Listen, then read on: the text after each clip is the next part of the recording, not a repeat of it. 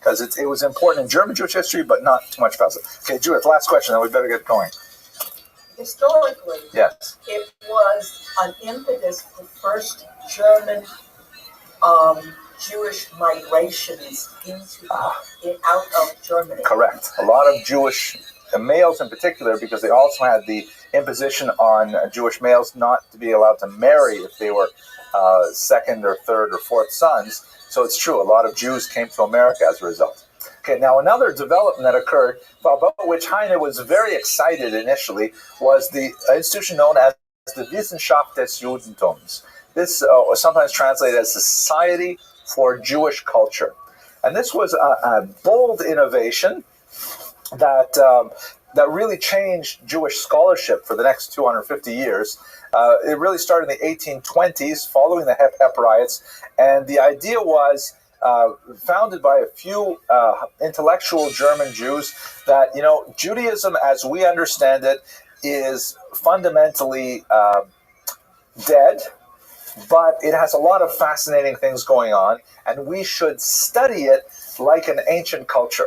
Study it like the Latin language that was a dead language that was only used in a kind of a strange, decrepit, vestigial way, but let us dissect this corpse and find out all the wonderful things about it. So it was a kind of an unusual mixture of enthusiasm about Judaism, but kind of like, damped enthusiasm. We're all very scholarly about this. We're not going to start Bible thumping. We're going to figure out, the multiple authors of the Bible. We're going to look at the Babylonian influences on the Talmud and things like that.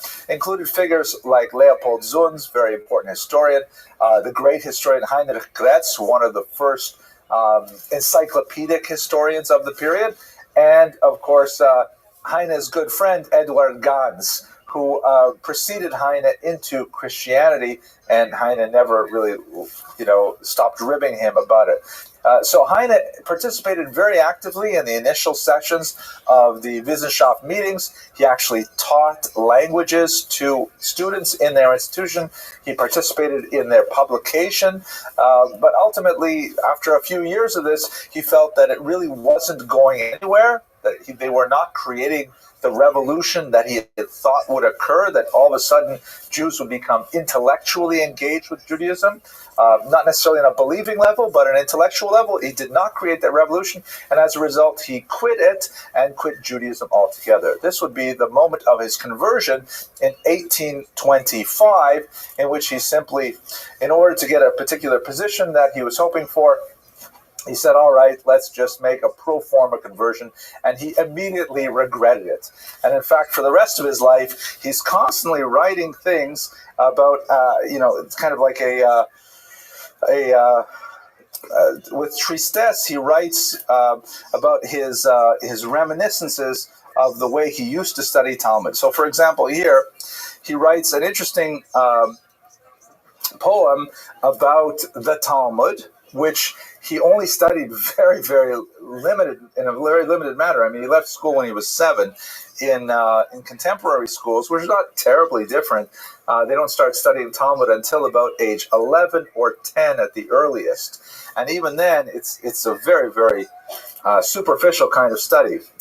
Nevertheless, he writes here, this is a passage called The Talmudic Scholar.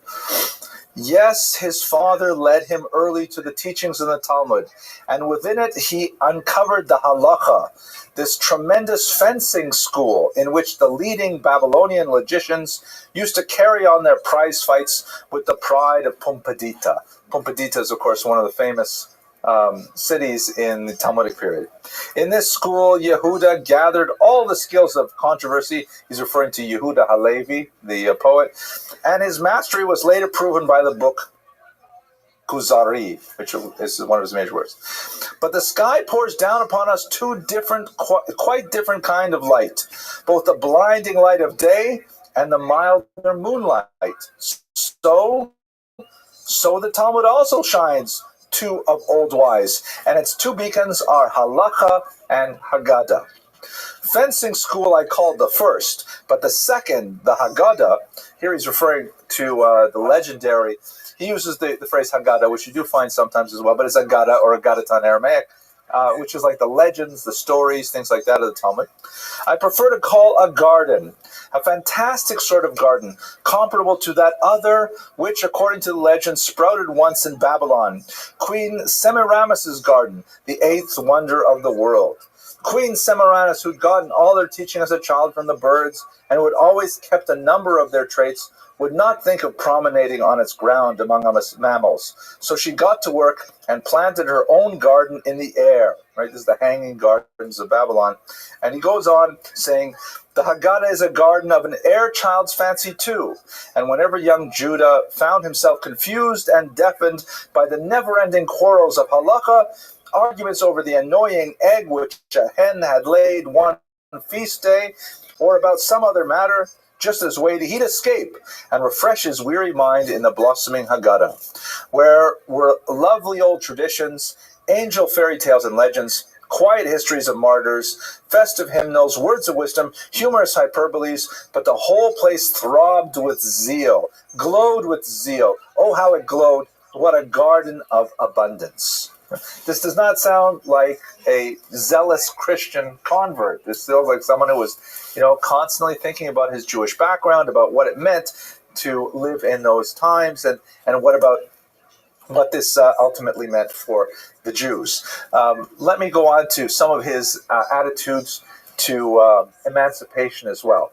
Now, he eventually moved to Paris, and it was in Paris that he got caught up in the 1848 revolution. This was a Europe-wide phenomenon, which was a very brief, short-lived attempt to bring most of Europe to the left, sharply to the left. A socialist revolution, although it's not exactly appropriate to use that term in the 1840s. This is the period of Marx, but it's not really a Marxist kind of socialism. It is a kind of a secular messianism. He did favor a particular thinker named Saint-Simon. He was very attracted to his quasi-religious approach to a secular messianic period. But he lived through this very brief revolution, which was put down with some ferocity, and he remained in Paris for the rest of his life. And it was during this period that he contemplated a lot of things about what it meant to be Jewish, and I'll show you a couple of writings here on that point. Yes? This is obviously translated to English, so yeah. There's always something lost in translation. Did he write in prose? He wrote in both prose and poetry. Okay, and did he ever write stories? He wrote stories as well, right. But a lot of it is kind of like travel literature, or like, very self-conscious mini stories, not really novels, things like that. I wish I had a German-English edition. My German is not so good, but I do have a few. I have enough to sort of get my way through bits of this, but I don't have enough to really, draw much. But these translations are pretty good. Listen to this one here. Yes, sooner or later the Jews will have to be emancipated, be it from a sense of justice or wisdom or necessity. Among the upper classes, antagonism against the Jews no longer is due to religion. And among the lower classes, it is being every day more rapidly transformed into a social hatred of the overweening power of capital, of exploitation of the poor by the rich. Hatred of the Jew now goes under another name even among the common people.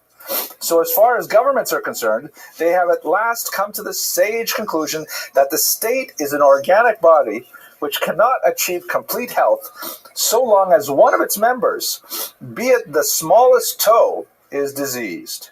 Yes, the state may carry its head high and defy all tempests with staunch breast, but the heart within, yes, and even the proud head will feel the pain which a corn on the toe produces. The disabilities of the Jews are like corns on the toes of the German states. Right? So here his argument for emancipation is that ultimately the entire state cannot be healthy. Sorry, thank you. There we go. We did, by the way, get compliments, not necessarily from Latvia, but some viewer did compliment Alexander on his work. Thank you very much. Okay, there's a public thank you from Alexander. Okay, now let me read you a little bit about his sense of the mission of Israel, which is, I think, absolutely fascinating. which is related to emancipation. In truth, the Jews are of that stuff of which gods are made. And underfoot today, they are trod underfoot today, they are worshipped on the knees tomorrow. While some of them wallow in the filthy mire of money changing, others ascend to the highest peaks of humanity. And Golgotha is not the only mountain on which a Jewish God bled for the salvation of the world. The Jews are the people of the Spirit, and whenever they return to their principles, they are great and glorious, and they shame and conquer their clumsy oppressors. Very powerful passage, saying that yes, Jews are at the very bottom, filthy money changers, but when they rise to the best, then anyone who opposes them is shamed by it.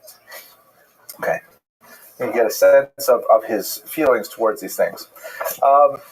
He actually fell ill in Paris right after the revolution of 1848, and he spent the last 8 years of his life slowly deteriorating. Visitors who came to see him saw that he was in great pain, could not actually see without holding one of his eyes open, and he was lying on the floor on a series of mattresses, which he called his mattress grave, because he was very hypersensitive to any kind of hard surfaces. People are not sure exactly what he was suffering from. It's quite possibly a venereal disease that he contracted from his days in Göttingen. Some biographies find that very ironic for some who emphasized spirituality versus sensuality. But the last 8 years of his life were ones of a slow and steady decline, in which he returned to a lot of the old themes of religion, and he evaluated them in a different way. Listen to this very, very powerful passage on Mashiach, when he thinks about what does it mean, the Messiah. Oh dear, long-awaited Messiah, where is he now? Where does he tarry? Is he as yet unborn, or has he lain hidden somewhere for 1,000 years, awaiting the rightful hour of deliverance? Is he old Barbarossa sitting asleep in the Kiefhauser on his stone chair? This is some kind of Germanic myth, I think. Asleep so long that his white beard has grown through the stone table? Now and then he drowsily shakes his head, blinks with half-closed eyes, and reaches dreaming for the sword, then sinks back into the heavy 1,000-year sleep. No, it is not Emperor Redbeard who will free Germany, as the people believe. The German people, the drowsy, dreaming people who can imagine their Messiah only in the shape of an old sleeper. The Jews have a much better idea of their Messiah. Many years ago, when I was in Poland and met the great Rabbi Manasseh ben Naphtali of Krakow, I always listened with an open and glad heart when he spoke of the Messiah. I have forgotten which book of the Talmud contains the details that the great rabbi faithfully communicated to me, and only the main features of this description remain in my memory. The Messiah, he said, was born in the day when Jerusalem was destroyed by an evildoer, Titus Vespasian, and ever since he has been living in the most beautiful palace of heaven, surrounded by joy and splendor, wearing a crown on his head just like a king, but his hands are fettered with golden chains. What, I asked in amazement, is the meaning of these golden chains? They are necessary, replied the great rabbi with a subtle look and a deep sigh.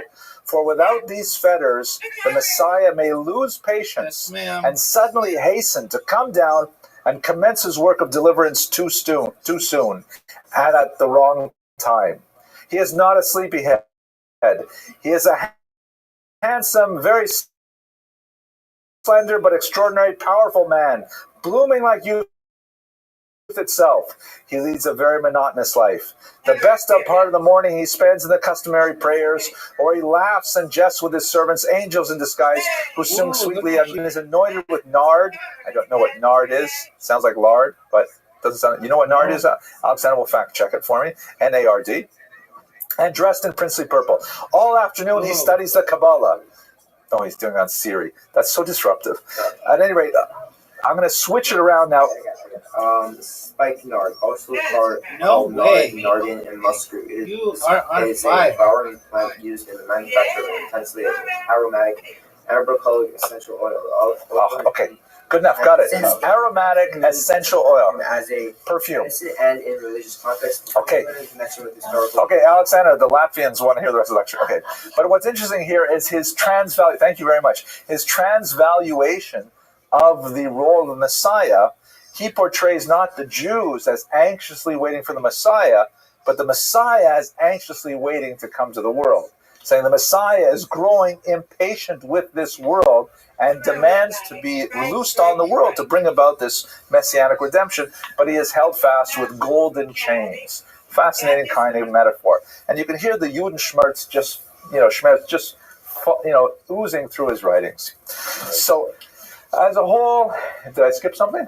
What did I skip? No, that's it. That's good. So, his legacy, to conclude, a fascinating individual with a very ready wit, despite his conversion, maintained a very long and deep, abiding love for Judaism. And it speaks to the kind of complexities of Jewish identity in the 19th century. An identity that I think very much still holds fast today, as many secular Jews find it difficult to understand exactly what place does Torah have in the modern world. Heine articulated it so well in his beautiful poetry and prose. He was able to, express the longing for Judaism in the way that he imagined it, even though it did not necessarily conform to what he saw around him in contemporary Germany. So with that, I want to thank you very much for your attention. I hope you enjoyed the costume tonight, and I look forward to speaking with you next week.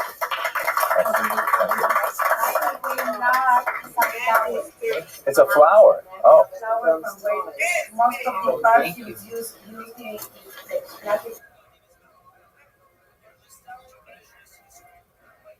Pretty good, but not good enough. Good job, Miss Aquarius. Nice win. You've got 98 wins. You're almost at 100. I win, you win. That's right, ma'am.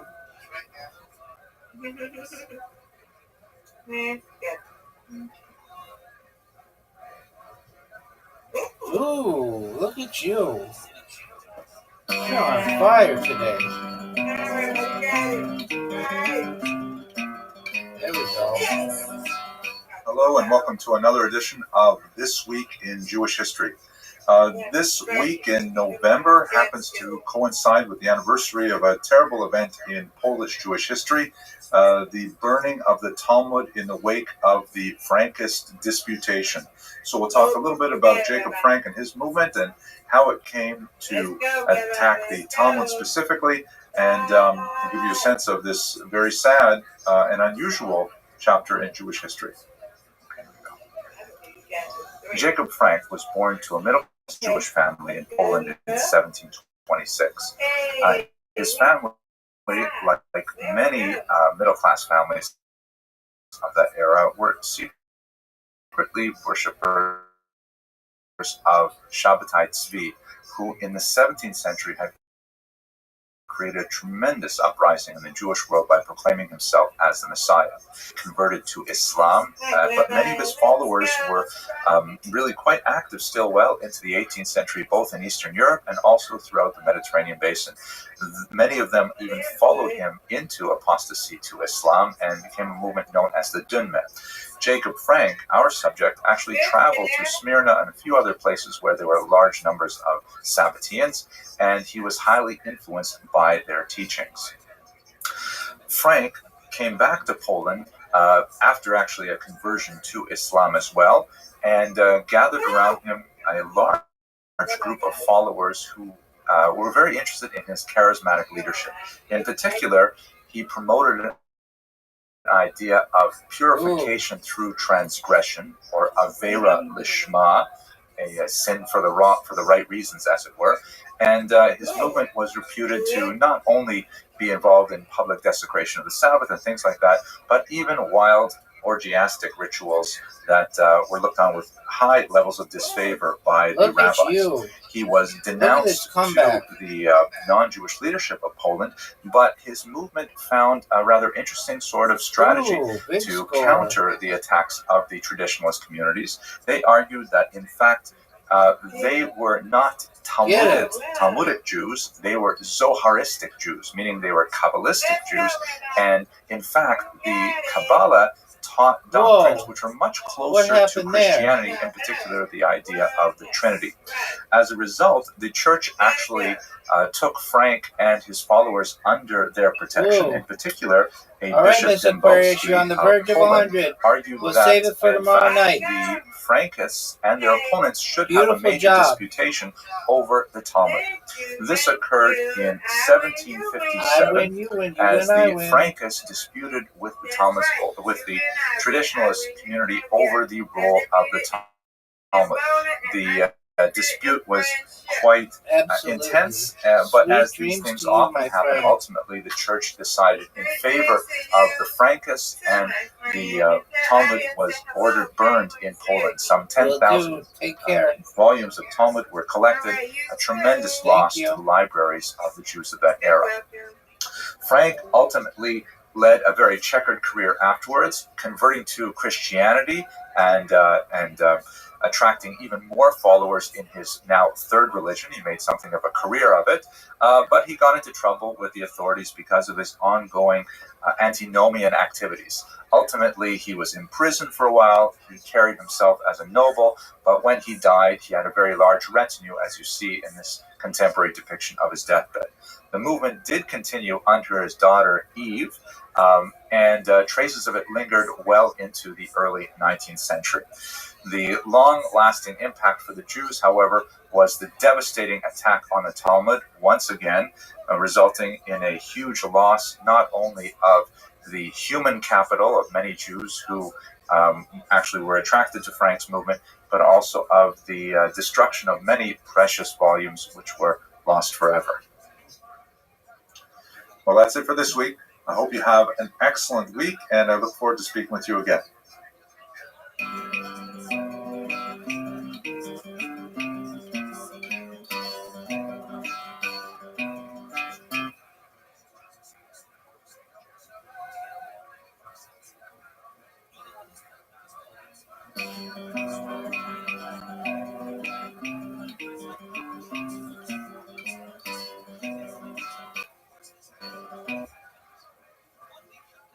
Hello, everyone. Hope you had a fantastic break over the Sukkot holiday. We're back here with another edition of This Week in Jewish History, and this week happens to commemorate the Yortzeit, or the death anniversary of Rembrandt, very important 17th century painter who was not Jewish, but who had a very close connection with Jews and Jewish subjects and represented them in his art. So let's have a look at the Prezi right now to understand a little bit about Rembrandt and his Jewish connection.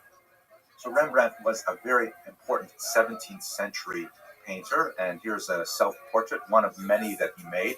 You can see the tremendous depth of expression that's evident in his portraiture, and that's especially useful for us because he painted a lot of portraits of Jews, as we shall see.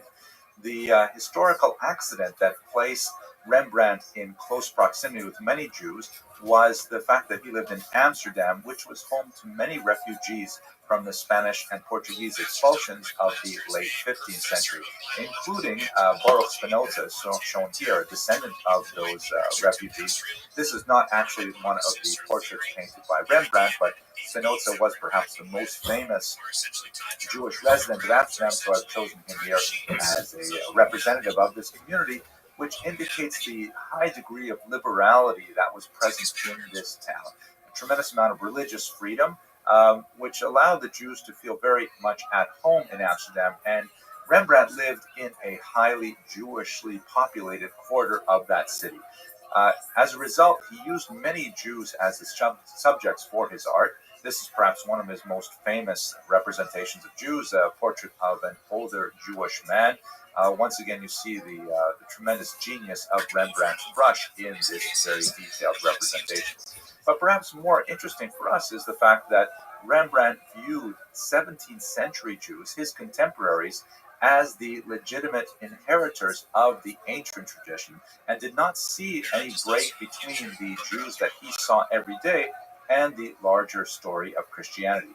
As you can see in the portrait on the left of a young Sephardic Jew, Rembrandt used his models as the basis for his representation of Christian figures such as Jesus, shown here on the right. Fascinating way of looking at contemporary Jews, which was not at all typical of this generation. However, despite the fact that Rembrandt had painted many portraits of Jews, we also have an unusual phenomenon in which many of his portraits are misidentified as Jews. This particular example, for a long time, was thought of as Rembrandt's work, a representation of a Jewish rabbi with a rather distinctive hat. But a closer examination by art historians has shown that not only was it not one of Rembrandt's originals, this is actually one of Rembrandt's schools. His student Willem Durst painted this, but also a closer examination of vicious jewelry, which does not indicate that he is in fact Jewish. And so many of those representations of Jews thought to be Rembrandt's originals are neither Rembrandt's nor Jews. Still, he had a very profound connection with the Jews of Amsterdam, and those portraits that survive have really given us a unique glimpse into the work of a great artist and a great community. Well, I hope you found that interesting, and look forward to speaking with you in the future. Have a great Shabbos and a great week. Please visit the main website, www.jewishhistorylectures.org, for lots more information, and take care.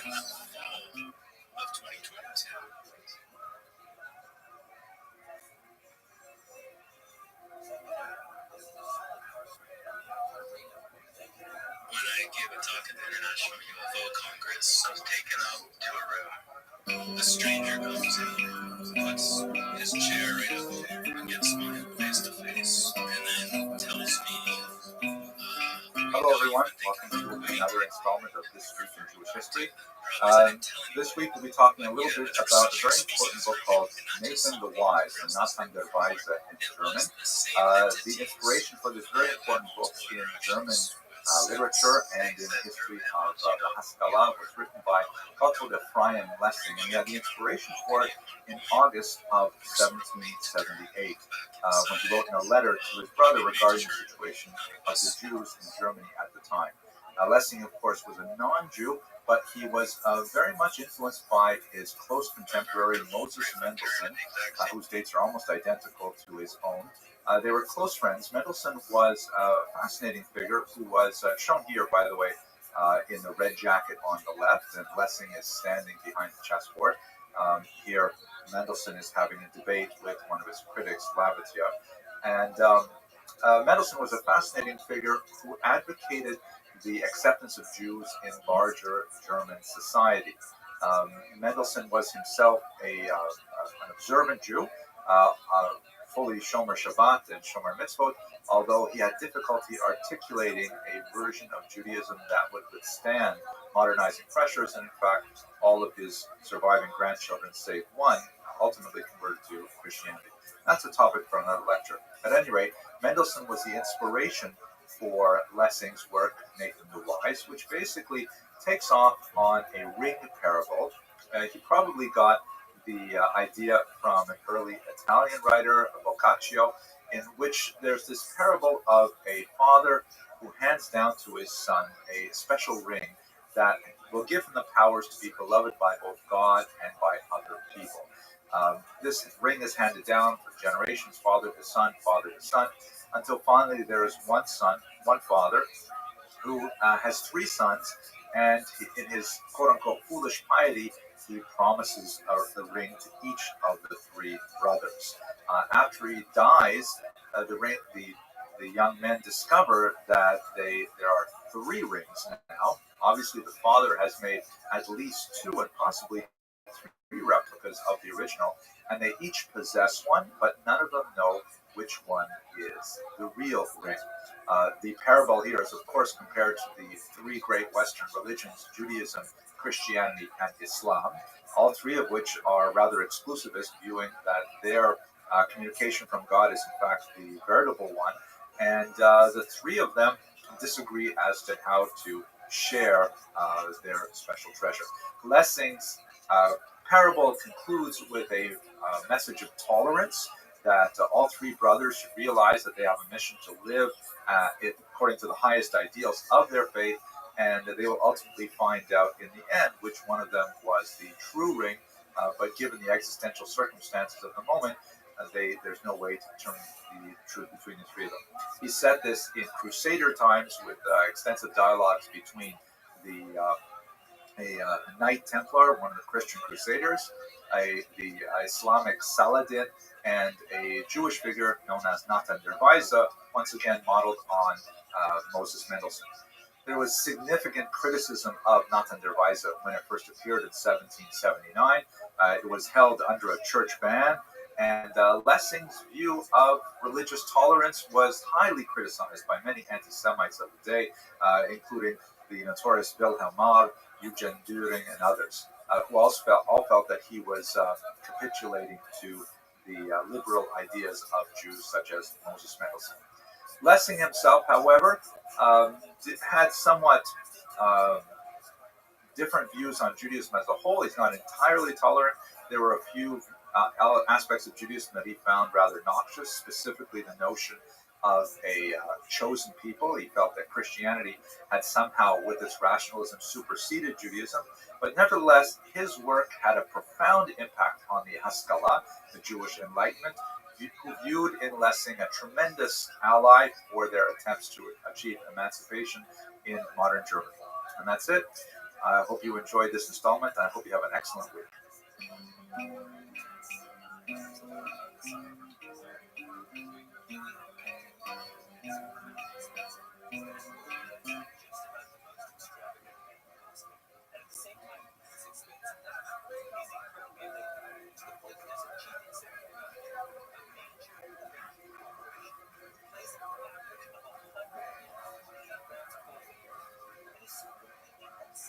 This week we celebrate and commemorate a very important turning point in modern Jewish history, specifically the admission of Lord Rothschild to the House of Commons, the British Parliament, only after a considerable struggle and the defeat of a particularly noxious law that stretches back into medieval times. So let's have a look at this story, which is quite fascinating. So it all begins with a medieval law called the requirement for a Jew's oath. They were not allowed to present their case in a court of law unless they were willing to undergo a humiliating ritual, which was intended to act as a deterrent to false litigation. The Jew's oath often involved all kinds of really nasty and noxious elements, such as, for example, the Jew was often required to stand barefoot on a pigskin, as shown in the 18th century rendition here. They were forced to put their hand on some Hebrew scripture. You can see that the artist here obviously has some sense of what Hebrew letters look like, but it's just gibberish, so he's not Hebrew literate, unlikely to be Jewish. And of course, they're often required to be bare-chested and bare-headed. This is a very onerous device imposed on the Jews to try to keep them from going to court and seeking redress of wrongs. A lot of this changed with Jewish emancipation, a process that began in the late 18th century and was climaxed under Napoleon, who is shown here as a savior to the Jews. You can see that he's dressed in sort of neo-Roman garb, and he is lifting up this woman who represents Judaism, who needs his assistance. You can see the menorah and the Judean hills in the background. She's holding onto the two tablets, and all this is done over the protest of various clerics of different faiths who do not want to see Judaism raised to equal status. Nevertheless, emancipation progressed thoroughly through the 18th century, and in England it was well and securely held, but then challenged when Lionel de Rothschild, from the famous Rothschild banking family, ran for election in the city of London. Rothschild ran for election in the city of London in 1847 and won, but when he got to the House of Commons, he found that he was forced to take an oath that specifically referred to the Christian religion, and this he was unwilling to do. It was nothing like the medieval oath shown in the first slide, but nevertheless, it was something on principle he was unwilling to do. There was a great deal of tumult in the House of Commons. Ultimately, a bill was passed there, but not ratified by the House of Lords, the upper chamber, and as a result, Rothschild resigned. He turned around and immediately ran a second time and won a second time, and he went to sit in Parliament once again, but he was faced with the same dilemma. So they made an accommodation by allowing him to swear on a Hebrew Tanakh, a Hebrew Bible, instead of the Christian Bible, but he refused to say the words, upon the true faith of a Christian, which was part of the text of the oath. So once again, he was forced to resign. He ran a third time and was elected a third time. And by now, it was already getting ridiculous. So in 1858, the House of Lords finally agreed that the House of Commons could impose their own oath. They could change the text. And so therefore, they used an amended text. This was in the Jews' Disabilities Bill of 1858, which was passed in July of 1858.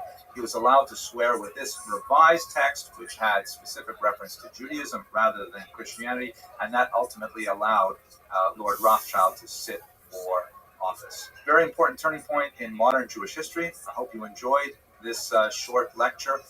Please consider leaving a comment, liking it on one of those little Facebook up buttons, or even subscribing. Thanks very much. Bye-bye.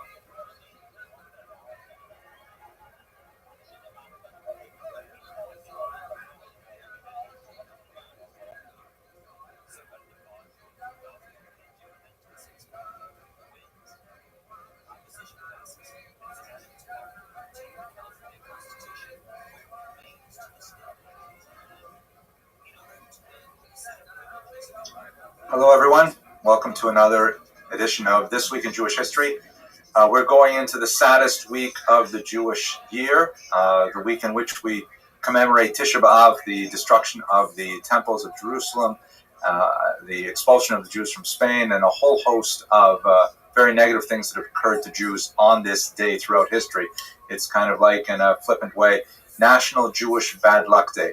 And I'd like to turn to a specific story that occurs at this season in the year 1858 that gives me a tremendous amount of anguish, and perhaps it's worth bearing in mind as we go through this difficult holiday. I would also like to mention, for those of you who are in Surfside or in South Florida during Tisha B'Av, I will be lecturing on this topic for about a regular 60-minute lecture, which we hope to post online in a little while. What I'd like to talk about is the kidnapping of Edgardo Mortara, a very horrible and sad story that involves the church and a young boy named Edgardo, who was a 6-year-old living in the home of his parents in Bologna, Italy. He was a regular Jewish boy, nothing special or distinctive about him at the time, but what brought him into world attention was an emergency baptism that was apparently performed on this child when he was very ill several years earlier by a non-Jewish servant girl that was living in the Mortara home at the time. She felt that he would go to hell if he were not baptized, and therefore she took a bit of water, she sprinkled on his forehead, she pronounced a few words, and he was considered baptized. Now, this would have meant nothing except for the fact that the church held that once a child is baptized, they actually become Christian, no matter how nonsensical the circumstances under which that baptism occurred. And therefore, the Pope Pius IX, shown here, and the Grand Inquisition, which was still active in Bologna at the time, went to the Mortara home in June of 1858, knocked on the door, and kidnapped the child. Took him away from his mother and father and his siblings and brought him directly into the church, where he stayed for the rest of his life. His parents made tremendous efforts to try and release him, but the Pope was adamant, in fact took a direct and personal interest in the child, placing him in a special school that was designed specifically for Jews who were converting to Christianity, and he ultimately ended up becoming a priest of the Augustinian order. When he finally was freed from the church officially, he remained a Catholic and in fact dedicated his life to proselytizing Jews around the world. There was at one point a moment where the Pope was willing to release Edgardo back to his family, but only on the condition that his parents would also convert to Catholicism, and tragically and heroically they refused. You can see from this photograph here taken when he was an adult that there's a certain amount of ambivalence with his mother, who is clearly in this photograph heartbroken at the circumstances, and one of his brothers who views him just by body language alone with some degree of suspicion. Nevertheless, this very sad story had some very important implications for Jewish history as a whole. First of all, let us recall that this occurred in 1858. This is the modern era, and there were modern communications. The world as a whole was aware of what Pope Pius IX was doing, and in fact, protested significantly. There are numerous editorials, even in the New York Times. The folk hero of the time among the Jews was the great Moses Montefiore, perhaps best known to visitors of Jerusalem for his construction of the famous windmills there, and his tremendous efforts were insufficient to release Edgardo from the church.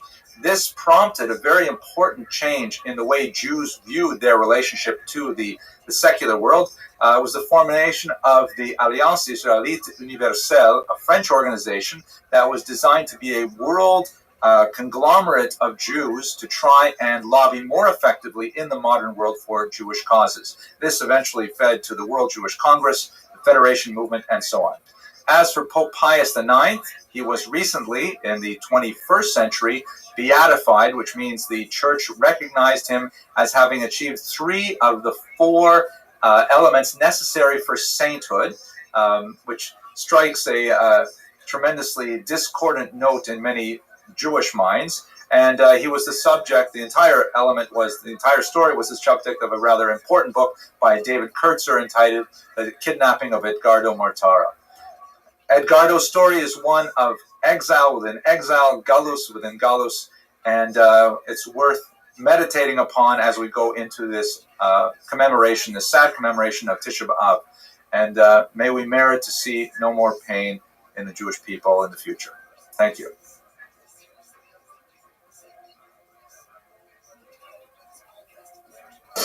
Okay, ladies and gentlemen, why don't we get started?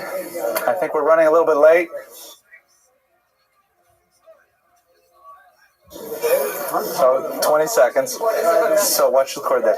So it's this time of year, I often think about my grandmother, Alea Shalom. She passed away a year, 2 years ago, and this will be right around the time of her birthday.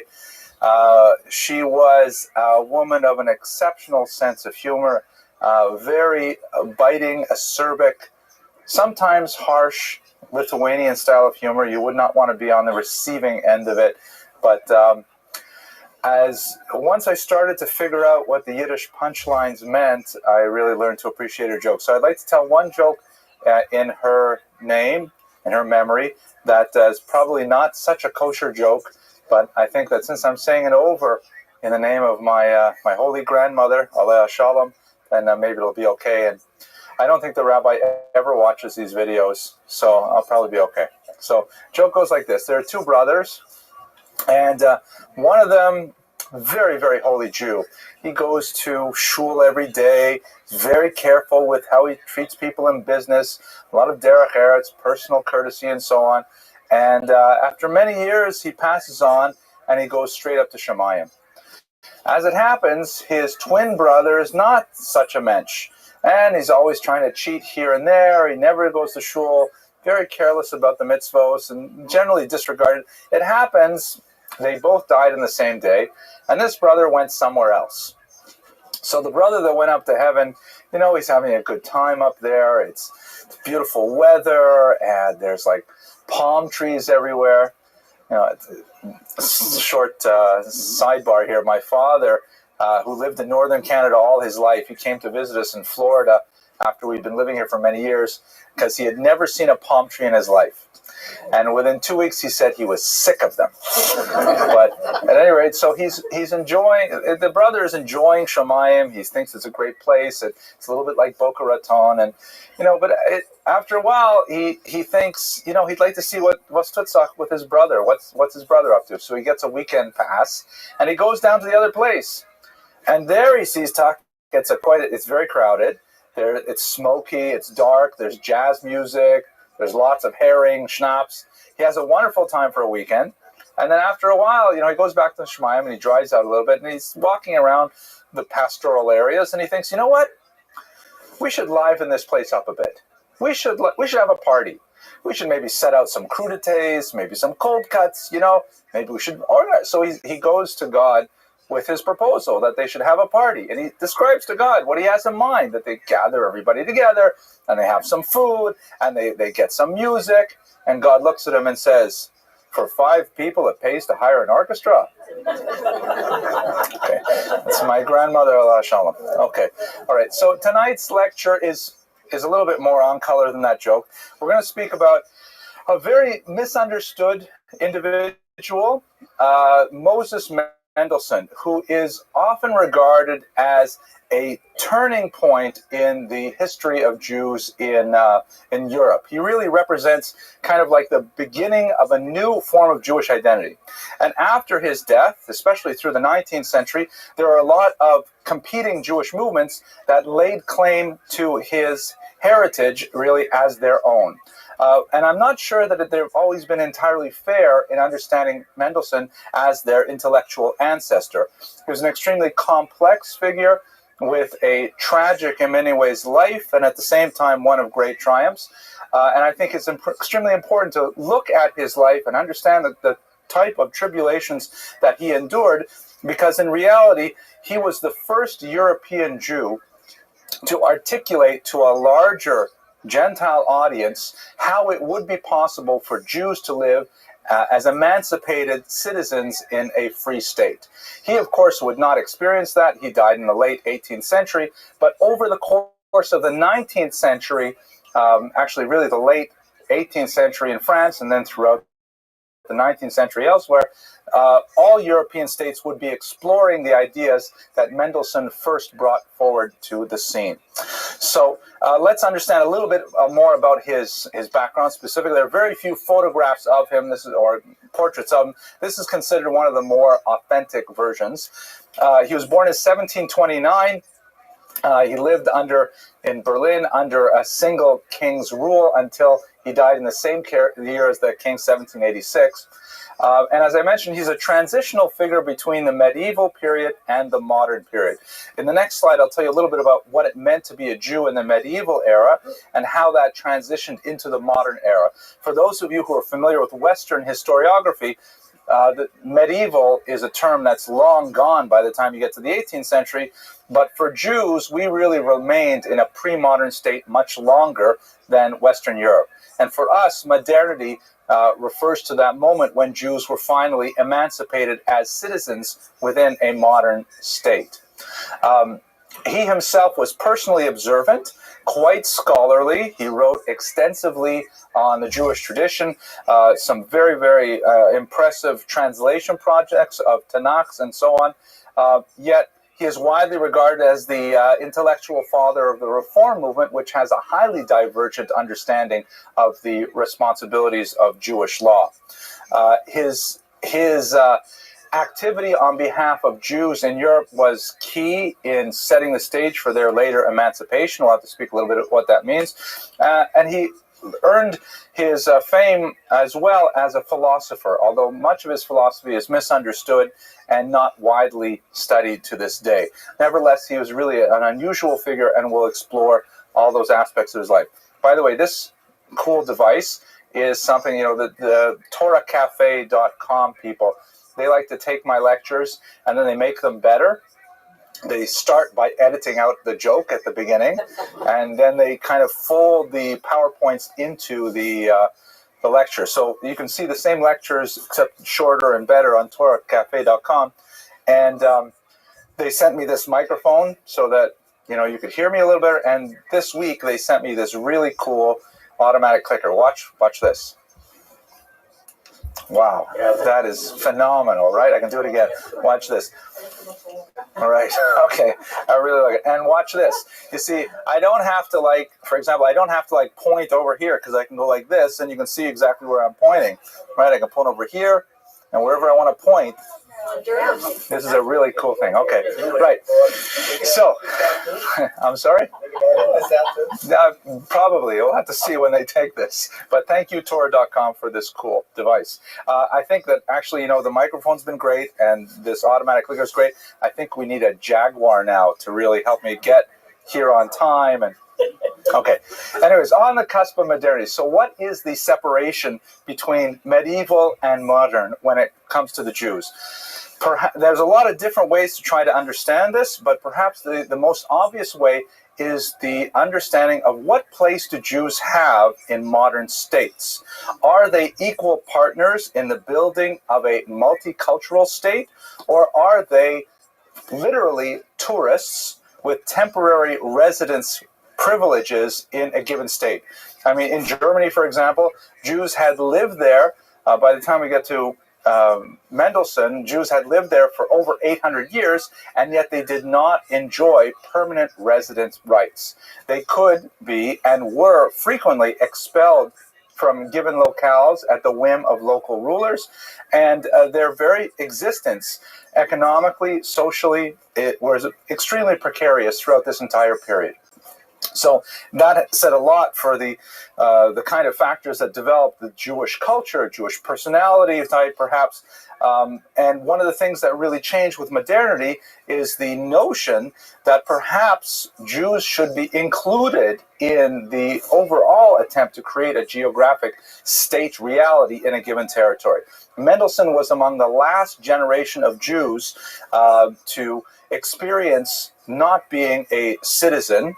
In France, it would come very rapidly. In 1789, you have the revolution, and then 2 years later, the French government formally admits Jews to be French citizens. Germany would take quite a bit longer to deal with that question, but nevertheless, Mendelssohn was the last of that generation that lived entirely in servitude, as it were. What did it mean to be in this medieval state? Well, first of all, I mentioned the residency rights, which is a very big deal. There are all kinds of social disabilities, Jews excluded from higher education, Jews excluded from certain occupations, lots of restrictions to try and minimize the number of Jews who are allowed to go into different trades and so on. Marriage restrictions, for example, in Berlin, where Mendelssohn made most of his fame. Oh, right, got to catch up with the speaker. Where Mendelssohn lived, there were several classes of privileged Jews that allowed them various levels of security living in the state. If you were at the top level, like one of the most important Jews allowed in a state, because you were, let's say, a renowned physician or a financier or so on, then your first son would have the right to marry and dwell in Berlin. Your second son could only live and dwell in Berlin if he also owned 1,000 tailors. Your third son could only live there if he also owned 3,000 tailors. So in other words, it was really tailors meaning like dollars, like dollars, not tailors like soap, like Mattel Camsoil, right? And the fact is that they really didn't want Jews to live there. This is one of the reasons why we have in the 1840s, by the way, a large German migration to America. Some of the first major institutions of Judaism here in this country are from, German Jews who were unable to marry because of these very severe restrictions. And some all kinds of humiliating things that really sent a message that Jews are not part of the society. This is, for example, a picture of the 18th century Jew's oath. If a Jew was ever taken to court by a non-Jew, then the Jew's oath was simply not considered valid, and they imposed all kinds of additional humiliations upon the Jew to make sure that they would, try to avoid swearing in court. You see, they would have to bare their chest, put their hand on a Torah, and stand on a pigskin with bare feet. The idea was to show that no Jew would normally want to do such a thing, so it was a deterrent. It was attempted as a deterrent to keep them out of there. And there are stories or incidents of, for example, local villages in Germany that would require the mayor to stand in the central square with the head of the local Jewish community on Easter and deliver a formal humiliating slap to the face as if to indicate, we're remembering what happened so long ago. And those kinds of things really cemented permanently the idea that the Jews were transitional figures.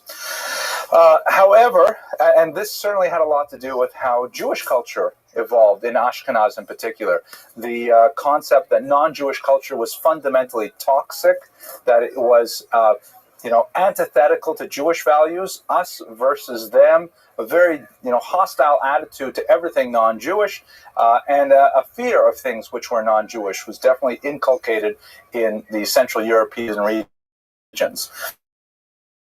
And at the the same time, there's a lot of grassroots Jewish discontent with the social and economic status quo that was not necessarily directed at the existing political leaders. There was a lot of discontent that was directed at the rabbinic establishment, because even though Jews were persecuted economically and had to endure humiliating social regulations, there were a lot of areas in which this was actually, ironically, good for Judaism, because that level of anti-Semitism forced a kind of internal, inward-looking culture that meant Jews would stay out of, culturally dangerous areas such as, the opera house or the theater, things like that, and would look inwards. So there were a lot of Jews who were dissatisfied with their rabbinic leadership at the same time, and so there was a widespread grassroots movement to try to change something somehow. Not so much through Mendelssohn's leadership, but through leaders of his students, and his students really took advantage of this kind of popular discontent to create new movements. The period in general that I forgot, I have this, I don't have to do. Wait a sec, let me go back. Okay, here we go, and there we go. Okay, see, I don't have to do, I can just do it like that. I can do it behind my back, I can do it anything I want. Okay, this period in non-Jewish history is called the Enlightenment.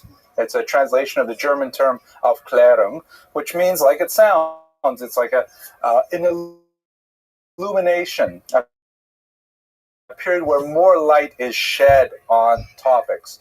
It extends through the 17th through the 18th century, so right now we're towards the end of the Enlightenment period. It's also known as the Age of Reason. So called because there was a religion and religious authority during the period. Much more pronounced among Christians than among Jews. Jews would catch up only after a little bit of time. And of course, the Jews would call it the Haskalah. The term Haskalah is not an exact translation of Aufklärung. The word Seichel, of course, it means intelligence, but so it's more closely related to the idea of the age of reason rather than the age of light. But it's fundamentally a similar phenomenon, and God willing, in later lectures, we'll talk about how the Haskalah expressed itself, distinct from the Enlightenment. But figures such as Locke and Voltaire, in the area of politics, in the area of society, Spinoza, of course, in the area of religion. He's a very famous Jewish thinker as well. And what's relevant for our purposes is that included in Enlightenment thinking is a fundamental questioning of, have we been doing things right these last 1800 years? Did we really stray appropriately from the classical values of Greece, Athens in particular, and add all these accretions of strange ideas? And should we not really be looking at human beings as, fundamentally rational individuals that deserve our respect? This is the beginning of the so-called women's question, the very, very beginnings of the idea of, emancipating women. The emancipation of blacks. Here is Oladua Equiano, a very famous former slave who purchased his own freedom from a very grateful master, and then became literate and wrote a very, very powerful diary of his experience as a slave that really turned the intellectual world against slavery in a very, very big way, and contributed ultimately to the abolitionist movement throughout Europe, and included, while we're emancipating everybody, we might as well emancipate the Jews as well. Now, we're borrowing this term emancipation. It's not a fair term to borrow. It's mainly a term that Anglo-Jewish historians use based on the American example. Obviously, the Emancipation Proclamation, which occurred much later in the second half of the 19th century, and it's not a fair example. Jews were not slaves. Jews were disabled. Jews were handicapped socially and economically, but they were not enslaved. Nevertheless, this term was borrowed to refer to the equalization of Jewish rights in Western society. So that's the period that we're working in, and this is where Mendelssohn comes to the fore. Okay, any questions? Yes, Judith. I take it that whether you were dealing in a Roman Catholic Europe or as in Germany, a Lutheran society, the anti-Semitism was essentially, or the limitations were essentially the same on the Jewish population. That's a fascinating question. To repeat for the camera, was the anti-Semitism experienced in, let's say, Catholic countries like France comparable to the anti-Semitism experienced in primarily Protestant countries like Germany? I think I'd like to think a little deeper on that question before giving a sophisticated answer. But off the top of my head, it seems that there's a lot more popular anti-Semitism in German lands. I mean, at least if you try to measure it in terms of the output, like what's the propaganda, what's the how many woodcuts do you have, how many movements, how many blood libels, things like that. I would like to think that it's probably a lot more of a grassroots phenomenon in the Protestant countries, which I think has to do perhaps with the questioning of religion, much more than it would in the Catholic regions. Yes, Judith? No, I use Lutheranism. Yeah. Because I don't know, I'm not familiar with how extensive other Protestant movements had reached into Yeah. areas. So I think Lutheranism would be a more precise description of the regions we're speaking about as well. And I think it's too sophisticated a question for me to answer effectively now. But I would think that Germany probably has more of a grassroots phenomenon. In France, there's a lot more, it's like, I'll tell you like this.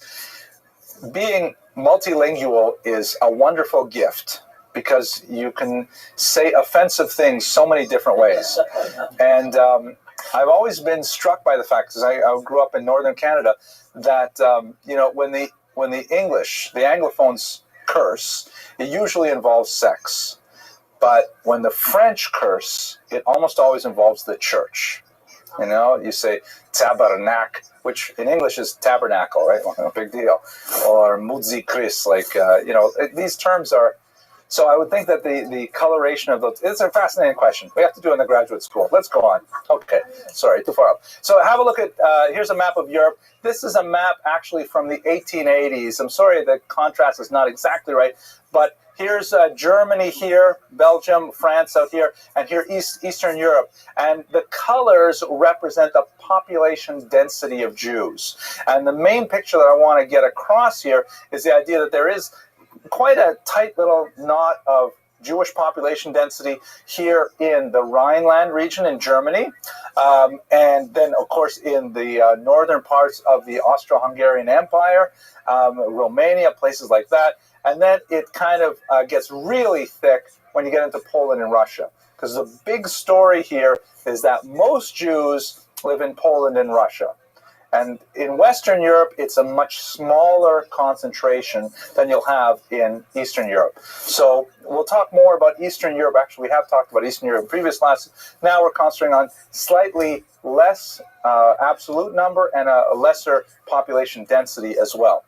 So back to Mendelssohn. His father was a sofer in Dessau, a scribe, and in fact his father's name was Mendel. He was of that first generation of Jews that, in line with the increasing bureaucratization of society, Jews received in Central and Western Europe last names, surnames, in the 18th century in particular. So his name, probably like my own ancestor's name, his father was Mendel. And so when he was asked to choose a name, he chose the name Mendelssohn, right? The son of Mendel. And probably one of my ancestors was named after his father was Abram, so Abram's son or Avram's son. His father was not a highly distinguished individual. He was apparently well respected, but his profession, besides being a sofer, especially when he was younger, he was a klapper. A klapper is an interesting profession. Where your job is, and many communities would employ several of these, where they would get up very early in the morning and they would walk around and bang on the wooden shutters to wake up the men to get the shul for minyan, clappers. Nowadays we have iPhones, which are very useful, and they would actually, in big communities, you'd have multiple clappers. So you would tell one to go away, get weg von mir, and then the other one would show up and bang 10 minutes later. That was like the snooze clapper. But that's what he did. His mother's side, however, was very illustrious. He was descended from, among others, Reb Moshe Isserles, the Ramah, very famous commentator on the Shulchan Aruch, and several really important figures in German history. His father gave him a strong Talmudic education, and he was particularly taken with one individual teacher in Dessau. By the way, he himself used to sign his name Moses of Dessau, like Moses from Dessau. When his teacher received a position in Berlin, then Mendelssohn followed him there as a young man to continue his studies under his teacher. He had no residence rights whatsoever in Berlin. He was allowed there temporarily only as a student living completely. He was not allowed to have any employment or anything like that while he was in Berlin.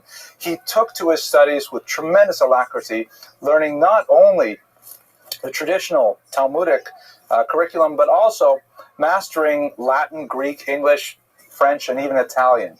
And he would converse in all of these languages and write in these languages, especially in German.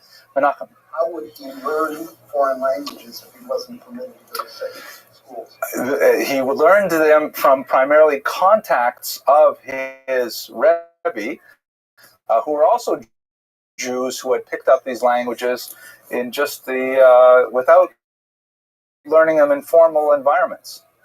Just passing these things down. Jews at this time, a man named Alexander Altman, who, among other things, in this 800-page tome, analyzed what books were published in Germany for about 50 years before Mendelssohn was born. And there's just an incredible effervescence, thank you, of interest among Jews for secular studies, languages, things like that. We studied last week the quadrilingual dictionary that was written by, why can't I remember? I just gave that lecture last week, didn't I? Nathan of Hanover, thank you. Thank you for helping me out. So there's a lot of interest in these things, and he picked it up that way. But he was an autodidact for the most part. He got a job eventually, illegally, as a tutor in a rich man's home, someone who owned a silk factory, and he was quite adept. He never made a living as a teacher or a philosopher, although he was what we'd call perhaps a public intellectual. He ended up working for this individual's silk factory, becoming a partner, and he had a life of business throughout. He eventually married from it Guggenheim, shown here. I'm not sure if there's a relationship to the famous Guggenheim family. And then a year after he was married, again illegally, he finally earned the right of residence. Together they had 10 children, of whom 6 survived to adulthood. But as part of the confusing legacy of Mendelssohn's life, it's often pointed out that none of his ancestors remained Jewish, even though he himself maintained he was a completely observant Jew by Orthodox standards.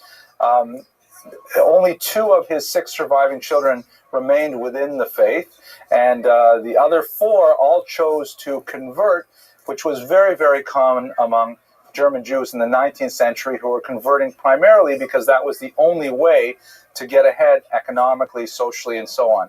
As Heinrich Heine put it, he himself, of course, converted to Christianity and continued to regret it throughout his life. A very powerful poet of the 19th century. He wrote of baptism as a ticket to European culture. And so Mendelssohn's children were not unlike them. And of the 2 children who remained Jewish, neither of their children survived or sired great-grandchildren. So his personal family lineage ended with his grandchildren. In 1871 was the last of the Mendelssohn family to practice Judaism. Early on in his life, yes, question. How were those converts accepted in society once they did convert? For the most part, the conversions were pro forma. This is different perhaps than in France, as we were discussing earlier. Conversion was kind of like, just do this, get it over with, and then you can be, let's say, for example, like his great, I think it was his grandson, Felix Mendelssohn, the composer, right? If you want to or Gustav Mahler, the great conductor and composer as well. If you wanted to get your job, you just had to be Christian. And in fact, as we shall see right on this slide here, he was a brilliant writer, and the Prussian A Royal Academy of Sciences wanted to make him a member, but the king of Prussia blocked it. So there's no way a Jew can be a member of the Prussian Royal Academy of Sciences. So at some point, you simply had to decide, what am I going to do? Am I going to follow my career interests, my passion, my love, all these things, or am I going to stick with a religion that I don't necessarily feel very attached to, that is a persecuted religion, it's very tenuous, I could be kicked out of the country at any time? For many Jews, it was simply not a reasonable question. Of course, conversion was the way to go ahead. So in his early youth, this is one of the many commemoratives that were coined in his honor. This is a commemorative coin that says Moses Mendelssohn on it. He competed in an essay competition that included, among others, the incredible philosopher Immanuel Kant. And he actually defeated Immanuel Kant in an essay competition, which was an absolutely phenomenal concept. Immanuel Kant did not necessarily return the favor. Later, when he heard about Mendelssohn's death, Kant apparently remarked, well, Christianity has lost nothing by his demise, which is perhaps not the nicest thing to say after someone passes away. But at any rate, it gives you a sense of what kind of individual he was. If he had all of these disabilities and the lack of education or formal education, and nevertheless could defeat the world's greatest living philosopher in an essay competition, gives you a sense of who he was. But perhaps the turning point in his life is the so-called Lavater affair.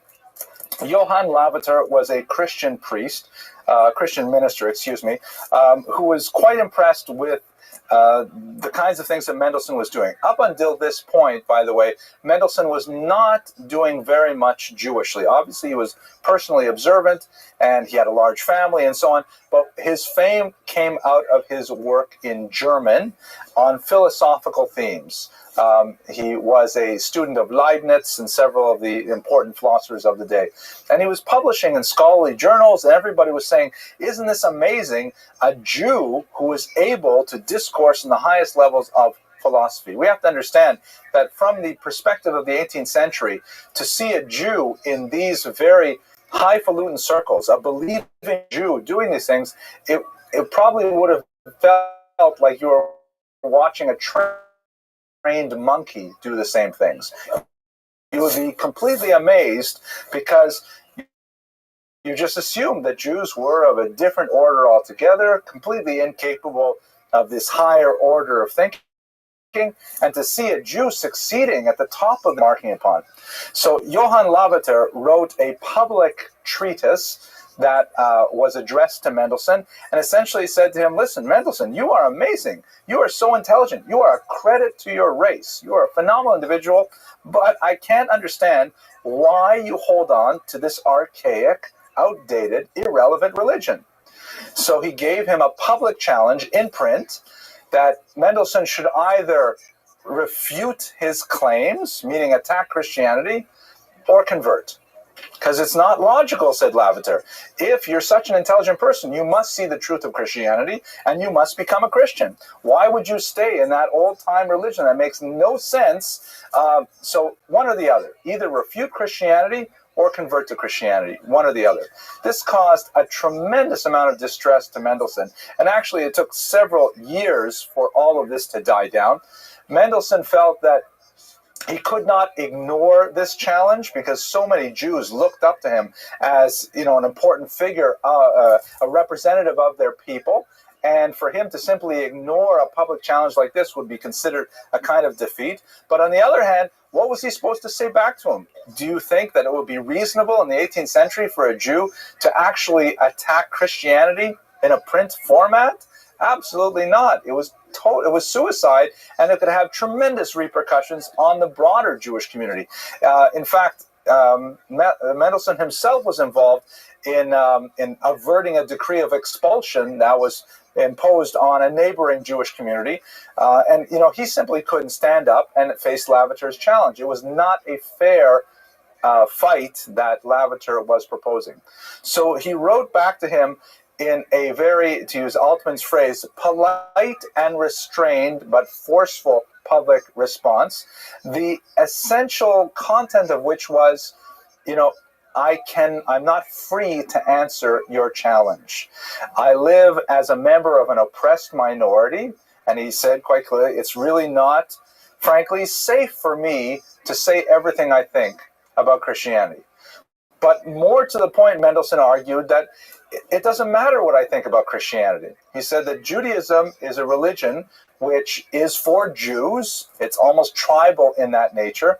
Jews have the obligation of 613 commandments, whereas non-Jews only have these 7 Noahide commandments. So he says to Lavater, why are you bothering with me? I'm not bothering with you. I'm telling you, if you have 7 commandments, then the God we share will reward you in the afterlife, and you are living a perfectly well-actualized life. Me, on the other hand, I have different responsibilities. I have 613 commandments that I have to live up to. Let me live my life, and you'll live yours, and gesundheit, hey, so to speak. But Lavater would have nothing of it, and the discourse went back and forth between them, and more significantly, it went beyond the two of them to many other thinkers who participated in the debate, in the journals of the day, in the newspapers of the day, primarily writing, incidentally, on Mendelssohn's side, but quite a few very sharp-tongued critics who indicated that, Germany is a Christian country, and there's really no reason for us to tolerate this kind of business. We should either keep it with the same status quo or even be harsher with our Jewish minorities. So this was not at all what Mendelssohn was interested in engaging in, but nevertheless, Lavater's challenge put him in this difficult situation, and actually it dogged him to the end of his life.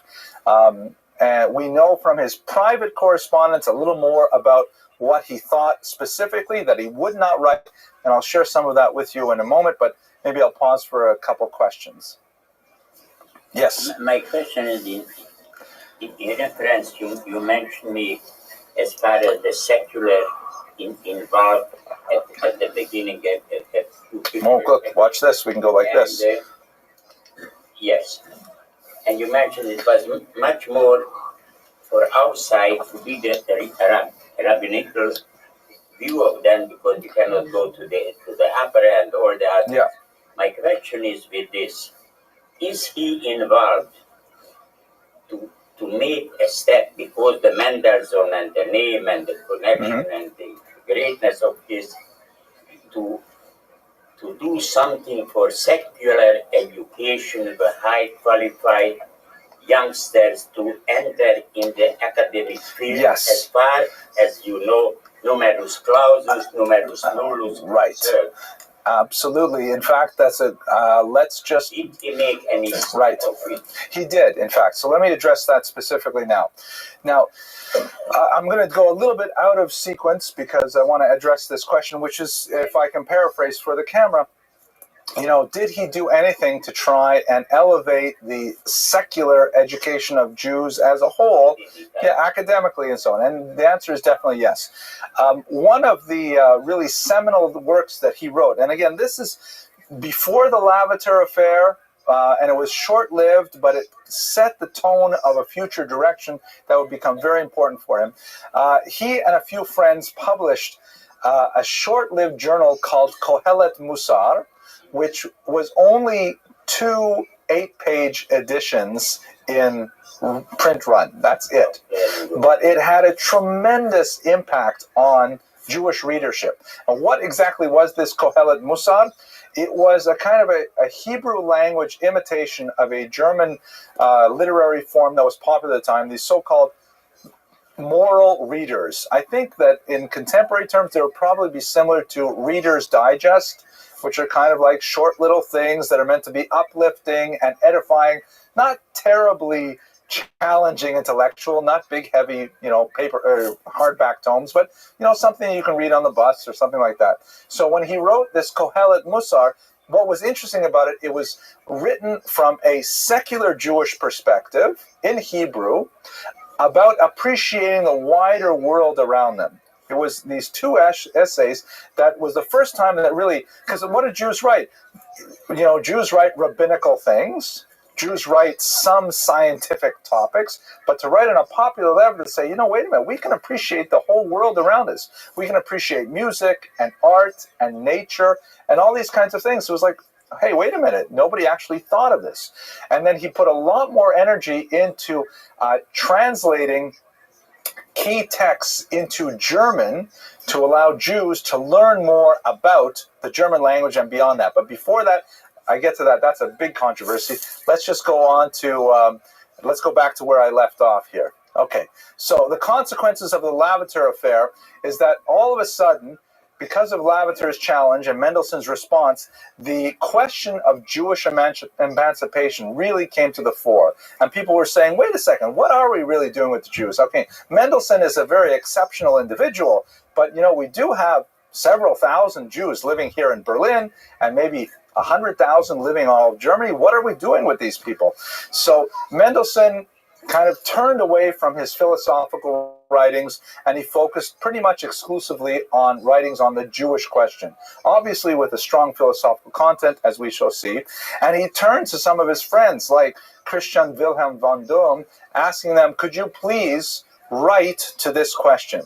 Von Dohm was an important intellectual at the time, wrote a very significant tractate that was later published and republished many times on the civil improvement of the Jews in Germany, where there are a lot of non-Jewish authorities who are saying, it's time for us to take the emancipation to the Jews, to take the Enlightenment to its final step and really say, we are a country made up of many religions, not just one. Mendelssohn was very close with a lot of highly influential intellectuals, such as Johann Lessing. And in fact, this picture here is a very famous one. It shows Mendelssohn and Lessing here with Lavater in the background, and they're all discussing the future of the Jews. Lessing, of course, wrote a very famous play called Nathan der Weise, Nathan the Wise, in which the Jews come across very, very well. The lead character, Nathan, is actually based on Mendelssohn's character, and Mendelssohn becomes the primary, poster child, so to speak, for the question of the Jewish future in Europe. Then we get to these things here, and now Mendelssohn worked very hard. He sent his Christian friends, because he felt only the Christians could really argue for the emancipation of the Jews. It's difficult for the Jews to do it from within, but he decided to work on educating Jews at the same time. And this is where his legacy becomes extremely complicated, because one of the things that he did most significantly on a literary level is he translated the Bible into German, which you might think not such a hugely controversial topic. I mean, after all, in this shul alone, there's so much art scroll, Hebrew translated into English. What's the big controversy over translating the Tanakh into German? And it's not even really German. They translated it into German written in Hebrew characters, because the Jews couldn't even master or weren't as familiar with the Roman alphabet. They had to learn German with Hebrew letters. But this book, the Biur, which is the title of the commentary on it, was actually burned by many Jewish communities, and especially in Eastern Europe. You imagine burning the Torah because Mendelssohn wrote this German translation. What is the big problem with the German translation? I ask you, Ms. Abramson, why would that be such a big deal to translate into German? Because the Aramaic is in Hebrew letter, it's Aramaic. Doesn't matter, we translate lots of things. Let me ask Ms. Abramson, what do you think? Well, if you think about it, there's like a million words for one word. And like in Hebrew, you have Amar. Okay, I'm going to pushing the buzzer on you. Good argument, but that's not the reason. Okay, Judith, what do you think? Well, for one thing, It's okay, she's a very secure individual. I don't know how many Jews in Germany could read Hebrew, Okay. and two, how many Jews in Germany were familiar with German as opposed to Yiddish. So that's really the point here. Very good, Judith. Thank you. I hope you're paying attention, Ms. Abramson, because it's like this. We have Art Scroll primarily because there are Jews who need the English as a window into the Hebrew. The English helps us get into the true language of the Torah, so to speak. But when he wrote the Biur, they had enough Hebrew to be able to figure out the Chumash, but they had very little German. They had Yiddish. And so the Biur was explicitly, as he wrote to his own sons, it was a way of helping Jews learn German. Even though it was a holy book, it's the Torah, it was felt by many Jews to be a kardom lachpor bo, a shovel to dig with. Like, it was degrading to the Torah to use the Torah as a translation text so that Jews should learn German. And of course, the extended argument is, well, why are they learning German? Is it not to assimilate, to convert? And in fact, the next century would really say, if that's how you prove the intention of it, the ends and the means seemed very much linked. Now, maybe it's not a fair criticism of Mendelssohn, but nevertheless, this is how he was perceived in the East. Yes, Menachem. Was there any controversy with the German and Christian establishment over his attempting his translation? Because, of course, they have the Bible in German, but it comes from Latin and Greek, not direct translation from Hebrew. I'm unaware of any Christian controversy over it. But among Jews, very, very heated controversy over it. And he called this a first step toward culture for the Jews. Right here, I'm translating the German. When the Jews get this, they'll be able to speak German properly. Then who knows? They may be able to read Goethe, Schiller, whoever. Was Goethe alive yet? No. Well, they would eventually. And so it was so controversial that many Jews wanted to have it banned. But one of its allies was very close, King Christian the Seventh of Denmark, who actually got him to subscribe to it, which really gave it a huge boost because it's impossible to ban it when the King of Denmark is actually a subscriber. The way you would buy books by then is you would usually pay for them in advance as they were being written, and you would have them come out. And the list of subscribers was considered a very, kind of an endorsement. So meanwhile, he's also working on a very important work of philosophy, which is perhaps his most significant work, Jerusalem oder über religiöse Macht und Judentum. Jerusalem, or on religious power and Judaism. And it had a two-pronged kind of thesis that perhaps did not turn out exactly the way he thought it would, but was very significant at the time. Ever since the Lavater affair, he was obsessed with the notion of what right does the state have to dictate my personal religious observance. And he wanted to argue that fundamentally the state has no right to coerce anyone to believe anything. He wanted to really argue for a sharp distinction between the power of the state and the power of the church, so to speak, which sounded good so far because that made sense for Jews, that the Jews could not be forced to believe as Christians do. But at the same time, while he's arguing for a lack of state coercive power, the argument could be said that Jews should also lack coercive power over their own members. Meaning, how can you argue on the one hand that I don't think the government should tell me what to believe, and at the same time say, but I do believe the rabbis should tell me what to believe? How can you argue for a lack of coercion in one place and for a lack of autonomy on the other? So he argued for state liberalism, but he wanted to argue that the Mosaic constitution, so to speak, only had complete authority in ancient Israel. So in other words, he wanted to say that adherence to the commandments was one born completely out of faith, and people who chose not to observe the commandments could not truly be forced or punished by even Jewish authorities, because the Jewish authorities today did not have the same level of power that they would have in a time of the ancient Israel. I myself have difficulty understanding his argument. I have to say I've tried to read Jerusalem, I think 3 times, and I've never gotten past 3 or 4 chapters before I get too bogged down in it. That's my weakness because it's considered a great classic of modern Jewish philosophy. But even if I don't understand his thesis, I do understand his questions. And the questions are ultimately the same questions that Jews have been asking for the last 200 years since Mendelssohn. On the one hand, we want the government to stay out of our belief system and not tell us what to do. But on the same time, we want to maintain our own group integrity, and that means that we have to cede some coercive power to our leadership. We have to say we want our rabbis to be able to tell us what to do, to force us, because we don't have somebody forcing us have some standards. We're just going to, disappear through assimilation. But on the other hand, who likes to be forced to do anything? So Mendelssohn's thesis really encapsulates the problems of living as a Jew in modernity. Okay. Now, how was it received? Not with as much excitement as he had hoped.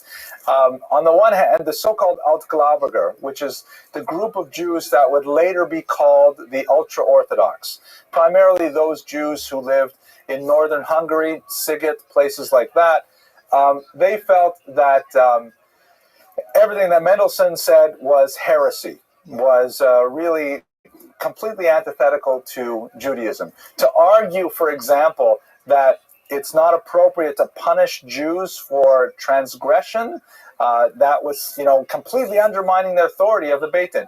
Please recall that in medieval times, one of the features of the pre-modern Jewish community is that the rabbis had the authority to inflict a whole range of sanctions on people who did not meet communal norms, including corporal punishment. I mean, people could be and were in fact flogged for repeated violations of the social order, which could be things like public Sabbath desecration, but usually communal or corporal punishment was reserved for things like refusing to give your wife a get, refusing to show up if you're summoned to Beit Din, things like that. But still, the rabbis had this power. And for Mendelssohn to say they should not have that power, that was heresy. The Maskilim, and these are just beginning to emerge right now, the movement of Haskalah is going to be more like the 19th century. They're not happy with the idea that Mendelssohn also argues that the commandments are valid, that they do count, that you still have to keep them even if you're not coerced. So nobody's really happy with Mendelssohn's thesis, and maybe that's why I find it so difficult to read today. But nevertheless, he did not. It's been reprinted many times, translated to English, but it has not yet found its legs as a convincing philosophical document. So try to understand his legacy as a whole. So he had limited results in the political sphere. He died unemancipated, as did German Jews for approximately the next 80 years. And many of the kind of arguments that he advanced for the emancipation of Jews, it would take several generations before they came to fruition. His philosophical response to modernity, his argument for what exactly it meant to be a Jew in the modern era, I'd like to say that he got the questions right, but I'm not convinced by his answers. And we're still struggling with the same questions. His answers are not satisfying, and so many Jews look for other alternatives. Nevertheless, Mendelssohn was a towering figure of the 18th century, certainly one of the most prominent Jews in the entire population of Europe, and many have looked to him as kind of like the intellectual father of their movements. In some cases, you could say the neo-Orthodox, because after all, he was personally observant, and he did argue for continued observance of the mitzvot. And at the same time, the Reform movement can claim him because he was challenging the authority of the rabbis and arguing for at least the philosophical notion of autonomy. He died after a brief illness. It was kind of like an extended aspect of the Lavater affair. He had written a long response to another Lavater-like attack by another thinker, and he was actually very, very disturbed by having to write it, so he insisted to his wife that he had to get it out to the publisher the very day he finished it. It was at the beginning of January 1786, a very, very cold day. He went out, he got a cold after giving this manuscript over to the publisher, and he was dead within a few days of this flu. So I want to thank you very much. We're finishing a little early. I don't know why that happened. I suppose I talked a little faster. But thank you very much for your attention and your endurance, and I look forward to speaking with you next week when we're going to Eastern Europe to look at the life of Shimon Dubno.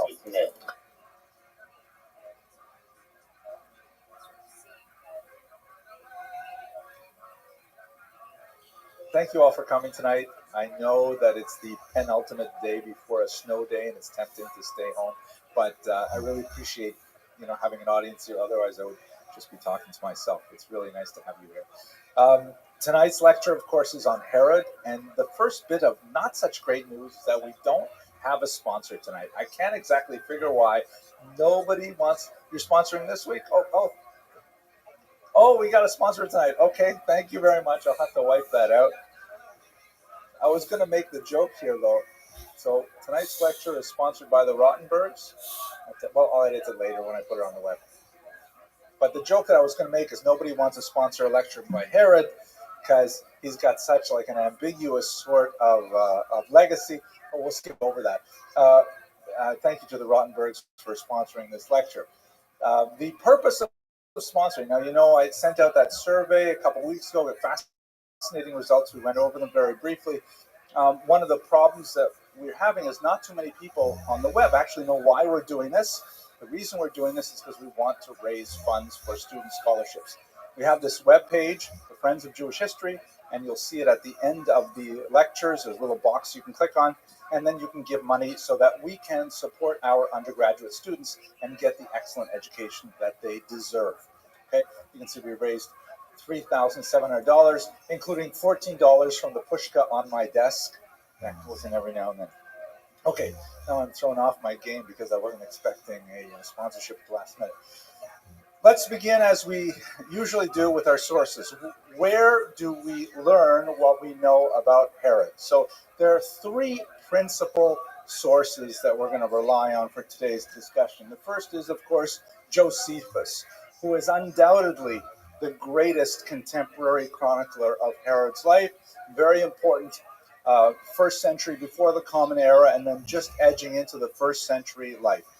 We also have a couple other, scattered passages about Herod. We have some phrases that have survived from Nicholas of Damascus's work. He was actually a court biographer of Herod, but we've lost almost everything that he has written. We have some passages that refer to first century Israel from Pliny the Elder, very important Roman historian, but Josephus is a major source. As we've discussed in the past, Josephus is somewhat problematic because, after all, the documents that we have in his name were written explicitly for a Roman audience in a very polemical time. He has a case to prove. It's a very complicated case. He himself is a turncoat. He decided to abandon the Jewish cause in order to join Vespasian and Titus in the destruction of the temple. So there are a lot of problematic elements to it. Even in his somewhat lyrical description of Herod's cruelties, we have some suspicion Come back in a few hours.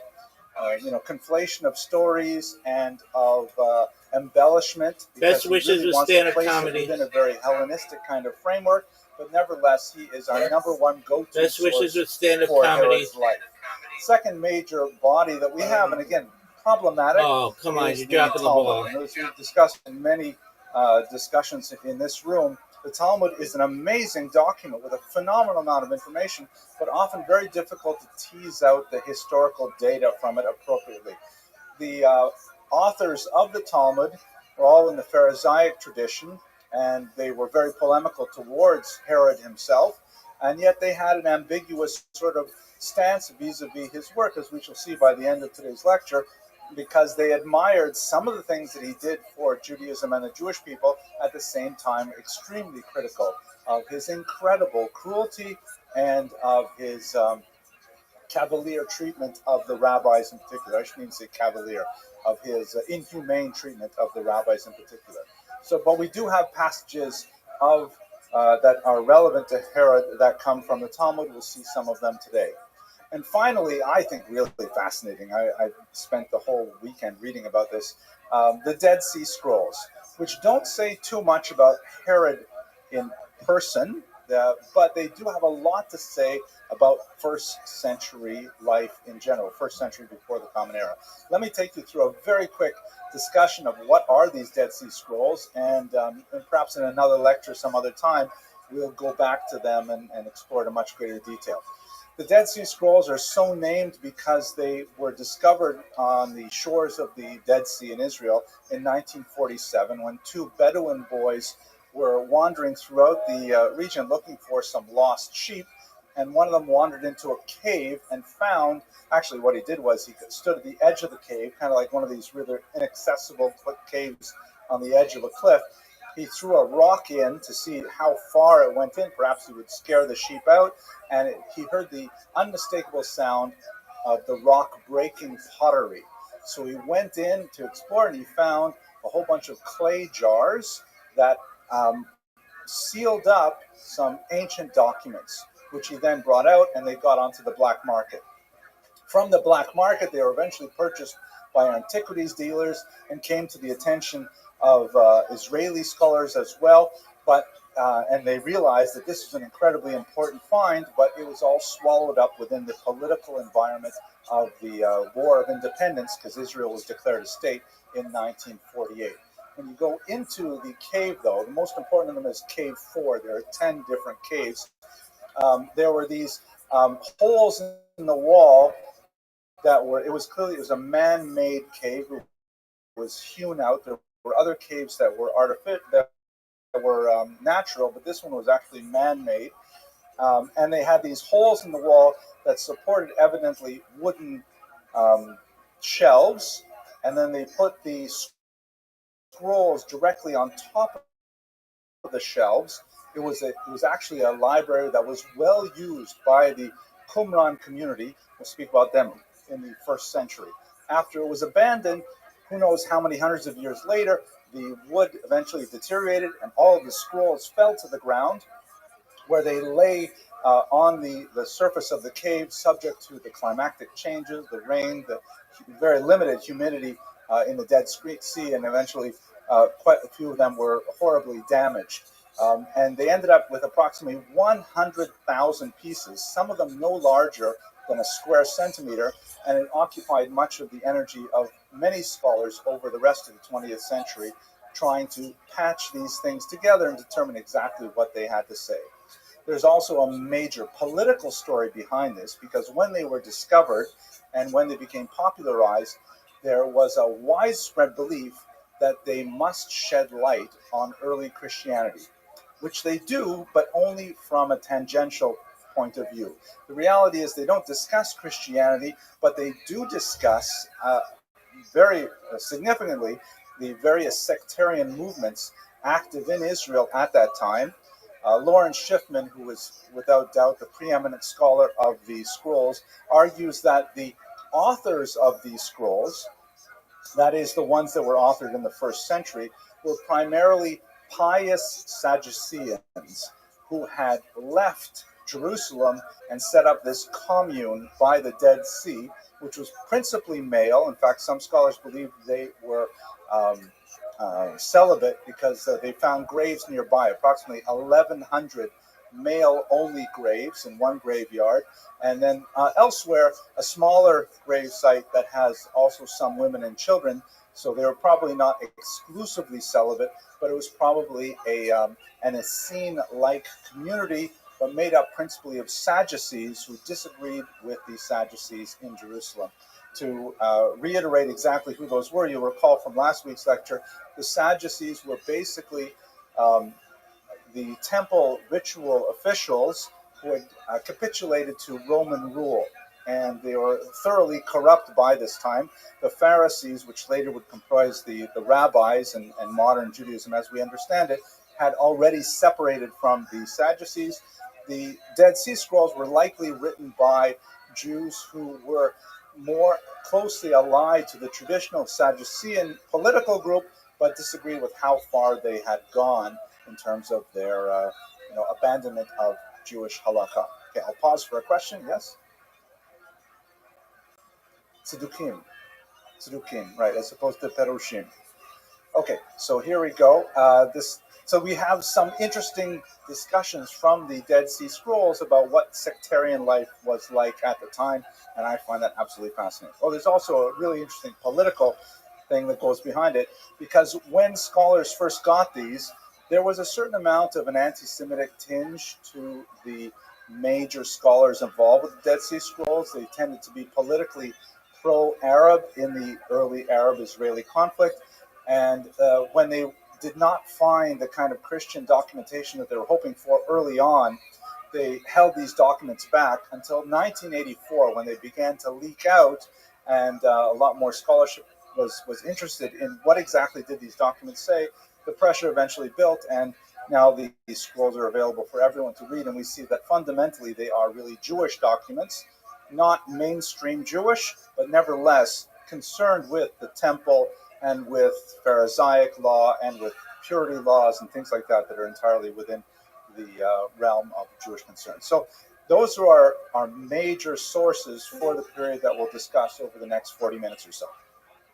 Let's go to Herod himself. And it is a really ugly story. So let's just place him within the context of the Hashmonaim, of the Hasmonean dynasty that we've been speaking about for a while. At the very top, you have Matisyahu, the father of the Maccabee rebels, and underneath him, Yehuda Maccabee, Judas Maccabee mentioned here.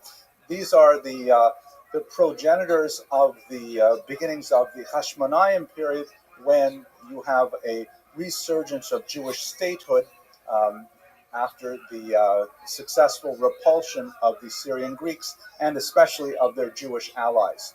We talked last week about Hyrcanus, John Hyrcanus, Yochanan Cohen Gadol over here, and now we're moving all the way down to his great-grandchildren, great-great-grandchildren already, down to the period of Herod. Herod himself was born in the year 73, more or less before the Common Era, and he died in the year 4. His connection to the, let's go over here. His connection to the Hashmonaim is because he married Mariamne, or Miriam, who was the last of the surviving Hashmonaim, and in so doing, he legitimated his claim to the throne, because you could say he, and especially his offspring, who he would later murder, by the way, were actually drawn from the Hashmonaic stock. He was already married at the time when he married Mariamne, the first, by the way, of 10 wives that he had. His first wife was named Doris, but when he married Mariamne, he sent Doris and her son away so that he could, enjoy his much more royal life. His parents were Antipater II, known also as Antipas the Idumean, and this is related to something we talked about in last week's class as well, that according to the rabbis, Herod was a punishment to the Jews, because Hyrcanus, when he conquered the Idumean region, known as Edom in some rabbinic manuscripts, refers to a region immediately under Yehuda. When he conquered that region, he forcibly converted the Idumeans to Judaism, and this was definitely an outrider in terms of Jewish practice. Forcible conversion is not something that the rabbis condone, and so they argued that Herod was a punishment many generations afterwards for that original act. His mother was a Nabatean, although his father was technically Jewish from the Jewish line. The mother was from Nabatea, which is in modern-day Jordan. Evidently, she had converted to Judaism, because Herod is considered fully Jewish, even though there were some questions about his father's personal relationship with Judaism. There's no question that Herod himself was not observant in any modern sense of the word at all, and in fact he was a great enemy of the Pharisees, of the rabbis, but nevertheless his Jewish status is not questioned.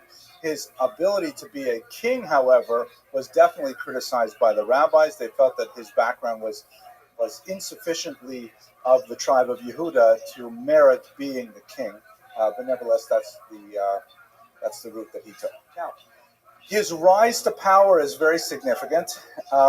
In the year 47, he was involved in pacifying the Galilee. His father was allied with the government after one of the Roman emperors, Ptolemy, Ptolemy, Pompey, I believe, had conquered Israel. And so Antipater, his father, had sent Herod to the north to pacify the Galileans. There he put down a rebellion with force, and he executed the Jewish rebels without a trial. The Sanhedrin, which was still in evidence and still in activity at this time, was very unhappy with this act. I mean, execution without trial is definitely not a Jewish practice, and as a result, they called him in for with a subpoena. So the Talmud has a discussion of this, which is actually in the Talmud itself not referring to Herod. It refers actually to someone under the rule of King Yanai.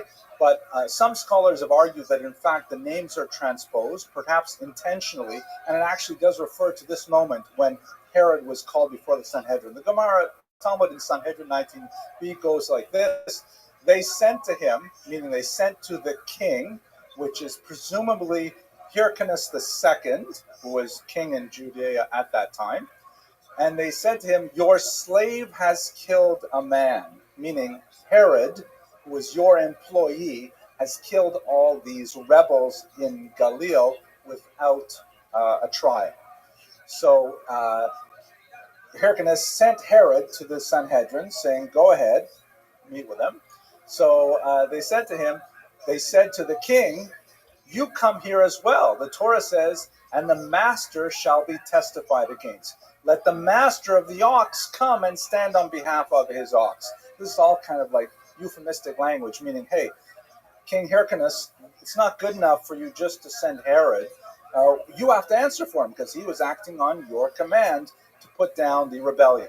So Hyrcanus came, and Herod was there. He came and sat. So Shimon ben Shetach said to him, and according to the scholarship that says this is referring to Herod, it says it's actually referring to Shammai, the famous Shammai study partner of Hillel, who was known for his strong and sometimes inflexible stance on these matters. So they said to him, King Yanai, it might have been King Hyrcanus II, stand on your feet and you will be testified against. And it is not before us that you are standing, but rather before the one who spoke and the world was created, meaning you're standing before God.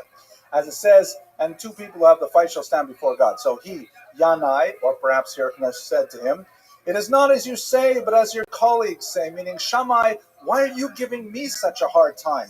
You can't proscribe against me. What about all the rabbis here? Let them say there's 71 judges in the Sanhedrin, not just one rabbi. So what are you telling? What gives you the right to tell me, the king, what to do? So that's not the right thing to say to Shammai, because he's not afraid of any man. So Shammai turned to his left, meaning looked at his colleagues in the Sanhedrin, and they all lowered their face to the ground. He turned to his right, and they all lowered their faces to the ground, meaning the other rabbis in the Sanhedrin did not have the same kind of gumption that Shammai did, and they were scared to criticize King Yanai, or maybe King Hyrcanus. So Shimon ben Shetach said to them, again, it might have been Shammai, are you all such things? Baalei machshava satem, meaning, do you think this way?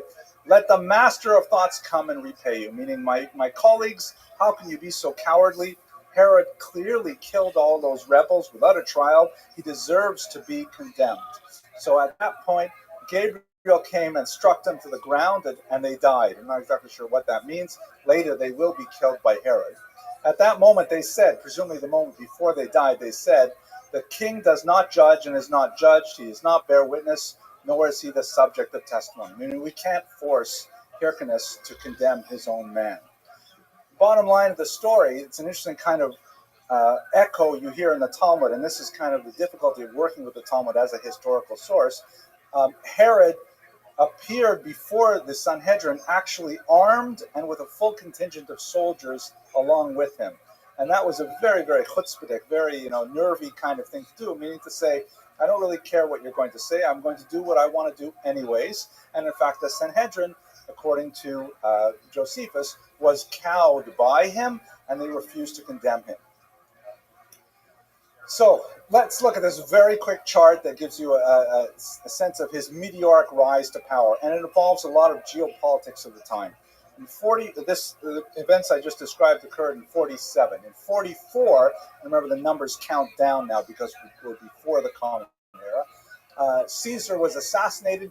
Herod wisely allies himself with his assassin Cassius. Right? We've all read Shakespeare's Julius Caesar, so you remember all these things. And he did a great job. Herod did a great job collecting taxes for Rome. I will remind you of what I think is the most important thing my undergraduates ever take away from my classes is the Abramson rule of history. Does anyone remember the Abramson rule? It's about money, right? Herod can maintain his power as long as he produces the money. As long as he's producing a great tax revenue stream for the Romans, he is in like flint, as it were. So at this point, 43, his father, Antipater, was killed by an assassin, a Jewish assassin, who was probably paid for by Hyrcanus II. Possibly because of the embarrassment he suffered at the Sanhedrin, we don't know.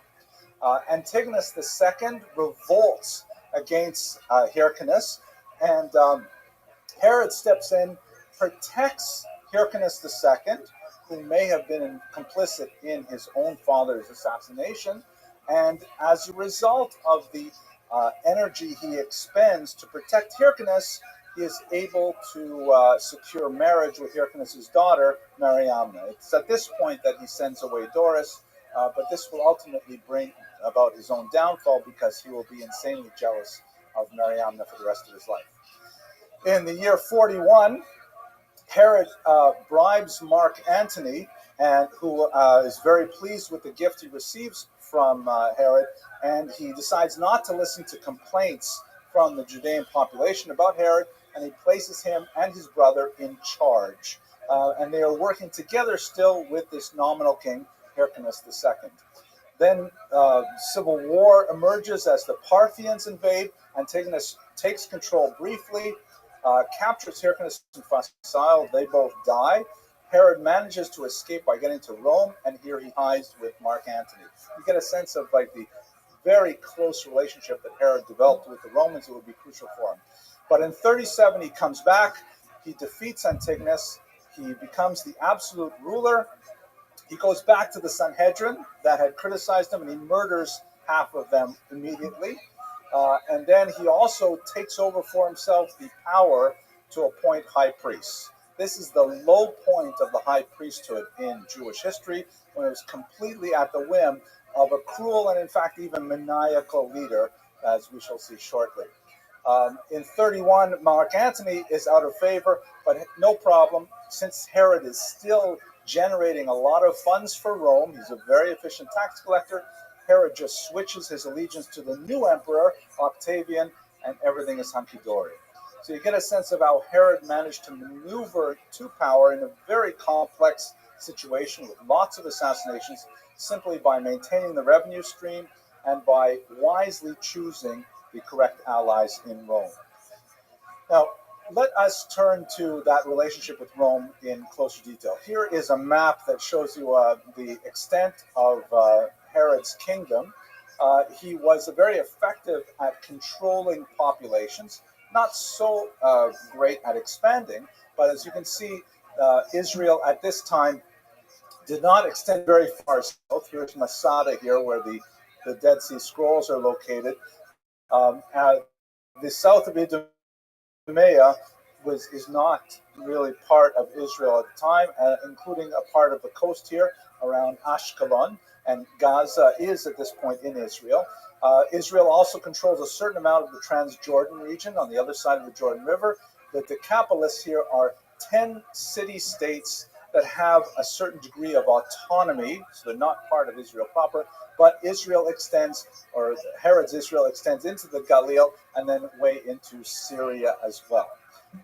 He had quite an extensive territory and was very effective at actually controlling the populations and to wrest significant taxes from them. His title at the time is Rex Socius et Amicus Populi, or Populi. He was the king and the friend and ally of the Roman people. The term itself is worth unpacking. He was in fact king, but he was not an absolute ruler. He still had to serve the Roman emperor.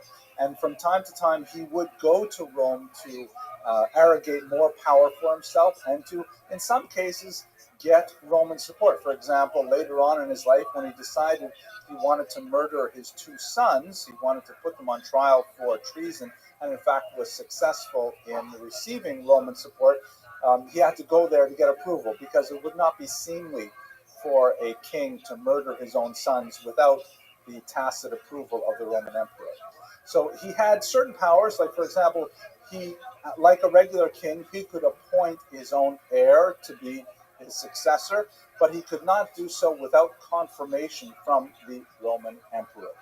He had four basic responsibilities to Rome. He had to administer Israel. He had to be the chief judge of Israel. He had to maintain the national budget, and he had to defend the borders from attackers. We don't have a clear statement of tribute, meaning what he paid specifically, but it is assumed that he kept most of this going from the 20s onward. He had no independent foreign policy. He had to follow Roman lead in terms of how he wanted to expand the territories and so on, but he did maintain a standing army, which was very significant in quelling the population. So as long as he was within these boundaries, his authority was absolute. Almost Caligula-like activities that he engaged in. The Talmud is especially creative in describing the cruelties that he engaged in. I will share some of them with you shortly. In fact, okay, questions? Yes, Professor Levine. In terms of his respect for he respected Jewish law in the sense that he respected order and stability and loyalty. He respected the structure as long as it essentially did what he wanted. I think that would be fair to say. Matthew was also not kind to Herod. I mean, he's associated with the so-called massacre of the innocents, which does not have any other contemporary source. Maybe we'll just, since you've asked, we'll turn to it now briefly. And it does give you a sense of, who this person was, how he was viewed. And there's also historical data that we can derive from the Christian Bible as well.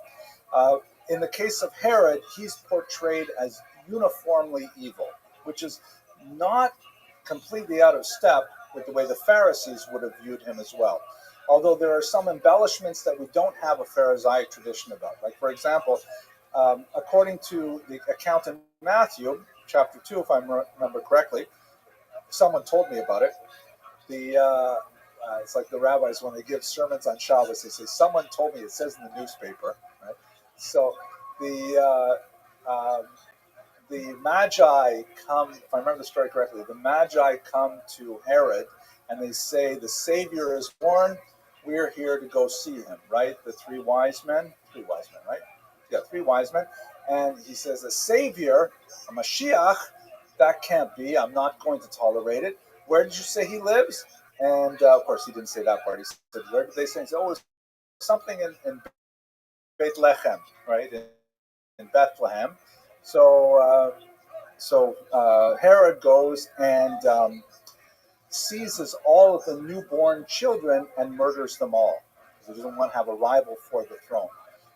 It's a story that clearly is a prefigurement of, I don't know if that's the right use of the term, of the Pharaoh's massacre of Moses' generation of babies, right? And a lot of the Gospels are modeled directly on Jewish motifs from the Hebrew scriptures. So just like Pharaoh murdered all the babies, so too would Herod murder all the children, but Jesus escaped. Now, did this happen or not? I read one piece of scholarship that argued that even though there's no contemporary Jewish source, besides Matthew, which is also a Jewish source, there's no contemporary qualifying Jewish source, including Josephus, but on the other hand, it's not at all out of keeping with Herod's personal activity. And how many kids are we talking about in Bethlehem? Maybe 20 children would fit that bill. Bethlehem, even today, is just a small village, so it's not at all impossible. It could have occurred just as the story kind of. At any rate, I'm not sure why we got off on that tangent, because you mentioned Matthew, right? Okay, right. So let's go on. His relationship with the Jews. He was desperate for Jewish support. He really, really wanted the Jews to like him. He expended tremendous effort trying to win over popular opinion. Not so much that he would control his own behavior and that he would not move forward with his will, but he really wanted to try and be a popular leader. And in fact, he was able to control Israel for 30 odd years, so it was not without some success. The kind of things that he did to try and appease the population, even though he himself was extremely Hellenistic in his approach to life. He was actually one of the founding members of the Olympics, the Olympic Games like we have today.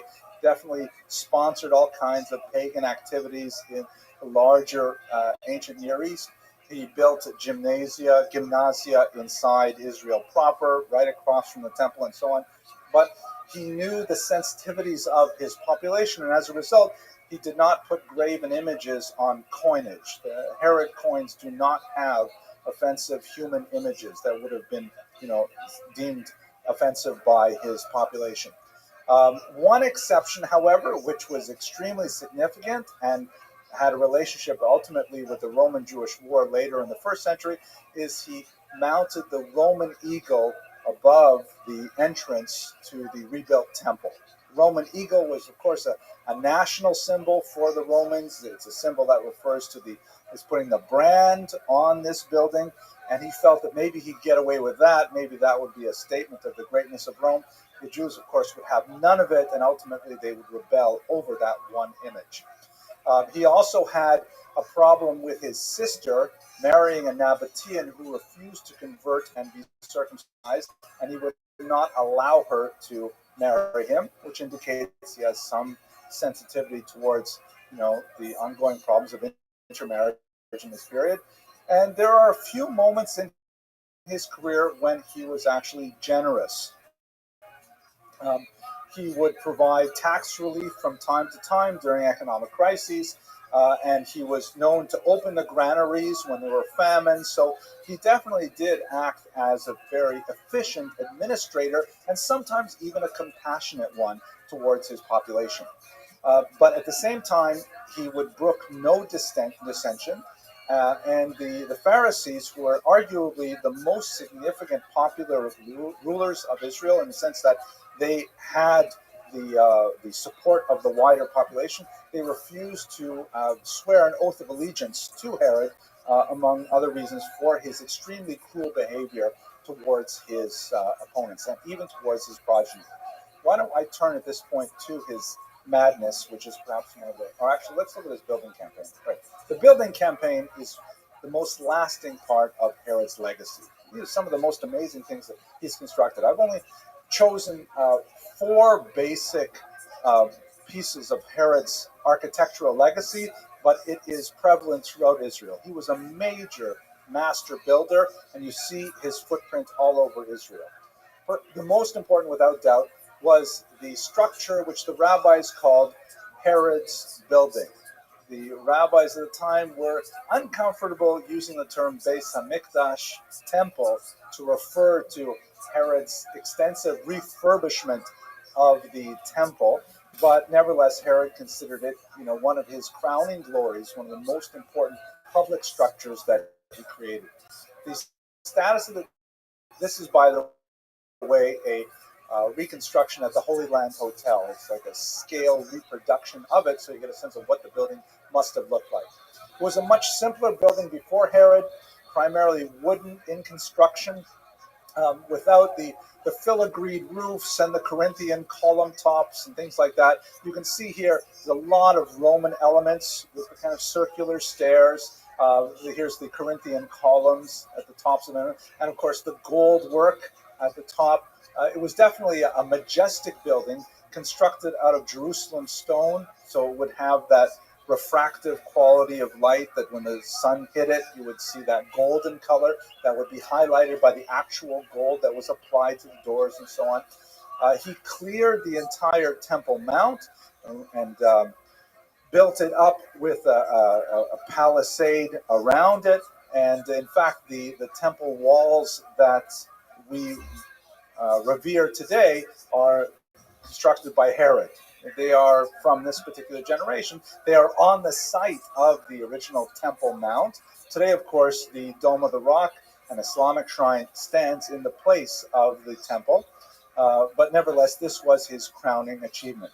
The rabbis, as I mentioned, were somewhat ambivalent because even though Taka, it's a nice building, they would say, and I guess in sort of a Yiddish Hebrew, they say Taka, it's a nice building. But on the other hand, it's Herod who's building it. So it's hard to get really enthusiastic about it nevertheless. It did not last long, of course, because the Romans would destroy it towards the end of the 7th century. This building lasted much longer, and in fact, it is present today. This is the enclosure around the tomb of the patriarchs, the Marat HaMachpelah in Hebron. You can see a very similar style of architecture. The large, heavy blocks here used to construct the walls, the kind of filigree pattern at the top, with the battlements that may be a little bit newer. I'm not positive, but this, essentially, you think about the targets of his activity. He really reached out to the Pharisee community because they were the ones that had the most touch to the Jews, the rural population, and he wanted to try and give them structures that they would respect, admire, and hopefully they would transfer their allegiance to Herod. That did not happen, but nevertheless, we are left with some magnificent and very functional structures as a result of his extensive building activity. My favorite, personally, or maybe my second favorite, is Caesarea, an absolutely gorgeous town, which was a deep water port that he constructed on the coast, largely for pleasure and for commerce with Rome.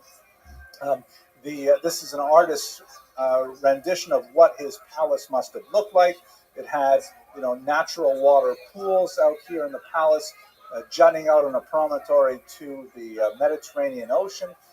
We only have pieces of it structured, but modern Caesarea has been extensively excavated, and you see a tremendous number of monumental sculptures and architecture that really show a strong Hellenistic influence and makes it a gorgeous city. It's not a particularly religious city. It's never been associated heavily with, it's not like Bnei Brak or someplace like that, primarily because of the Herodian origins of it, but it is a atypically beautifully part of Israel. Here's some of the excavation of his palace there with the Mediterranean Ocean in the background. Here is a gorgeous shot of an amphitheater that he built, which has been thoroughly renovated and now is actually used in Israel today for various, theatrical events. You can imagine just, watching a play or a concert or something like that with the sun, I guess it would be setting, right? That is facing towards the west. The sun setting and watching it. I mean, actually, I don't know if it would be really nice if you're sitting over here, the sun would be in your eyes. But still, absolutely gorgeous architecture. You get a sense of the grandeur of Herod's reign when you look at structures like that. And finally, a lot of major public works, like these aqueducts that run up and down the coast, carrying water to Caesarea and other places. All classical Roman architecture with extremely beneficial public import. So again, you get a sense of, on the one hand, he murdered so many of his relatives, including his wives and his sons and things like that. But if you just think about the buildings he put up, it's hard not to like the guy. I'm sorry, I take that back, right? But nevertheless, he did leave a tremendous architectural legacy.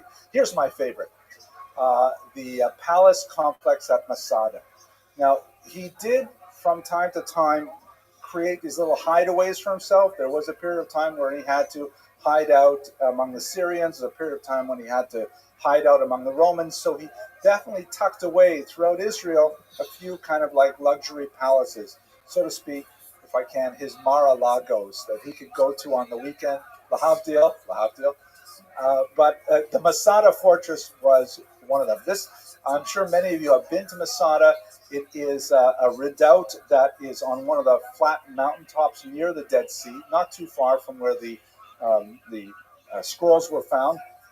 Very inaccessible place, and of course the Jews, the Zealots, would make it their last stand in the Roman-Jewish War, only falling after a long, difficult siege in the 8th decade or the first century. So he built, a complex on the top here that was later occupied by the Zealots, and this three-stepped palace complex. Here's another view of it in an artist's reconstruction, and it must have been absolutely gorgeous. You can only imagine what it would be like to, have the view over the mountains of Moab like this. In fact, I can tell you from my own experience, I remember when I was 18 years old. It's funny, my son, who's gone to be a soldier now in Israel, he is preparing for his first call up. He wants to get into a high level unit, and so he's really working on his Hebrew in a kibbutz, and he is totally loving the kibbutz. Just like when I was 18, I totally loved the kibbutz too. I tell you, if I didn't go to college, I would have stayed in the kibbutz. I would be picking avocados and things like that, even today, I'm sure. But at any rate, one of the really moving moments that he had and I had, and I think it's like a generational thing. Every Israeli, every visitor to Israel has to do this. You have to climb Masada, in the wee hours in the morning by candlelight, and then you get to the top and you watch the sun rise, and it's just overwhelming. It's a life-transforming moment to be at the top of Masada. Okay, anyway, so you can imagine he would have seen that every single morning. Okay, so that's now. What about his madness? Because now that we've had a sense of some of the contributions he made to Israel, his madness was absolutely incredible and has become a major staple of a lot of artwork over the centuries, and a lot of dramatizations in play and in music and so on. So just to get a quick list of the kind of people that he killed and why he killed them. He killed Antigonus. You'll recall that was one of the rivals for the throne early on in the conflict with Hyrcanus. Then, when he got to power himself, he tried to take away the Kohen Gadol position, the high priesthood, from his brother-in-law Aristobulus, that would be Mariamne's brother, and he tried to appoint someone else in his stead because he wanted a Kohen Gadol that he himself controlled. He had, however, really serious mother-in-law issues. Mariamne, who was, of course, this Hashmonaim royalty, her mother was really offended with the idea that she had to marry Herod. And she harbored a resentment against Herod to the end of her life, which he, of course, hastened by murdering her. So Alexandra, Mariamne's mother, was very upset that her son could not be Kohen Gadol, because Herod said so.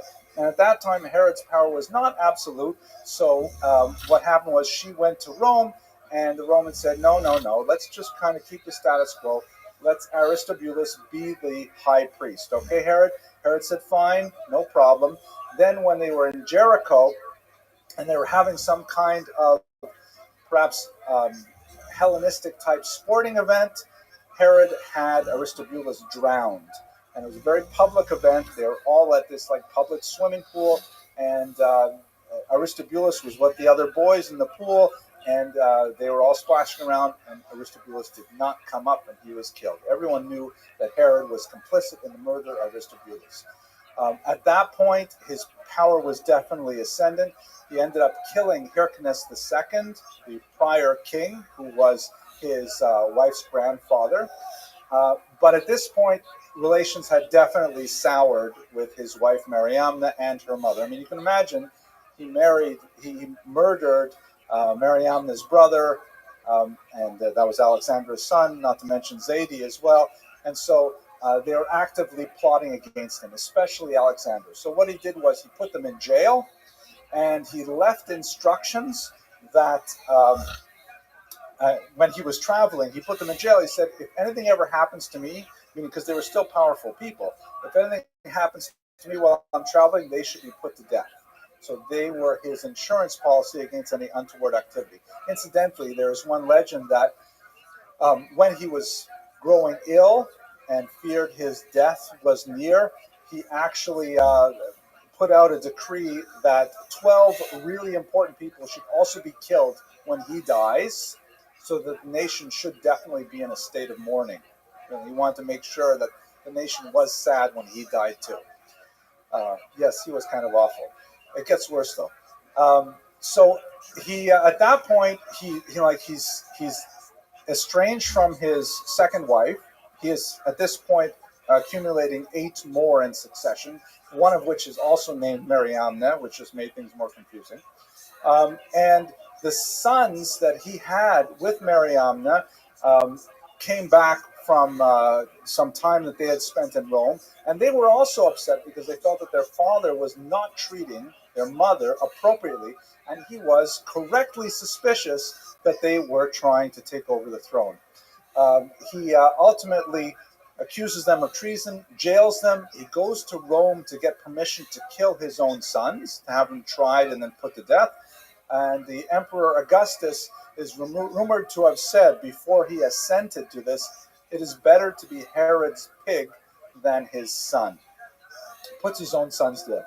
He also puts to death Mariamne, and this is really a turning point for him and for his madness.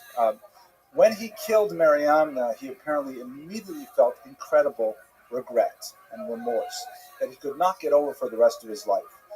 The Talmud refers to this in a very bizarre way, that he in fact preserved her body in honey and kept her close to him, her body close to him for the rest of his life. He could not be separated from her body even in death. A very bizarre kind of story. He was racked with guilt for murdering her. All of these people around him were killed. He was in a fugue-like state of madness when he fell into it.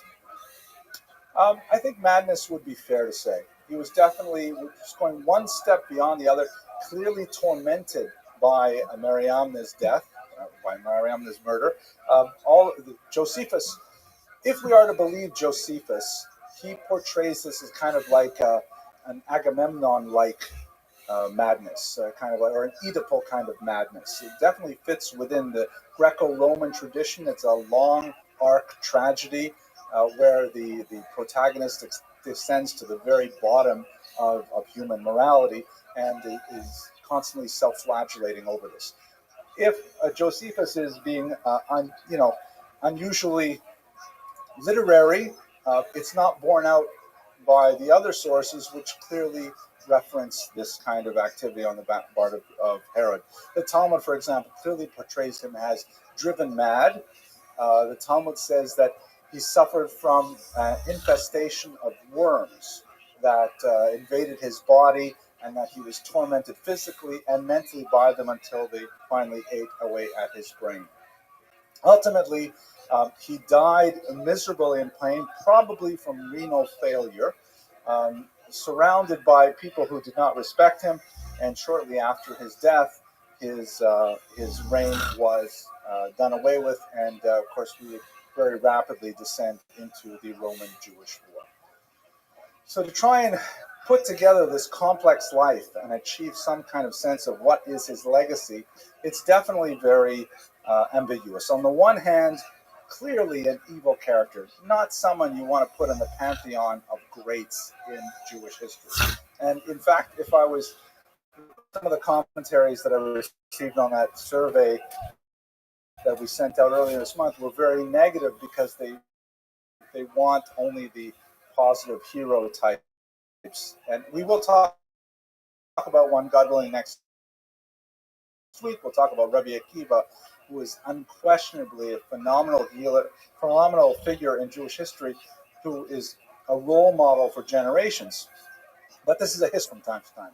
So Herod's personal conduct as a ruler really has both extremes. On the one hand, incredible evil, incredible cruelty, just with no regard for basic human decency whatsoever.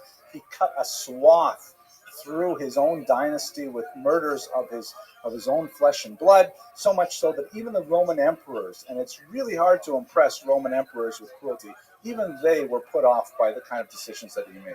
And at the same time, he also was very public-minded, with a tremendous building campaign that produced structures of incredible value to the Jewish people as a whole. And although we don't necessarily think so much about the origins of some of the physical structures that we revere to this day, they nevertheless are the result of Herod's own activity. built on the same site, retaining the same sanctity from the original sacrifices practiced there in ancient times, but nevertheless, Herod's building, as the rabbis put it, at the same time. So, complicated figure. Thank you very much for your patience as we went through his life and works, and I look forward to seeing you, God willing, next week when we speak about Rabbi Akiva, phenomenal figure in Israel. Thank you.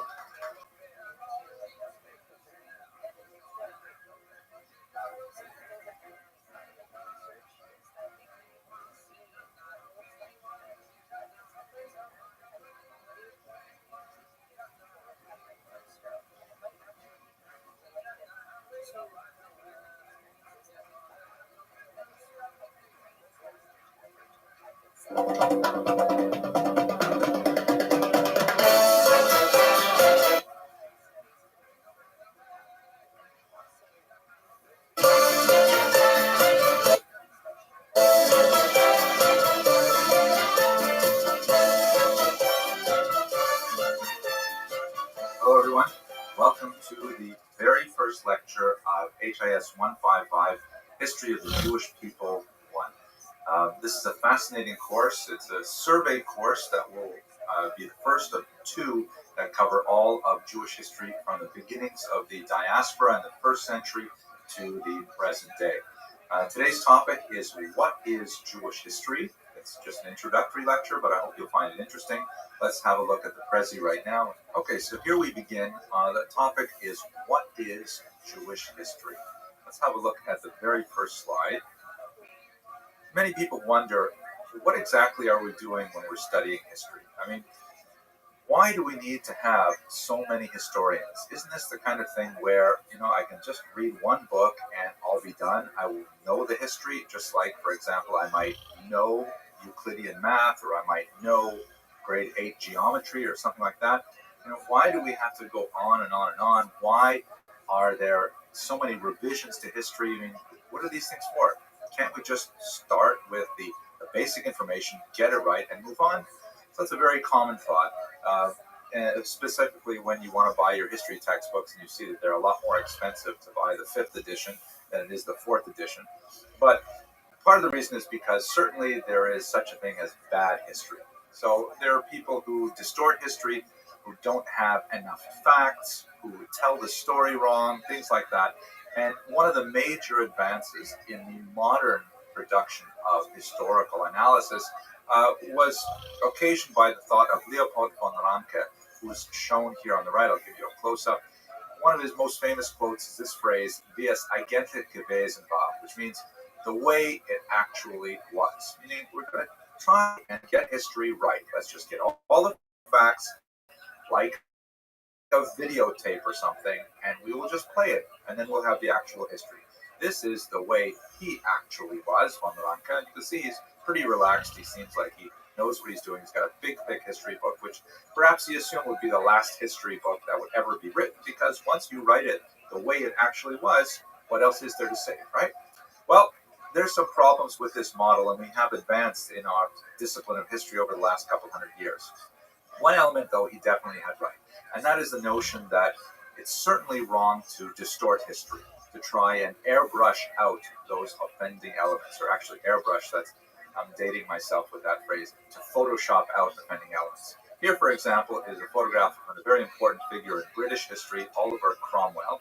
And he was famous for demanding that portraits of him, official portraits, be done with quote-unquote warts and all. And as you can see, he had a rather prominent wart right up here on his forehead. And he insisted that when an official portrait is done of him, it be done without removing any of these offending items. So history should be like that too, right? We should not remove the warts of history. We should try to portray all of the negative aspects of history as well. In fact, as we see from his death mask, this is another bizarre thing they used to do in the 17th and 18th centuries. They used to take like wax molds of people's faces immediately after they died, and then they would make them into plaster casts, which would be sold and distributed. It was a popular kind of item, but it's valuable for historians because here is the death mask of Oliver Cromwell. And as you can see, yes, there it is, the wart. You can't miss it. We have, in fact, an accurate rendition of history. But on another level, that is missing the point about what history actually does. Consider this image, for example. This is an official portrait of Louis XIV, le Roi Soleil, or one of the French kings from the 17th and early 18th century. Now, this portrait is certainly idealized. I mean, it's done by an artist. If there were any warts on his face, he would certainly have removed them here and things like that. So you can see on the level of, what are we looking at? There is a lack of verisimilitude. That is really the word. A lack of accuracy, perhaps, in the photograph-like reproduction of his likeness. But at the same time, I think this image says a lot more about who he was. I mean, check out the clothes. Those are just so wild. He's got this rather racy slit up his skirt, or maybe that's a robe. The hose are really, quite impressive. They go with the heels, I think. And that wig that he's wearing, I mean, this says something about Louis XIV that you would not get in a photograph. This talks about his view of himself as a larger-than-life figure, someone with power. You see the sword sticking out underneath, and at the same time, a sense of style. It's rather cumbersome. Can you imagine walking around in that kind of outfit? That's hard to imagine. But it says more about Louis XIV in this artistic representation than you would get in a simple photograph. And if you find that maybe a little bit of a stretch, check out this image. Here you see that, once again, he has definitely a pronounced penchant for skirts. But the way he views himself here is he's somehow, at the head of battle. He's carrying some kind of scroll that I'm not sure exactly what that means, but it's hard not to miss the winged victory there, placing a laurel crown on his head, indicating that he's a banner above him. And this is certainly nowhere near reality on one level, but on another level, it says a lot more about what the reign of Louis XIV must have been like. So history, on one hand, it is very much like mathematics or a physical science, like biology, physics, things like that. But on the other hand, it's much closer to poetry. It's one of the humanities. It's one of those areas in which the freedom of human expression is extremely important for understanding history. So that's the first point, that we should understand that history is, on the one hand, an attempt to capture the realities and the photograph-like accuracy of some kind of reproduction of the past, and that's really important. We can't make up facts. The facts have to be real. But on the other hand, history also involves a certain amount of poetic license in the sense that we've got way too many facts. We've got an abundance of facts. Like, for example, does it matter what shoe size Louis XIV wore? It does if we want to try and identify if a particular pair of heels were his or not. But does it really matter for the larger history? No. It is accurate, but on the other hand, in terms of poetic license, it just doesn't matter for history. And on the other hand, if he viewed himself in an extremely grandiose fashion, there's no way to actually photograph that, but it can be captured in art. So historians do the same kind of thing. Historians work with facts, and they also have to deal in the world of interpretation, literary analysis, as it were, of the timeline of history. That's one kind of general thing that speaks to a deeper sense of what von Ranke meant when he said the way it actually was. So let's go on to the second point, very important, which deals with the social function of history. And we're going to tie that specifically to Jewish history. So what do we mean by the social function of history? Well, basically, history has to do something. History has to somehow meet a need in our intellectual and even our physical lives. What exactly is that need? Well, first of all, let's note that the word story is embedded in the word history, and that's because history provides a narrative. Narrative is a really important term here. Narrative is kind of like the logical sequencing of events, the logical sequencing of facts to to tell a coherent story. In other words, a story that has a beginning, a middle, and an end. History is quite chaotic. There's a zillion things happening every single day, but somehow you have to pick out from those zillion data points those elements that come together to form a coherent story. Like, for example, if you were to tell the story of your life, uh, if you were to tell every single detail, it would literally take you as long as you have been living, and then some, perhaps, to describe all of it. So naturally, what you would do is you would select those data points that are especially important, like when you were born, where you were born, who your parents were, key moments in your childhood, things like that come together, and that makes the story of your life. So history is the same kind of thing. History has to provide a narrative. Now, what does this narrative do?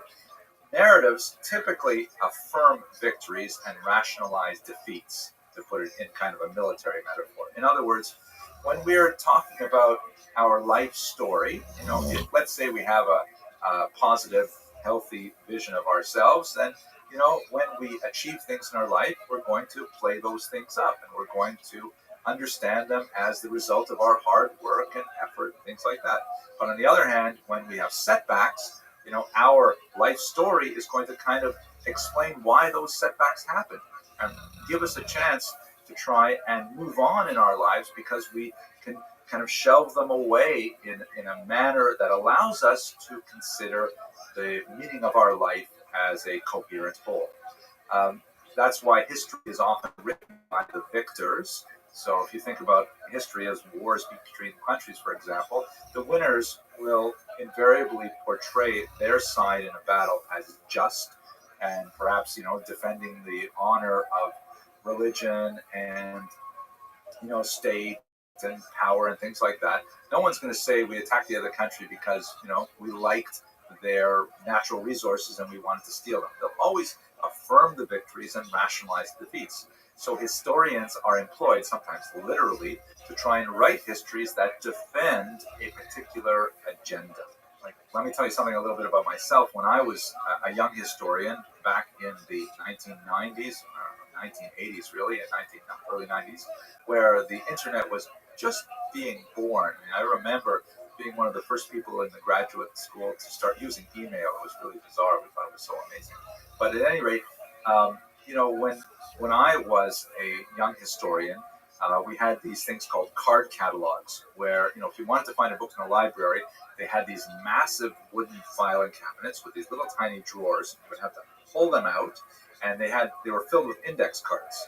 I'm not kidding you, little paper index cards. And each book was listed on the index card. And you had to kind of like rifle through them all in alphabetical order, you hope, because if one was out of place, you might never ever find it again.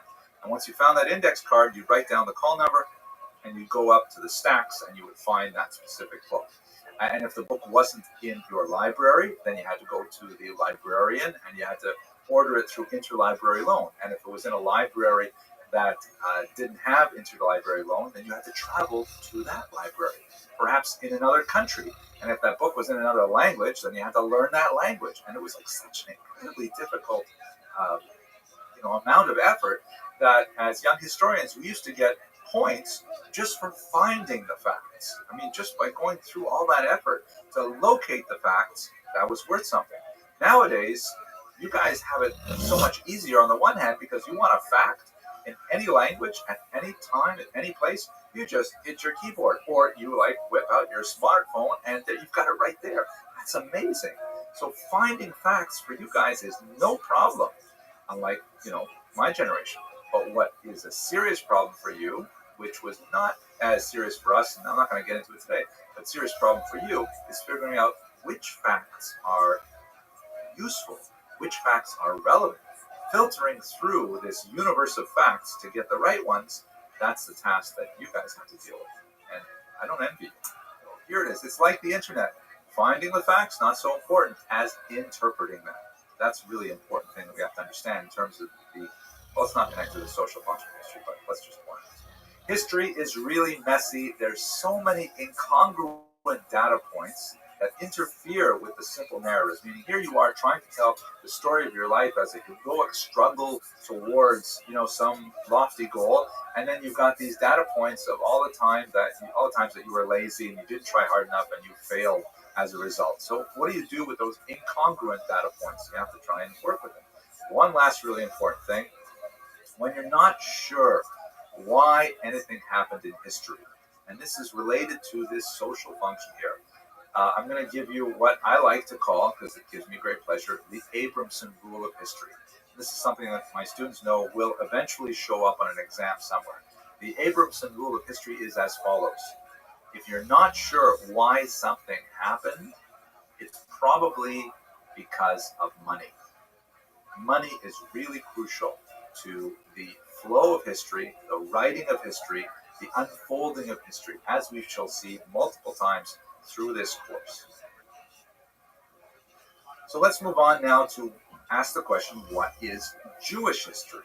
So if we understand this concept of, there's way too many data points and we have to kind of sift through them to get the basic idea, we're going to come up with this kind of statement, this kind of formulation of Jewish history.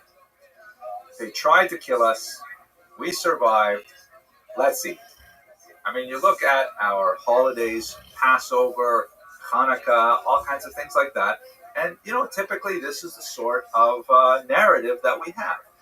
Here we are, if I can put it in another way, we're kind of like an embattled minority, unfairly attacked by oppressive regimes.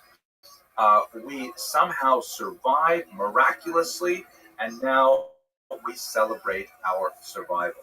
That's a really basic, what they call an elevator pitch to Jewish history. That's the narrative that is so often used to try to put together those specific data points to create a coherent narrative. But is it really the best? Well, there are some aspects of this narrative which are very useful. For example, if our object in creating this narrative is to try to reinforce our integrity as a people, in the sense that, to avoid assimilation, to kind of understand why suffering happens and so on, then it actually works fantastically well, because no matter how much the Jewish people are persecuted, by returning to this particular historical narrative, it helps justify and helps us understand the nature of this suffering. It ironically reinforces our belief in the traditional values of this narrative, which includes typically belief in God, the chosenness of the Jewish people, the eventual redemption through the Messiah. All these kinds of things fit together really well in this narrative. Now, there are other narratives that we could choose from, and in fact, many other historians do, as we shall see shortly.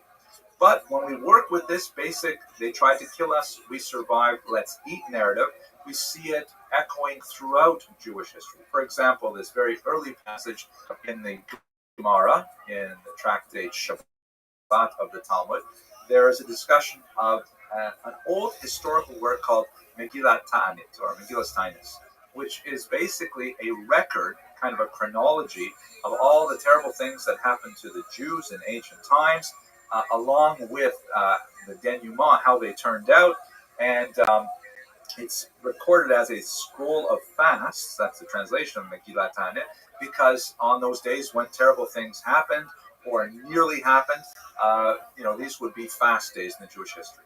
So the rabbis ask in the Talmud, already we're talking 1700 odd years ago, they ask, so who wrote this Megillat Ta'anit? Who wrote this scroll of fasts? So Hananiah ben Chezkiah and his circle are credited with it. Why? Because they loved troubles. They loved analyzing these and working with them and recording them and so on. So Rabbi Shimon ben Gamliel writes, so you know what? We love troubles too, which is an ironic statement, but I think it fits into this narrative notion of Jewish history. But what can we do? If we were to record them, we are not up to the task, meaning there are just way too many of these troubles to really put them down. It's overwhelming. And in fact, those of us who lived through the 20th century, particularly those of us who are older and remember the middle of the 20th century, it's just absolutely excruciating to think about the kind of troubles that Jewish people have gone through. But this kind of narrative has its difficulties. For example, what about Jewish successes? How do they fit into this narrative, which does not always emphasize those areas where Jews excel?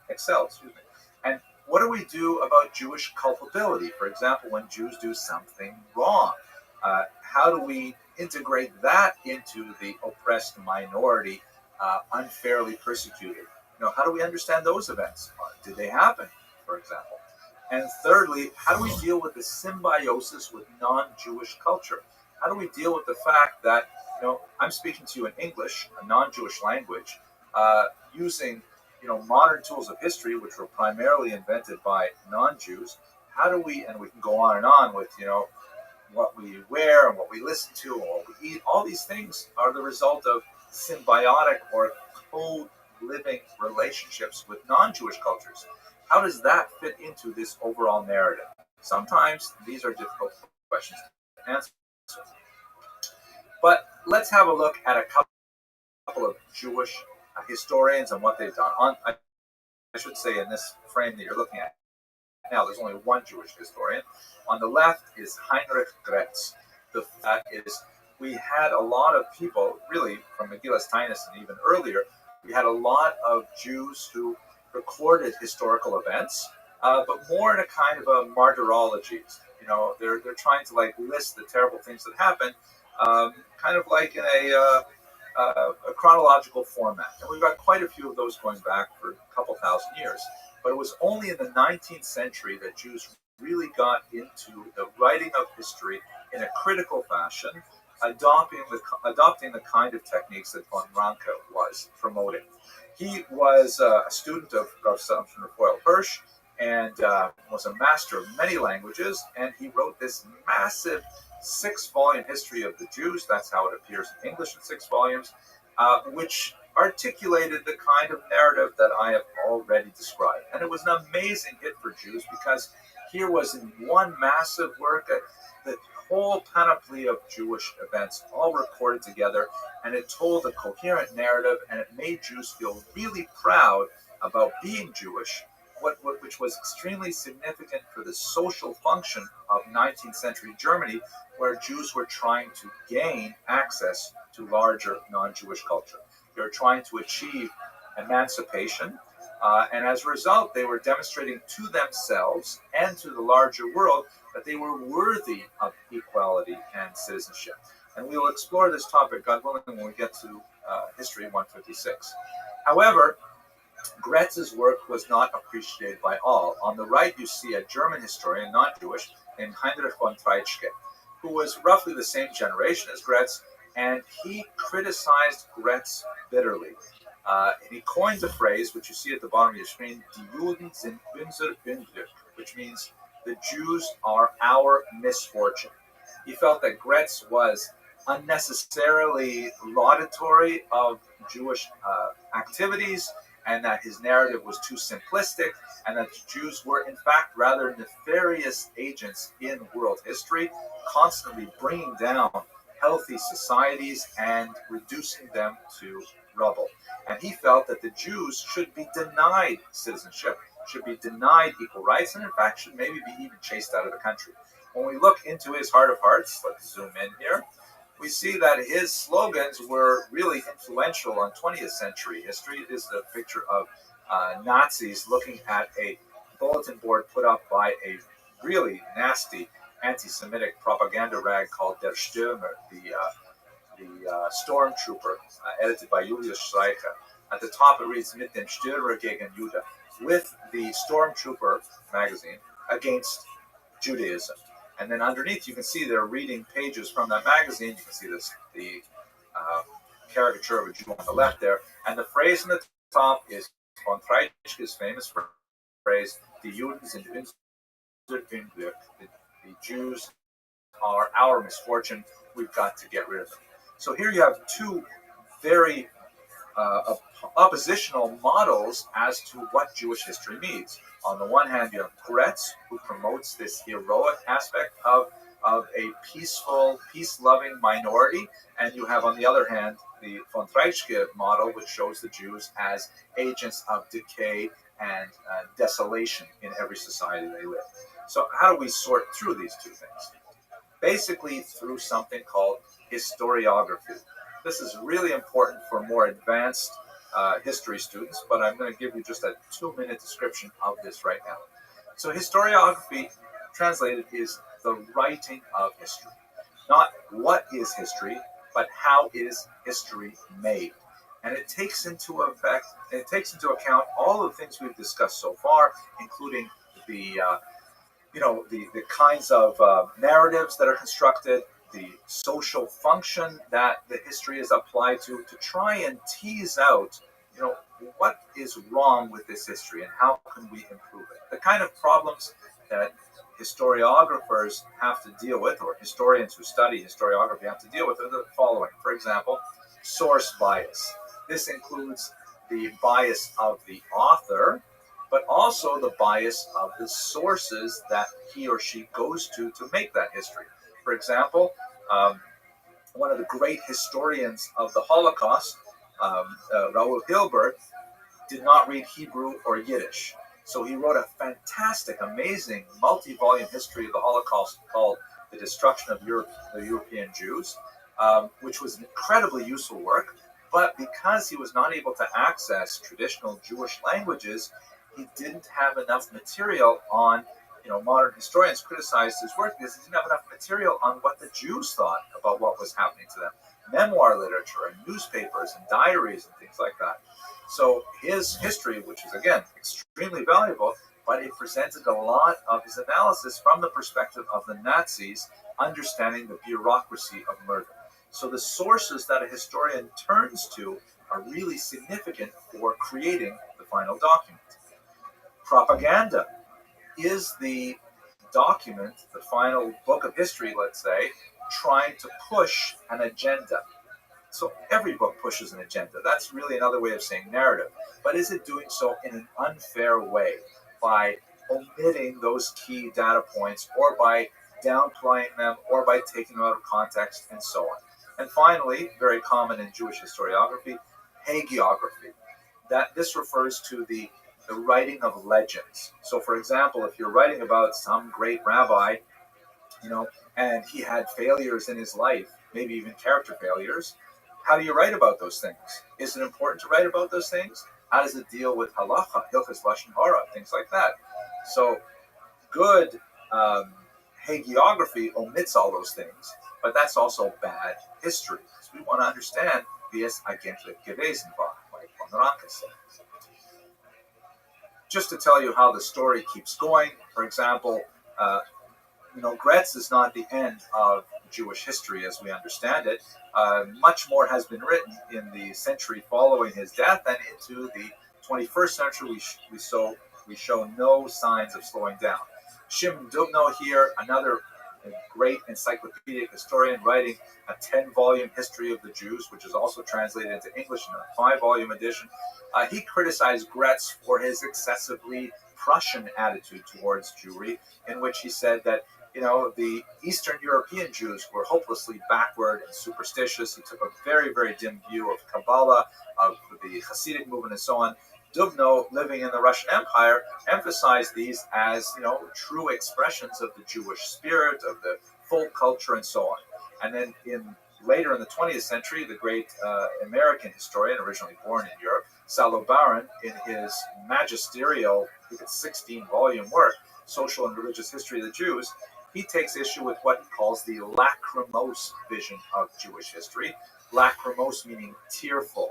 That he says, why are we always emphasizing all these persecutions? Can't we just get off the persecution thing and talk about Jews as part of the larger social, religious, economic, political elements of a society as a whole? So this is just a couple of little tidbits to give you a sense of how historians disagree with each other in terms of historiography, and as a result, they create very different histories as a whole. Okay, last slide. What's in this course? So basically, we're going to study the Jewish diaspora, meaning the time that the Jews spent out of their country from the destruction of the temples in the 1st century all the way up to the present day. Of course, the last part of the second element of this course will deal with modern Israel, but I'll get to that when we get to next semester. In this semester, we're going to focus on the Roman-Jewish wars to the Spanish expulsion. And then next semester, we'll begin with the Spanish expulsion and go up to the present day. Okay, great. I hope you enjoyed this short lecture, and I hope you'll think about it. Your task now is to do the reading, which is posted there on your blackboard, and then take the self-test to make sure that you understand all the things that we talked about today, and then move on, succeed, and do great. Okay, thanks very much for listening.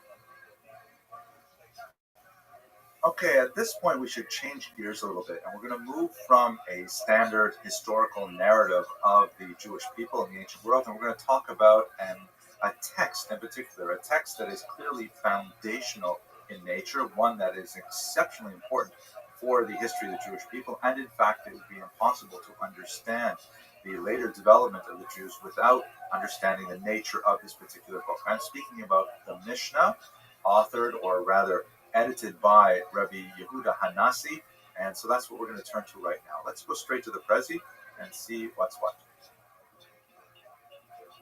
Okay.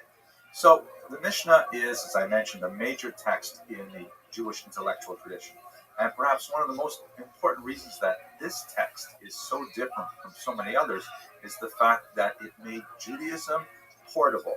It made it diaspora ready. It is a massive text that allowed Judaism to leave the narrow confines of the polity of the region of Israel, and specifically leave the temple itself, and exist effectively as a viable entity outside the land of Israel in the increasingly far-flung diaspora that Jews found themselves in. The Mishnah was kind of like a portable tabernacle. It was a portable religion, something that could be taken with them wherever they went, and could serve as the fertile soil for the development of Judaism in many other climates. It takes Judaism out of a physical structure and puts it into an intellectual, textual structure, and later this becomes the foundation of the Talmud, which it really takes even to a further level, and we'll talk about that in a later lecture. So our discussion today is going to be based on the Mishnah itself. We're going to, because we're not talking about a historical span of time, we're talking about a text that situates within history. That's really the main source for it. However, as we shall see later, there are a lot of really useful extra Mishnaic texts that were considered and yet rejected for inclusion in the Mishnah by Rabbi Yehuda Hanassi, and those texts were preserved in other bodies of information which we have to this day. So the Mishnah has kind of like a second edition that's not considered as valid as the Mishnah itself, as we shall see shortly. That's useful for understanding the Mishnah and the Talmud as well. We also have, to a lesser degree, some sources from non-Jewish origins, such as Roman and Persian documents, that reflect on the Mishnah and give us a sense of what that text really means as a whole. Okay, let's recap, though, the historical background so we can place this text in its appropriate context. The temple was destroyed in the late 1st century, and the Jews essentially lost their sovereignty. Roman imposition of more tightened restrictions on Jewish activity, the development of more and more fractious movements within Judaism, in particular the birth of Christianity, began to fragment the Jewish population, already suffering a devastating body blow from the destruction of the temple. There was an attempt to regain Jewish sovereignty of some sort, or at least self-government in the land of Israel under Bar Kokhba in the early part of the 2nd century, and that unfortunately failed, and there was a tremendous amount of persecution under the Emperor Hadrian. So by the time you get to the late 2nd century, things look terrible for the Jews. They've lost their temple, they've lost any kind of self-government, Their leadership is increasingly persecuted. They're being scattered throughout the ancient Near East. And things look really bad. How is it possible that the Jews could survive such a tremendous threat to their identity? Rabbi Yehuda Hanasi was the answer to this difficulty. According to Talmudic legend, he was born on the day that Rabbi Akiva died. Rabbi Akiva, of course, one of the most famous rabbis of the ancient period, killed through Hadrianic persecution as one of the so-called 10 martyrs of the state. In Hebrew, the Asara Harugei Malchus, that are commemorated in the High Holiday service. He had a political position because the Jews did have a very tenuous kind of at least titular leadership that was grudgingly recognized by the Romans. He was the Nasi, known as the prince, and he held a certain degree of political authority over the Jews. He shared much of that authority with the Av Beit Din. That is something for a much larger discussion, but think of, for example, Hillel and Shammai. If you're familiar with rabbinic texts, Hillel was the Nasi and Shammai was the Av Beit Din. He was known, Rabbi Yehuda Nasi, was known for his very close relationship with a mysterious Roman leader known as Antoninus in the Talmud, where the Talmud records all kinds of long-winded and complex discussions of theology that they had, really quite profound and fascinating aspects of dialogue between the Roman and the Jewish world, which represents two things. First of all, it represents the engagement of Judaism with a much larger population, but at the same time, it also represented a pragmatis modus vivendi, because a close relationship with the Romans was essential for Yehuda Hanasi to maintain his authority over the Jews and to wield that power effectively to maintain the integrity of the Jewish people. It's possible that this Antoninus was even Marcus Aurelius, the famous emperor of Rome, who was known as the kind of philosopher king of the period, although his dates are just a little bit early to really jive with Yehuda Nasi well. It could have been one of his successors, perhaps modeled after Marcus Aurelius, but nevertheless, the idea is that Rabbi Yehuda Nasi had close ties with the Roman government and was able to gently negotiate the difficulties of maintaining Jewish existence under these trying conditions.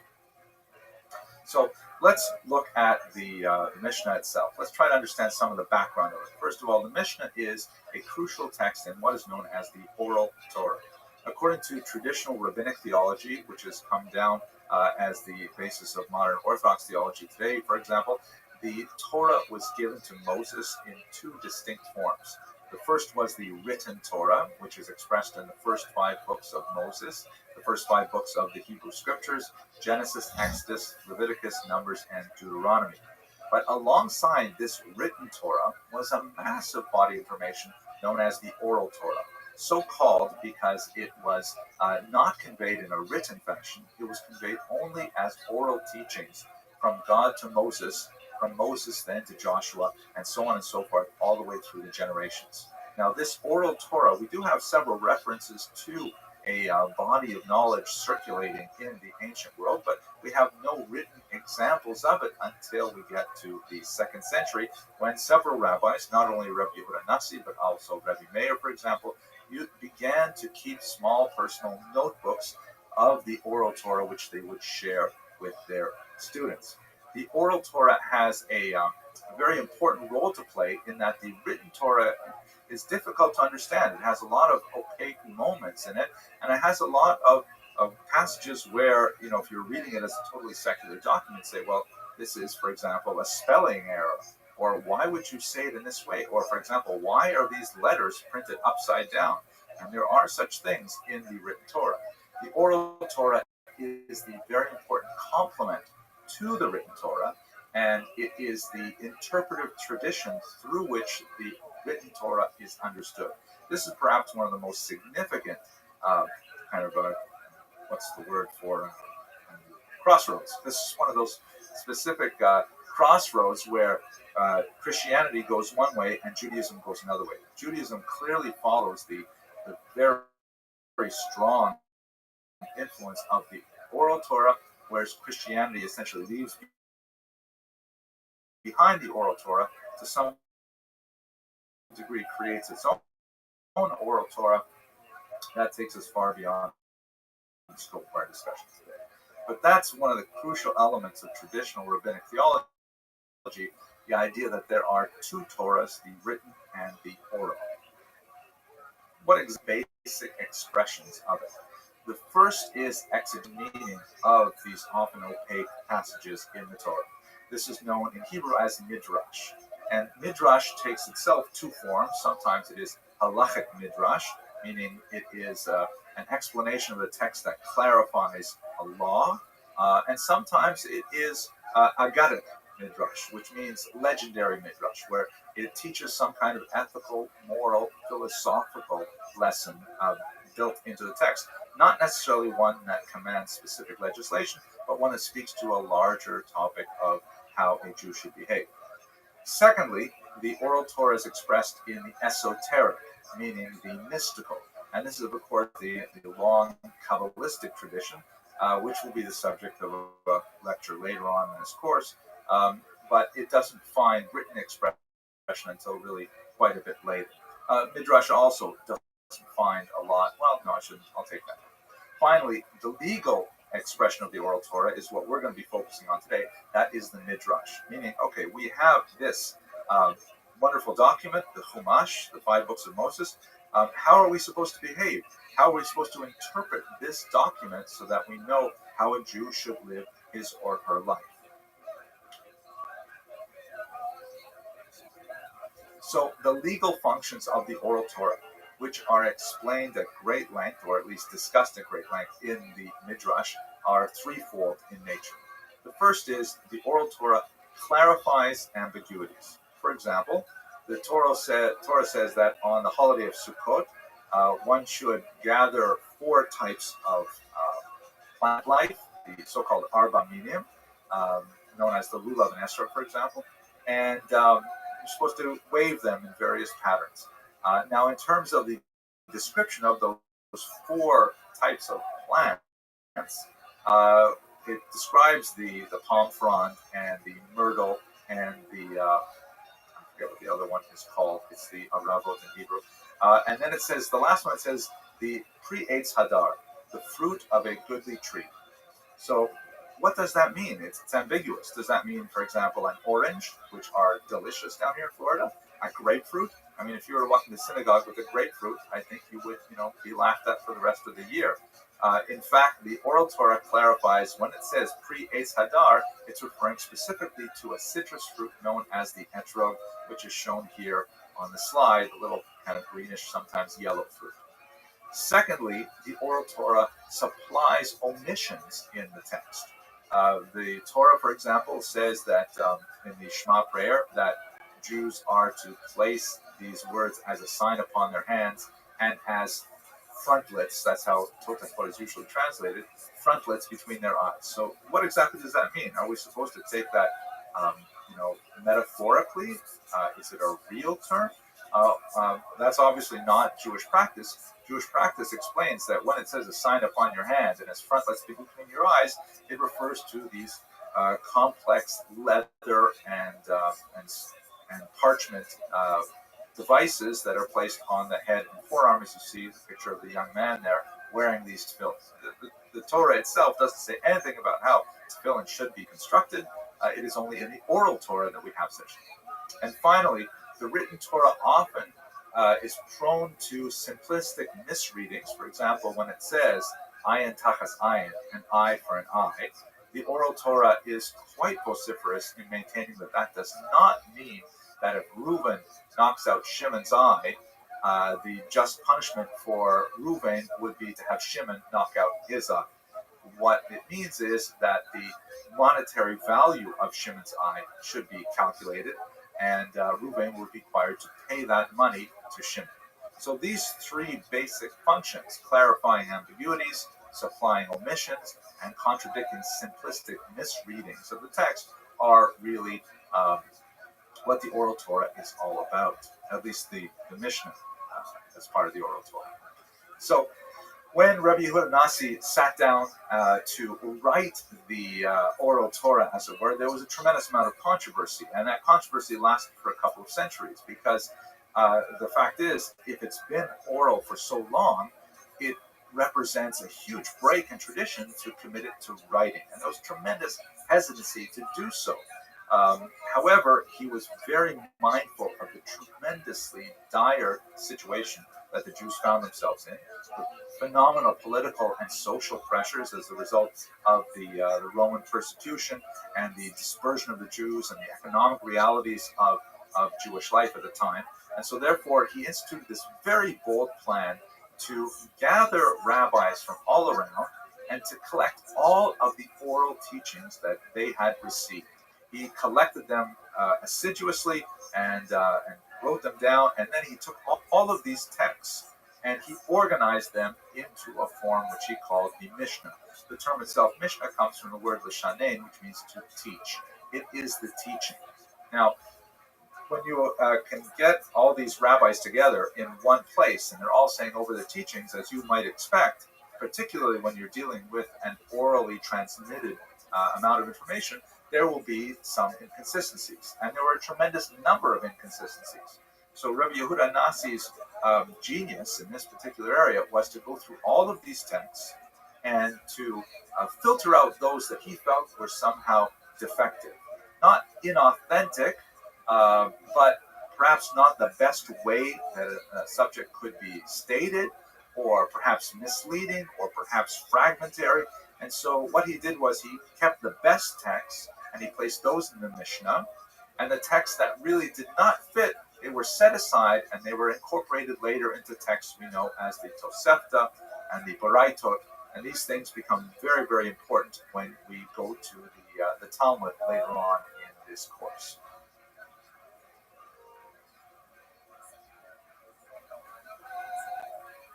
So let's look at the structure of the Mishnah, understand what it's all about. He divided it into 6 distinct areas of human activity. The first is known as Zra'im, or seeds, and this is basically a huge compendium of law dealing with agriculture. Things such as the sabbatical year, that the idea that the land of Israel has to lie fallow 1 year in 7, the prohibition against mixing crops together, and the laws of blessings, because all of these foods that come out of the ground later, sustain us, and therefore the most important tractate, perhaps, is the first one, Brachot, which deals with blessings. The second section is Moed, which deals with times, which deals with essentially the holidays, Shabbat, Rosh Hashanah, Yom Kippur, things like that. The third section, and the largest actually, is Nashim. Actually, I take that back.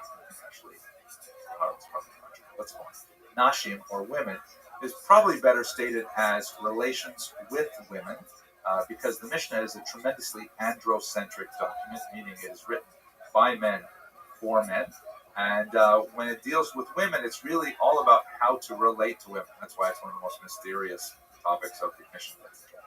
But what it deals with, for example, is marriage, divorce, levirate marriage, the concept that a man who unfortunately dies childless, his widow marries his brother, things like this. Those are all dealt with in the tractate known as Nashim. The fourth section is Nezikin, or damages. Nashim and Nezikin are perhaps the most studied sections of the Mishnah, and especially the Talmud, upon which the Talmud is really essentially an extended commentary of the Mishnah, as we'll discuss in next week's lecture. Nezikin, it deals with damages like torts, civil law, criminal law, things like this.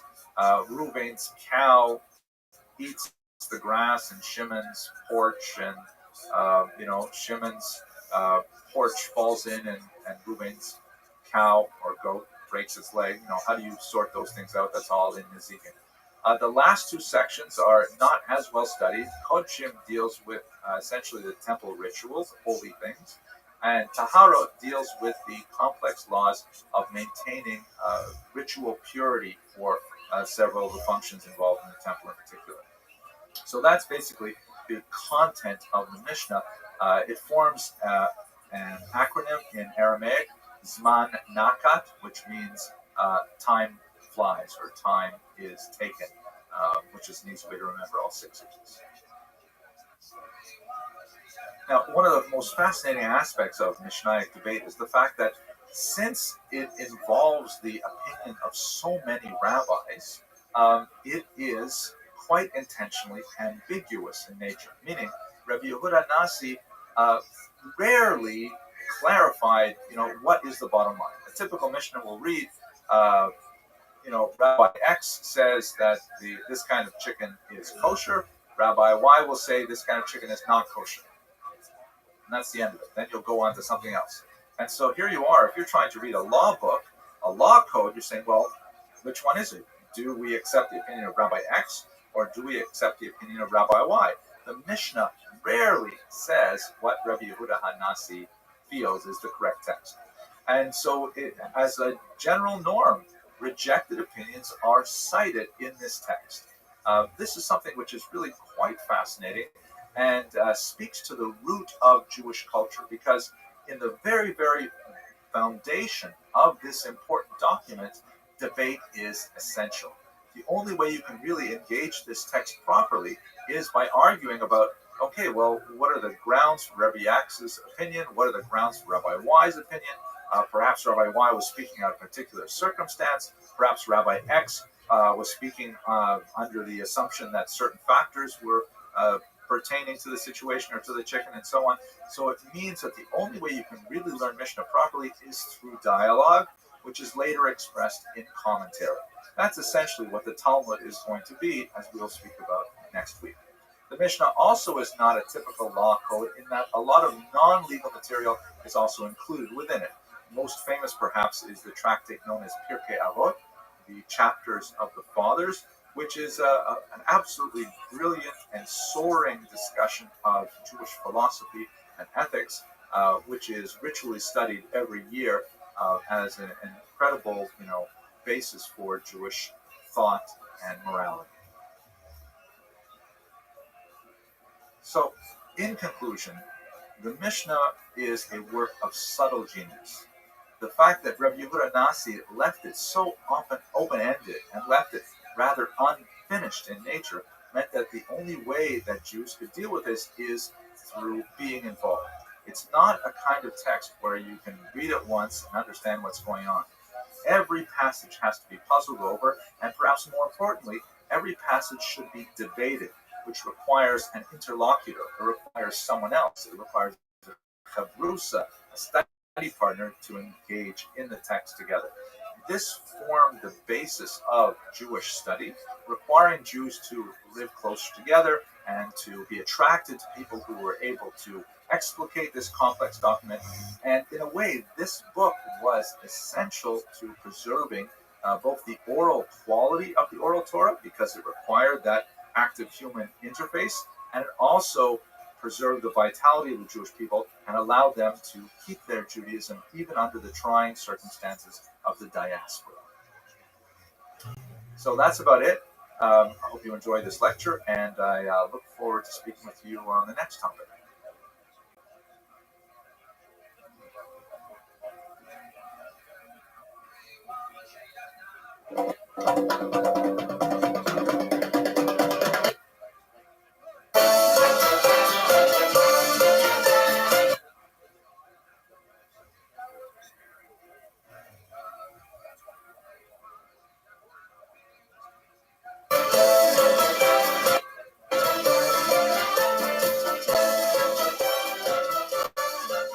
Hello, everyone. Well, today we've got a great topic. We're going to look at the Talmud, a topic that really is fascinating for me. It's something that I've spent a lot of time studying and something that I continue to get a lot of energy out of. It's an extremely important text in Judaism. It's been called the Constitution of Judaism because of its very centrality to Jewish life and thought. And so let's have a look at what exactly is involved with the Talmud. So what we're looking at right here is the frontispiece or the title page of a very famous edition of the Talmud, that published by the widow and brothers Rom from Vilna This is a typical title page from a so-called Vilna Shas. We'll explain exactly what that term means. As you can see from the bottom there, this one was published in 1881. The edition comes really from the 1860s, and it's one of the most important editions of Talmud that's ever been published. Moving along in the text of the Talmud. Oh, by the way, I kind of like including this because I always felt such a warm feeling when I looked at this particular page with the the portico, the gate going into the Talmud. It always felt so fascinating and exotic. And okay, here we go. So to begin with, I'll tell you a very quick story about something that happened to me when I was studying in yeshiva, which is, of course, a center for adult study of the Torah. And I was studying in a place called Or Sameach in Jerusalem. And they had this problem where they had a lot of students who would come to the yeshiva, especially those who came from the collapsed Soviet Union, where there was a certain amount of trepidation that perhaps the yeshiva would close, perhaps something would go wrong with the yeshiva, and people would be left without anything to eat because the yeshiva did provide food for these often impoverished individuals. But the problem was, so a lot of these young men would go into the yeshiva, into the cafeteria. They would take their lunch portion, and then afterwards they would take a second portion, and they would take it up to the dormitory room. And the problem was that this cost a lot of money for the yeshiva, and it also attracted bugs and all kinds of things like that. So the yeshiva decided to make a new policy that they posted outside the yeshiva door, outside the cafeteria door. The policy read like this: the yeshiva provides food for one portion only. No student is permitted to stand in line for a second portion.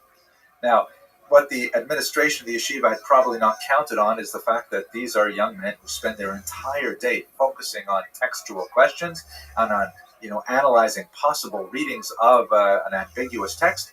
And so when I came out of lunch that particular day, I happened to glance back and I saw the sign, and I saw that someone had subtly altered it with just a few little emendations. And so it read like this: the yeshiva provides food for one portion only. No, student is permitted to stand in line for a second portion. So this is an illustration of the kind of skills that are developed through studying the Talmud.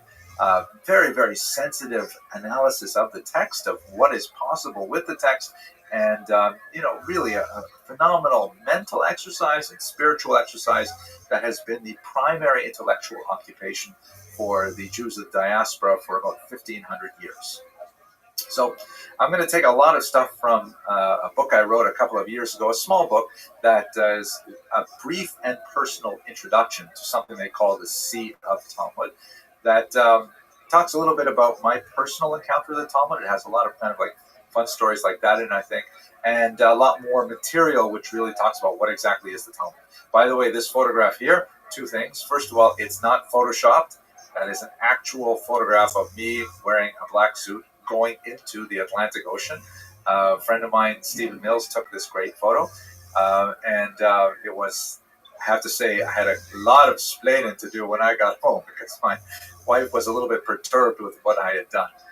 Luckily, however, the cleaners, and I thank them in the book, the dry cleaners did a good job with the suit. They cleaned it perfectly well. I was able to wear it again, of course. And the funniest part is that the sand got into the hem of the cuffs of the pants, and they had to actually unsew all of the cuffs, get the sand out, clean it again. Second thing I should tell you is that I'm holding a Talmud volume there, but we were very careful that no Talmud volumes were harmed during this photo shoot at all. Of course, that would be disrespectful, and we took good care of the Talmud. At any rate, on my website, there is a short excerpt from this text that basically talks about what I'm going to say today. If you'd like to read the whole thing, well, of course, that would be great. So what exactly is the Talmud? First of all, it is an extended commentary on the Mishnah. I refer you back to the lecture where we talked about what the Mishnah was. We won't go over that again. But basically, this is a long discussion of the text of the Mishnah. It goes off on tremendous tangents. Often the tangents are longer than the actual discussion of the Mishnah itself, and can really comprise any type of information. There's discussion of, biographies of great rabbis, or recipes, or analysis of anthropological or zoological phenomena, what kind of lessons we can get from the behavior of a cat, meteorological information. Really, a tremendous gamut of information is contained within the Talmud. And that's why it's known as the wine of Torah. Let me show you a chart which explains why it is the wine of Torah. Let's jump ahead. Here it is. Basically, it's because per se, it really includes two other elements of Jewish thought, which are combined into this overarching, massive document, the Talmud. First of all, the Mishnah, of course, is essentially about law, about Jewish practice, although there are a lot of Mishnah to go into very different topics other than practice per se. But in order to understand that Mishnah, quite often the rabbis have to bring in midrash, which is essentially rabbinic commentary on the various biblical passages, and very creative kind of commentary, much like that sign that we saw outside the yeshiva in Jerusalem. And finally, the Talmud has a tremendous amount of mystical thought. The Kabbalah, a lot of the esoteric teachings of Judaism are brought into the Talmud in the context of the discussion of the Mishnah or one of the many fascinating tangents. Process of distillation, hence the term wine of Torah, because it is something that requires effort and processing in order to access. Quickly review, we saw this in the Mishnah, but let's look at it again. The Talmud is often called Shas, which is an acronym for the Hebrew phrase Shisha Sidre, the 6 orders. And since those 6 orders apply to the Mishnah, they also apply to the Talmud, which is the commentary on that Mishnah. Some people sometimes confuse the Talmud with the Gemara. They are actually identical. Gemara, which is the Aramaic term meaning completion or learning, is related to the Hebrew cognate word Talmud, which comes from limud, learning. And both of these documents sit right on top of the Mishnah. So when you buy an edition of the Talmud, you automatically get the Mishnah contained within it. I'll show you a picture of that shortly. Actually, why not? Look, I have a copy of the Talmud right here with me. This is one volume of 20. This is the Babylonian Talmud. And this one's a little bit anomalous. Let me just get another one off my shelf. Here we go. Okay, here we go. I have one handy here. This is Tractate Shabbat. So to just give you a sense of how this looks. So Tractate Shabbat is one of the longer tractates, and it goes to not 314 pages. It actually goes to double that. Let's see, this is 157. No, that's right, 314 pages. It's double the folio size. Oh my gosh, I can get into so much detail here, but I better not.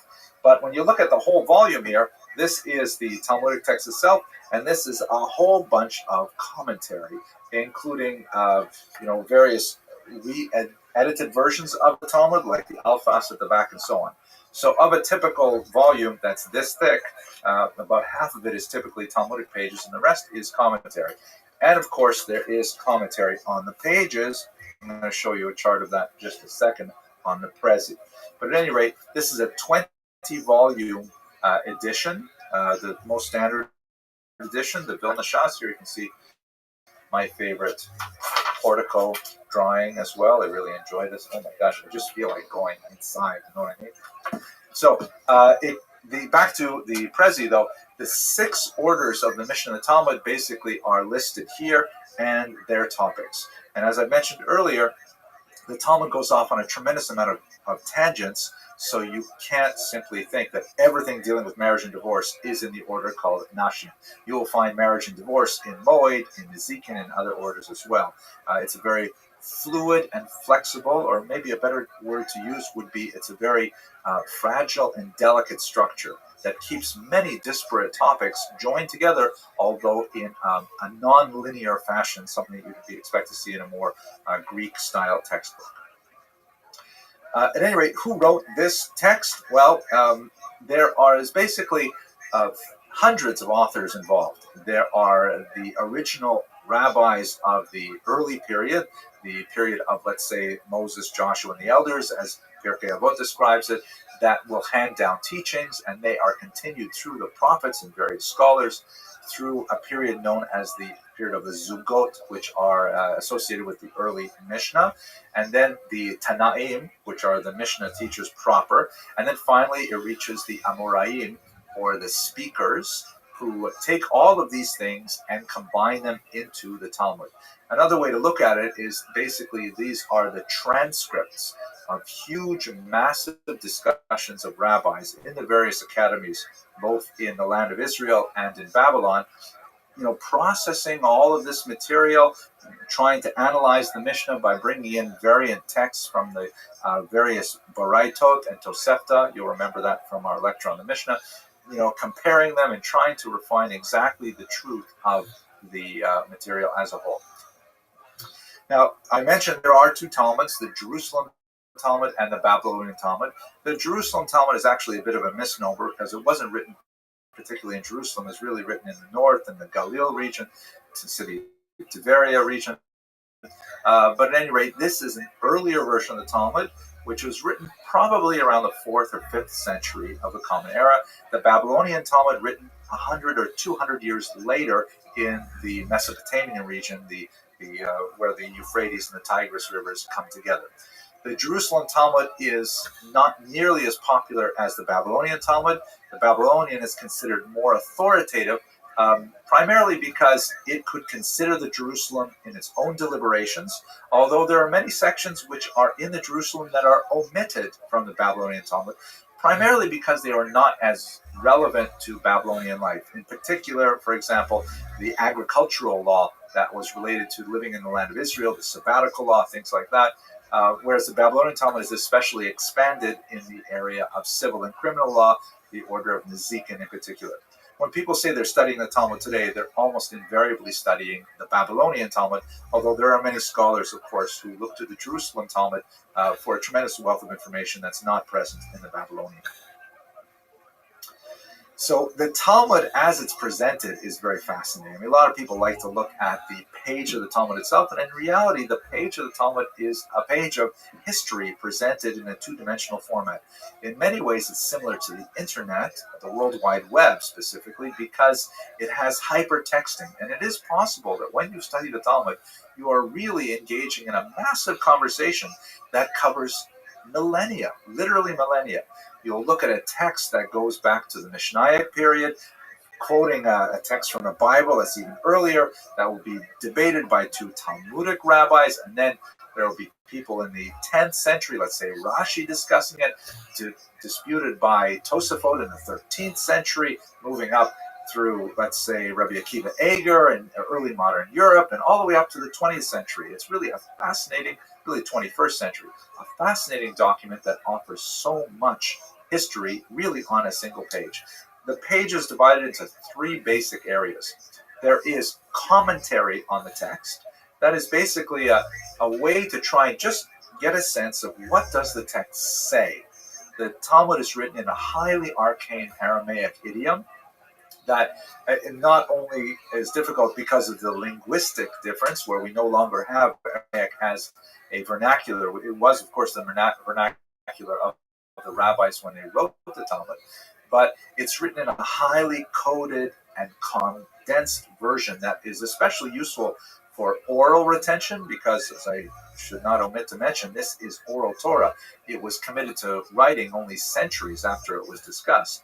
So in the oral format, it's really highly compressed, often with one word signifying an entire paragraph of meaning, and it takes many years to be able to learn to decode the text, which incidentally is presented entirely without punctuation. That makes it, even easier to figure out. Then there is a second level of discussion on the Talmudic page, so-called analysis, and that's especially something you see with Tosafot, where text will be compared. Tosafot will say something like, wait a minute, how can it say this on this page of the Talmud when 30 pages ago we saw something totally different? Or even 30 pages later, we will see something different.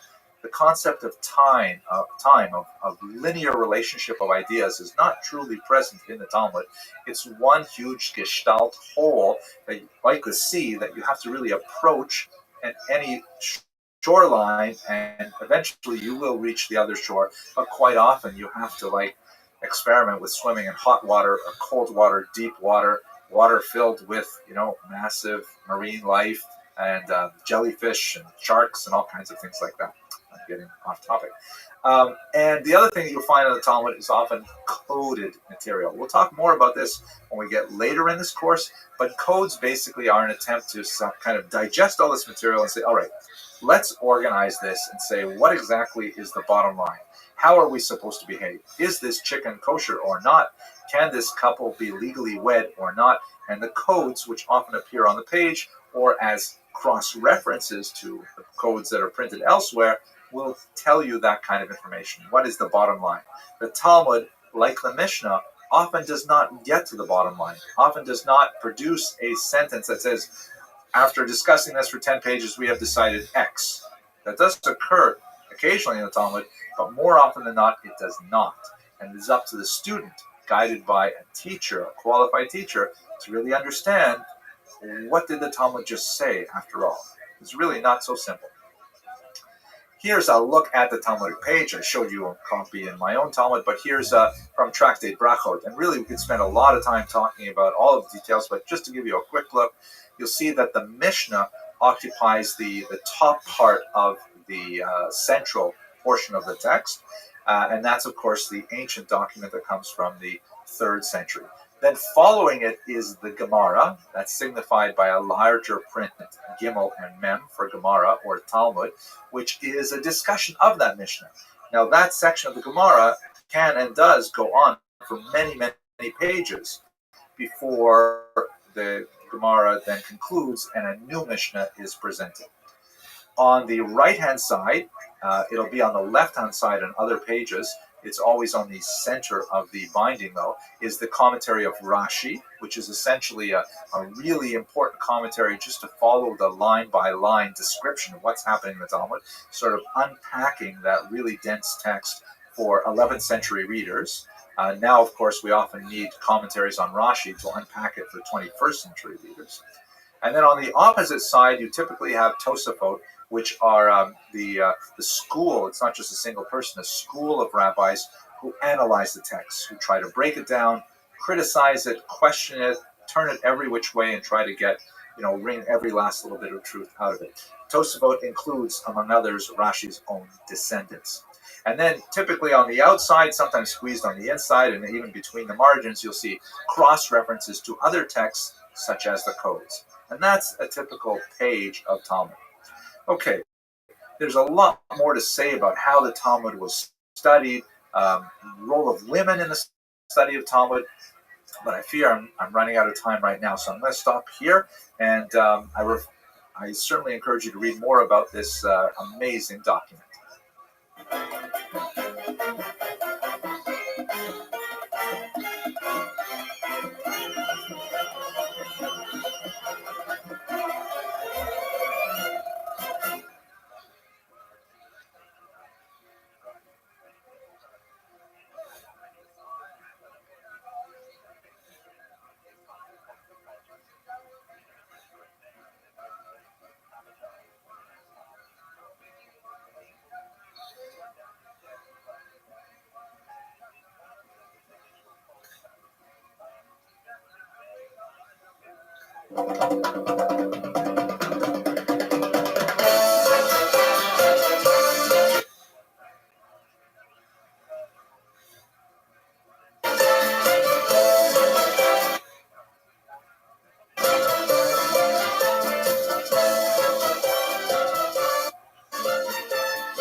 Okay, today's topic is really bizarre. It's one of the most unusual chapters in this long history of the Jewish people. It's the story of the massive 8th century conversion of entire kingdom, Khazaria, to Judaism. Wow. So why did they become Jewish? What happened to them? It's a really amazing story. If you look at this first slide here, you see the green area is roughly the range of Khazarian influence. It's a massive region in the area of what would be called, let's say, Ukraine, a good chunk of Russia, the Caucasus mountain regions, Georgia, Azerbaijan, places like that. And this region was Jewish for about 500 years, wow, how did that happen? And so that's what we're going to talk about today. Let's look at it in a little more detail. So first of all, perhaps you have come across the story of the Khazars through this book, the Sefer HaKuzari, written by the great Spanish Jewish poet Yehuda Halevi. This is a 12th century work that is quite a bit later than the actual conversion of the Khazars, which is dated to the year 740, but it essentially tells the story of why this King Bulan of Khazaria converted to Judaism. Now, what's really important to understand about this, though, is that Rabbi Yehuda Halevi was not trying to write a history book. This is a work of Jewish philosophy. If you want, it's a work of comparative religion. It's not intended to be an accurate historical account of the conversion. The story goes like this, as presented in the Kuzari, but basically, it's in brief, it really is what happened.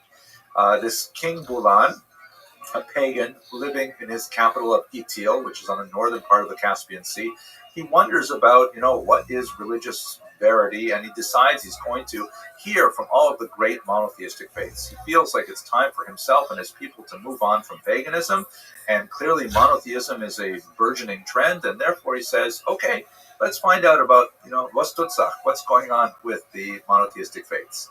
He calls for a debate between the three great Western faiths, that is Christianity, Judaism, and Islam. And he has all of the figures discuss the historical elements of their faith. And ultimately, after he hears all of them, he decides that Judaism makes the most sense. And he converts himself, and his entire nation follows him into Judaism. That's the basic story as presented in the Kuzari.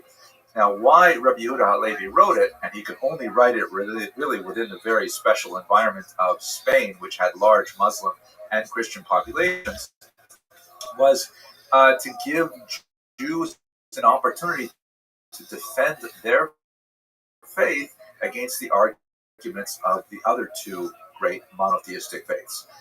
And by couching it within a historical fact, the conversion of the Khazars to Judaism, he was able to present this rather challenging theological debate within a historical format, but really his main goal was to present the truth of Judaism vis-a-vis its competitors for people's allegiance. So we can't look at the Kuzari as a historical document. It is a work of phenomenal Jewish philosophy, but nevertheless, the basic story is really the core of what happened. But let's go into a little more detail into that. So here's a map of the entire region. That you can see that the city of Itil right there on the north of the Kaspisches Meer, which is the Caspian Sea. This happens to be a German document.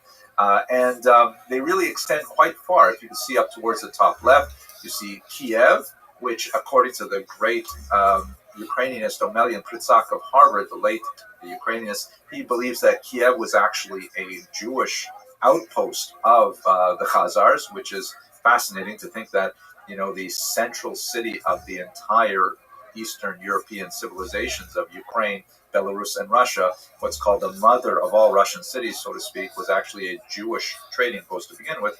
But nevertheless, you see it goes all the way from Ukraine, right across much of the Don region of Russia, and well into Central Asia. So what exactly happened? We know a little bit more from a 10th century document that was written also in Spain, or it comes to us from Spain. This is a beautiful view of the Alhambra, a very important Spanish palace that many believe was actually constructed by Jewish figures at the time. We'll talk more about that in a later class. The great Jewish diplomat Chasdai ibn Shaprut conducted sort of a survey of major Jewish communities throughout the world, and he sent a request out to Khazaria, and he received two responses from a King Joseph, who in fact told the whole story of how Khazaria became Jewish in the year 740, and in fact, this is really the basis for Yehuda Halevi's story.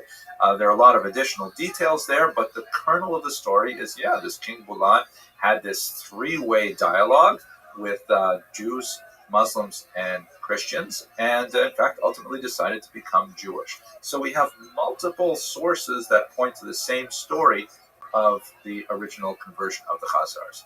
But really, one more really important fact. Here's we have some evidence from the Cairo Geniza, which is quite fascinating. The Cairo Geniza is a topic that I wish we could have a lot more time to talk about, but basically this is one of the most important sources for Jews in the medieval period in the Muslim world, and in fact it's a really important source for Muslim history as well. According to traditional Jewish law, any document that has one of the 7 names of God that have special holiness may not be destroyed. You can't just throw away, for example, a Torah scroll, chas v'shalom, or a prayer book, or anything like that cannot be thrown away. And so the halacha is, then and now, that these things are stored in a special storage area called a geniza, which means basically a storeroom or a treasure house, someplace where you put things that are important. And then from time to time, they're taken out and they are buried in a Jewish cemetery. It happened that in the town of Fostat, not far from Cairo, there was this ancient or very old synagogue built in the 9th century that they had this custom there that anything written in Hebrew, regardless of whether or not it had sanctity, was stored in the attic, which is shown here in this kind of artistic representation of it in the Ben Ezra synagogue there, where they stuffed away all these documents, and not only holy documents, including autographs of Maimonides himself and all kinds of other really famous works, but they included marriage contracts, ketubot, business contracts, doodles, shopping lists, like, honey, would you please pick up some baba ganoush on the way home from the shuk? All these kinds of documents were stored in the Cairo Geniza. And then at some point, probably in the 12th or 13th century, it was sealed up, and it remained sealed until the 19th century when it was opened up, and people found about 250,000 documents related to about 500 years of Mediterranean history. This compares, by the way, with about 100,000 documents for all of Arabic history. So it's a phenomenal treasure trove of information. Now, we're going to go and talk specifically about what does the Cairo Geniza say about the Khazars, because, of course, it overlaps with that period. And one of the most fascinating documents is this one here, the Kievan letter, which, it has some pieces are missing, and it's difficult to make out certain letters, but many scholars, including the previously mentioned Omelian Pritzak and Norman Golb, who wrote a book on this document, argue that it comes from Khazarian Jews from Kiev, probably in the 11th century, and essentially it is a document that is called a te'udah in modern Hebrew, or a certificate. The document says, the bearer of this document is a fine, upstanding man, and he needs your support, so please, give him, be generous with him.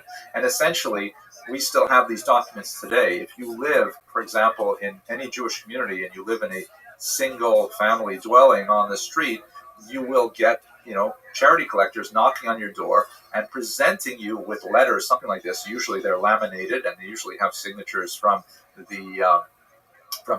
people of the community that say, this person deserves your support. He has 17 children. He has to marry them off. He has this. He supports a yeshiva. He does whatever it is. And so this is essentially, 1,000 years ago, they were doing exactly the same thing with these kinds of documents. What's interesting when you analyze this particular document, though, is you look in the bottom left there, you see something written in Turkic runes, not written in Hebrew, but written in Turkic, which was the language of the Khazars, and it is translated as the phrase, "I have read it." Now, Golb and Pritzak argue that what this means is that this document was obviously written by a professional scribe who knew Hebrew and who would put together the document, and then the officials of Kiev would sign it, indicating, yes, they approve, the contents are true, including officials who could not even sign their name in Hebrew. When it says, "I have read it," it means probably someone read it and translated it to him in Turkic, which indicates a low level of Jewish literacy. If the heads of the community cannot even manage a basic Hebrew letter, what was the content of their Judaism? And so that opens up all kinds of questions about the Khazars' conversion, which we'll turn to right now. So what were the prime reasons for it? Probably the most basic reason for the Khazar conversion was the fact that they had geopolitical questions to deal with. We saw this map earlier when we looked at the spread of Islam. I've added this kind of yellow region that says Khazar influence. But when you look at this, you see, okay, Islam is rushing up into the Khazarian region from the south. Islam is an up-and-coming faith. It's expanding with tremendous rapidity. And the Khazars, who are pagans, are saying, oh my gosh, we could easily be swallowed up in the in the Muslim expansiveness. At the same time, not really shown here in this map, but I kind of like the colors of it, Christianity is spreading from the west. Christianity has already taken over much of the northern bank of the Mediterranean Sea, and it is steadily making its way into what would later be Ukraine, Belarus, Poland, Russia, and so on. And so the argument is that King Bulan realized, wait a second, if we succumb to Muslim pressures, then we will lose our religious identity, and along with that, we will lose a considerable amount of our political independence. Furthermore, we'll be a borderland region, and we will end up being on the front lines with the spread of Christianity. Similarly, if we were to elect to become Christians, then ultimately we would fall within their geopolitical orbit, and then we would become a borderland to the Muslims, and we would potentially have a political and military dispute with them as well. But Bulan realized that, in fact, both the Christians and the Muslims regarded Jews as a sort of privileged, protected people.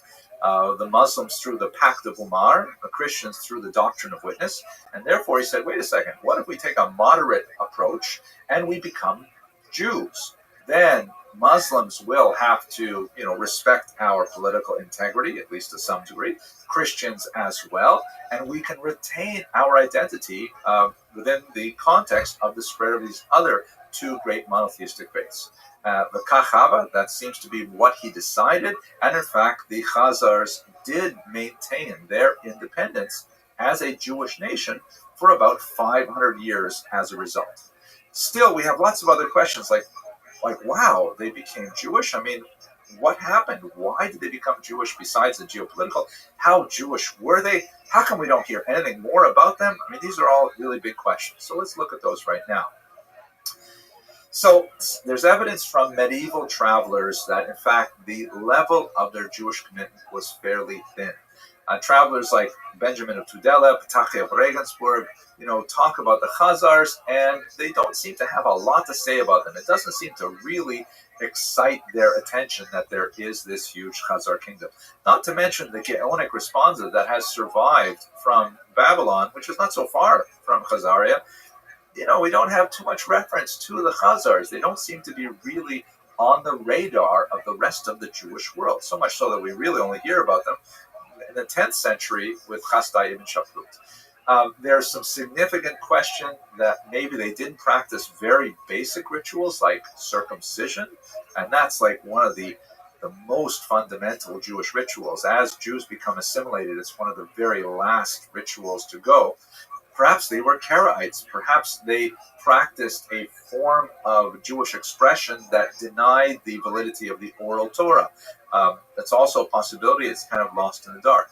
And it's very difficult for us to determine this from the archaeological record. If you see, for example, this coin from early Khazaria, it looks like a Jewish symbol, but the fact is the Star of David wasn't a Jewish symbol for many, many hundreds of years later.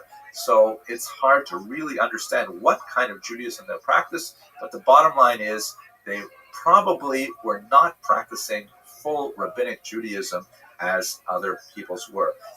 Many scholars feel that perhaps the reality of the Khazar environment was such that only the top layer of society, the royalty, for example, converted to Judaism, and the rest of the population just maintained a nominal kind of attachment to Judaism.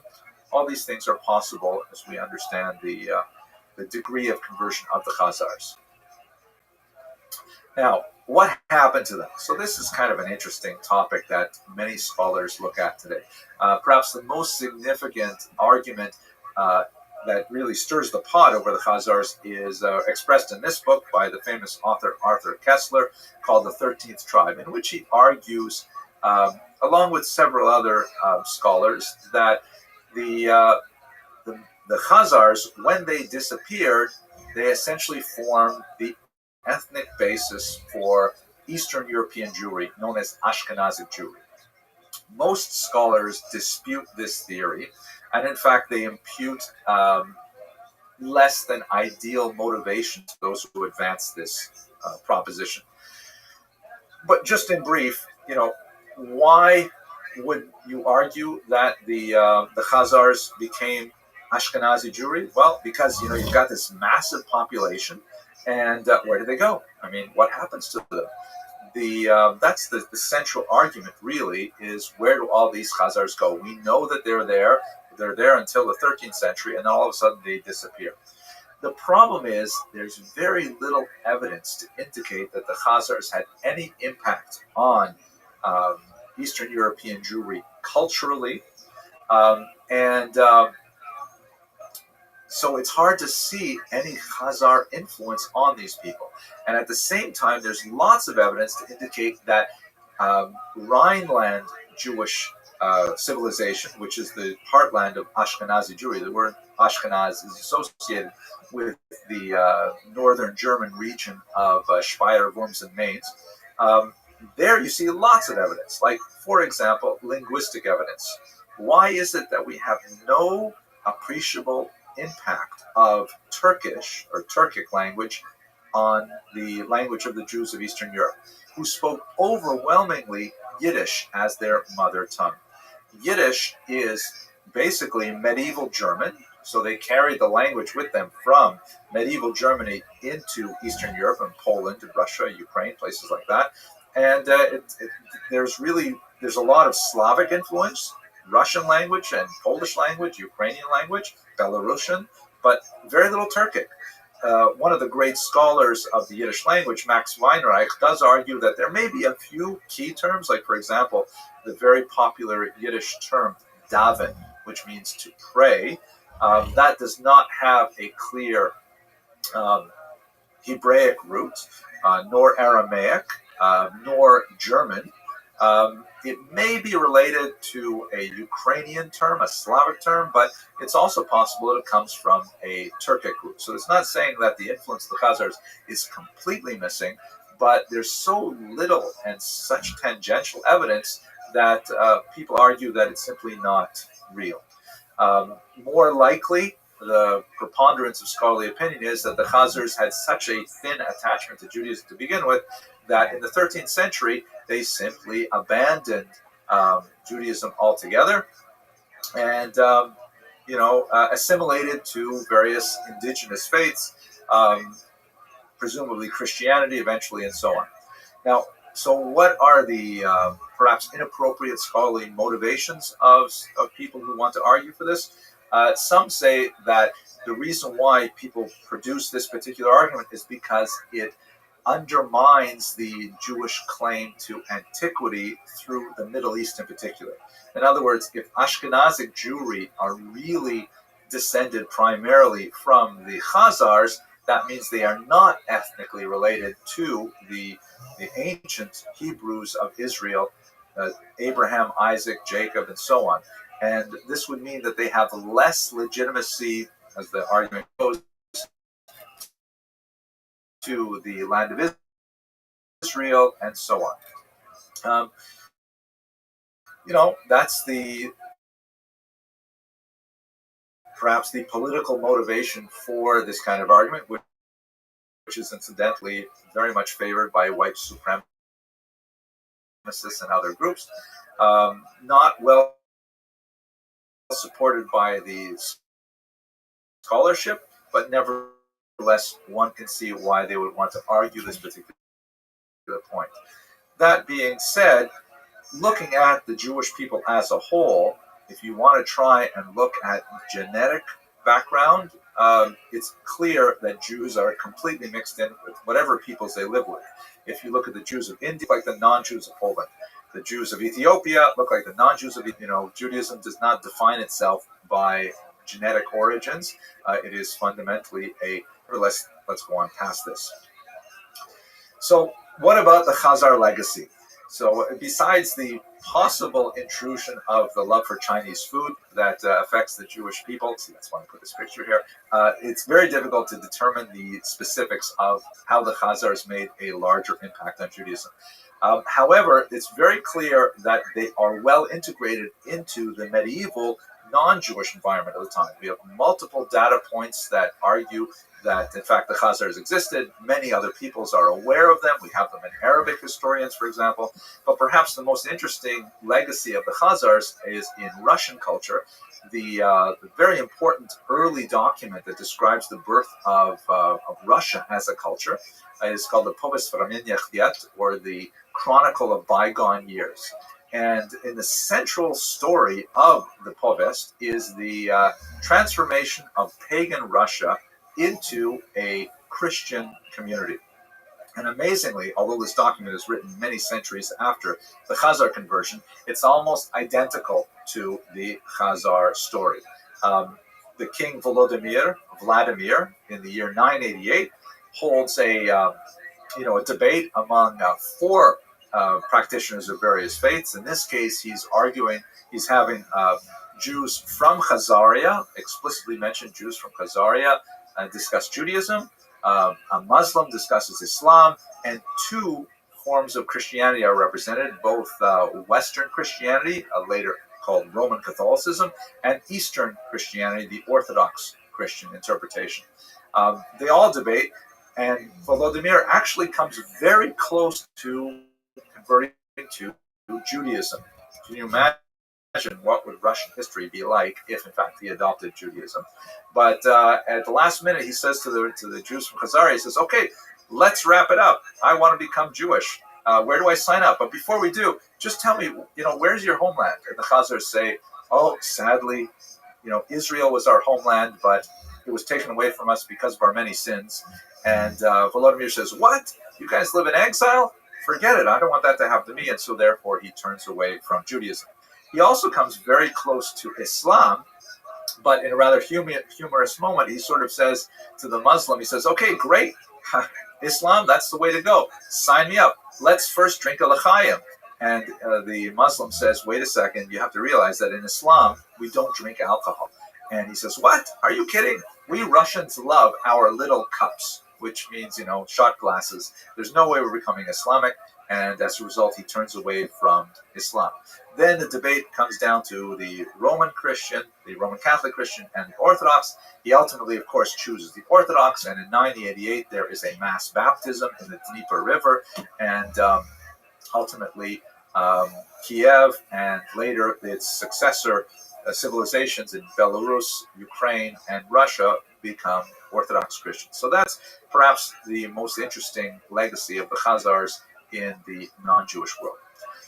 Okay, a fascinating and unusual chapter in Jewish history, but it's time to move on. Thank you for listening.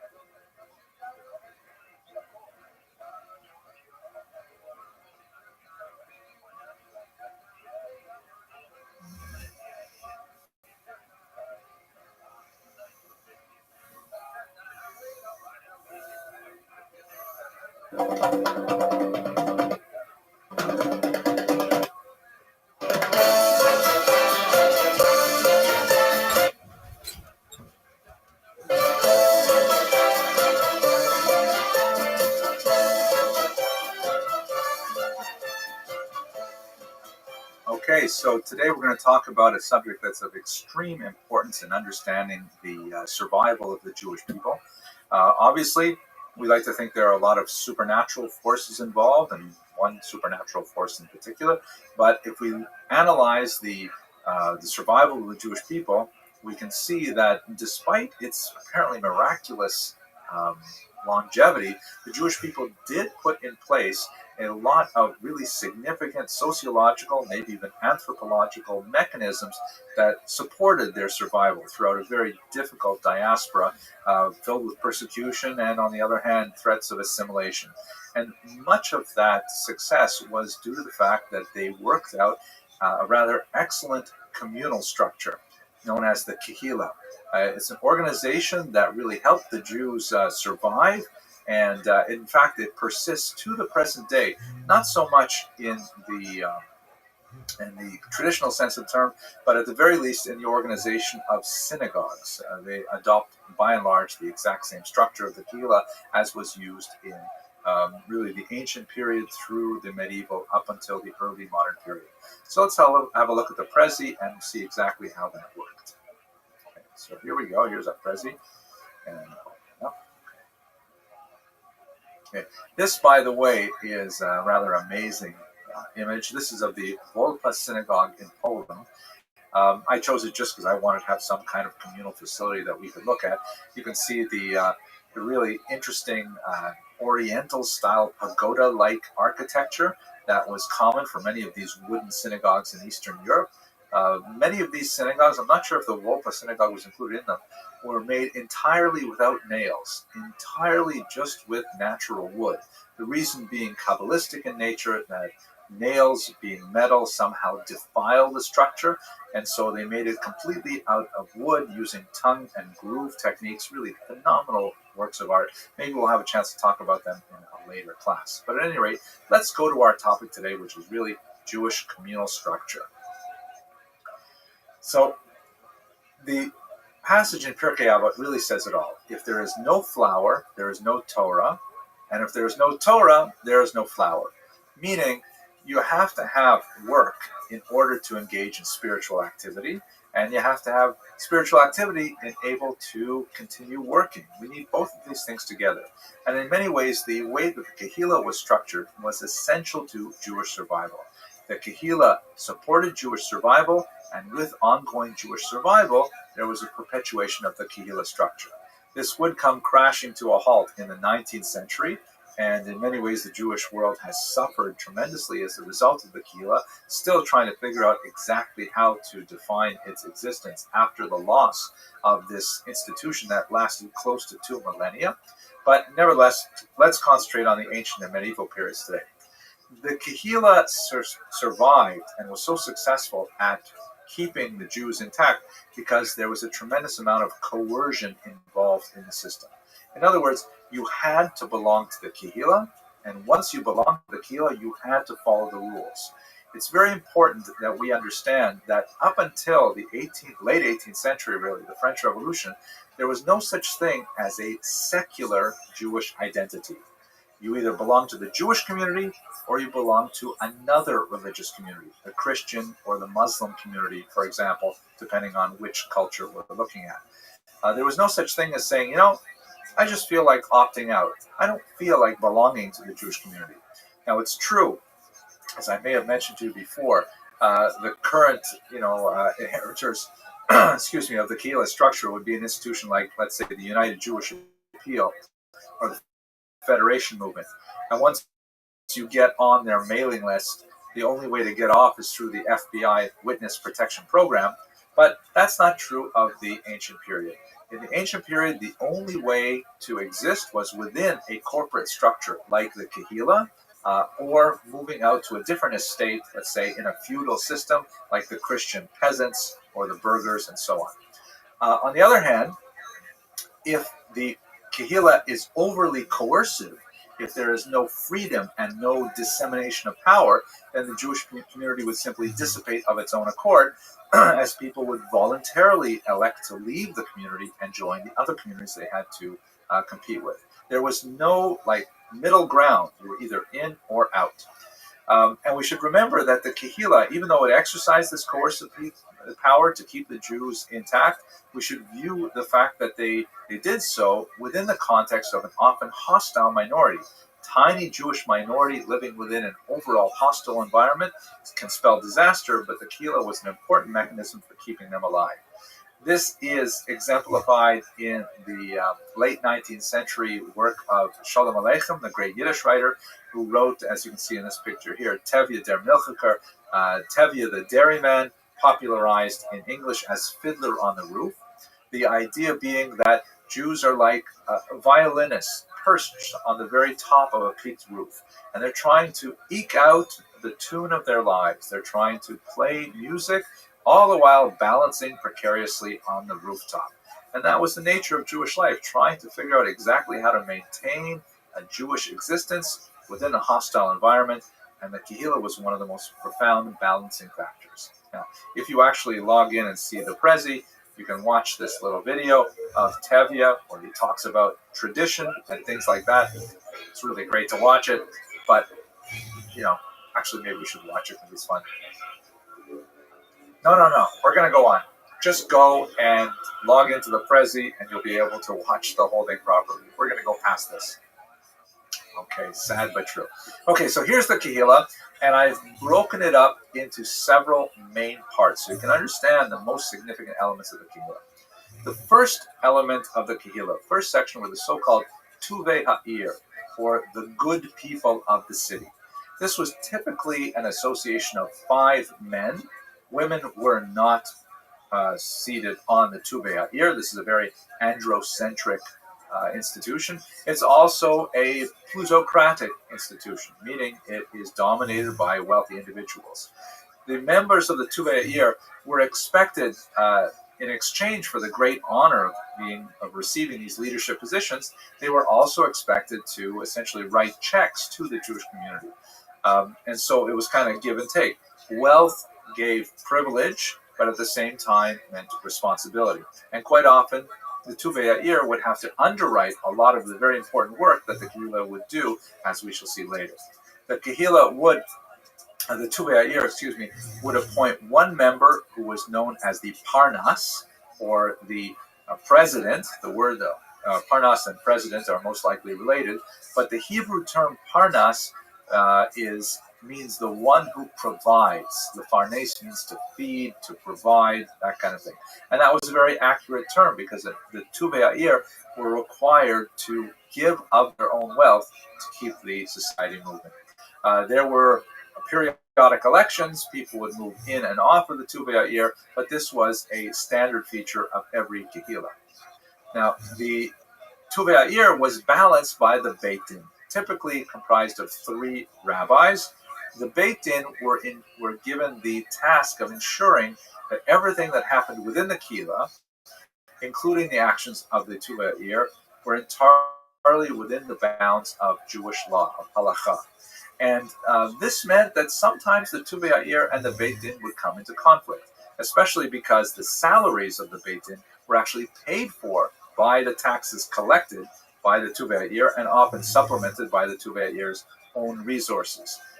So if the Beit Din were to be overly strict and demanding of the Tuvei Ha'ir, chances are the Beit Din, or at least part of the members, would simply be fired and they would lose their position.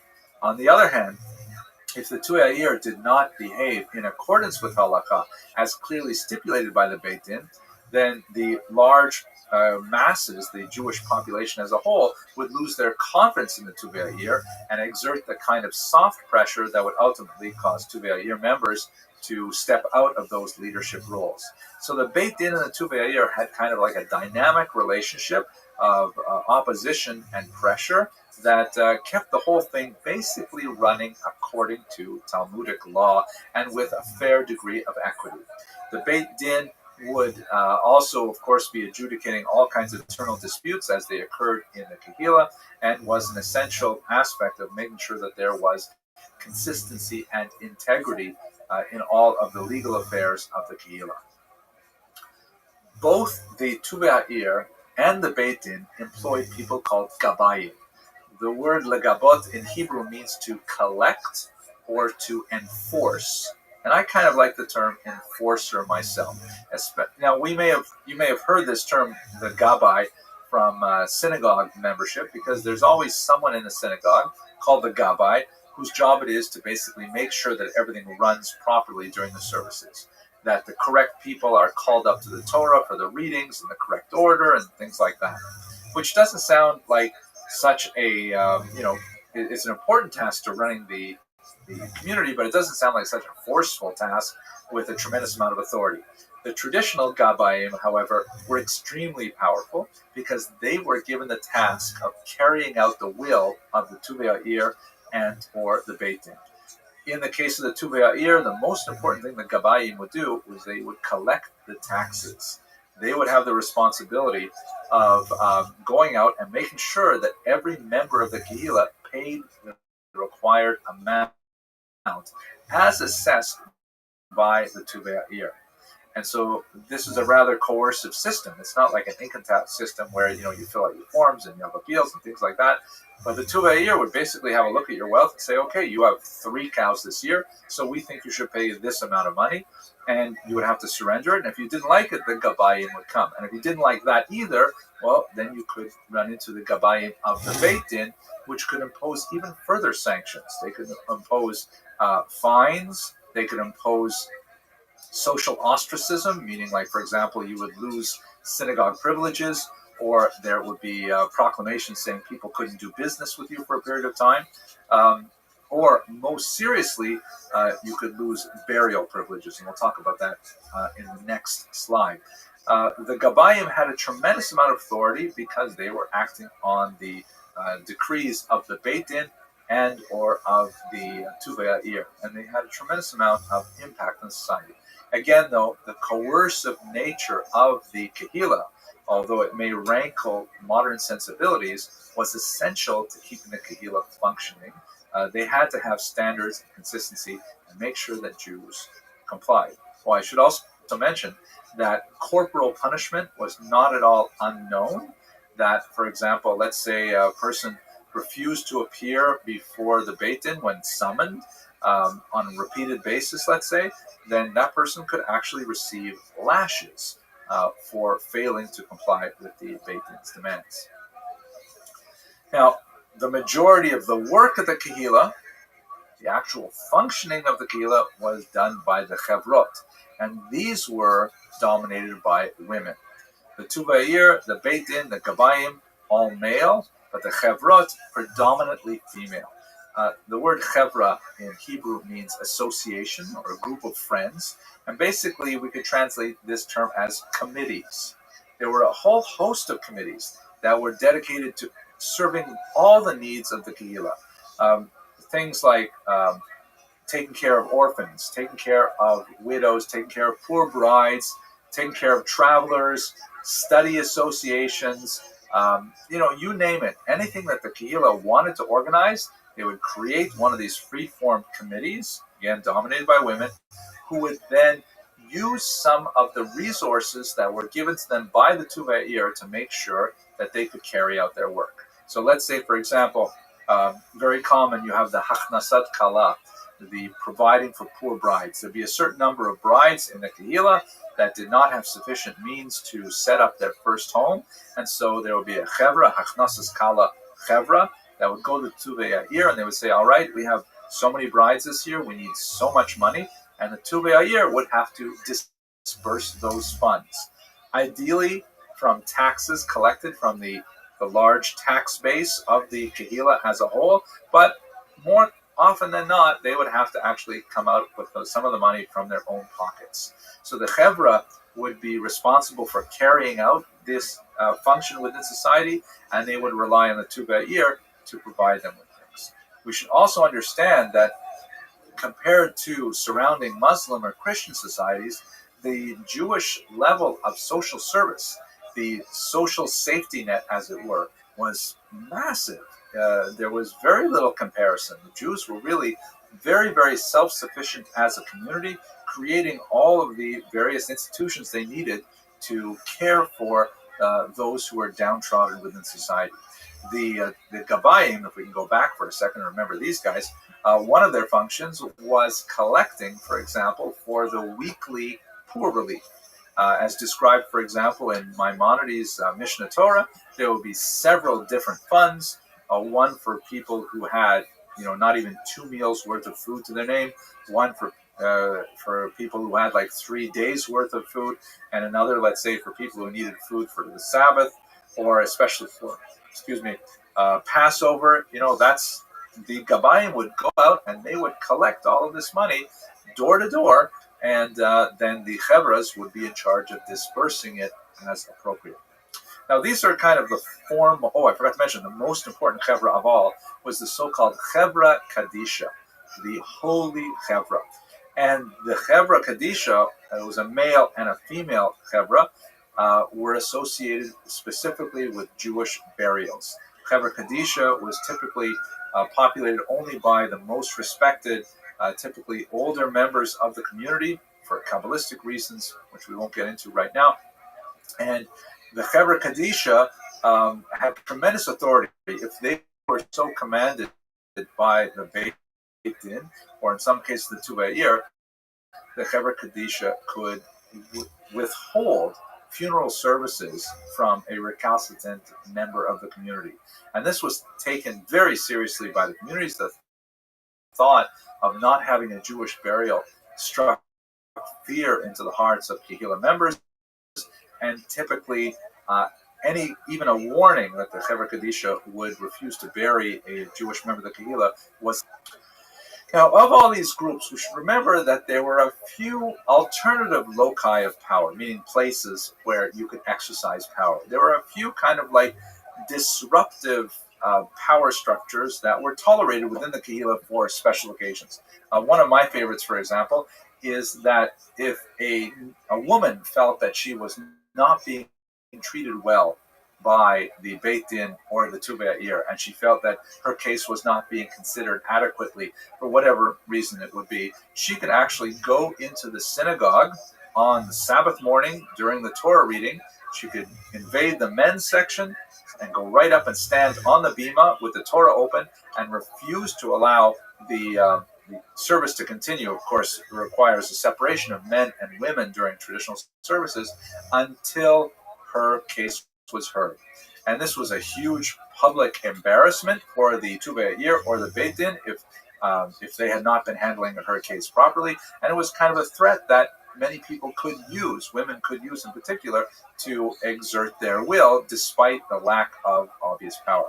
The way the occasions in which this would typically be exercised is, let's say, for example, if a woman was separated from her husband and her husband refused to grant her the requisite get or bill of divorce. The way Jewish law is structured, ultimately divorce only happens when the husband grants the wife bill of divorce. A situation that is extremely dire in the 20th and 21st centuries as the divorce rate increased, and that's maybe for something we'll talk about at the end of this course.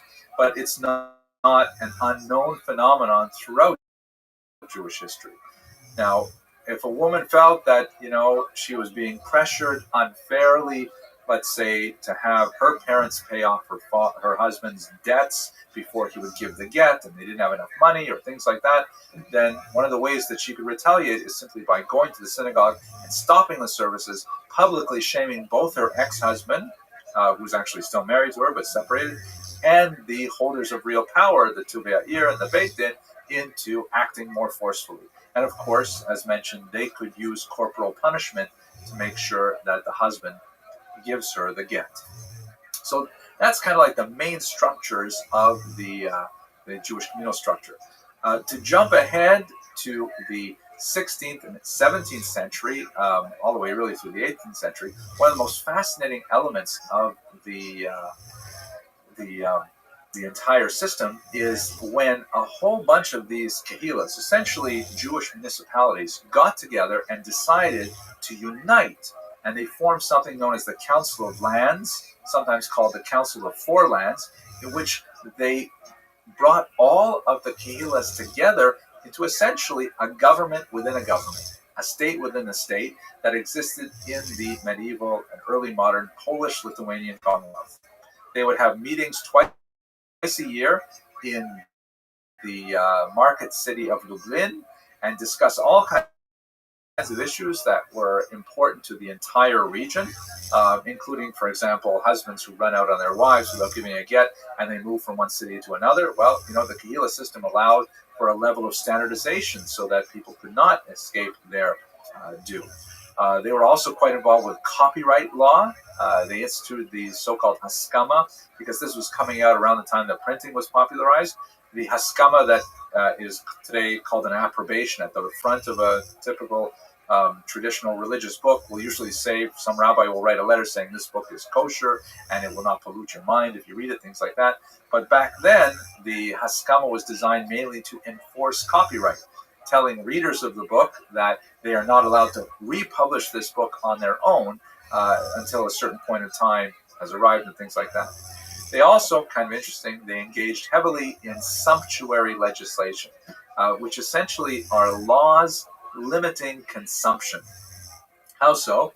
One of the things that went on and on in the Polish-Lithuanian Commonwealth was that Jews would make celebrations, simchas, for a circumcision or for a wedding, a bar mitzvah, and there was a significant amount of one-upmanship, where if, let's say Reuven made a bar mitzvah and he would serve 3 kinds of gefilte fish, then when Shimon had to make his bar mitzvah, he would serve at least 4 kinds of gefilte fish, and then when Levi wanted to make his, even though he had very little money, he couldn't certainly offer less than 4 kinds because his friend Shimon did that. And, costs skyrocketed and simchas just ballooned out of control. And so the Council of Land said, okay, from now on, only 2 kinds of gefilte fish at a bar mitzvah. You cannot invite more than 300 people to a wedding. They kept on making these laws over and over again, which indicates that people simply weren't paying attention. That despite the highfalutin nature of this really huge agglomeration, gathering, let's say, of kehillot, they still were not paying attention when it came to things like how we're going to run our own simchas. So that's kind of a funny thing. Maybe we'll return to it when we get to the modern period. At any rate, that's the entire story for now of the structure of the kehillah. We should bear in mind that it was very coercive, that the Tu B'Yair would assess your taxes and you would have to pay it. You would have tax collectors, the Gabayim, coming. Of course, it was a progressive tax where if you made less money, you had to pay less to the communal funds and so on. But the Tu B'Yair, with the Beit Din in particular, really helped keep the Jewish people in line and behaving with one basic Talmudic standard of law, which was incredibly important at keeping the Jewish community well-structured and keeping its vitality intact. When we get to the 18th century, we'll see that the destruction of the kehillah, which came with the French Revolution of 1789 and in Russia with a formal decree in 1844, for example, this structure ended. And although Jews now had much more freedom in terms of defining their own identities, often secular identities, in contravention to traditional Jewish law and practice, nevertheless, that also opened up the very dangerous avenues to assimilation, as Jews simply melted off the sides of the core population. So that's basically it. A quick overview of Jewish communal structure. I hope you found it interesting, and I look forward to talking with you in the next lecture.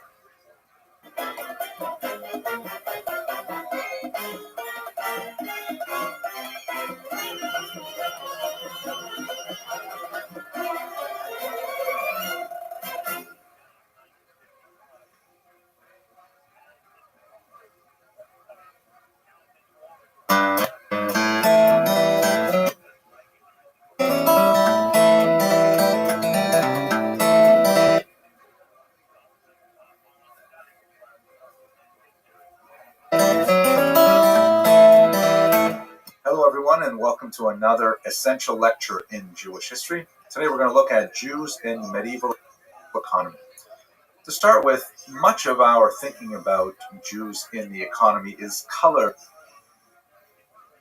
unfortunately, by the image of Shylock. This is a character devised by William Shakespeare of a medieval Jewish moneylender in Venice. The title of the play is The Merchant of Venice. And Shylock is angered by the fact that his daughter has decided to marry a non-Jew. And in the context of the play, what Shylock does is he proposes the extremely harsh punishment to his debtor of exacting a pound of flesh for a loan that he failed to repay. The story ends up well for everyone except for Shylock, of course, but the idea of Shakespeare's play really resonated very deeply in the Western imagination and kind of codified an image of the Jew as this avaricious, greedy, unscrupulous individual who is deeply involved with his money and will stop at nothing to get at it. So to a certain degree, this is a grossly unfair and highly anti-Semitic portrayal of Jews. And although I will highly recommend Shakespeare's play, I think that it's not at all a monochromatic or monodimensional representation of Jews. Even the money-lending Jew Shylock comes off quite sympathetic in certain passages. But let's try and understand what are the roots of this anti-Semitic image, and understand the role that the Jews played in the economy and how that affected their relationship with people around them. This is primarily true, by the way, we're speaking today about Jews in the medieval Christian economy. Within the Muslim world, things are slightly different. We're not going to treat that today. Okay, so first of all, in order to appreciate any sense of the Jews in the medieval economy, one must understand that Jews are a deeply and fundamentally urban people.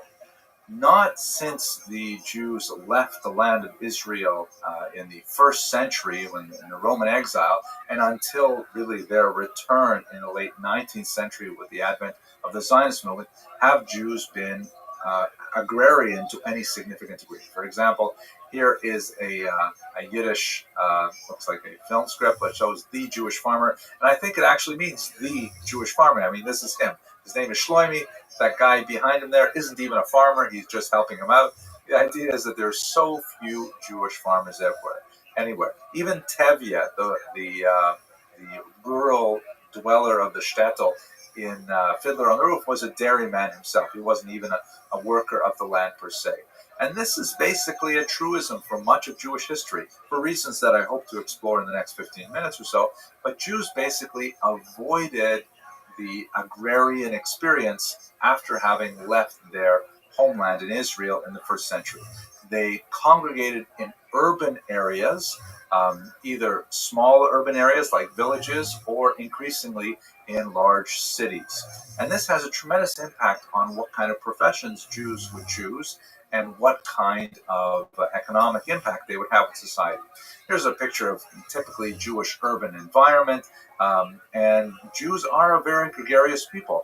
They have to live within walking distance of a synagogue to form a minyan, a mikveh for the family purity laws, within distance of a Chinese restaurant for sure. I haven't had lunch yet. So these are the kinds of things that really make Jews want to live in an urban environment. And don't forget, it's also quite a bit safer for Jews to live in an urban environment, to live closer together, in many cases behind ghetto walls that were actually preferred and selected by the Jews themselves in many cases, because this did not so much prevent the Jews from leaving the ghetto as it prevented from marauders from getting into the ghetto.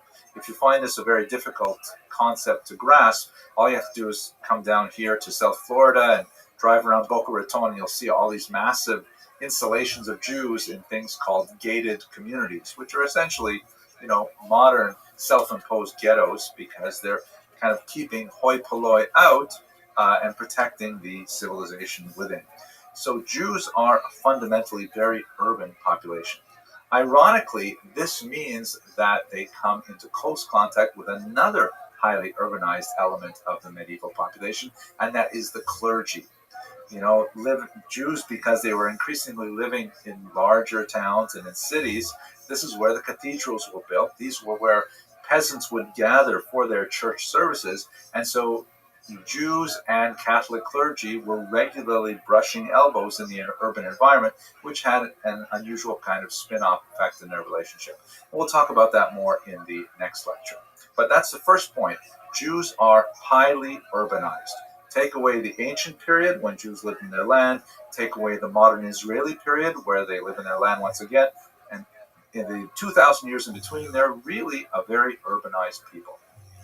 Now, in that urban environment, it's important to realize that medieval society was structured quite differently from modern society. In modern society, we are citizens and the government deals with us as individuals. We all have a label called a social security number, for example, in the States, or social insurance number in Canada. And the government wants to know exactly our individual taxes, and we have to pay on an individual basis to the society. And we're judged individually and, tried individually and so on and so forth. This is not at all the case in the much more primitive medieval environment in which people were grouped within communities, or more properly, corporations. This is sometimes called the feudal nature of society, in which people basically kind of like were coalesced, forcibly so often, within certain segments of society that correspond loosely to economic activities. We look a little bit closer at this very simple drawing that shows serfs and peasants, the largest group of the population who are occupying the bottom of this triangle. Above them are knights and vassals who are engaged in various military affairs and things, so on and so forth. Above them you have the nobles and the church, and then finally you have the very top, the king. This is a fairly simplistic drawing, but this is the basic idea of feudal society. Now the question that remains is, where do Jews fit within this? They're certainly not the king. They're not the church. Are they nobles? Hardly. They're certainly not knights either. And are they serfs? No, they're not agrarian. They're living in an urban environment. So what exactly are they? So early on in the medieval period, Jews took on this status known as servi camerae, which is Latin for serfs or servants of the chamber, meaning the royal chamber. And this was a really important thing that had a tremendous impact on protecting the Jews and allowing them to survive much of the medieval period. Specifically, it has to do with the Abramson rule of history, which is money. It's really all about money. See, now, in all of those other groups, for the most part, were not generating cash income. Money, as we understand it today, in terms of currency, which of course back then was precious coins and metals, was not in large supply. People were dealing with a lot of barter, a lot of service exchange, things like that. And so you didn't have a lot of cash in society, but the Jews were going to be very prominently figured in commercial activities. And the Jews were the ones who were actually accumulating money, as we understand it today, in terms of cash. So the king realized this, and he took advantage of it by taking the Jews directly under his own economic supervision and taxing them directly without any intervening reporting relationships. For example, the knights did not tax the Jews, the church did not tax the Jews, only the king taxed the Jews. And this meant interest in the economic well-being and the physical survival of the Jews in his kingdom.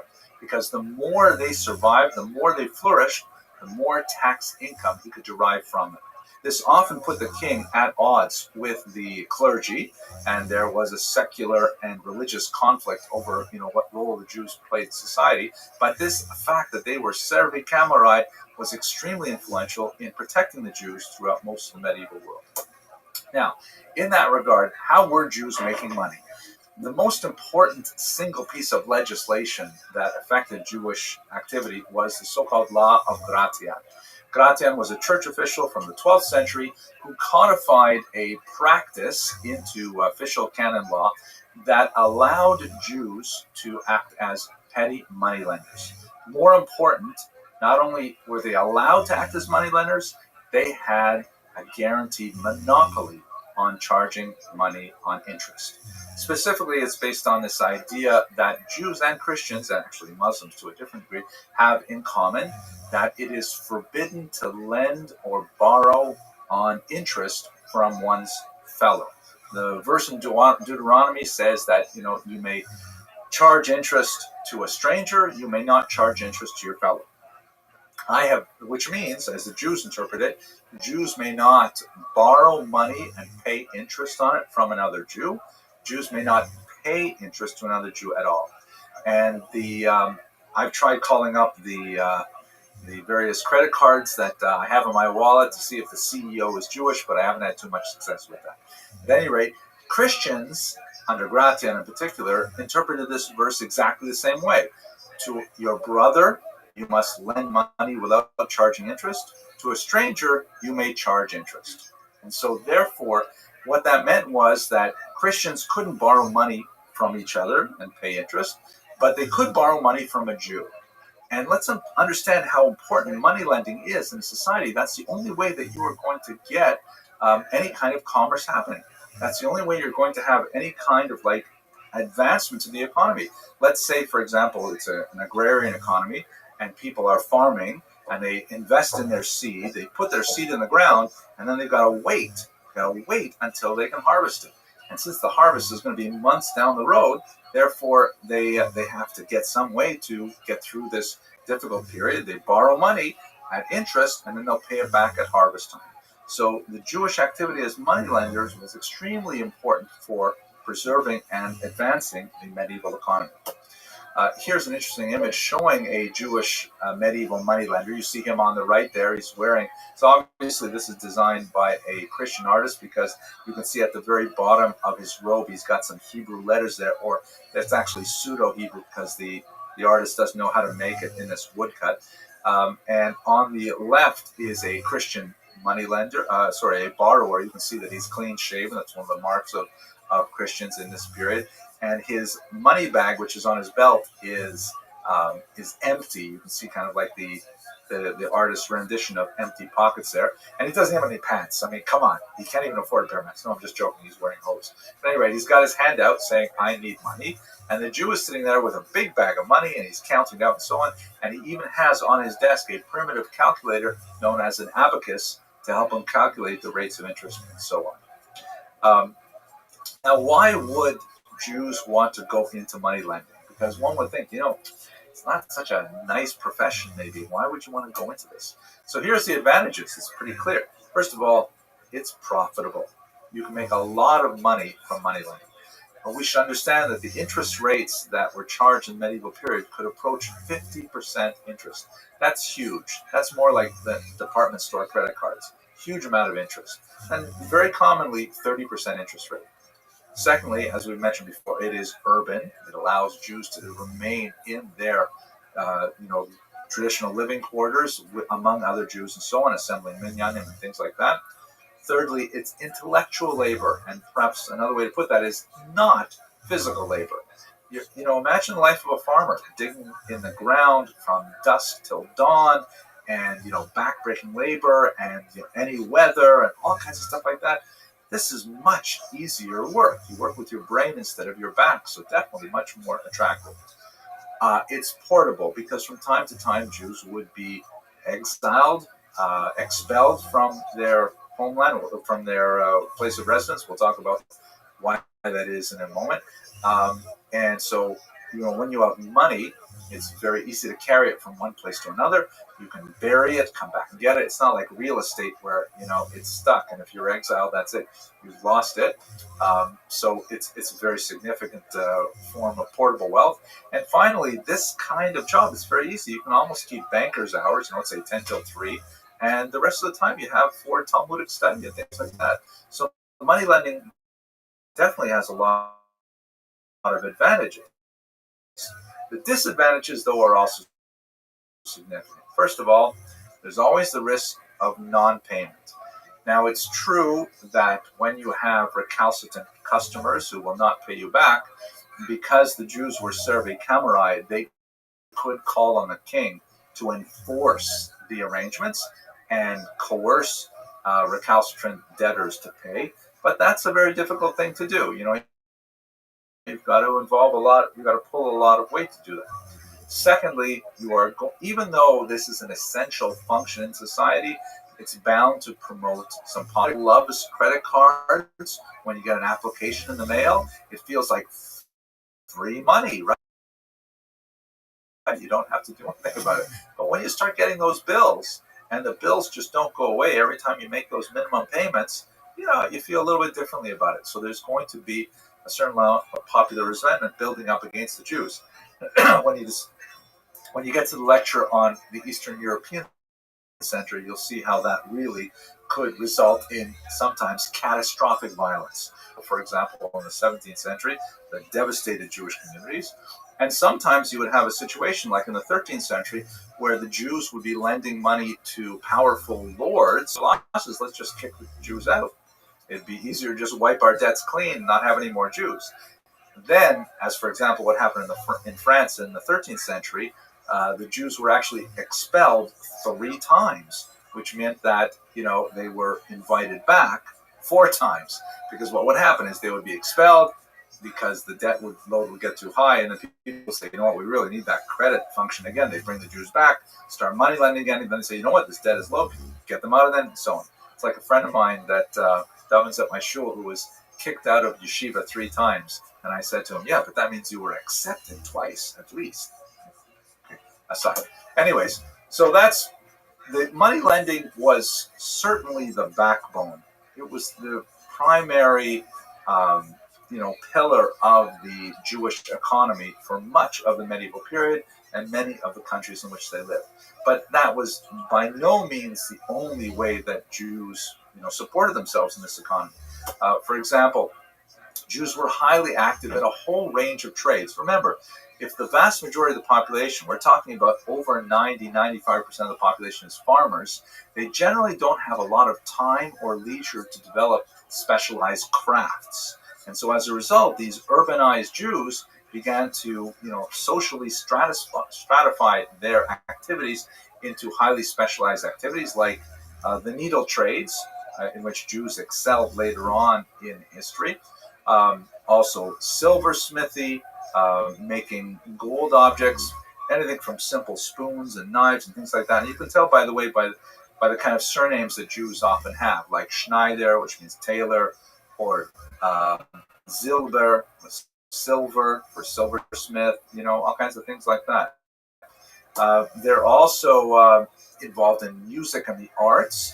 This, by the way, is in the center there in the white jacket is my good friend Aaron Kula, who leads an amazing modern klezmer troupe called the Klezmer Company Orchestra.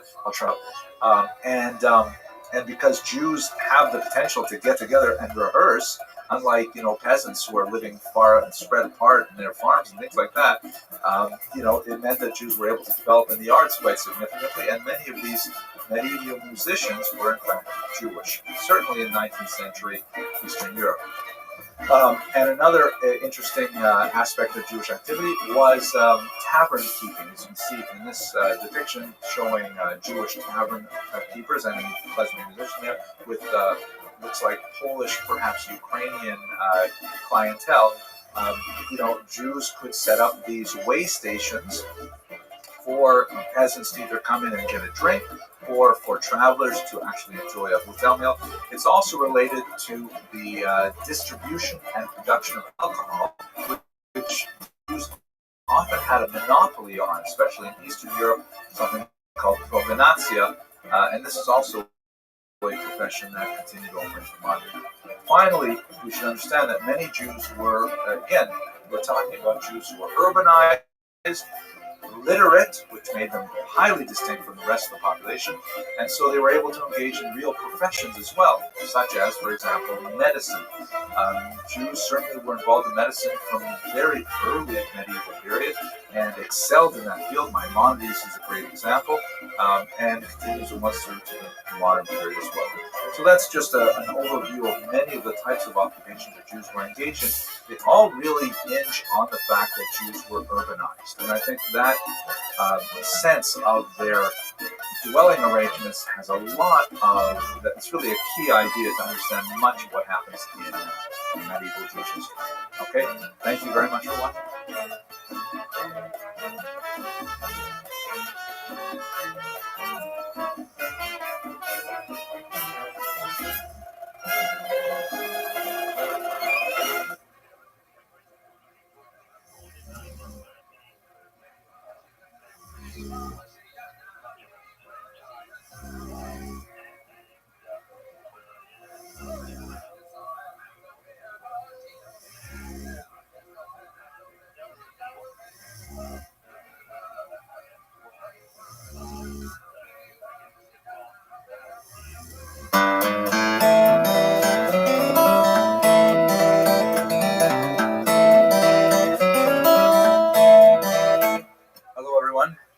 to another essential lecture in Jewish history. Today's lecture is remarkably unpleasant and a lot of nasty stuff. We're going to talk about medieval anti-Semitism. A warning straight up, a lot of the images that I will need to use to illustrate the nature of medieval anti-Semitism are quite graphic and kind of painful to look at. So if you are under the age of 18, this might not be the right video for you to look at. There we go, fair warning. Okay, so the first thing we need to say about anti-Semitism is that it's bad. The second thing is that it can be broken down into 4 basic periods. One of the really unusual aspects of anti-Semitism as a human ideology is that it really adapts to the nature of the society in which it is finding its host. It adapts to its host like a virus, really. And you'll see that, anti-Semitism can find fertile soil in places where there are hardly any Jews, like Japan, for example, where there is a lot of fascination with the protocols of the other design. We'll talk about that later. And it'll be radically different in nature than, let's say, the anti-Semitism of 12th century Germany. Very different kind of phenomenon. There are 4 basic periods. We're going to focus on the third, but let's quickly run through those 4 basic periods in which anti-Semitism shifted its ideology. The first period is known as that of ancient xenophobia. Xenophobia refers to the fear of strangers.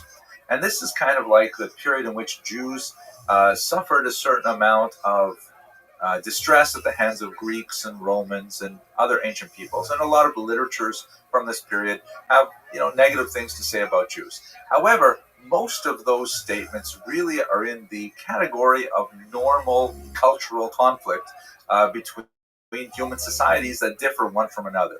And it's not unlike the way, let's say, Chinese people may have an antipathy to Vietnamese, or Scandinavians of various stripes might dislike one another. It's normal for people not to like each other to a certain degree and to say nasty things about each other behind their backs and in print. And so, to a large degree, much of the antipathy directed against Jews in the ancient period was related to misunderstandings of basic Jewish practice. For example, the maintenance of a separate diet through kosher laws, circumcision rituals, and so on. But let's look at one image here just to give you a sense of this. This is, of course, the famous Arch of Titus, or Titus, that commemorated for the Romans the destruction of Judea and the temple and so on. And there's a very famous bas-relief. If you zoom in here and you have a look, on the inside there's actually this image that depicts Romans carrying the Jews off into slavery. And of course there's the menorah there, famously depicted the spoils being taken from Jerusalem. Now, many people misunderstand this as a piece of anti-Semitic iconography.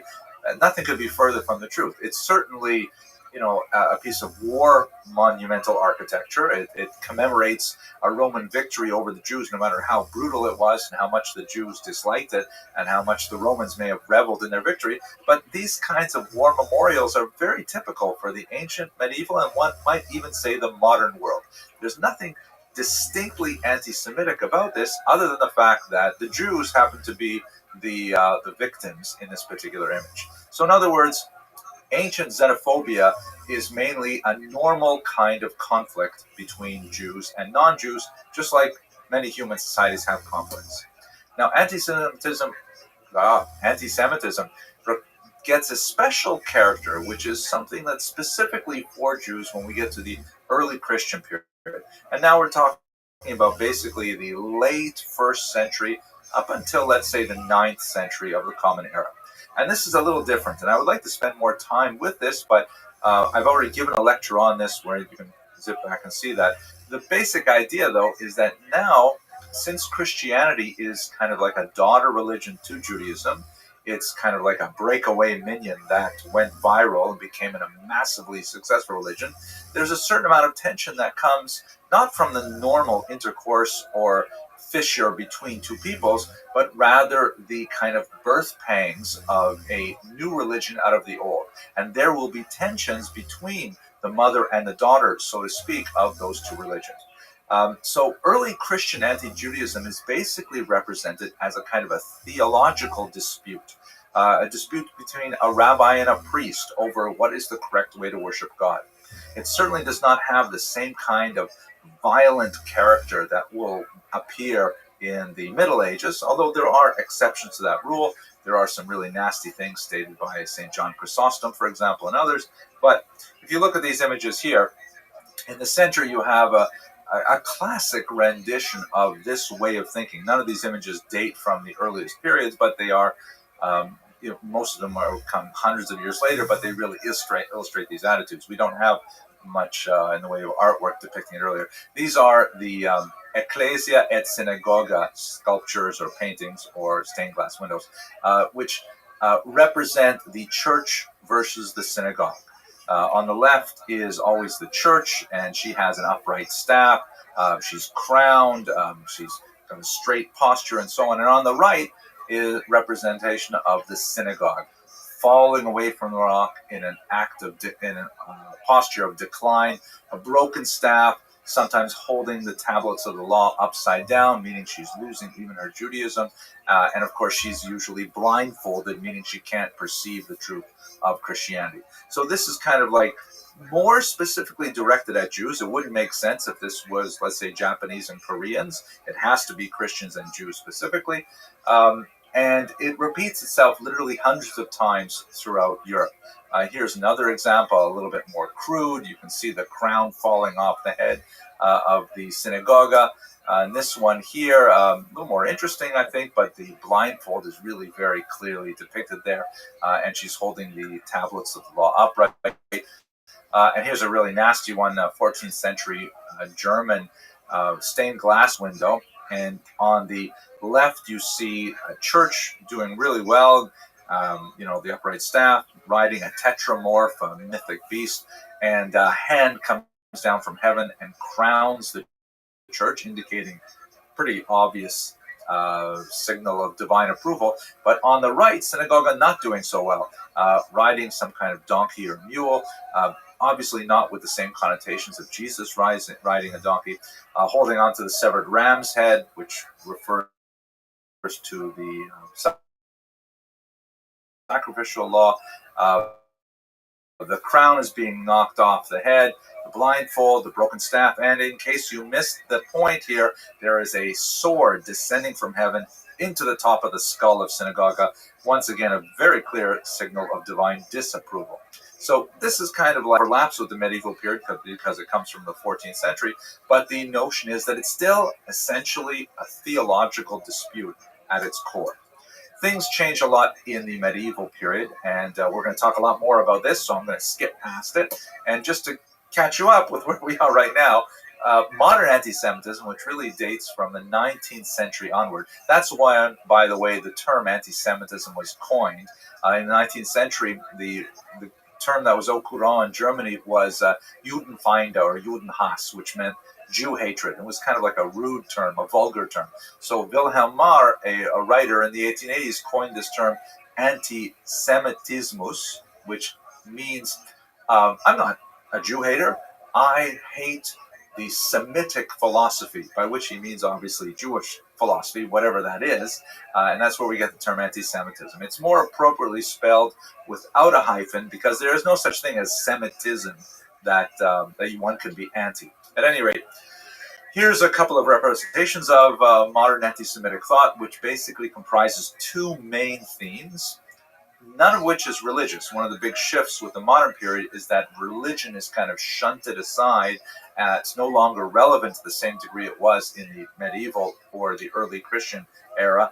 And now anti-Semitism is a secular phenomenon and also a much more dangerous phenomenon. As anti-Semitism leaves behind its religious roots, the violent correlation is inescapable. Anyways, here we go. This is a Nazi representation of the Jewish peril, and you can see the idea here of the Jew as a kind of an ugly tarantula creature, and you can see the disfigured physiognomy which is typical of racist representations of Jews. They always have the heavy nose and the jowls and things like that. And the tarantula with its web reaching all over the globe is indicative of the theory of conspiracy theory, right? Here is an interesting example from Saudi Arabia with an octopus, again, the tentacles reaching out everywhere, controlling media, finance, stuff like that. Here's a 1977 British edition, and you can see once again the snake image, right? Because the snake reaches out over everything, encompasses the globe. In case the heavy nose and jowls and yarmulke were not enough to tip you off, the snake has the Stars of David all the way around, so you can tell, well, this is in fact a Jewish snake that's represented here. And here's one of my favorites. This is a great one. Mexico, 1930. The invisible world government, the Jewish program to subjugate the globe. And you can see the heavy kind of capitalist representation of Jew with big nose and jowls, the yarmulke, the watch fob with little dollar sign, and of course he's with his claw-like hands, he's squeezing the world. I don't have like that world around here to squeeze, but that you get the idea, right? So that's modern anti-Semitism. Now we have to get back to the nastiness of medieval anti-Semitism. And there are four basic elements that are especially pronounced in the medieval period, by which I mean, by the way, for this context, really the High Middle Ages till about 1700. That's kind of not the standard definition of Middle Ages for other purposes, but in terms of the history of anti-Semitism, this is basically when it works. In the 12th century, you get the development of this idea of ritual murder. It had some antecedents, but the basic idea is that a child is somehow lured by a Jew for nefarious purposes. This is a theme, the alleged pedophilia that will penetrate very deeply into the Nazi period. And then that child is then set up for some kind of mock crucifixion and killed in the process. Again, let me reiterate that these things did not happen. I mean, Jews did, God forbid, never did anything like this. There were, however, occasions where children, like, today, God forbid, we have such terrible things where children are occasionally kidnapped and murdered. God forbid, it should not happen to any of us. But it is and people want a solution. They want some kind of reason. They want to know, how could such horrible thing happen? And the Jews were often a scapegoat where they were accused of doing these things. And the Jewish communities throughout Europe suffered greatly as a result of these false charges. Now, why would Jews want to do this? Well, the idea was, if the Jews were originally responsible for the death of Jesus, which is also not true. Please have a look at my lecture on Judaism and the Origins of Christianity, where I discuss the charge of deicide in a little more detail. Then perhaps they want to do it again vicariously. And what better victim to represent Jesus than an innocent child? So the argument goes, and anti-Semitism has kind of like a bizarre but internal logic that allows it to somehow hold together and make sense to its practitioners. Jews wanted to reenact the crucifixion, the passion, through this act of ritual murder. It then devolves into an even nastier form of charge against the Jews. Once again, a totally false charge known as the blood libel, or in Hebrew, alilat dam. And the argument in the blood libel is that not only do the Jews want to re-crucify an innocent victim, like Jesus was crucified, they also want to take his blood for all kinds of crazy reasons. There was this argument that Jews had an unusual odor, and the only deodorant that would take care of it was Christian blood. The blood was used as a kind of what's that word again?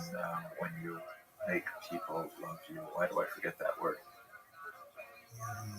Well, hopefully, I like to do these things in one take for some reason. Aphrodisiac. There you go, aphrodisiac. I knew I would get it. The blood was an aphrodisiac. It was assisting in, pregnancies, things like that. There was even an argument that Jewish men menstruated, and since this was the age before the iron pills, they had to take this blood to replenish their lost iron. Pretty bizarre things. But anyway, here's a representation of the murder of Simon of Trent. You can see there's a young Christian child here, and he's being surrounded by Jews. You can tell they're Jews because they have the little round ruel on their clothing, which was a mark that Jews were required to wear in many parts of Europe after 1215. And they're torturing him. They're trying to put in the same wounds that Jesus suffered in his side and so on. And they're also performing a circumcision and collecting the blood, which they will then use. Oh, of course, obviously, I forgot. There was arguments that Jews used the blood for the Passover matzah or for the wine used at the Passover Seder. Note also that Passover always occurs around the time of Easter, which is the Christian celebration of the crucifixion of Jesus. And so therefore, all these things come together seasonally, and there's typically the same kind of violence against Jews following these kinds of charges throughout much of the Middle Ages. You can see on the left there is a woman there, and she's bringing in all kinds of torture devices and so on to help out with this. Very nasty. But it gets worse. One of the major ideas that was circulating in the Christian world in the 13th century onward was the notion of communion and the idea of the host, which is essentially a wafer. In the Orthodox Church, it's like a cube of bread, and it represented the body of Jesus, which I'm certainly no expert in these things, but Christians would go through the confession rituals and so on, and then they would be able to take communion, which involved the consumption of this wafer, which represented the body of Jesus. So the argument went, if the wafer was actually the body of Jesus, and you want to say, here's the strange logic of anti-Semitism, that Jews want to, crucify Jesus and torture him, then doesn't it also make sense that Jews would also want to torture the host as well? That's what this wafer was called. So we have all kinds of crazy stories circulating after the 13th century that Jews were engaged in this. And by the way, of course, the fact that these stories circulated only served to support the argument that the wafer was in fact the body of Jesus, because if it wasn't, why would the Jews allegedly want to torture it? Here's an example of some Jews with a very large wafer that they're poking with these kind of sharp things, and it's bleeding.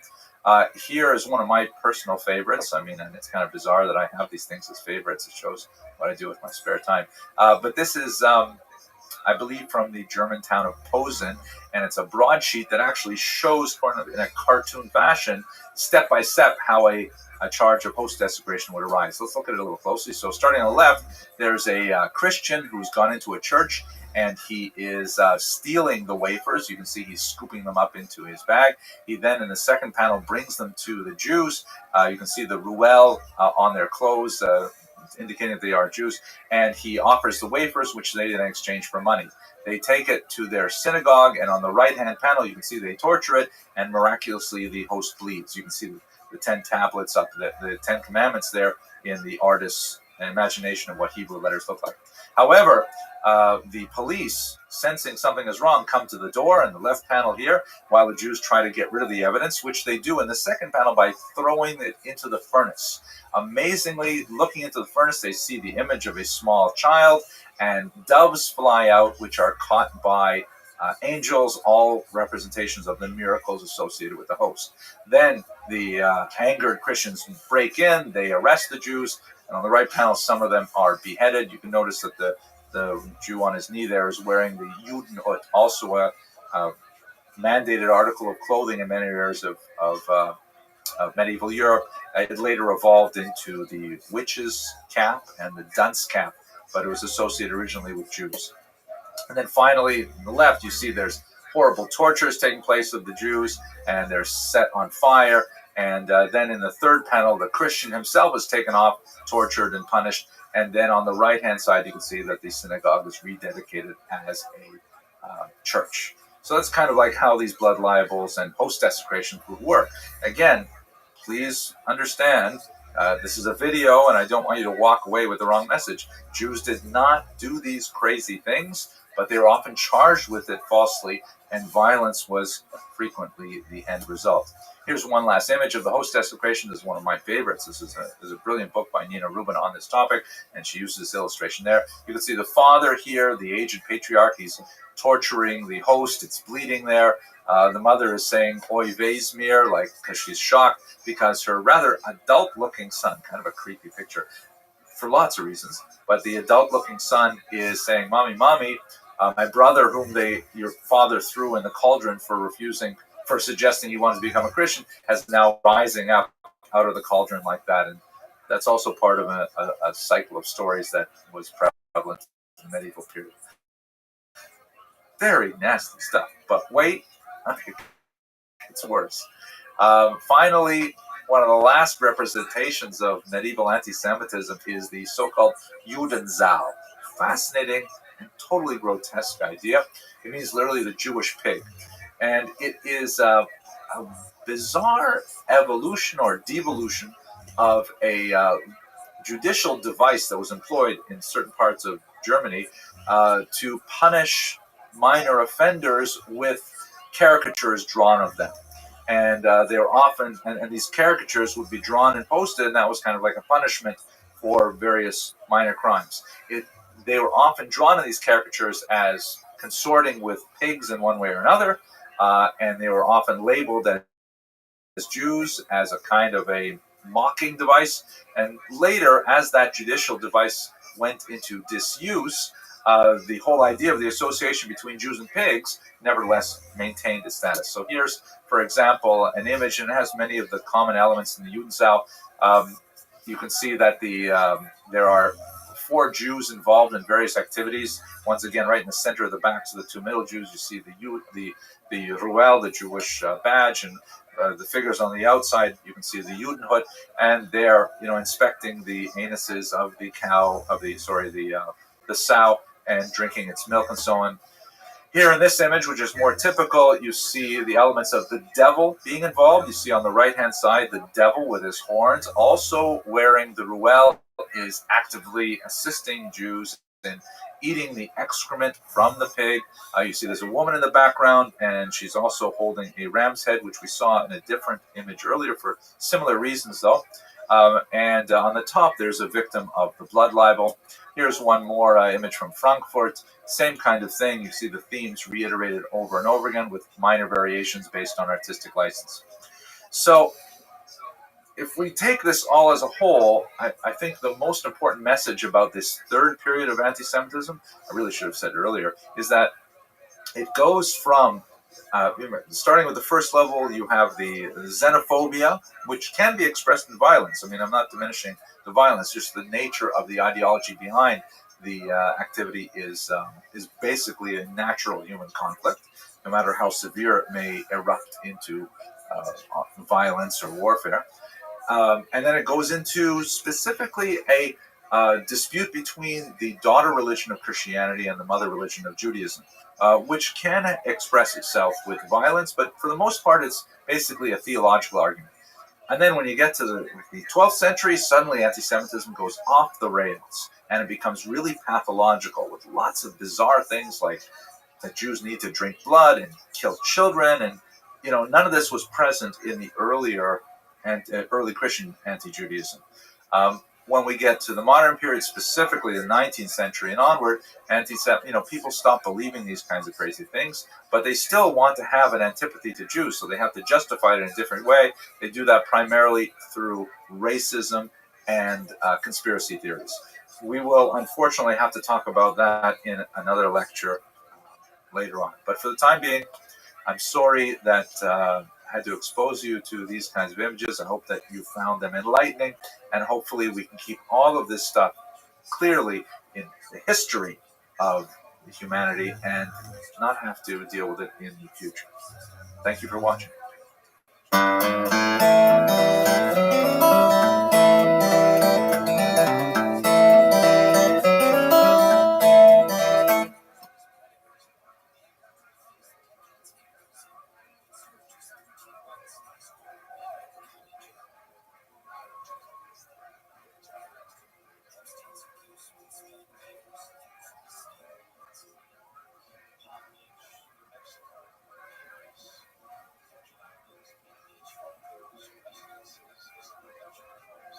Hello, everyone. Well, our topic for today is what is modern Jewish history? And the goal is to try and figure out really the meaning of all three of those words, modern, Jewish, and history. I think we'll probably focus primarily on modern and Jewish. History is a tough one, but we'll try and do this in the space of about 20, 25 minutes or so, maybe even less. So here's an interesting, the picture that you've got in the background there is kind of interesting. It's a postcard from the turn of the 20th century. It was very popular at the time for Jews to send out these kinds of postcards, especially on Rosh Hashanah. Today, many people give out the high holiday cards, and it shows the American eagle on the left welcoming the Russian eagle, and underneath their counterparts are the well-to-do American Jews with their hands outstretched, reaching out to the dark, huddled masses of Russian Jews who are immigrating. This commemorates the waves of immigration that began in 1881 that we'll talk about in another topic. But this is welcoming the Jews from Eastern Europe to American shores. So too, this lecture is about welcoming modernity to Jewish history. So let's start by understanding these terms, ancient, medieval, and modern. They're often used when referring to history, but in reality, they're kind of strange terms, and they apply primarily to Western Christian history. Since most of our scholarly models in the Western world are dependent upon the European tradition, these terms make sense. They're not an exact fit for Jewish history and, of course, for other histories, Eastern history, for example, African history. But let's see how those terms work. So if we create a graph and we say on the y-axis you have level of achievement, right? Meaning the heights of society, if you have culture and science and things like that. The higher is going to have more achievement, lower will have lower achievement. And then if you put an x-axis that measures time, so basically the traditional Christian European way of looking at history starts out in the ancient period, moves through medieval, and then goes into the modern period. And the scope of human achievement looks something like this. It kind of starts at a golden age in the ancient period. That's basically Greece and Rome. And then it sort of declines until there's a real break with the fall of Rome in the 5th century, and it goes into the Dark Ages, which is the medieval period. Medieval actually means between the periods, that is, between the ancient and the modern period, because what happens is there's a renaissance, literally the period called the Renaissance, like in the 13th through the 15th centuries, and that begins to re-enervate or re-energize European society. Then there's a growth of art and of science and all kinds of things till we get to the modern period. So that's basically the way Christian Europeans tended to look at history. A golden age in the past, which is Greece and Rome, then declining into the Middle Ages, which is very dark and people sleeping on top of dirt floors and huts and things like that, Conan the Barbarian kind of stuff. And then it comes up through the Renaissance into the modern period, which is the period that we live in today. Although for some purposes, many people call this the postmodern era. Not post, but I wonder if I can edit that out. No, let's just go one take. The postmodern period, we're not going to talk about that. It'll be very relevant to things like literature, though. Now, that's kind of Western European Christian history. What about Jewish history? So it looks something like this, where you've got like a 0, and then there's a huge rise right up to the top after, let's say, the flood. You've got a huge rise that goes all the way up to the giving of the Torah way back in the ancient period when the Jews left Egypt and spent that time wandering in the desert. And then from that period, there is sort of a philosophical, slow but steady decline to the modern period. This is a concept known in Hebrew theology as Yeridat Hadorot, or the decline of the generations, which indicates that Jews slowly, as they get further and further away from that defining moment of Sinai, they begin to lose their spiritual sensitivity to God, their spiritual sensitivity to other human beings, and so on until we get to our kind of sad period.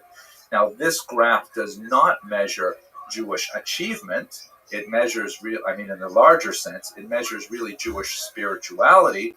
And this is a form of vision of the world that really applies primarily to traditional Orthodox thought as well. If we were to map out Jewish achievement in other areas, the graph would look different. But the point of this little exercise is to show you that this terminology of ancient, medieval, and modern doesn't really make a lot of sense for Jewish history. So if it doesn't make sense for Jewish history, then what exactly are we talking about? We have to talk about modernity. So if you see in the background here, this is a great film by Charlie Chaplin. He released it in the 1930s. It's called Modern Time. Here's Charlie Chaplin on the left.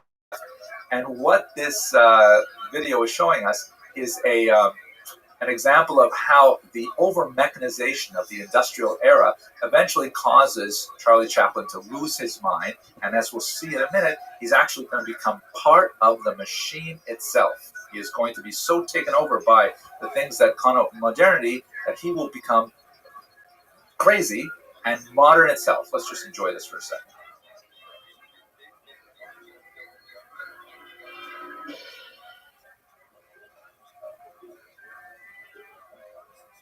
You see how he actually becomes part of the machine.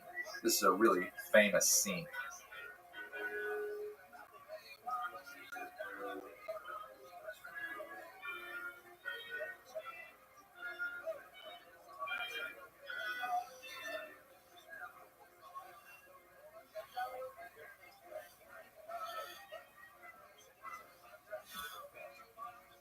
And you see how now he identifies his entire personality simply with the action of tightening those nuts and bolts wherever he sees them.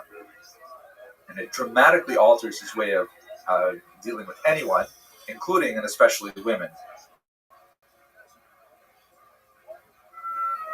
He sees, of course, the buttons on the back of her skirt, and that just makes him go crazy.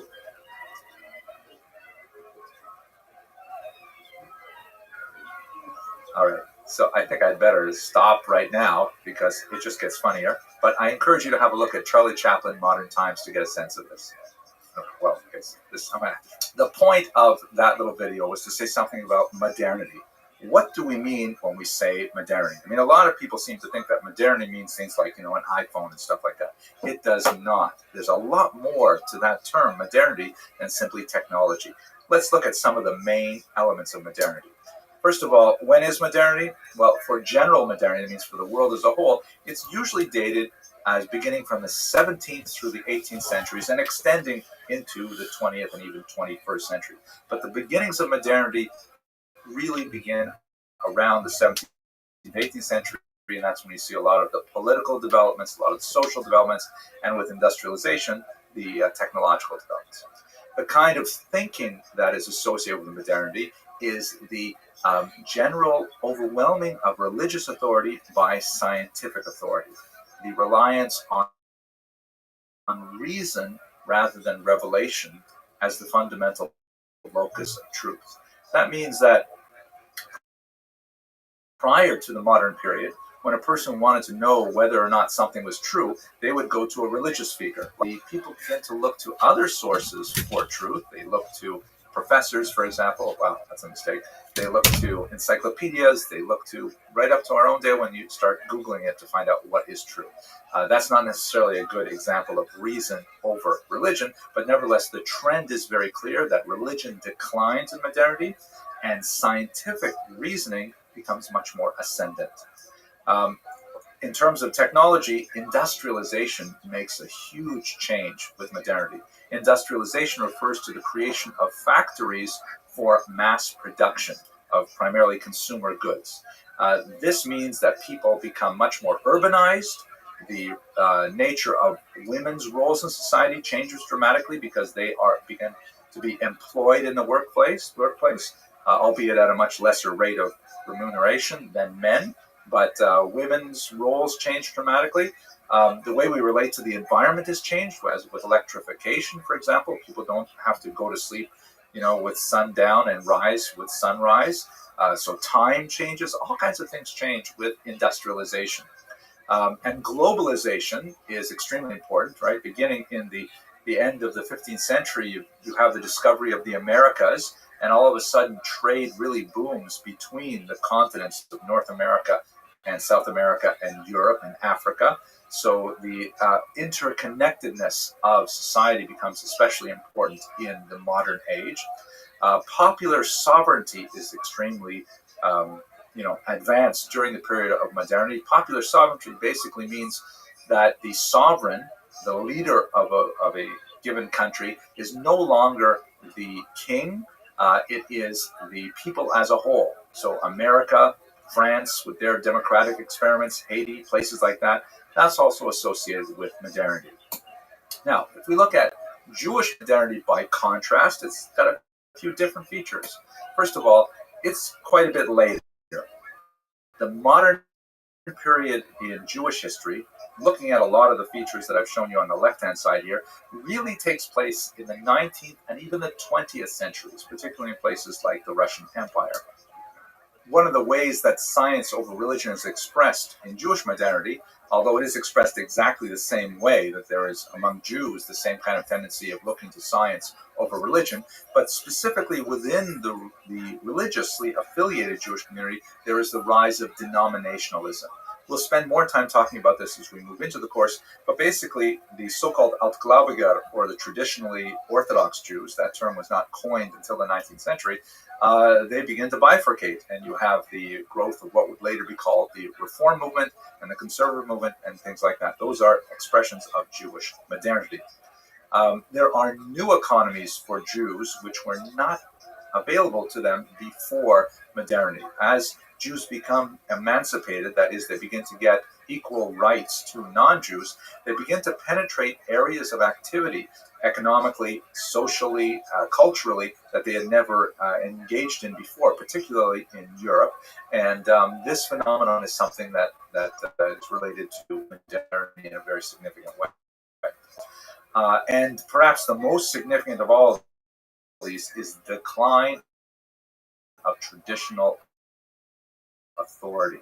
The decline of the Kehillah structure that we spoke about in greater detail a while ago. You can go back and look at some of the earlier videos. With the decline of the Kehillah and the Beit Din, find themselves as secular individuals and no longer even affiliate with the Jewish community, or in some cases affiliate and nevertheless ignore the dictates of community standards. This creates a kind of a massive amount of fissures in the Jewish world, and as a result, the Jewish modernity is changed by the entire period.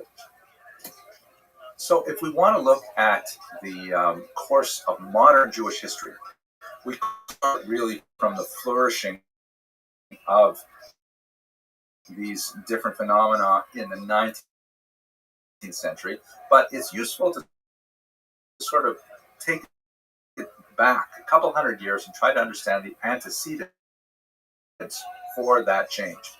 And in that suggestion, we really have to look at a major scene in Jewish history, a huge rift in the progression of development of Jewish culture and community, and that would undoubtedly be the Spanish and Portuguese expulsions of the late 15th century. The Jews of Spain, the Iberian Peninsula in general, were extremely cultured and advanced, very well integrated into society. It was already past their golden age, and they were beginning to experience more and more persecution under the Spanish Inquisition. But the sudden and dramatic expulsion of this large population really had a huge impact on the Jewish psyche as a whole. When you look at this map, you can see how the Jews of Spain and Portugal made their way, and they carried with them the memory of this dramatic change in their lifestyle, and it really shook the Jewish world. So we're going to start with go in the next lecture into that period, and hopefully that will give us a good starting point to understand the. So that's it for this lecture. I hope you found it useful, and I look forward to speaking with you in the near future.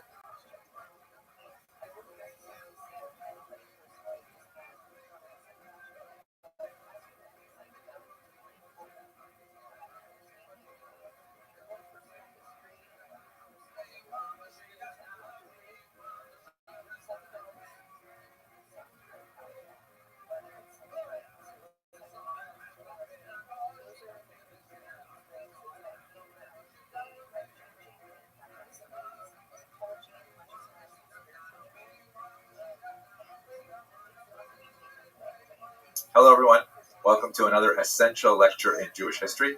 Today's a little different from most of the lectures because today I'll be speaking about something that I actually know something about, primarily because I spent a ridiculous amount of time researching the Jews of Eastern Europe for a book I wrote on the Jews of Ukraine, my PhD dissertation that was later published. So I crammed a ridiculous amount of information into my skull, and now I will dilute that into about 14 or 15 minutes, give or take, for the presentation today. Our task is to look at the Jews of Eastern Europe from their origins, and specifically looking at the big migrations that occurred after the Crusades up until about the 17th century, and then we'll look at some of the major developments up to the beginning of the Hasidic movement. Okay, so here we go. So if you look at the Prezi, you can see on this map here that there's a huge movement of Jews from the traditional Ashkenazi homeland in the Rhineland in Germany, and they're moving to the east in the really the 11th through the 17th centuries. It picks up significantly in the 13th century onward, and they're eventually going to create the greatest, largest concentration of Jews in the world in the Polish-Lithuanian Commonwealth. And there are basically two reasons why this migration occurred. The first reason is that there was a tremendous amount of anti-Semitism developing in Western Europe. The Crusades, particularly the massacres of 1096, were incredibly onerous for the Jewish population. The development of the blood libel, which was an outgrowth of the ritual murder charge that Jews somehow wanted to reenact the Passion, and then later the accretion of a new charge that the Jews wanted to drink the blood of their victims. This was getting absolutely outrageous. In the picture that you see before you here, this is a little bit later depiction in the 17th century, but it's the so-called Judensau, the Jewish pig, in which you see several Jewish figures. They're so labeled by the ruel, the round symbol representing the coins that Judas received for betraying Jesus. So the viewer of this image would know right away that these are Jews we're speaking about, and there are Jews engaged in a whole bunch of nasty acts with a pig.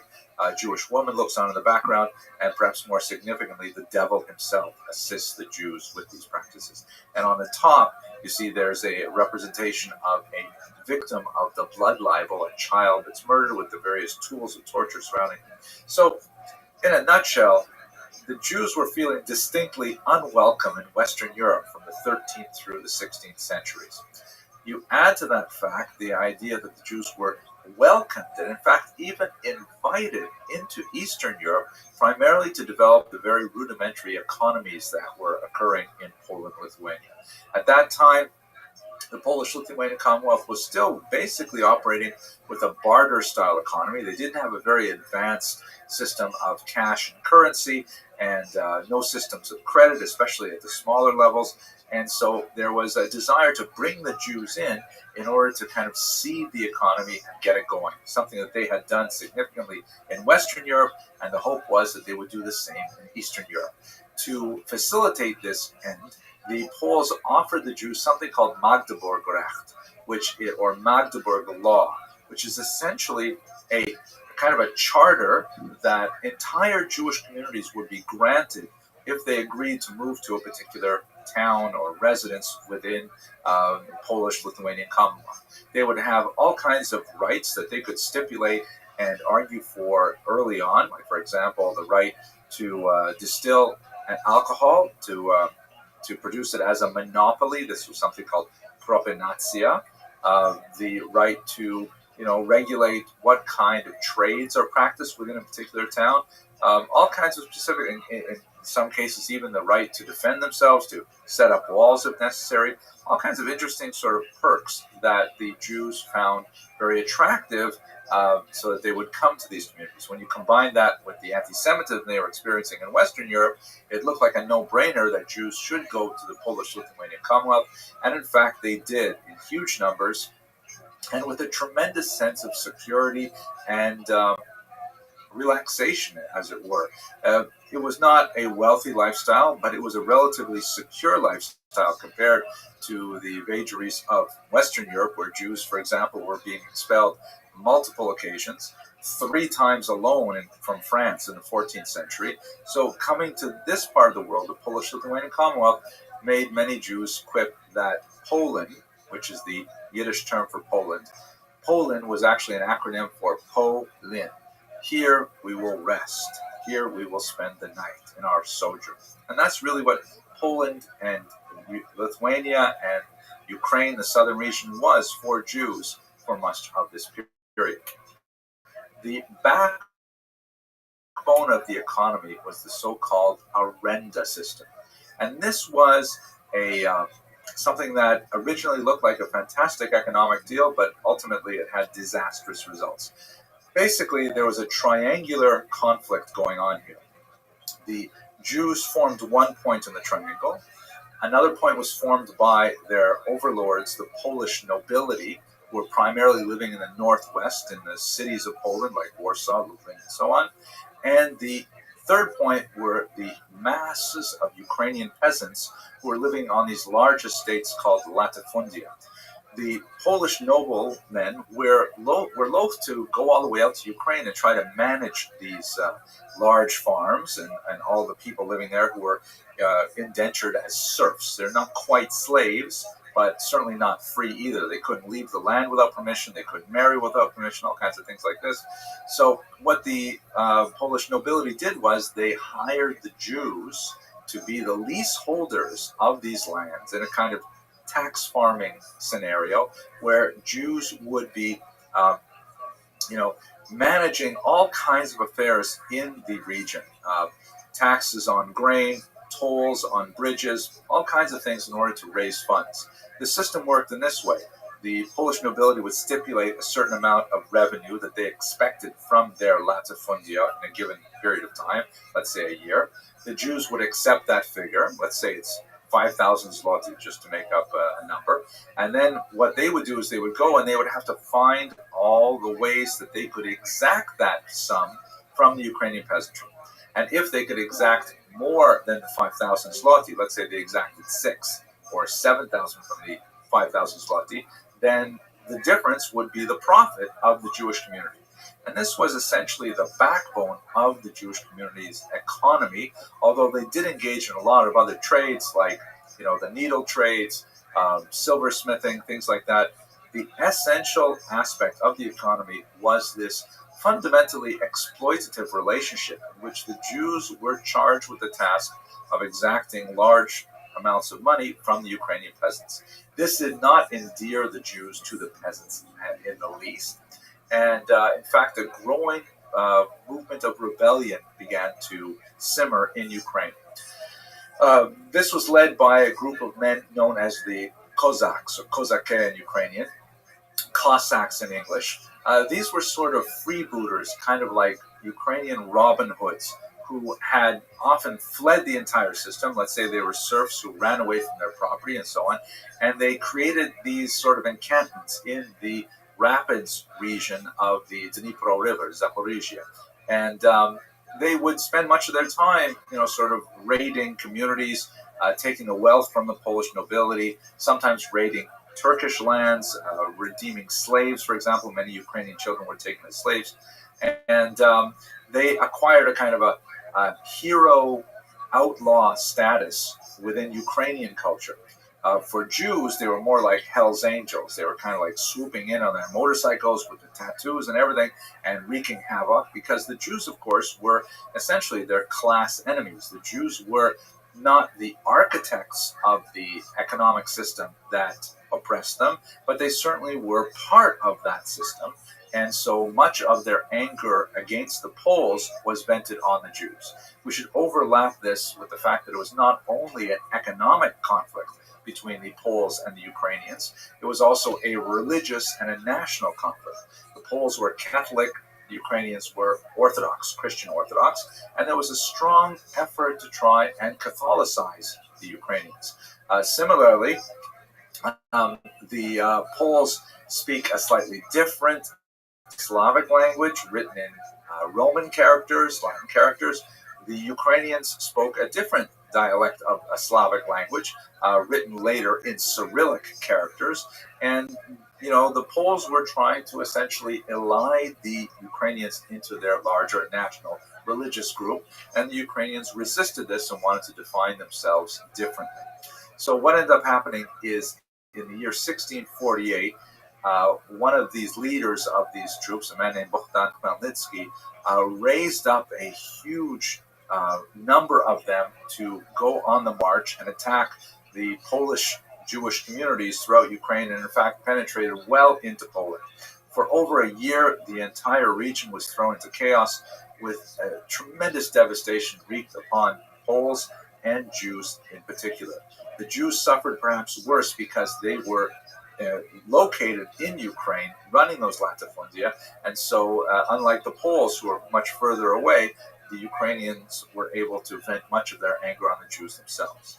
The total number of Jews killed was astronomical, perhaps 50 to 60,000 Jews, an amazing number given the larger Jewish population there, and it had a phenomenal impact on the Jewish psyche, made its imprint on the liturgy and various other places.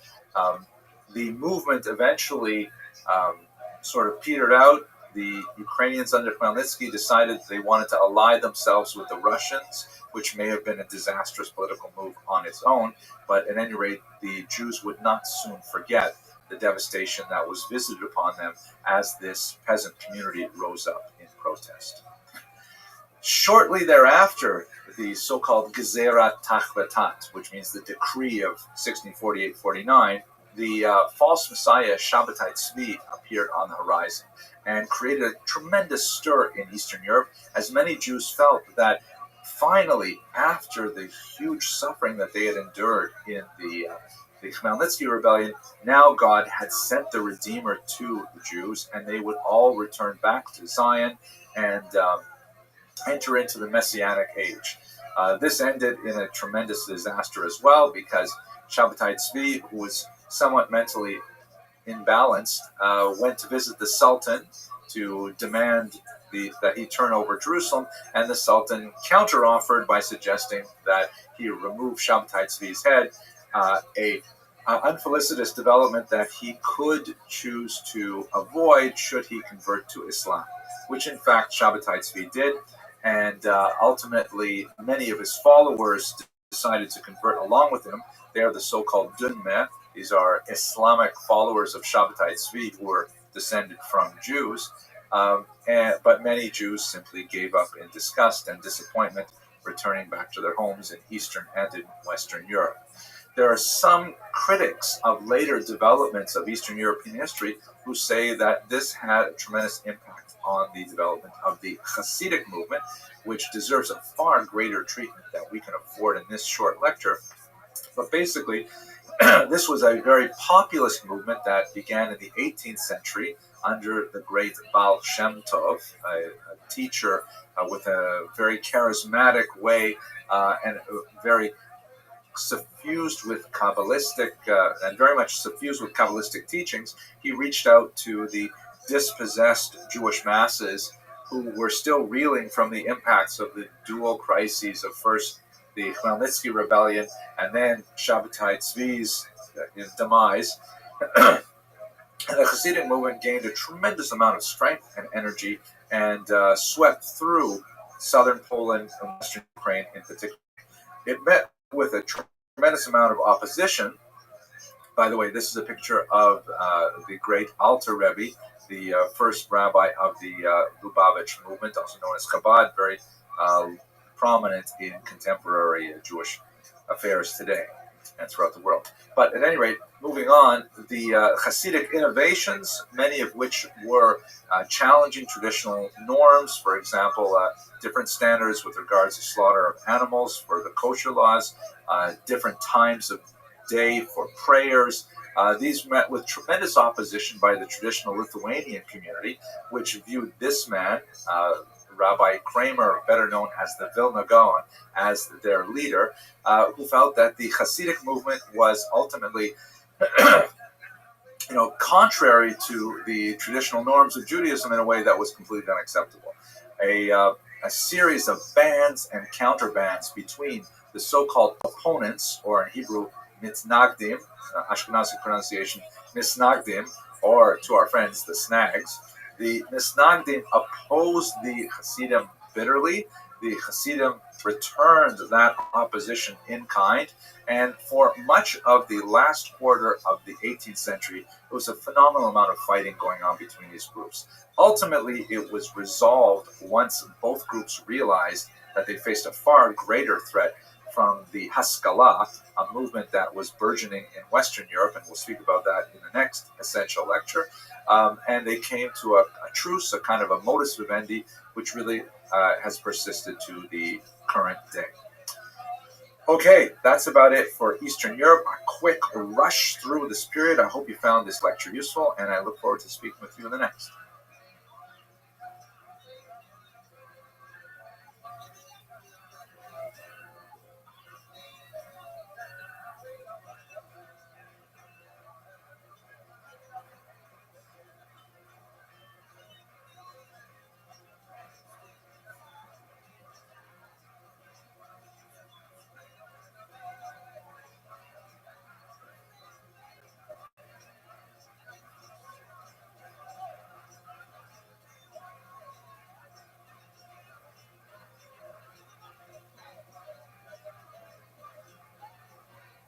Hello, everyone. So today's topic is going to be on the Haskalah. We're going to talk about a movement that's extremely important for the development of modern Jewish identity, something that I'm especially interested in this course. But let's get right to it, because this is an essential lecture, and we want to try and boil everything down to the most concrete points possible. So first of all, what is the Haskalah? This is a Hebrew term. It's derived from the Hebrew root sachal or seichel, meaning intelligence, and it is a translation of the German term Aufklärung, which means enlightenment. This is a movement the Enlightenment that spread across Europe about 50 to 100 years prior to the Haskalah, and Jews really picked up on it and translated it into Jewish terms. And it has some specific elements which are really particularly appropriate for the Jewish community that distinguish it from the Enlightenment as a whole. In the generality, however, the Enlightenment was a reference to a greater emphasis on reason as a source of truth rather than religion, for example. So there's a decline of religion in the Enlightenment, more emphasis on science, more emphasis on popular sovereignty, ideas of democracy, things like that. America is very much a child of the Enlightenment, and we'll see how it expresses itself in Jewish culture. I'll point out just now in passing, and then we'll have a slide where we look at in detail. The Haskalah is expressed very differently in Western Europe than it is in Eastern Europe. That is, the Jews who became maskilim, that is, those who adhere to the Haskalah, really took different things between West and East, as we shall see momentarily. The Haskalah is especially associated with this man, Moses Mendelssohn, a rather amazing individual who lived in the 18th century. And although he himself was strictly observant, he somehow managed to cross the barrier to become quite famous in general German society of the time. Known as the Ilui, the genius of Berlin, he attracted a wide following primarily of liberal non-Jews and aspiring maskilim, that is, Jews who wish to penetrate the larger culture of Germany with his ideas. He was an extremely controversial figure in many quarters. His translation of the Chumash into German was received with great applause from many Jews in the West, who felt that it was finally an opportunity for Jews to apprehend German thinking properly, because here they had a text that was in Hebrew that allowed them to really experience proper vernacular German, whereas Jews in the East felt that it was a tremendous transgression to use the Hebrew text in this manner, that it would open up the floodgates of assimilation. And in fact, none of Mendelssohn's grandchildren were Jewish. All of them ended up converting to Christianity in one form or another, and in fact, his commentary was burned. Nevertheless, he is sort of like the central figure in pushing forward the Haskalah, and even though he himself maintained that strictly observant lifestyle, his followers in the second and third generation of his intellectual inheritors were not able to retain that sensibility, as we shall see if you look at some of the longer lectures. So what's very important about the Haskalah politically as opposed to intellectually is the fact that it was related very closely to the concept of emancipation. Emancipation was a term that later Jewish historians borrowed from American culture, somewhat inappropriately. Obviously, if you study American history, you're familiar with the Emancipation Proclamation, the freedom of the African American slaves. And Jews wanted to kind of hijack this term, in English language at any rate, hijack this term to refer to the granting of equal rights to Jews in Europe.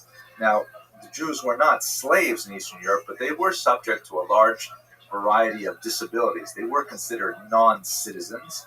Generally, they were resident aliens. And they had to endure all kinds of ritual humiliations, like, for example, appearing in the town square once a year, where the mayor of the town would slap the chief of the Jewish community across the face, and all kinds of strange things like that.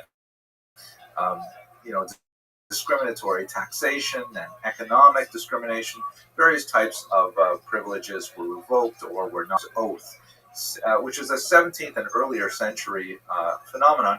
Since Jews were considered broadly untrustworthy, should a Jew be required to present himself in court, in a secular court, his oath was considered invalid unless he went through a ritual humiliation to indicate that, you know, he really did mean what he was saying. And Jews would, of course, strive to avoid this kind of humiliation. As you can see from the picture, he's got his shirt bared, his head is uncovered, he's made to stand barefoot on a pigskin and lay his hand on a Hebrew Bible before he takes his oath. So there are all kinds of these discriminatory impositions on Jews. All kinds of higher access to education was closed to them. Many professions were closed to them. And so Jews in Western Europe in particular really wanted to be emancipated and to be granted economically, socially, culturally, and so on. They finally got their chance in 1791, 2 years after the French Revolution, in which, with the toppling of the king, France suddenly became a dramatically transformed democracy. And as you can see in this poster from the period, here are French citizens saying the indivisible unity of the Republic, in which they proclaim liberty, equality, and brotherhood or death. So if it meant liberty, equality, and brotherhood, then that surely must include the Jews. Now, when this came before the newly formed French Parliament, they hesitated a little bit, but by 1791, they had determined that, in fact, yes, the Jewish inhabitants of France were also to be considered French, and they were to be given equal rights. A tremendous milestone in the history of Jewish civilization, and as we shall see, it had a tremendous ripple effect throughout Europe. Of special interest is Napoleon's Sanhedrin. So as I mentioned, in 1791, the Jews were given equal rights, but within a decade, there were a lot of complaints from non-Jews, particularly in the Alsace-Lorraine region bordering on Germany, saying that the Jews had taken these rights and had used them in an exploitative and unfair manner to oppress their non-Jews that they had come into competition with. Obviously, this is an aspect of economic competition because Jews were suddenly allowed into various professions and into various economic activities that had previously been closed to them, and a lot of markets shifted as a result. So there was a certain amount of pushback on emancipation. Napoleon thought about the question, and ultimately he took a very bold, characteristically bold act. He summoned a Sanhedrin, meaning he tried to reestablish the grand court of the Jews that had not existed for 2,000 years. The 2 millennia separating ancient Israel and 18th century, 19th century France did not bother Napoleon, and he in fact convened a large body of Jews, which involved Jews of various stripes. At this time you had a lot of maskilim who were very much promoting the proposal, and so Napoleon put 12 basic questions to the Sanhedrin, asking the Jews to kind of summarize it into one question. You know, what's going to be with you Jews? Are you going to consider yourselves members of another nation who are temporarily residing in France, which is historically how Jews would have regarded themselves. They're part of the Jewish people, a kind of tribal biological relationship, and they anticipated an eventual return to Zion under a Messiah. Or, said Napoleon, will you consider yourselves loyal members of the French nation, expressing a Mosaic persuasion, but nevertheless loyal to France, fighting against its enemies, upholding its laws, etc., etc.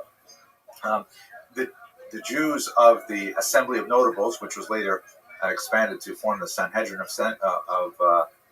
the Sanhedrin under Napoleon, answered with a thunderous yes. In fact, they said when they were asked if they would defend France against his enemies, which was a very subtle question, would you fight against Jews who were from Germany, who were in war with them? They responded, jusqu'à la mort, to the point of death, meaning that the Jews would really buy into this. Napoleon accepted the answer and therefore confirmed the emancipation. He added a few anti-Semitic discriminatory laws to try and reduce the competition, but that's a little bit more detail than we need here. This great picture here shows, it's a state picture that Napoleon commissioned, so it portrays him in the light that he wanted. And you can see here he is holding up the Ten Commandments. It says la loi, the law, meaning the Ten Commandments of the law, in his right hand.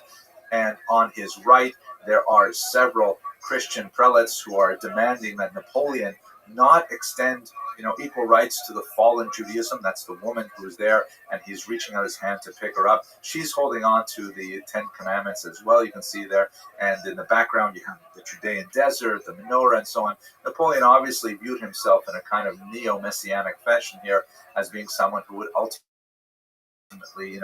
transform the world by rescuing the Jews, among other things. So the whole idea of the Haskalah, that the Jews would somehow gain equal political rights if only they behaved appropriately, if only they met the required questions of people like Napoleon with the right answers. Now in France, it happened suddenly, all at one shot basically, and then a little bit of a hiccup under Napoleon. But in Germany, it was a difficult, drawn-out process that took most of the 19th century, and as a result, German Haskalah expressed itself rather differently. So let's look at the distinctions primarily between how the Haskalah expressed itself in the West and in the East. So in the West, and now we're talking primarily countries like Germany in particular, France as well, England, to a certain degree, major cities and places like Hungary. The Jews there were reaching for this goal of emancipation. They believed that if only they would, meet the requests of the dominant nation, if only the German government would see that Jews are really loyal citizens, then they would be emancipated and everything would be wonderful.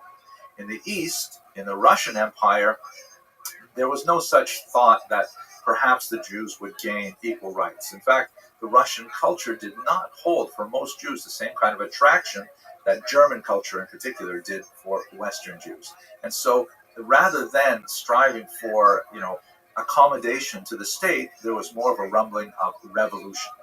In the West, in a somewhat apish manner, the Jews often tried to adopt German norms with, tremendous changes to long hallowed religious traditions and customs and so on, in order to try to appear more German, and that led to a tremendous degree of assimilation, as we shall see.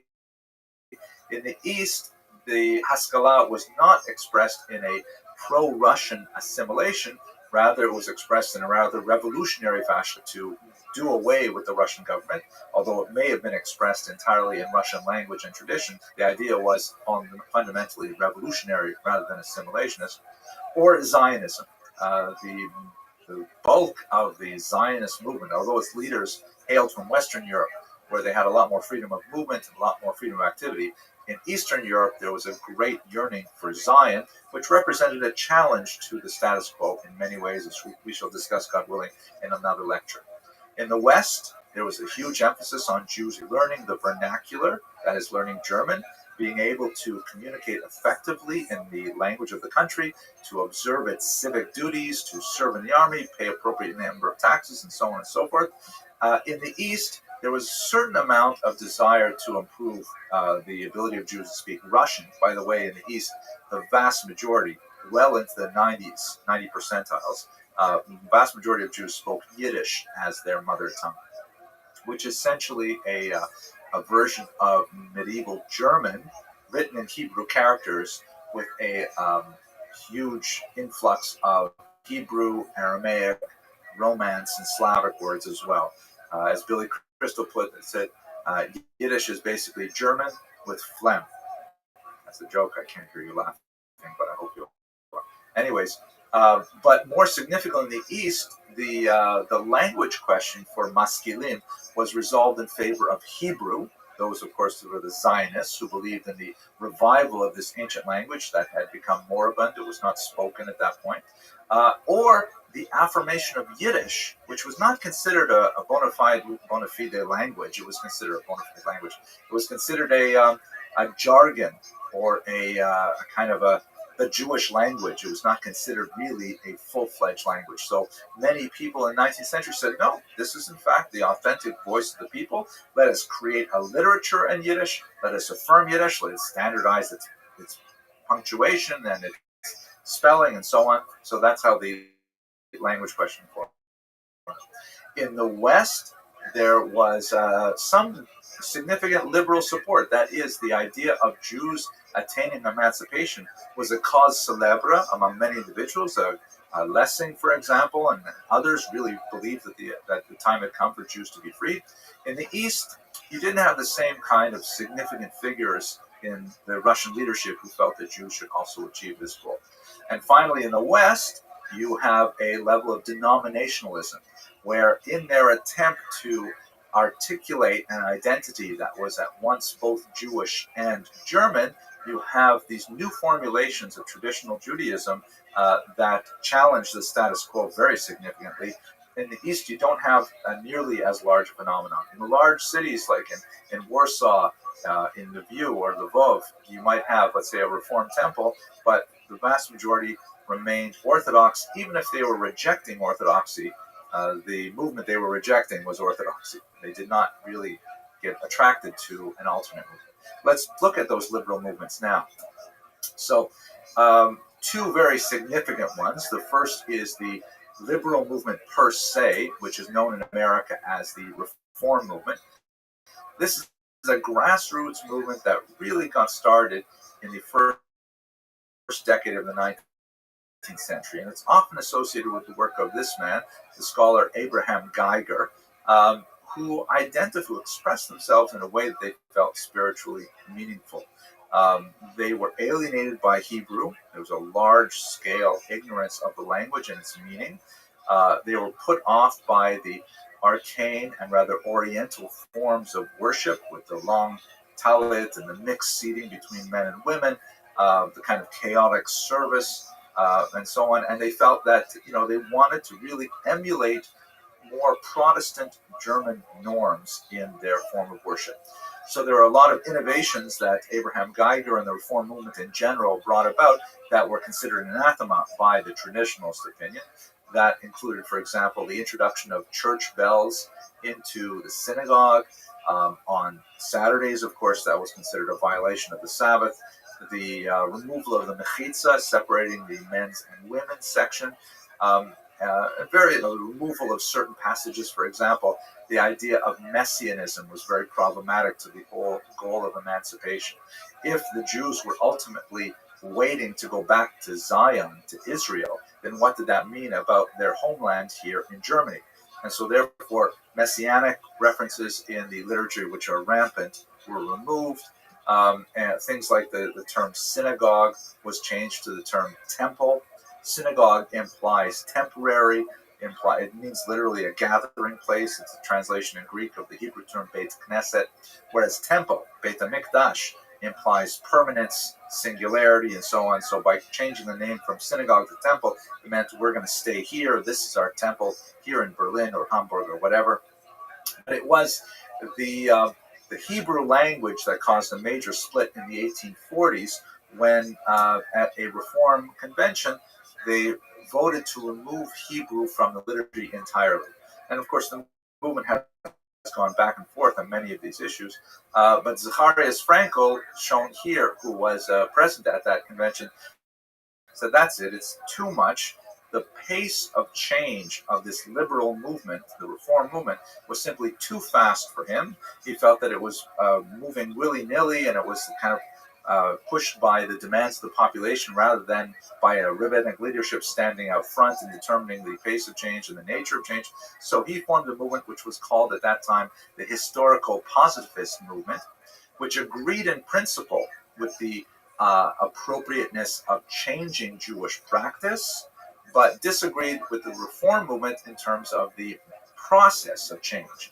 He emphasized much more of a leadership of rabbis who were learned, who would express themselves and issue written opinions to shuvot, really to try to articulate the direction and the pace of change. And this eventually became known in the American world as the conservative movement. So these two movements were considered anathema by the so-called Outglauberen, the old believers, who took on the term Orthodox. It was originally a term of opprobrium, meaning one doctrine or straight doctrine. And this was considered by those who hurled this term at the traditionalists to be a kind of a sense of being close-minded and blinkered. But the Orthodox ultimately took that term and said, yes, we agree, we believe there's basically one way to worship God. Of course, there are many different strands within that one way. It's not monolithic, but they held to the inviolability of things like the Torah coming from Sinai in its entirety, and the 613 mitzvot as being eternally valid, etc., etc. So let's look at the Orthodox reaction to these movements. So there were two basic reactions that are very different in character. The first is exemplified by the writings of the Khatam Sofer, a very important Hungarian rabbi who felt that Reform, either in its liberal form or in its conservative form, was a representative and a challenge of very existence to Judaism, and had to be rejected completely, pushed away with both hands.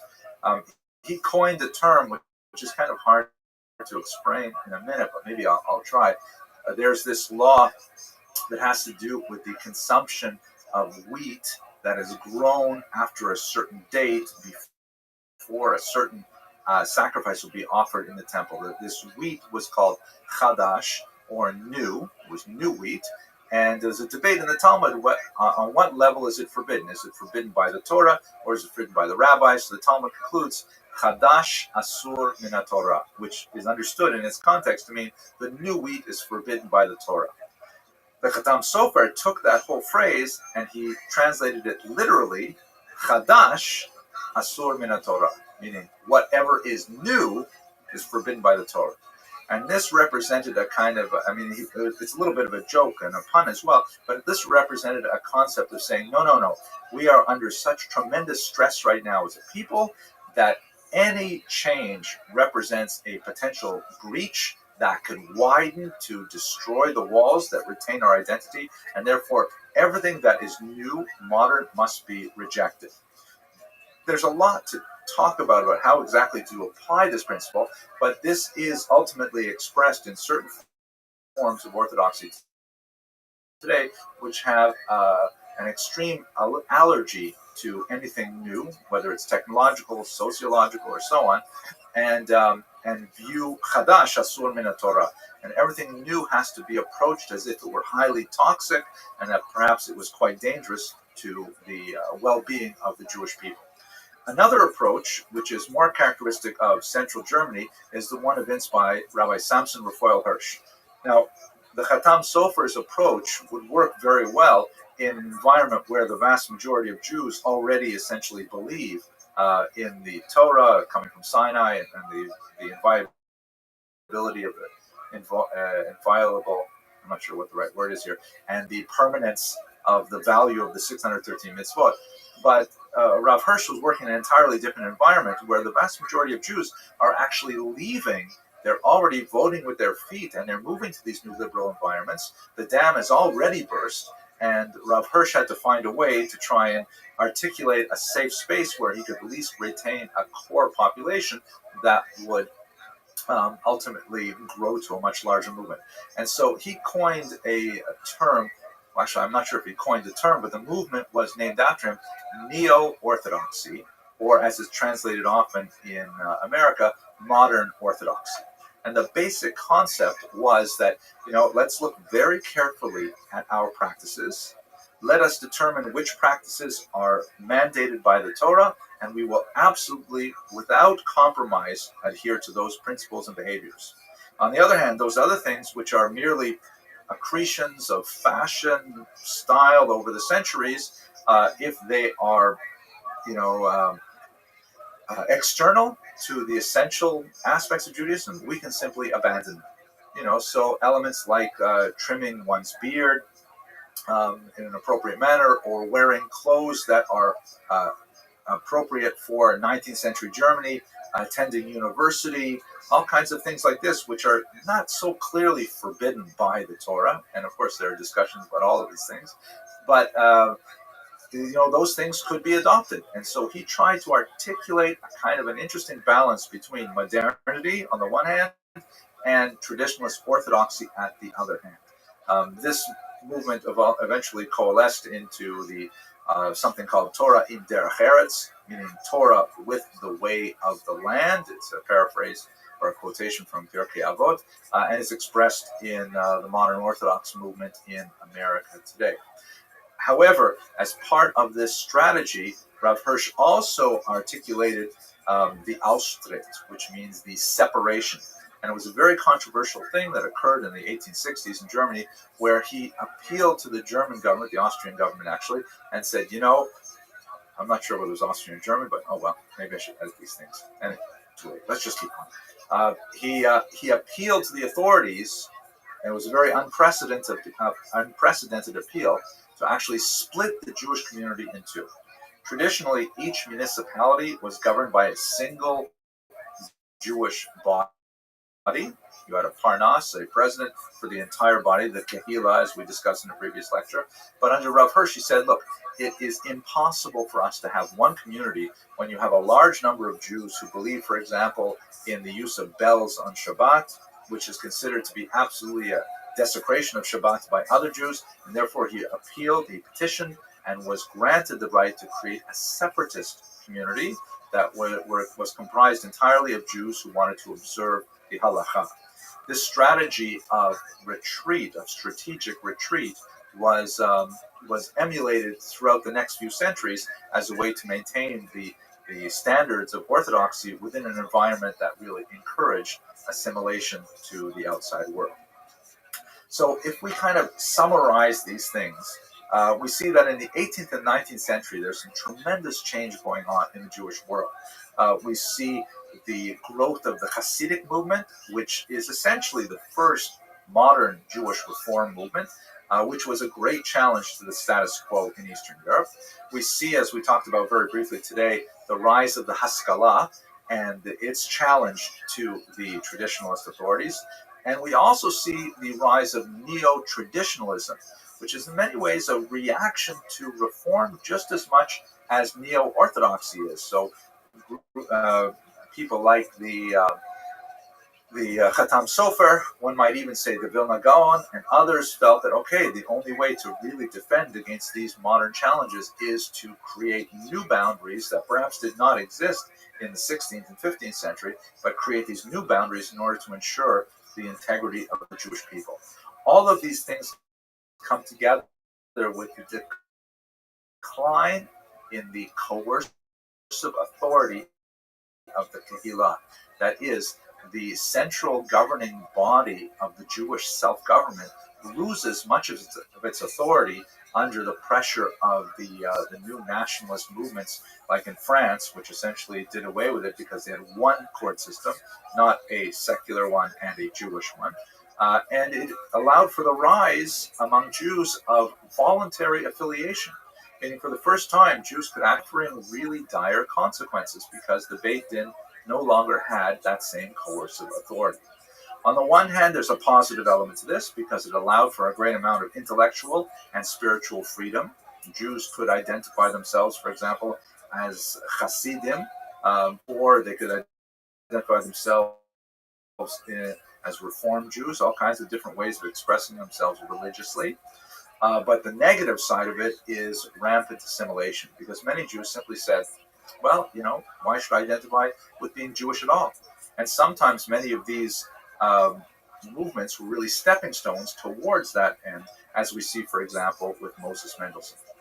So that's the Haskalah in a nutshell. There's a lot more to say about this. I hope you watch some of the longer lectures, and I hope you found this lecture useful. Thanks very much.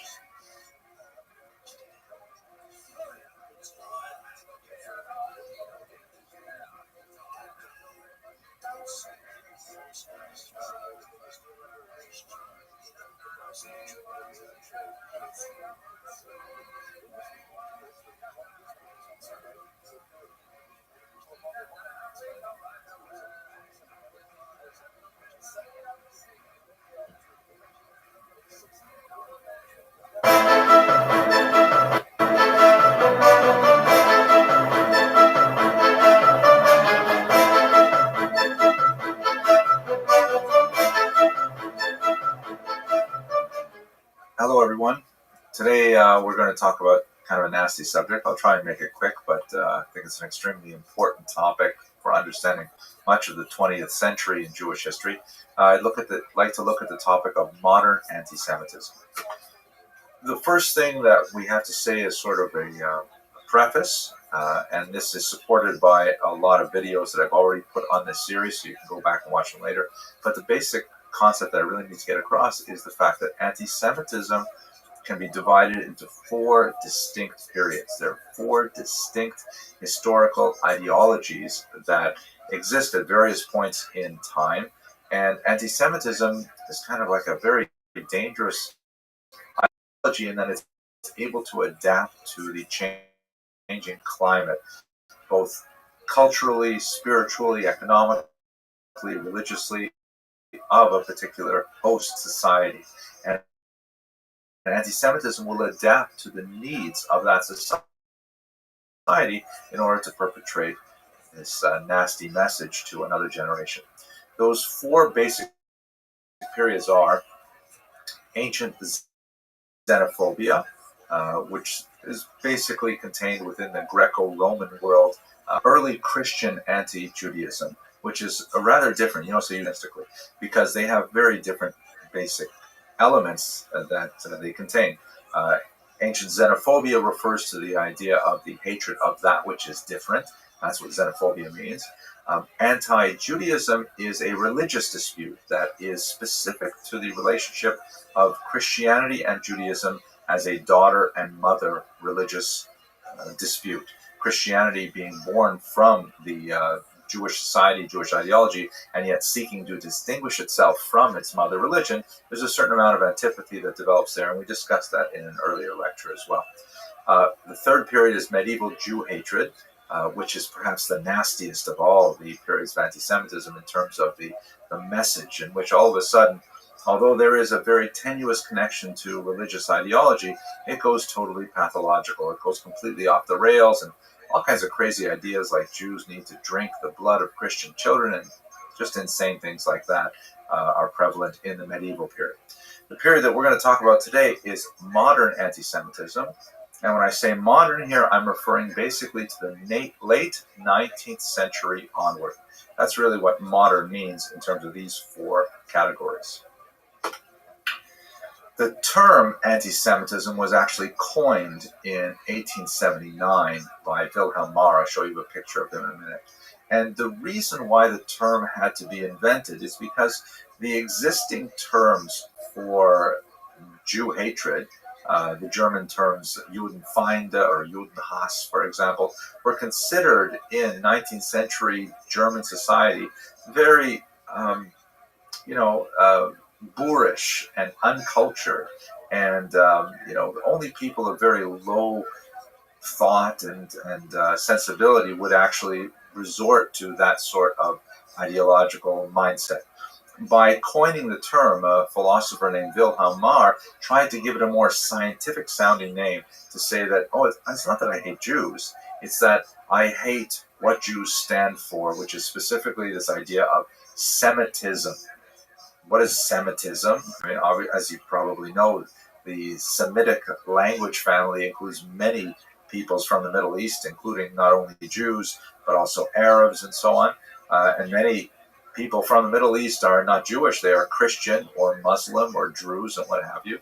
And furthermore, many Jews, although they have an ancient connection to the Middle East, they have a wide variety of racial and ethnic backgrounds. So what exactly is Semitism? Wilhelm Marr wanted to argue that there is this, international world conspiracy of Jews to try and destroy, Germany and Germanness, and that's the Semitism that he's referring to. So it's not that they're anti-Jewish, it's that they are anti-Semites. They are proudly saying they are trying to rescue Germany from this horrible fate of being dominated by Jews. Here's a picture of Wilhelm Marr. You can see that here's his book also. That was where the term anti-Semitism first appeared. It's titled "The Way for the Victory of Germanness over Judaism or Jewishness." And it has a kind of a shrill tone that the Jews are taking over, the Jews are dominating all society, and we have to kind of rise up and we have to defend ourselves from them. Later in life, he apparently recanted his anti-Semitism, but at that point it was really far too late. Now, this flows very heavily into the concept of race that was also gaining tremendous currency at the end of the 19th century. We, in the early 21st century, tend to think of race as a given, especially in America, which has such strong racial consciousness as a legacy of the African slave trade. But we should recall that for most of human history, race was not a functional concept. There was definitely a consciousness of different skin tones, and one finds in many societies a color bias that is linked to what might want to say proto-racism.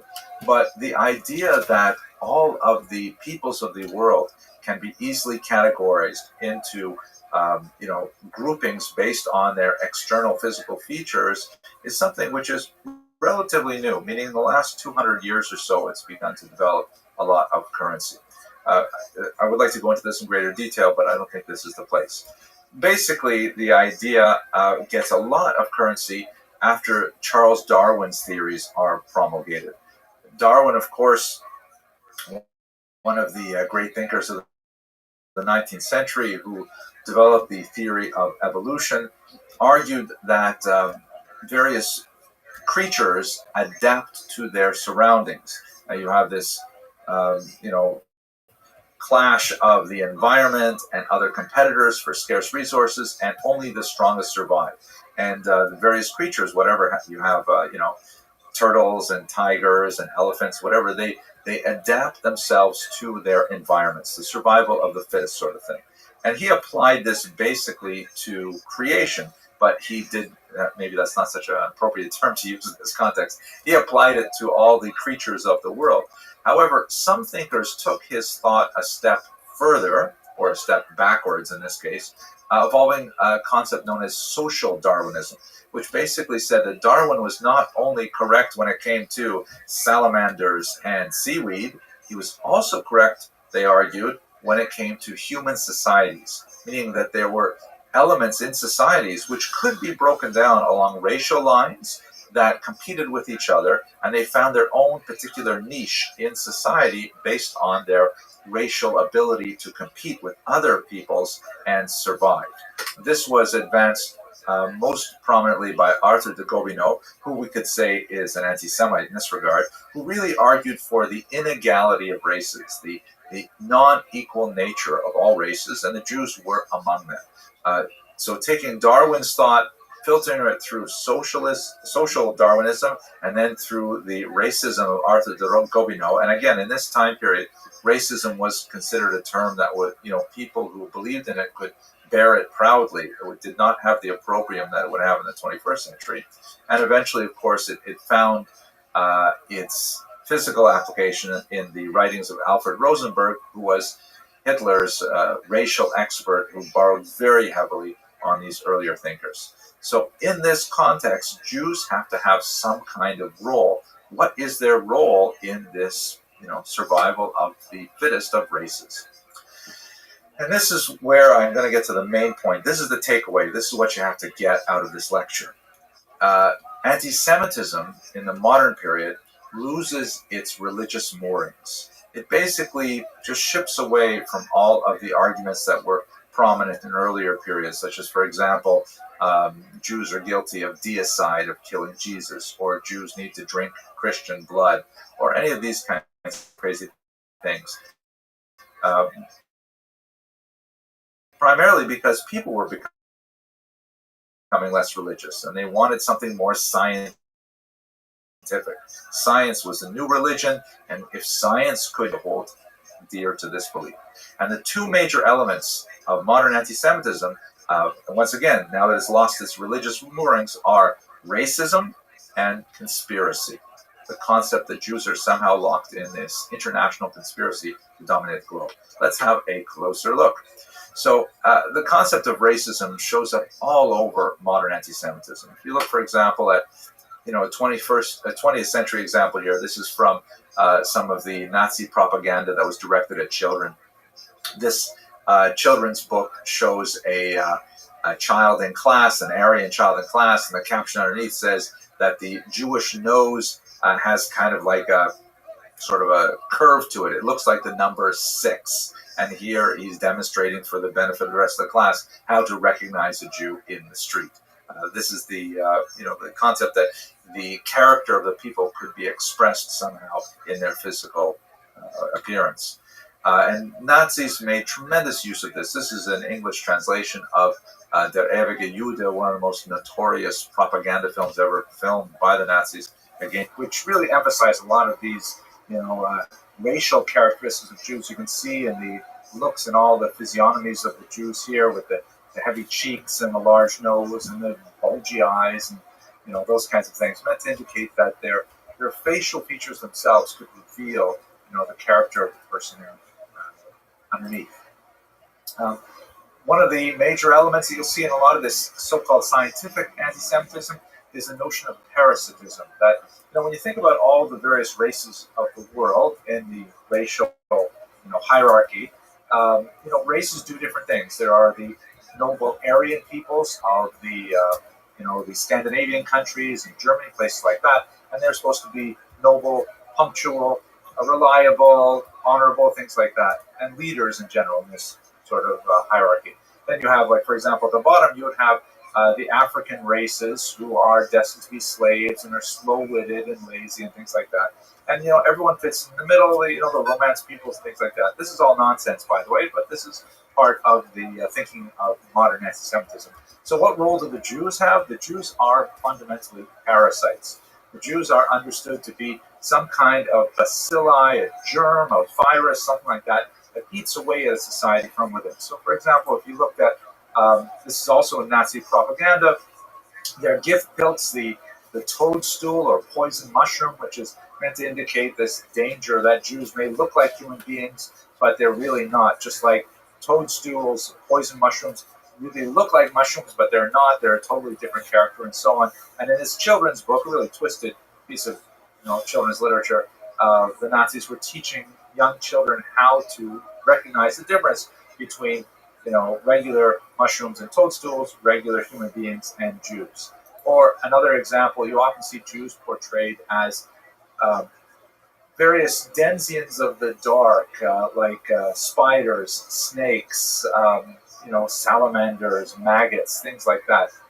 Spiders are especially prized because of the idea of it combines with the domination of the globe metaphor, with the web that is often portraying them, catching things in a much larger scope than they actually physically contain.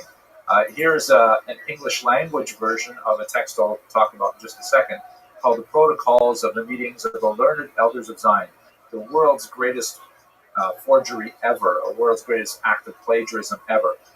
This is a 1977 edition. You can see you've got this snake that's encircling a globe. He's wearing a yarmulke. He's got heavy jowls, a big nose, things like that. And in case you weren't sure of his national identity, he's got Stars of David all around. That's a very helpful kind of clue as to the notion that the Jews are controlling the world. Finally, this is one I hadn't seen before in a while. This is one of my favorites, actually. It's got kind of a maggot, a massive, ugly maggot, sitting on top of the globe. And reflected in his eyes, you can see very faintly, is the American dollar sign and the Soviet hammer and sickle. And the idea is that, the Jews really are at the root of American capitalism and Soviet communism. And the German language caption in the top left talks about how, the Jews will feed on the peoples of the world. And that's this idea of parasitism. The other major element, which you see combined in those other images, is this concept of conspiracy. The notion that while it's no longer fashionable to hate Jews because of some religious purpose, Jews may be hated because of some supposed massive global conspiracy that they're all engaged in to enslave Christendom and so on. So here is one of the world's greatest architects of this conspiracy theory, the Russian monk Sergei Nilus, who in the late 19th century claimed to have discovered the minutes, the record book of the leadership of this secret world conspiracy, which was then published as the Elders of Zion, the protocols of the Elders of Zion. Protocols, of course, meaning like the records, the way they do things, stuff like that. And it's been translated into multiple languages and so many editions. Here's, for example, a Brazilian version from 1937. You see, once again, the snake motif and encircling the globe and so on. Here is an Arabic version, which is unusual because it has an octopus. Same idea of the tentacles reaching out and encircling many areas and so on.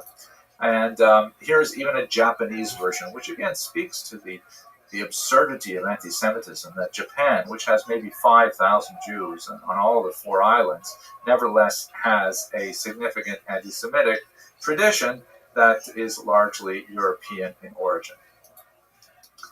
The last thing that I'd like to touch on in this short lecture is the disturbing trend of Arab anti-Semitism.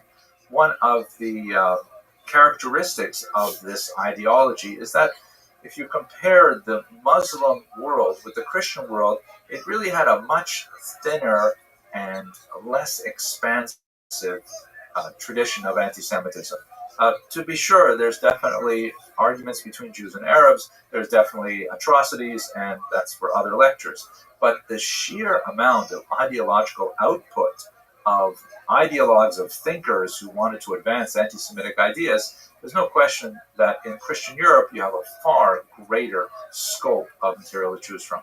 Nevertheless, in recent decades, especially in the context of the conflict over the state of Israel, the Arabs have been catching up, and Muslim anti-Semitism, I'm using those terms roughly interchangeably, that's probably not so fair right now, but Arab anti-Semitism has really begun to catch up with European models, primarily by borrowing from them.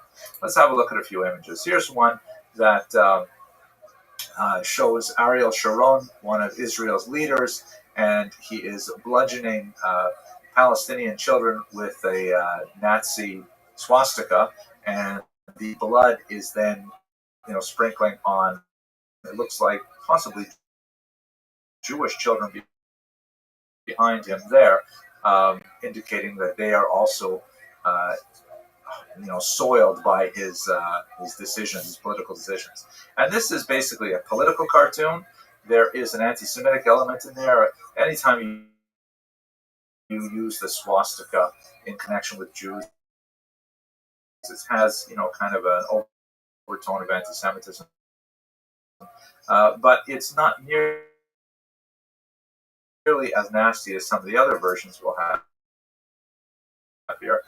This is a classic restatement of the Christian blood libel in a Muslim context. You can see here are laughing Israeli soldiers who are feeding Arably and drains their blood, which is then consumed by Israelis.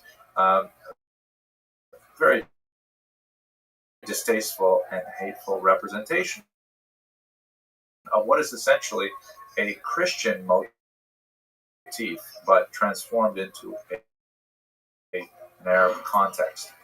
And finally, here's another example that emphasizes the conspiracy theory that shows action on the left, Mitt Romney. There's a spelling error there on the box opposite Barack Obama. And they're both smiling and holding up the Dome of the Rock, indicating that they're both going to. In the background is a leering Jew that indicates that he's going to share in that meal as well. And that gives you a sense of it. Anyway, I'm sorry, it's not a very pleasant topic, but, have a look at some of the other lectures, their history in the modern era. Thank you for watching.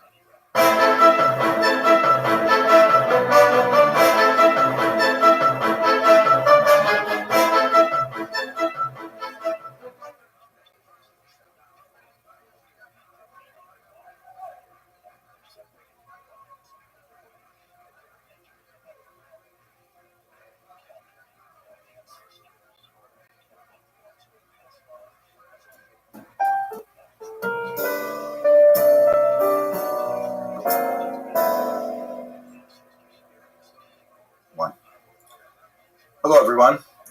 Today's lecture is going to be part of the Essential Lectures in Jewish History series, but it's going to be a little different for a few reasons. I've been reading Ruth Weiss's new book on Jewish humor. I'll show you a cover of it a little bit later, and it occurred to me that for the section on Jewish culture, we really should discuss humor because it is such an important element of modern Jewish culture. And she presents a fascinating thesis that I think we should explore a little more with a little more detail. So let's get right to the material. So first of all, I think what's most exciting about her book, besides the jokes, which are quite excellent for the most part, is the concept that Jews were not always funny. This is like a shocking revelation to me. My wife likes to say, for example, that Jewish men developed humor as a kind of an adaptation to the environment in a Darwinian sense. This is a way of, for example, being able to attract an appropriate mate. But, I've always thought that Jews were always funny, but the truth is when you look deeply at the sources, it's not necessarily the case. Let me give you a couple of examples of biblical humor. For example, in Genesis 32:7, so Jacob is very worried about his encounter with his brother Esau. He has, prior to this chapter, already taken his birthright and a couple other things, and so he sends out messengers to see, how is Esau going to greet him, and he says, Yashuva Malachim El Yaakov, and so the messengers came back to Jacob, Lamor, and they said, Banu El Achicha El Esav, hey, we talked to Esau, your brother, V'gam Holech Likrascha Arba Meos Ishimo, and you know what? He's coming. He's bringing 400 guys with him. Okay, it's going to be 400 armed men coming with him. So that passage was not really so funny. Here's one that I think is a little bit funnier. I actually enjoy this one every year when we read it. It's in Parshas Beshalach, Exodus, chapter 14, verse 11.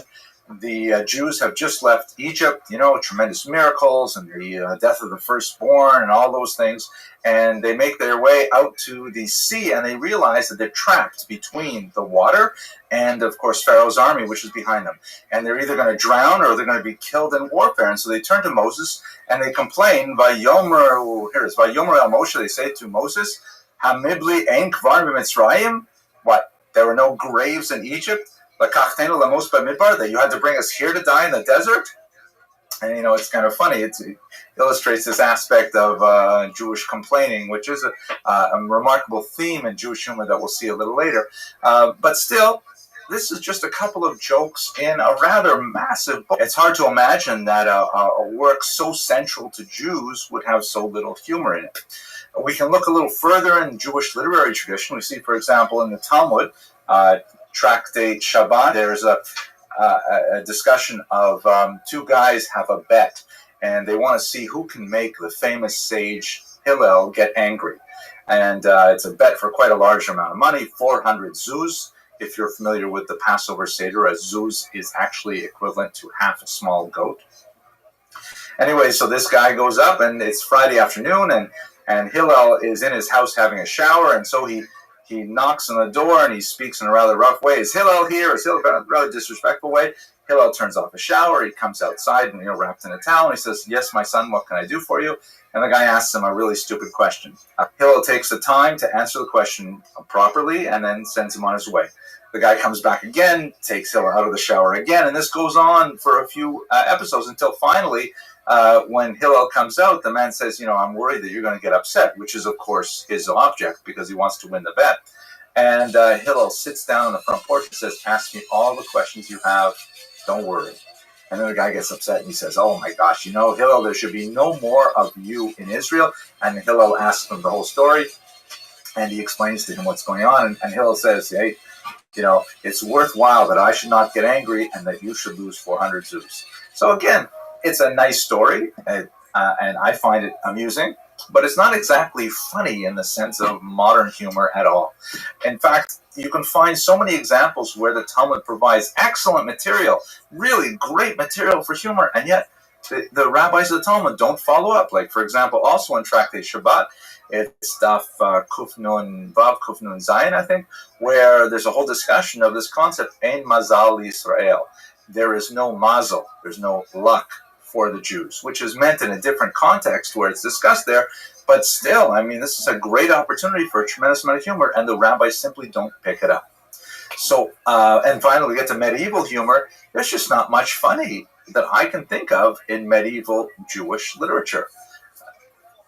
So what do you do with this? One is tempted to conclude, as Dr. Weiss does, that in fact, Jews were not especially funny, at least not any funnier than any other people until the modern era. So we're going to have to explore what exactly is it about modernity that suddenly unleashes this torrent of Jewish humor. Dr. Weiss argues that the turning point really had to do with emancipation. Here, by the way, is a picture of her. She's a tremendous scholar of Yiddish literature. And this is a picture of her recent book on the topic. You can see the fake glasses there, which are inspired by Groucho Marx. I'll show you a picture of him in a few minutes. At any rate, she argues that the 18th and especially the 19th century, which were exceptionally important for the emancipation of Jews, was connected very closely with the development of Jewish humor. And I encourage you to go have a look at the lecture on the Haskalah, the essential lecture on the Haskalah, where I talk a lot more about what that period meant in Jewish history. Specifically, she refers to the activity of this man, Heinrich Heine, arguably Germany's greatest modern poet, exceptionally popular in the 19th century, who was of Jewish origin and faced with the challenge of his Jewish background, which was impeding his career advancement. He converted, at least on the surface, to a form of Protestant Christianity, and then did not end up getting the job, and he spent the rest of his career really making fun of his own conversion.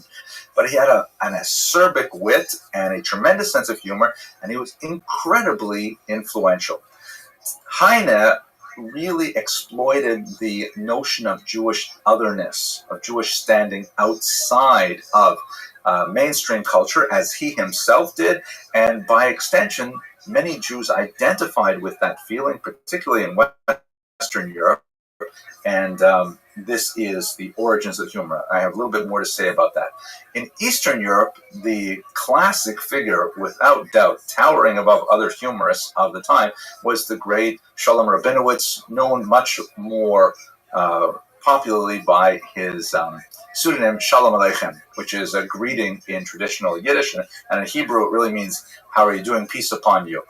And Shalom Aleichem, with his extensive treatments of and send-ups, really, of shtetl life and of Jewish foibles in late 19th century Eastern Europe, were absolutely hilarious. The thing that's so tragic, however, about Shalom Aleichem, for our purposes, is that the vast majority of his humor is untranslatable. Humor, more than any other genre, requires an extensive cultural familiarity, and if you have to explain a joke, you're essentially ruining the joke.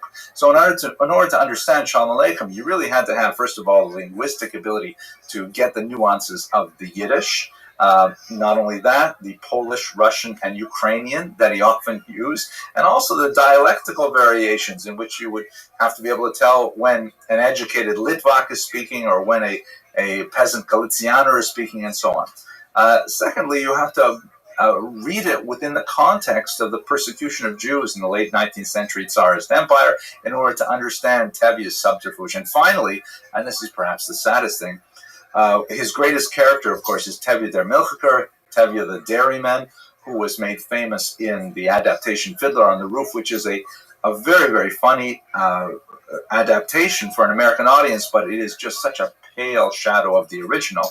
Tevye is an Am Haaretz. He is a well-meaning and lovable fool who is uneducated. And he is constantly butchering quotations from the Torah and the Mishnah and the Talmud. And the only way you get the joke is if you know how he's butchered the original phrase, how he has misconstrued it. And unfortunately, I've had many students who have listened to Tevye speak in Fiddler on the Roof and think he's actually quoting the text, which is just so sad. But we'll return to this point. Anyway, these two figures, Heinrich Heine, particularly in Western Europe, Shalom Aleichem in Eastern Europe, are responsible more than anyone else for elevating the status of Jewish humor and ultimately making it a career path for many American Jewish comics as well. Now, returning to this period of time, referring specifically to the 18th and especially the 19th century, starting in Western Europe and then radiating to Eastern Europe, this is a period when Jews were gradually receiving emancipation, meaning they were gradually receiving legal status, sometimes equal status with non-Jews in their given societies. But there's a big gap between legal emancipation and social emancipation. The process begins, and again, I encourage you to look at the lecture on the Haskalah for more details on this. Begins really in the late 18th century when the French first emancipated the Jews. It was called into question, and then Napoleon, in the beginning of the 19th century, convened a Grand Sanhedrin to confirm the rights of the Jewish people in France. Here you can see he's depicting himself in 1806 as a kind of a Caesar figure with a Judean desert background, and he's holding the law, which has this ambiguous.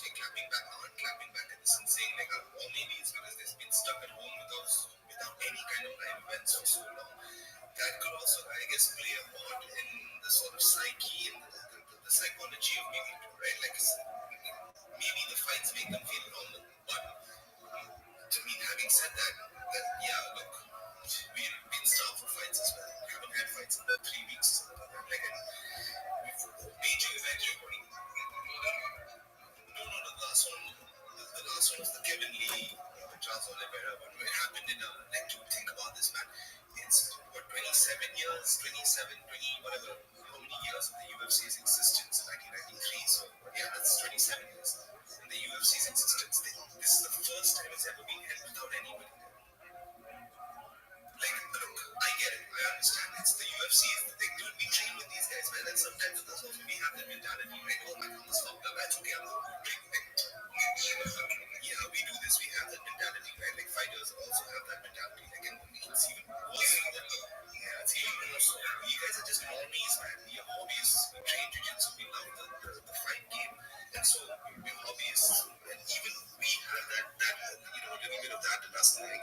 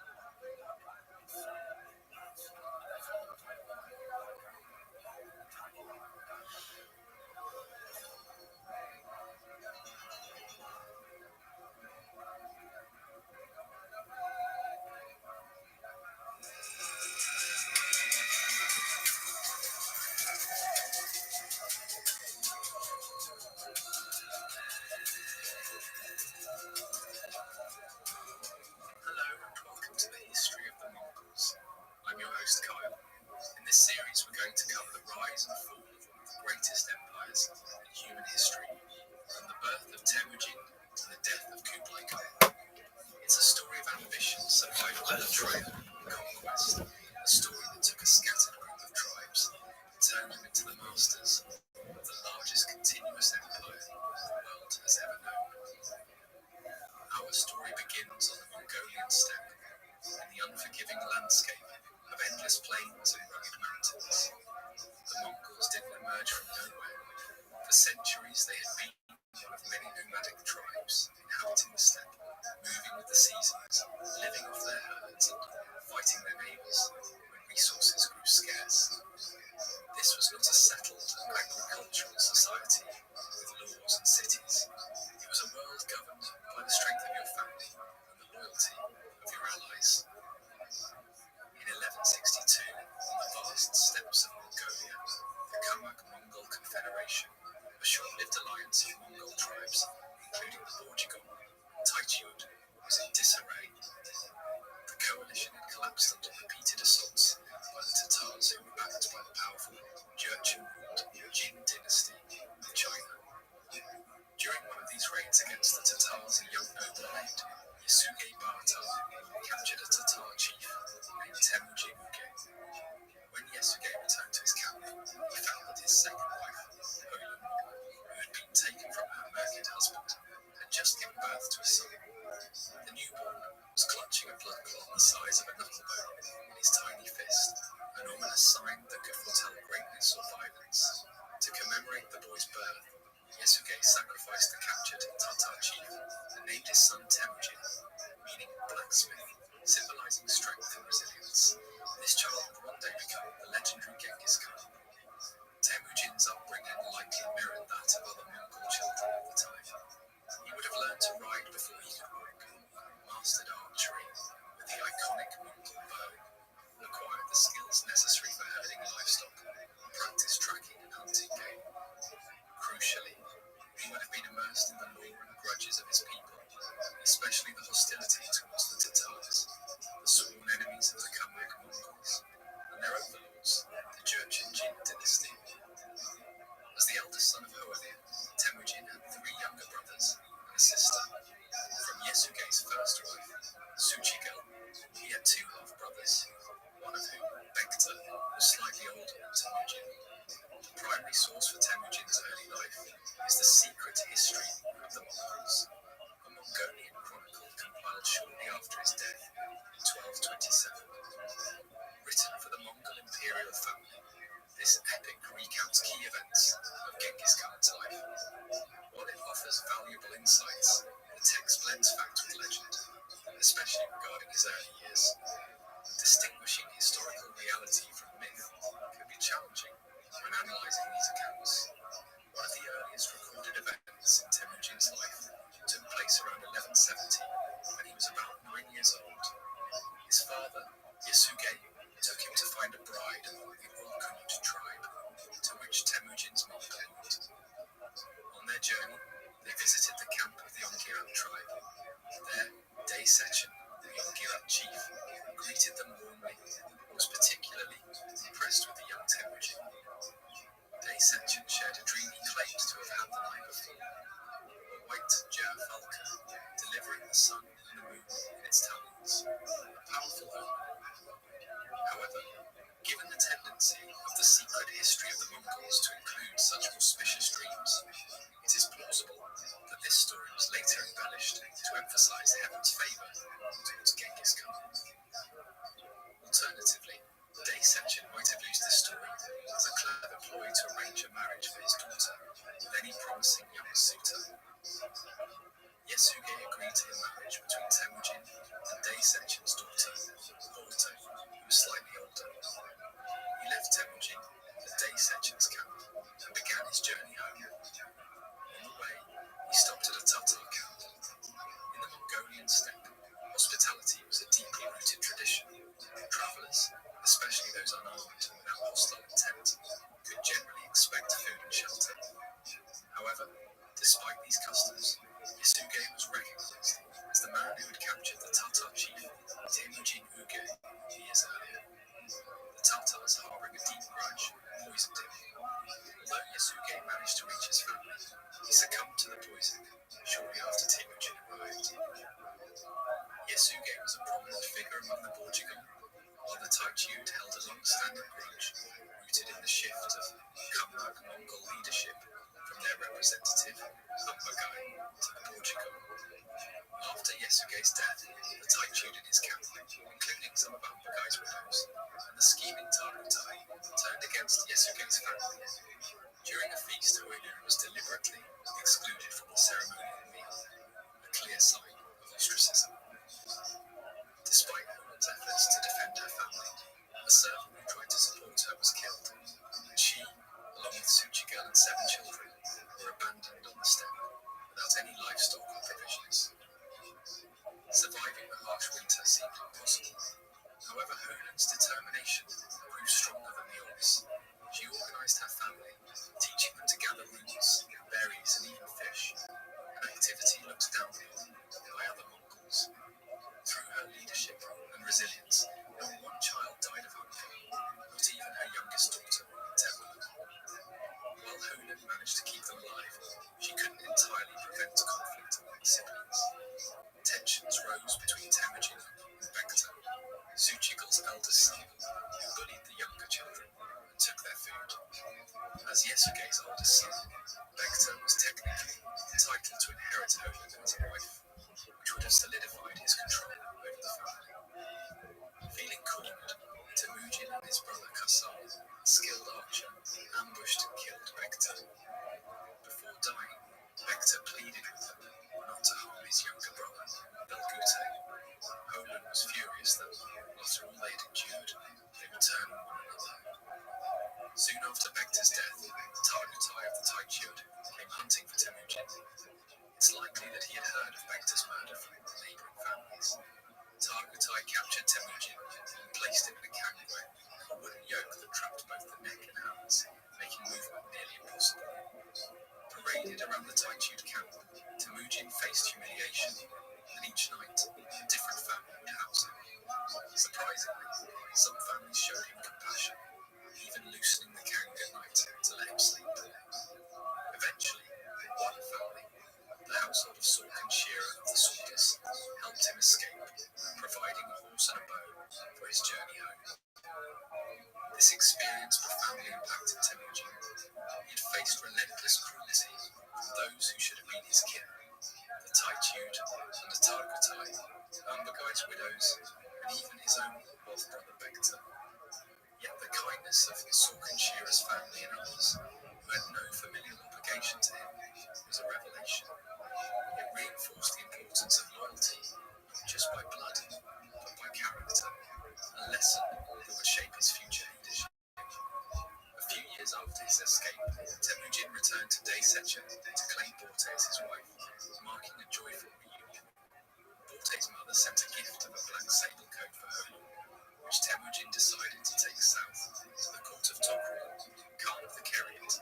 Tokrul, who had been a blood brother to Temujin's father, Yesugei, was a powerful and wealthy leader. Years earlier, Yesugei had helped Tokrul secure his throne, and now, maintaining that alliance was crucial for Temujin. Having Tokrul's support would make the Taijud hesitant to raid Temujin's growing camp. Pleased with the valuable gift, Tokrul welcomed Temujin into his retinue. By the late 1170s, Temujin's prospects seemed moving. He had gathered a small but loyal group of comrades, gained protection from a powerful overlord, and secured his marriage to Borte.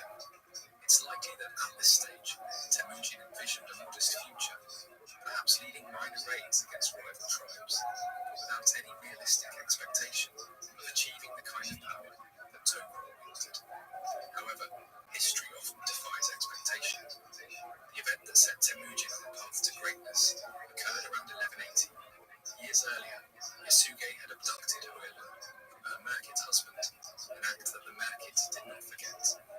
Learning of Temujin's recent marriage, the brothers of Huilin's former husband, now leaders within the Merkit tribe, organized a raid to exact revenge. Temujin and his brothers managed to escape, but Borte, along with Tsuchigel and the servants, was captured and taken north to Merkit territory. Devastated and seeking refuge at Buk and Khaldun, Temujin was forced to confront the loss and uncertainty that had once again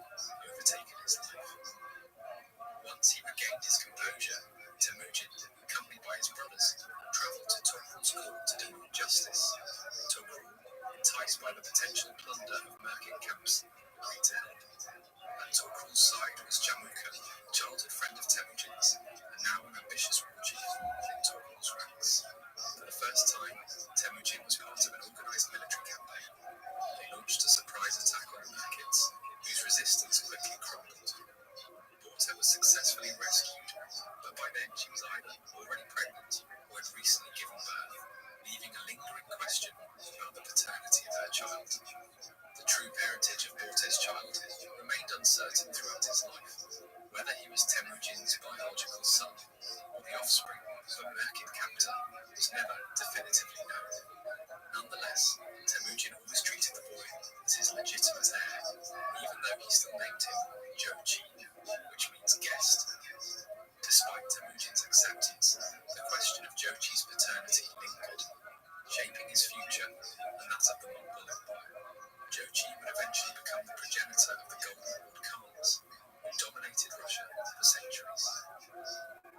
After Porta's rescue, Temujin and Jamukha reaffirmed their bond as Anda, sworn brothers, and shared a peaceful period for about a year and a half.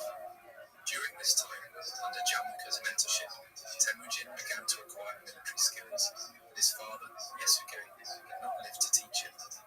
However, as time passed, their friendship became strained. Temujin grew wary of Jamukha, and Porta warned him of Jamukha's unpredictable nature, suggesting that remaining in Jamukha's camp might confine Temujin to a life of subordination. Ultimately, Temujin chose independence, taking his small group of followers with him. Interestingly, some of Jamukha's men also defected to Temujin, reportedly inspired by a prophecy of his destined greatness, though it is possible that Temujin himself encouraged these defections. Within a few years, Temujin's reputation as a just and fair leader attracted a growing number of followers, both warriors and their families. His increasing influence among the Borjigin clan led to the convening of a Kurultai, tribal council, where Temujin was elected as Khan of the Borjigin. Seeking to consolidate his position, he sent emissaries to Tokrul and Jamukha. Tokrul responded with congratulations, while Jamukha expressed resentment, attributing their separation to the influence of the Khan's descendants. Tensions escalated when Temujin's men killed Jamukha's younger brother, Taichar, during a dispute over stolen horses. Jamukha, interpreting the incident as an act of aggression, prepared for war. In 1186, the two factions clashed at the Battle of Dalen-Baljut, known as the 70 Marshes. Despite Temujin's determination, his forces were significantly outnumbered and less experienced. Jamukha's superior military strategy led to a decisive victory. According to the secret history of the Mongols, captured warriors from Temujin's army were executed, some boiled alive, while a prominent prince was beheaded, his head displayed as a grim symbol of defeat. This brutal outcome marked a pivotal moment in Temujin's rise, teaching him valuable lessons about loyalty, strategy, and the harsh realities of power. One of Temujin's most defining skills was his ability to learn from failure, both his own and that of his enemies. After the defeats at Dalen-Baljut, Temujin recognized that Jamukha's mistake was his failure to eliminate him when he had the chance. Jamukha's decision to let Temujin live allowed him to remain a potential threat, rallying his forces around him once more. The secret history of the Mongols notes that Jamukha's particularly cruel treatment of prisoners sparked discontent among his own men, leading to defections. This was an important lesson for Temujin. The excessive cruelty displayed by Jamukha made his followers uneasy, and as long as Temujin remained alive, he served as a focal point for those dissatisfied with Jamukha's leadership. From this experience, Temujin learned the importance of relentlessly pursuing enemy leaders to prevent them from regrouping or becoming symbols of resistance. The following decade of Temujin's life is scarcely documented. By 1196, he reappears in the historical record, but the intervening years were shrouded in ambiguity. It is possible that he spent this time rebuilding his forces, gradually recovering from his previous defeat, and theory suggests that Temujin might have fled south to seek refuge with the Jin Empire, a surprising move considering the Jin were traditionally his enemies. However, this strategy would not have been unprecedented. Steppe leaders often sought protection from sedentary powers when their fortunes turned, as demonstrated when Tokul fled to the Tangut Shisha and Karakatai during similar circumstances. Temujin's re-emergence on the political scene is recorded in the secret history of the Mongols, where he is depicted fighting alongside both the Jin army and Tokul against the Tatars, who were rebelling against the Jurchen rulers. This collaboration hints that Temujin may have spent part of the preceding decade forging alliances with the Jin, leveraging their support to re-establish himself among the steppe tribes. This also aligns with the common practice of Chinese dynasties using one steppe faction to suppress another when conflicts arose. Following their victory over the Tatars, both Temujin and Tokul were rewarded with spoils, followers, and official titles from the Jin court. Tokul, in particular, received the title Wang, meaning king in Chinese, which the Mongols adapted as Ong. Consequently, he became known as Ong Khan. These new titles symbolized their acceptance as Jin vassals, a political move that temporarily stabilized their power. Strengthened by this recognition, Temujin and Tokul launched campaigns against various groups, including the Merkids to the north and the Naiman to the west, consolidating their influence by subduing rebellious vassal tribes. These efforts marked the beginning of Temujin's gradual rise from a fractured political outcast to a powerful leader poised to reshape the Mongol world. During these years, Temujin's reputation and power grew significantly. He proved himself a capable leader and a strategic thinker, particularly when it came to warfare and organization. Unlike many of his rivals who would typically slaughter defeated tribes, Temujin chose a different approach. Instead, he absorbed these tribes into his own, spreading their members among his people. This method not only increased his numbers, but also strengthened his influence. Loyalty and competence were highly valued in his ranks. Those who demonstrated both were promoted to higher positions, regardless of blood ties. Although many of his top commanders were indeed related to him, kinship was not the only criterion. However, Temujin's rise did not go unchallenged. His actions, along with those of his ally Tokul, earned them numerous enemies across Mongolia. Among these were the Merkids, Naimans, Tatars, Taichud, and other smaller groups, all of whom sought revenge. In 1201, these factions united and elected a military leader to confront Temujin. They chose Jamuka, who had once been Temujin's friend and blood brother. At the Battle of Koiten in 1201, the two forces clashed. According to some accounts, Jamuka's shaman summoned a snowstorm to give his troops an advantage. Despite this, Temujin emerged victorious, and Jamuka's coalition fell apart. In the aftermath, Jamuka, desperate to recoup his losses, looted the camps of his own allies before fleeing. Tokul pursued Jamuka, while Temujin turned his attention to the Taichud, seeking to avenge his earlier defeat. The Taichud did not yield easily. During the battle, Temujin got a horse shot from under him and suffered a severe neck wound that almost claimed his life. Yet despite these injuries, he was ultimately triumphant. The Taichud were defeated and assimilated into his growing forces. Even the vassal tribes associated with the Taichud submitted. Notably, Sorkhan Shira and his family, who had once helped Temujin escape captivity, were honoured for their past kindness. One remarkable incident during this period involved the man who shot Temujin's horse. He approached the Khan, openly admitting his actions. Instead of executing him, Temujin recognized his courage and honesty. The man was given the name Jebe, meaning arrow, and welcomed into Temujin's retinue.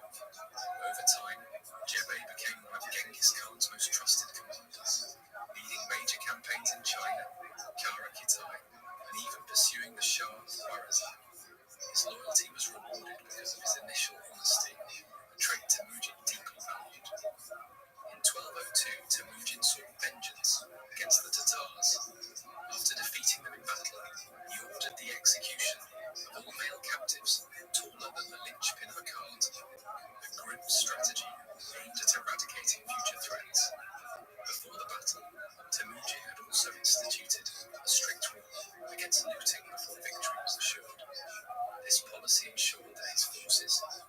disciplined and focused on defeating the enemy completely.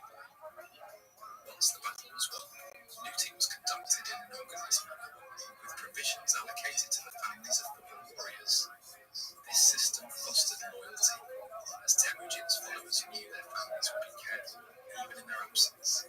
Discipline remained a core principle under Temujin's leadership. When some Kamak princes who had previously elected him as Khan broke rank to loot early, they faced severe punishment, and their loot was confiscated. The nobles viewed this as an infringement on their traditional rights, leading many to defect and join Tokrul Khan. Nonetheless, Temujin's insistence on discipline laid the foundation for the future success of his armies, as loyalty and order became defining characteristics of his rule. Tokrul, now in his late 60s, was no longer the decisive leader he had once been. His weakened state left a power vacuum, and various factions within the Kiryat were already positioning themselves to succeed him. Despite Temujin's long-standing alliance with Tokrul, tensions surfaced when Temujin proposed a marriage alliance to solidify their bond. He suggested that Tokrul's daughter marry his son Jochi, while his daughter, Kojin Beki, would marry Tokrul's son, Sengum Ilkay. However, Sengum opposed the idea, interpreting it as a strategic maneuver to undermine his own claim to leadership. Under pressure from his son, Tokrul rejected the proposal, allowing a rift to form between the two allies. With the alliance weakened, rival factions, including the Kamak princes and Jamuka, took advantage of the situation. They whispered in Sengum's ear, stoking his distrust of Temujin. Eventually, Sengum convinced Tokrul to betray his former ally. Their plan was simple: lure Temujin into a trap by feigning acceptance of the marriage proposal. A message was sent to Temujin, inviting him to visit the Kiryat camp to formalize the agreement. However, Temujin's advisors were suspicious and persuaded him to send scouts ahead. This delay proved crucial, as sympathetic herders named Badai and Kishlik overheard the plot and warned Temujin. Realizing the betrayal, Temujin escaped just in time. When Tokrul and his allies discovered that Temujin had been alerted, they pursued him, leading to a confrontation at Kalkaljit Sands in eastern Mongolia. The ensuing battle was fierce and chaotic. Temujin's third son, Ogadai, was wounded in the neck, and one of his top commanders was fatally injured. Sengum himself took an arrow to the cheek. Despite their valiant resistance, Temujin's forces were ultimately defeated, forcing them to retreat. However, the victors failed to capitalize on their success due to internal discord. Tokrul's inability to assert control over the coalition, coupled with Jamuka's frustration and his secret warning to Temujin, meant that no decisive pursuit followed. Temujin and his remaining followers retreated to the desolate shores of Lake Baljuna in 1203. There, while drinking the murky waters, his loyal companions swore an oath of allegiance, a moment immortalized as the Baljuna Covenant. Though Temujin had suffered defeat, he still had loyal supporters, and his charisma continued to attract allies. Central Asian Muslim merchants, sympathetic to his cause, brought vital supplies, including sheep, to sustain his forces. Meanwhile, Tokrul's coalition quickly fell apart. Power struggles erupted as various factions vied for control, and assassination attempts became common. Temujin took advantage of the chaos by sending emissaries to key leaders, subtly reminding them of past alliances or making veiled threats. This strategic manipulation deepened the mistrust among his enemies, gradually undermining their unity and setting the stage for Temujin's resurgence. As his enemies fractured, Temujin seized the moment. Under the cover of night, in 1203, his army launched a surprise attack on the Kiryat while they were engrossed in a feast. Despite putting up a strong resistance, the Kiryat forces were ultimately overwhelmed, and their leadership disintegrated as Tokrul and his son fled amid the chaos. With their leaders gone, the Kiryat had no choice but to surrender to Temujin Khan. Tokrul, now a fugitive, attempted to seek refuge with the Naima in the west. However, his miserable appearance led a patrolman to doubt his identity.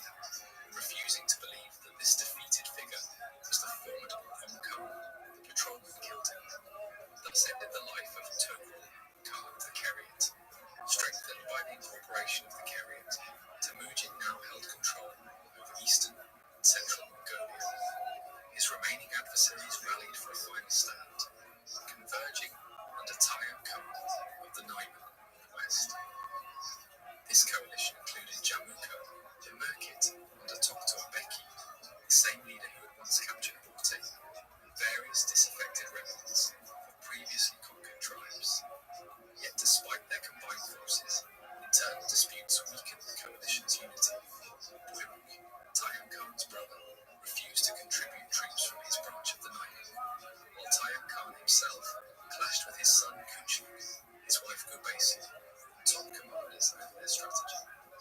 In a bid to outmaneuver Temujin, Tayam sent envoys to the Ongun tribes to the south, hoping for support. However, suspicious of the growing Mongol power to their north, the Onguns warned Temujin of Tayam's intentions. Temujin meticulously prepared his army, reorganizing it into the renowned decimal structure, units of 10, 100, 1,000, and 10,000. He appointed reliable commanders, reinforced discipline, deliberately breaking traditional tribal affiliations within the military structure to strengthen the chain of command. Moving early in the spring of 1204, while the horses were still lean from the harsh winter, Temujin aimed to catch his enemies off guard, as they would not expect a campaign at such a time.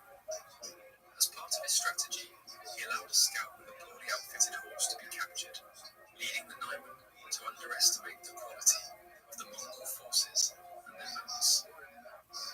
Later, as they ventured deeper into Naiman territory, Temujin instructed his men to light multiple fires at night, creating the illusion of a much larger force. Naiman scouts, misled by this tactic, reported that the Mongol army was as vast as the stars. Overwhelmed by these reports, Tayam Khan became increasingly anxious, unsure whether to retreat and draw the Mongols further in or stand and fight. His instincts favored a strategic withdrawal, but his son and other commanders accused him of cowardice, pressuring him to engage the Mongols directly. To preserve his honor and authority, Tayam Khan was ultimately compelled to confront Temujin's forces head-on. At the Nag Cliffs, the final confrontation unfolded. Tayam Khan's leadership was disorganized and faltering, while Temujin had meticulously prepared his forces, establishing well-organized battle lines, delegating clear commands to his trusted generals. As the clash intensified, the Naiman forces were steadily pushed back, unable to withstand the disciplined advance of the Mongols. Sensing the impending defeat, Jamuka chose to abandon Tayam, taking his own men and leaving the Naiman leader to his fate. As night descended, many Naiman soldiers attempted to escape but tragically fell from the cliffs to their deaths. By morning, the remnants of resistance were easily overcome by the Mongol troops. Tayam Khan was killed, and the surviving Naiman warriors were absorbed into the Mongol ranks. Temujin claimed Tayam's widow as his own, and the Naiman's weaker scribes were incorporated with their writing system, subsequently becoming the foundation for the first written Mongolian script. The year 1204 marked a turning point in Mongolia's history. Although some minor resistance persisted, no rival faction within Mongolia remained capable of challenging Temujin's dominance. Tayam's son managed to escape to the Karakitai, where he would seize power in 1211, only to face Mongol retribution in 1217. Similarly, the surviving sons of the Merkin chief sought refuge among the Kipchak Kanghan tribes in the distant west, but even that was insufficient to escape Mongol pursuit. In 1205, Jamuka, once Temujin's sworn brother and rival, was finally betrayed by his last 5 followers, who delivered him to Temujin in hopes of reward. Instead, Temujin executed the betrayers, denouncing their disloyalty. In an emotional encounter recorded in the secret history of the Mongols, Temujin offered Jamuka the chance to rejoin him. Jamuka, however, declined, requesting instead a bloodless death. He assured Temujin that his soul would watch over his friend's family. In accordance with Mongol tradition, Temujin buried Jamuka with the golden belts they had once exchanged as symbols of their bond. An alternative account by the Persian historian Rashid al-Din, written a century later, claims that Jamuka was executed by being dismembered while cursing Genghis Khan. Despite this darker version, the story of their reconciliation remains more widely remembered. In 1206, Temujin summoned a great Kurultai, a grand assembly of the Mongol tribes. During this pivotal gathering, he was declared the supreme ruler of all the steppe peoples,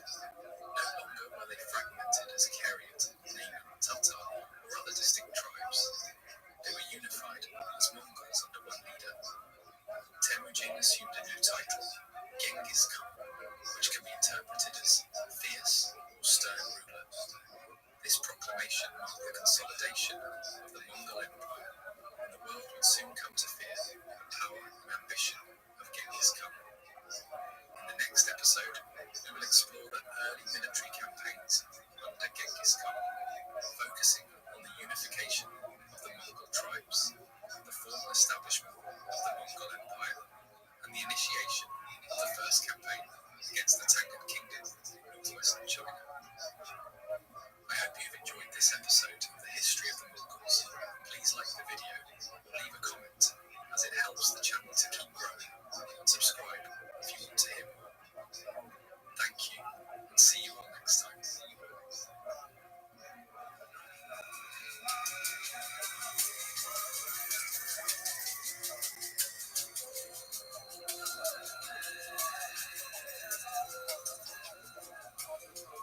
and welcome back to the history of the Mongols. I'm your host Kyle. In today's episode, we delve into the sophisticated strategies and enduring legacy of Genghis Khan as he laid the foundation of the Mongol Empire. We will explore his efforts to consolidate power, implement innovative governance, and address the challenges of tribal unity, alongside the pivotal military campaigns that expanded Mongol influence. Join us as we examine the methods, triumphs, and complexities of this unparalleled historical figure.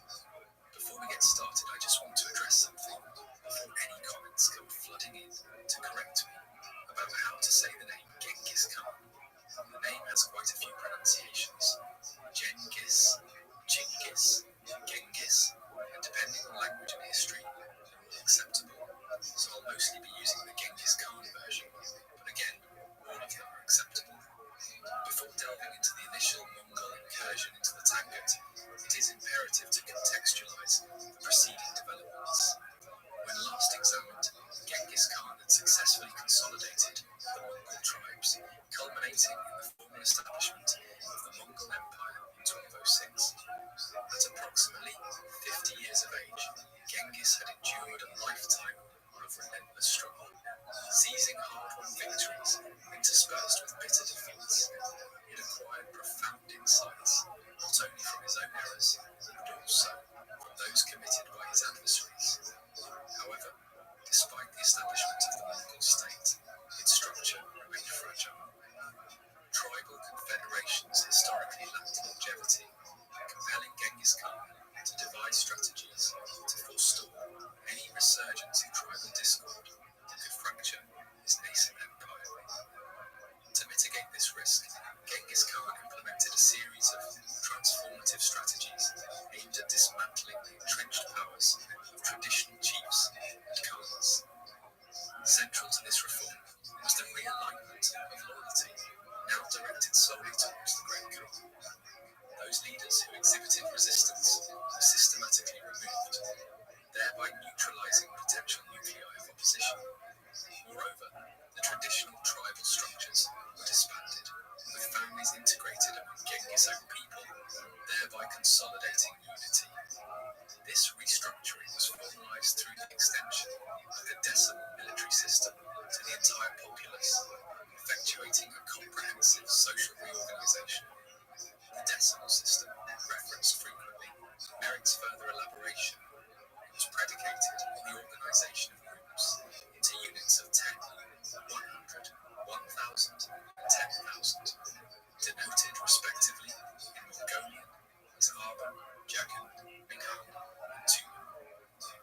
These units transcended tribal affiliations, merging individuals from diverse backgrounds into the same Minghan, thereby supplanting traditional kinship-based social structures with a uniform military administrative framework. In tandem with the military Minghans, civilian Minghans were instituted to sustain the martial apparatus. These civilian units were tasked with the production, maintenance, and provisioning of military equipment, and, in the absence of warriors, oversaw the pastoral economy, including the management of livestock. Consequently, tribal identities such as Taichud, Tatar, Kariat, or Naiman were subsumed under a singular Mongol identity. Only a select few tribes that demonstrated unwavering allegiance retained their integrity and leadership, but even they acknowledged the absolute supremacy of Genghis Khan, epitomizing the dictum, "There shall be no Khan but the Khan himself." Simultaneously, Genghis Khan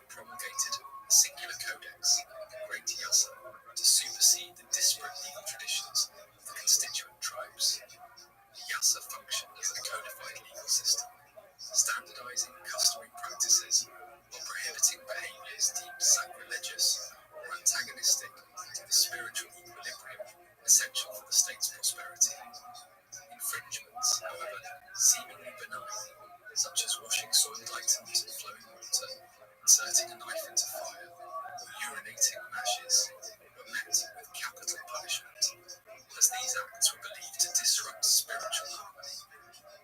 This stringent enforcement of spiritual etiquette was paramount during a period when divine favour was deemed vital for the empire's survival. Notably, capital punishment remained a prevalent sanction within the Yasa, reinforcing the perception of Genghis Khan's resolve in its application. The Yasa also prescribed precise methods of animal slaughter, mandating that the hearts be crushed without bloodshed, a practice at odds with Islamic ritual slaughter, which necessitates bloodletting.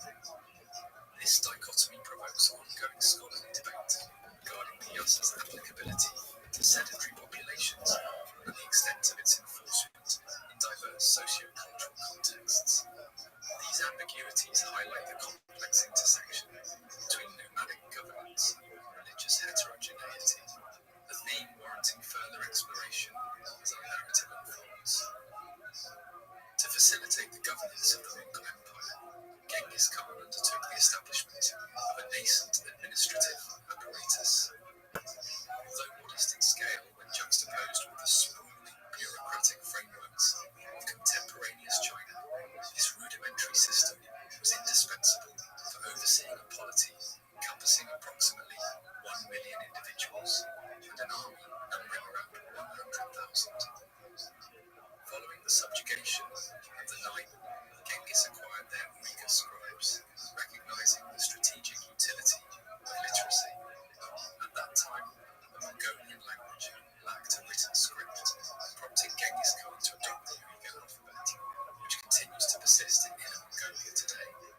One of Genghis's adopted sons, Shigi Kutuku, a Tatar, was appointed as the Yeke Jaguji, or chief judge, tasked with adjudicating legal matters, preserving justice, and chronicling both the Khan's edicts and judicial decisions in this new script. A significant augmentation of the burgeoning administration involved expanding the Keshik to 10,000 men. Initially established in 1204 as a personal guard for the Khan, the Keshik transcended mere protection duties. Its members served as grooms, meal preparers, caretakers of the Khan's chair, and overseers of his livestock, armaments, and even musical instruments. Comprised of trusted individuals, often the progeny of commanders or allied chieftains, the Keshik functioned akin to a military academy, fostering the development of leadership competencies. Those who proved adept were entrusted with commanding armies or governing territories. The Keshik also served as a political instrument. Members dispatched back to their homelands often acted as intermediaries, reinforcing the Khan's influence and ensuring the loyalty of their kin. Consequently, the Keshik represented both a means of fostering elite leadership and a mechanism of political consolidation. These strategic measures fortified the core military values prized by the Mongols: loyalty and discipline. The Mongol command structure, particularly the decimal system, demanded unwavering trust among commanders, essential for the operational fluidity of Mongol warfare.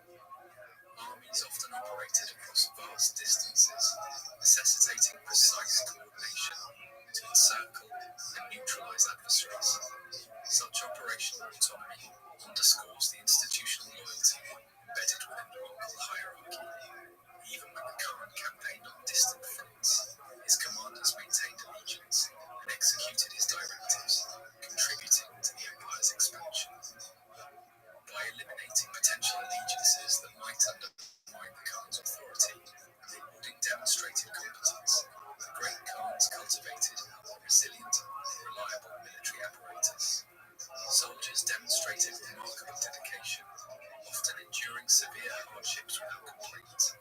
Their loyalty reinforced by a reciprocal relationship wherein the Khan ensured the well-being of their families.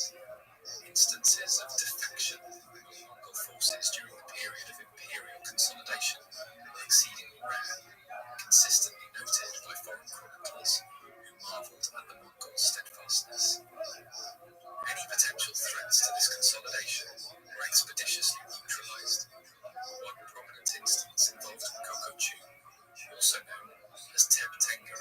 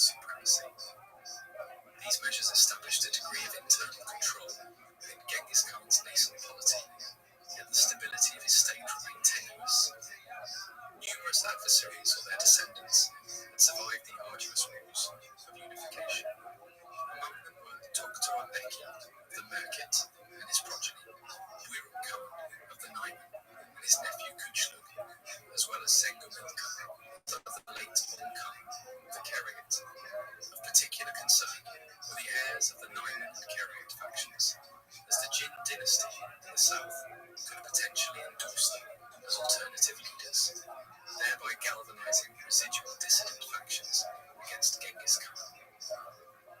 In the years immediately following unification in 1206, it became imperative for Genghis to preempt any resurgence of opposition. Buyruk was decisively defeated in late 1206, forcing the remaining Naiman, now led by Kuchlu, to migrate westward and ally the Merkit under Toktoa along the Irtish River, where they faced defeat in 1208. Toktoa perished in combat, while his sons sought refuge in the Kipchak tribes in the far west. Kuchlu, on the other hand, would eventually find sanctuary in the Kara Kitai, where he would later seize power in 1211, a development we will revisit in a subsequent episode. To the north, Genghis Khan compelled the submission of various Siberian forest tribes around Lake Baikal in 1207, including the Kyrgyz, the Tund, and the Oirat, among others. By 1208, Genghis had successfully secured both his northern and western frontiers, with his eastern boundary naturally demarcated by the Khingan Mountains, leaving the southern territories of China as the next strategic objective.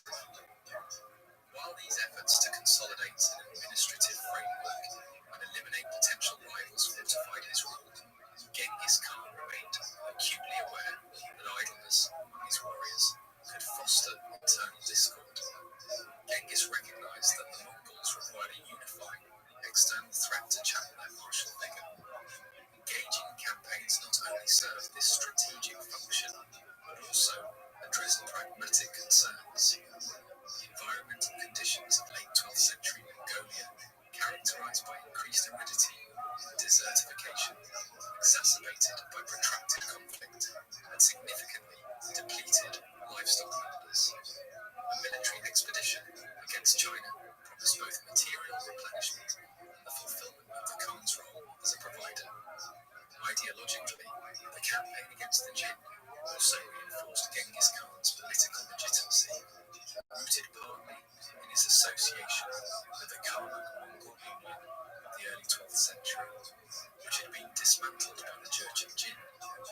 The brutal execution of Khan al-Bago by the Jin demanded retribution, presenting Genghis with an opportunity to fulfill his duty as avenger.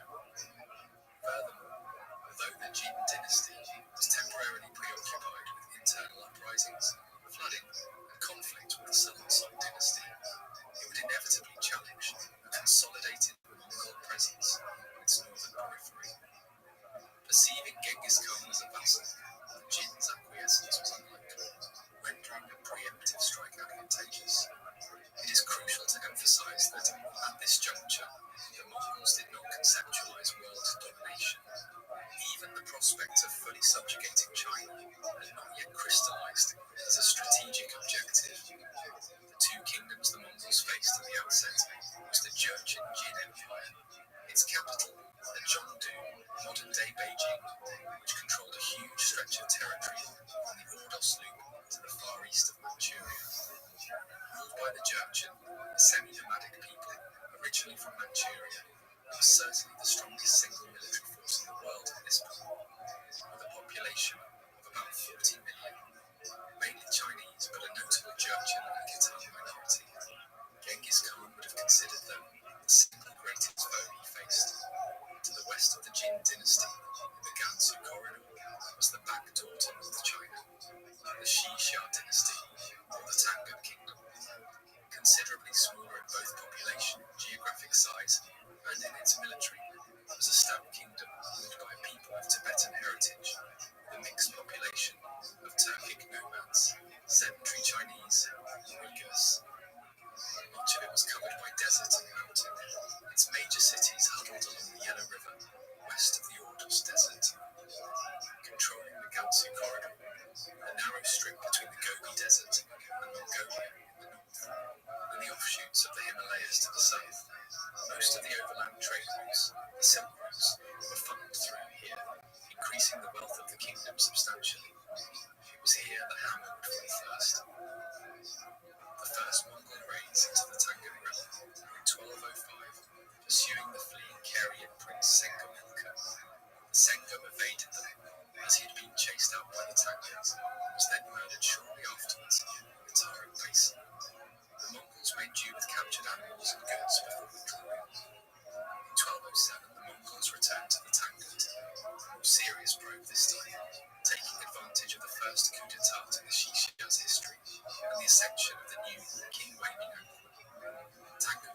Mongols were sent out to meet the raiders and were destroyed, and the border fort of Ulahai was sacked and occupied until early 1208. The new Taggart king looked to the Jin, their nominal overlords, for aid, but in the winter of 1208, the Jin emperor had died and was succeeded by his uncle, Wanyan Yongji. History does not look kindly on him. So poor was his reign that his successor posthumously demoted him from emperor to prince, and hence, instead of emperor, sources call him the Wei Shaowan, the Prince of Wei. To give you an idea of his character, his helpful response to the Mongol attacks on the Taggart was allegedly to say, "It is to our advantage when our enemies attack one another. Wherein lies the danger to us? How could a man who tempts fate so willingly have been a poor emperor?" By autumn 1209, Genghis Khan was ready for more serious actions. His flanks now secured with the defeat of the Naiman Merkit force on the Irtish in the west, the submission of the forest tribes to his north, and the voluntary submission of the Uyghurs, the neighbours of the Taggart, in 1209, the Mongol conquests were to begin. The Mongols marched in spring 1209, when there would be sufficient water and sparse grasses to allow the perhaps 60,000-man army to cross the Gobi Desert. The Taggart armies, generally Turkic and Taggart horse archers and lancers, supported by Chinese infantry, fared poorly against Genghis, who personally led the invasion. His disciplined army in the open proved itself almost immediately. Made strong by their hard lives at a strategic level, the army moved swiftly, effectively, and without complaint. Honed and sharpened by decades of continuous war, at the tactical level, they were a storm, outmaneuvering and surrounding their enemies on the field. Their arrows flying far, hitting hard and striking true.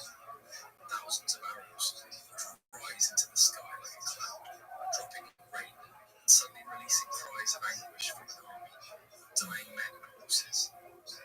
Wings of the Mongol army, separated by kilometers, but kept in touch through messengers, signal arrows, flags and drums, seemed to move as one to surround their foe, or in their units of 10, 100, 1,000, sent to run against the enemy, appearing like an undisciplined horde before suddenly falling into a wall of unyielding cavalry, or swiftly wheeling about, turning in their saddles to send arrows behind them, tempting the foe to pursue.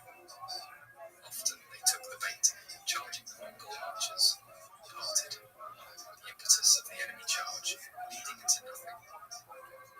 Isolated, these horsemen were quickly surrounded, filled with arrows, or crushed by the Mongols' own lancers. The enemy infantry without cavalry support could be then almost contemptuously picked off.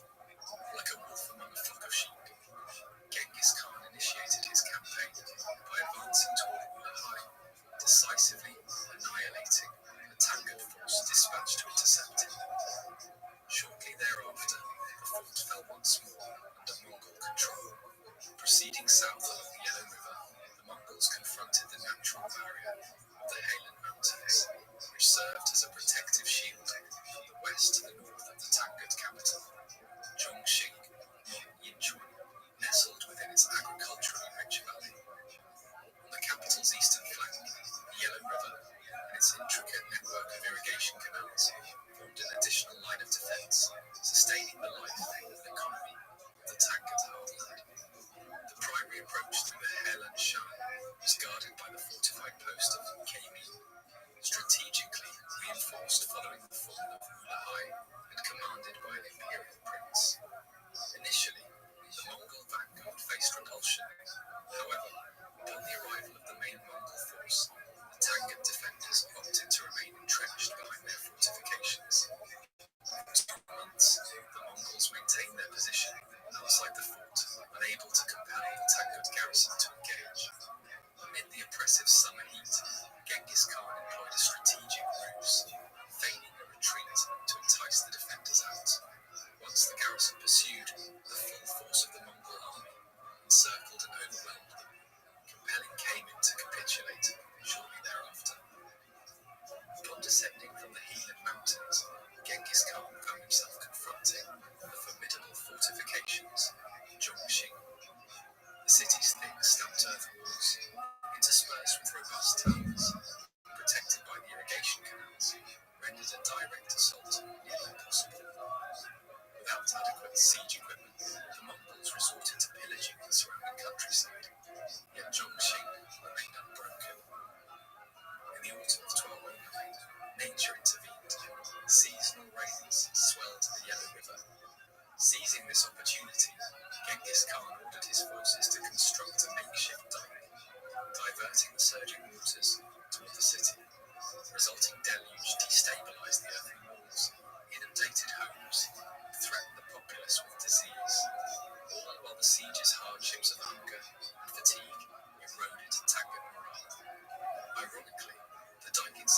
eventually failed, flooding the Mongol encampment, but by then, the psychological damage to Zhongxing was irreversible. In January 1210, the Tangut court, recognizing the inevitability of defeat, initiated peace negotiations. As part of the resulting treaty, the humiliated Tangut kingdom accepted vassal status under Mongol suzerainty. Genghis Khan secured a Tangut princess as a consort, alongside substantial tribute consisting of falcons, camels, and textiles. In early 1210, Genghis Khan returned to Mongolia, vindicated by his successful campaign. Shortly thereafter, Tangut king Waiming died under suspicious circumstances, marking a symbolic end to the first Mongol conquest. While the Mongols encountered significant challenges when faced with fortified cities, their adaptability, tactical ingenuity, and open field engagements proved decisive. Although they lacked a reliable method for capturing well-defended settlements, the Mongols demonstrated a capacity to lure garrisons into the open, exploiting the defenders' misconceptions and weakness. Compared to subsequent Mongol conquests, the Tangut submission was comparatively lenient. The tribute demanded, though substantial, was not ruinous, and the Mongols refrained from establishing a permanent military presence within the kingdom. Tangut autonomy remained largely intact, except for obligations to provide military support and tribute. Nonetheless, discontent simmered within the Tangut court, where factions persistently advocated for resistance. This internal discord would ultimately precipitate the kingdom's downfall, a consequence not of direct Mongol domination, but of internal strife catalyzed by the uneasy vassalage. Upon his return to Mongolia, Genghis Khan received emissaries from the Jin court, bearing news of the enthronement of Wanyan Yongji as the new Jin emperor. The envoys also sought to reaffirm Genghis Khan's obligations as a tributary, harking back to the political dynamics established in 1196, when Genghis had engaged in military action against the Tatar tribes with Jin support. At that time, the Jin viewed him as a supporter, and it is likely that Genghis had initially sent gifts or tribute to the Jin in acknowledgement of this status. However, by approximately 1206, he had ceased this practice. In 1208, the Jin Emperor Zhangzong had dispatched his uncle, Wanyan Yongji, to re-establish the tributary relationship. But Genghis, perceiving Yongji as unimposing, had responded with overt disdain. Now in 1210, upon learning of Yongji's accession to the throne, Genghis Khan's reaction was one of irreverent amusement. Customarily, he was expected to perform the kowtow to acknowledge the new emperor. Instead, Genghis openly derided the notion, spitting on the ground towards the south, the symbolic direction of the Jin court, and remarked, "I thought that the ruler of the Middle Kingdom must be from heaven. Can he be a person of such weakness as Wei Xiaowang? Why should I kowtow for him?" He then mounted his horse and rode away, a gesture laden with symbolic repudiation.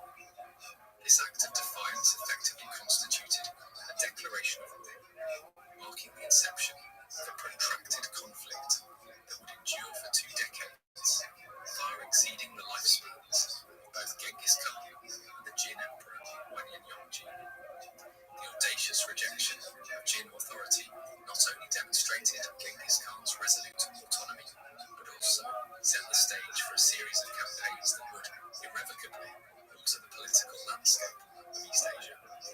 I hope you have enjoyed this episode of the history of the Mongols. Please like the video and leave a comment, as it helps greatly, and subscribe if you want to hear more. Thank you, and see you all next time.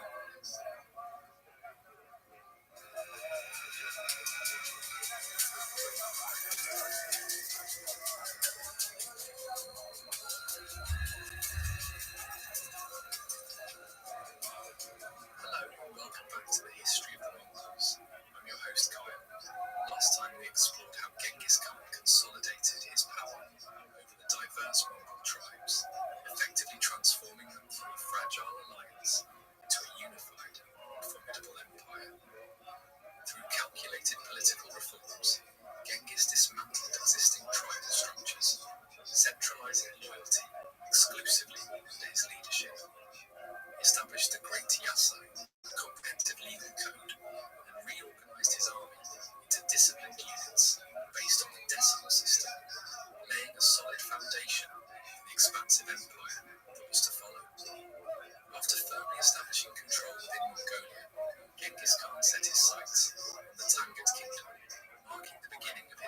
ambitious campaigns beyond Mongol borders. In today's episode, we delve deeper into Genghis Khan's next major challenge, his confrontation with the powerful Jin dynasty of northern China. Let's get started. After returning from the Tangut Kingdom in early 1210 and disrespecting envoys from the new Jin Emperor, Wei Xiaowang, Genghis Khan started preparations for a significant campaign. He began by gathering intelligence and reviewing his forces.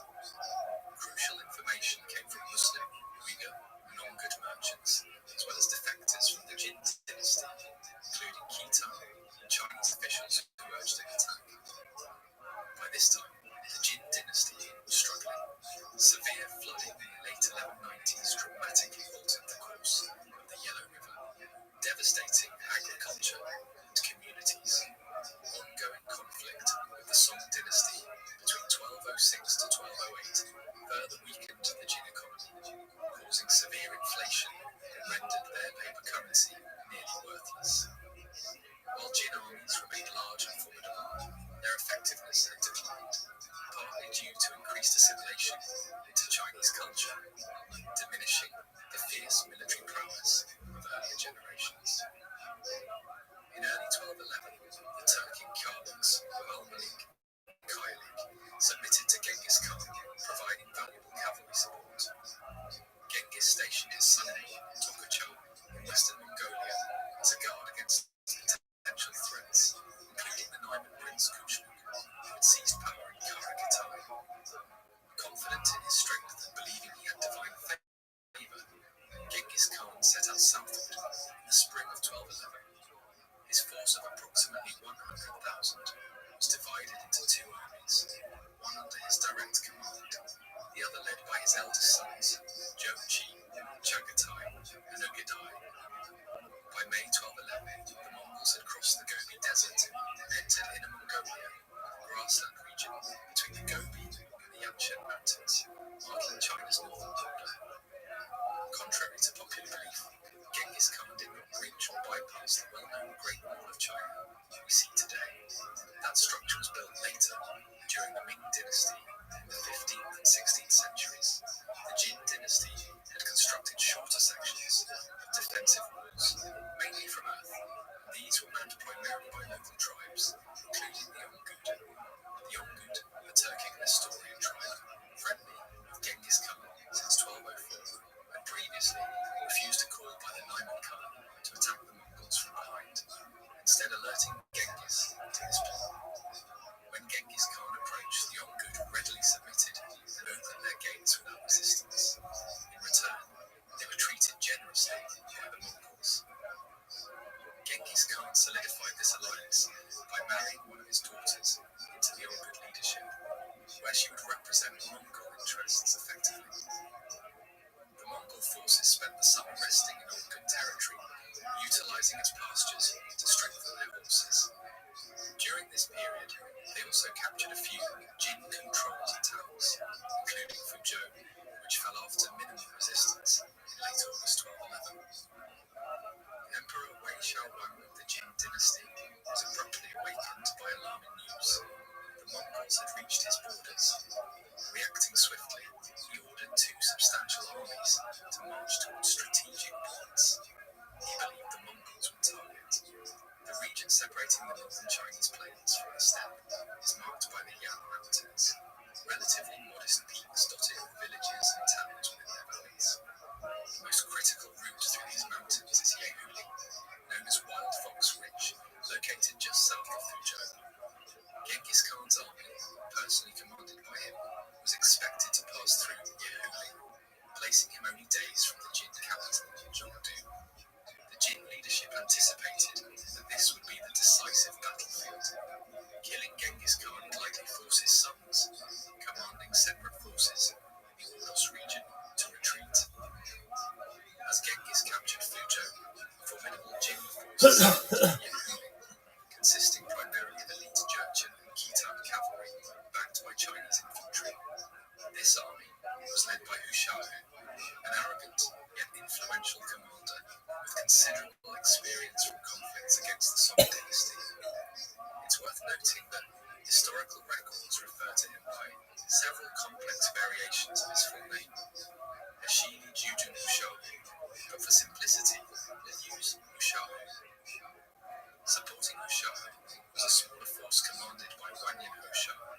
assigned to fortify Warsaw Power, a strategic location between Fuzhou and Yehuli. Combined, these Jin forces numbered between 300,000 to 500,000 men, although many were laborers tasked with constructing defences rather than fighting. Before the Jin could fully fortify Warsaw Power, Genghis Khan dispatched his commander, Rabbi, to launch a surprise attack in August, just before Fuzhou fell. Although Hoshao managed to escape with many of his troops to the southern fortress of Weihebao, this move disrupted Jin preparations. Meanwhile, Hoshao reached Yehuli and positioned his forces in Huanazui, also known as Badger's Mouth Pass, the narrowest point in the defile. He ordered his labourers to rapidly build defensive structures and dig trenches. Despite receiving intelligence from his Khitan scouts about the Mongols' capture of Fuzhou and their temporary distraction with looting, Hoshao ignored advice to attack immediately. Concerned about the Mongols' effectiveness in open-field combat, he chose to rely on the restrictive terrain of Huanazui to safeguard his flanks. As the Jin forces prepared for battle, a Khitan officer named Shimo Mingan, who had previously served as an envoy to Genghis Khan, was dispatched to reprimand the Mongol leader. However, the real objective of the mission was to gather intelligence and delay the Mongol advance. Mingan, a proud Khitan who had come to admire Genghis Khan, defected immediately and revealed Hushao's battle plans to the Mongols. Genghis scouts quickly verified the information, and the Khan saw an opportunity to exploit the Jin's tactical errors. Realizing that the Jin had assembled a massive army to crush his invasion in one decisive strike, Genghis assessed his position. At that moment, he had only a portion of his full force with him, as his sons were still campaigning in the west. The caution displayed by Hoshao, however, worked to Genghis's advantage. Acting decisively, the Mongol forces moved into Yehuli, heading toward the Jin army stationed at Huanazui. When Jin scouts reported the sudden Mongol advance, Hoshao hastily positioned his vast army, deploying Jurchen and Khitan, heavy cavalry, and horse archers in the front, with Chinese infantry and labourers forming a dense support line. Due to the narrow terrain, the Jin forces were tightly packed, limiting their ability to manoeuvre. The battle commenced with Mongol archers unleashing volleys of arrows into the Jin ranks, creating chaos as the densely packed soldiers had no route to evade.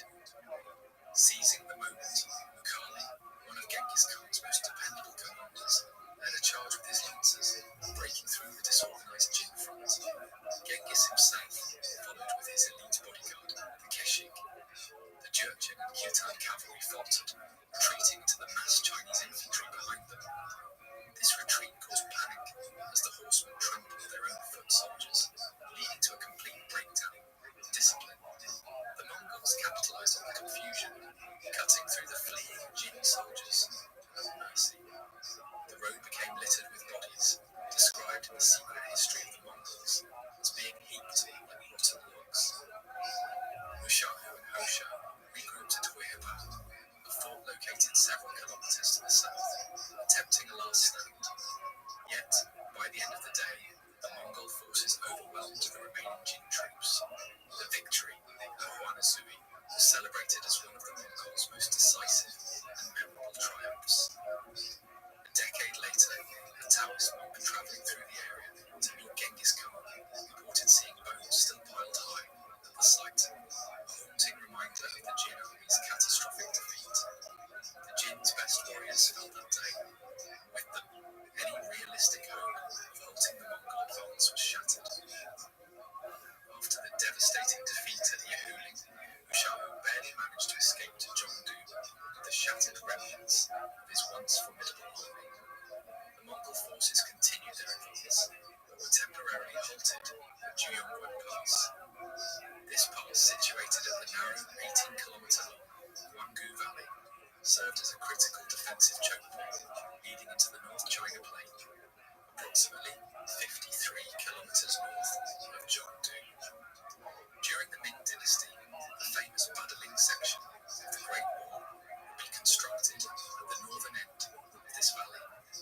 becoming a well-preserved and highly visited tourist site due to its strategic location near Beijing. In the 13th century, Juyongguan was already a heavily fortified stronghold, guarded by a substantial garrison. The Mongols, lacking effective siege weapons, could not breach it directly. Jebe Noyan, one of Genghis Khan's most skilled commanders, devised a cunning plan. He feigned a retreat, drawing the garrison out. Eager to avenge their fallen comrades, the defenders pursued him. About 30 kilometers from the pass, Jebe turned his forces around and ambushed them, annihilating the pursuing troops. With their defensive force obliterated, Juyongguan surrendered shortly afterward. By October 1211, Genghis Khan had led his army onto the North China Plain, unleashing chaos across the Jin dynasty's territory. Although he made a brief attempt to besiege Chengdu, the city's formidable defenses proved too resilient. Recognizing the challenge, Genghis left a contingent to blockade the city and dispersed his forces to raid the surrounding areas. One Mongol army captured the imperial horse herds, significantly weakening the Jin cavalry. Meanwhile, Mongol detachments launched raids from Xijing, modern Datong, in the west, to Dongjing, modern Liaoyang, in Manchuria. Dongjing fell to Jebe Noyan after another successful feint retreat, but Xijing resisted the Mongol assault. By February 1212, the Mongol forces withdrew to Mongol territory, bringing with them vast loot and captured livestock. The horses and warriors needed rest after the grueling campaign. Surprisingly, the Mongols did not garrison the border passes they had fought so hard to seize.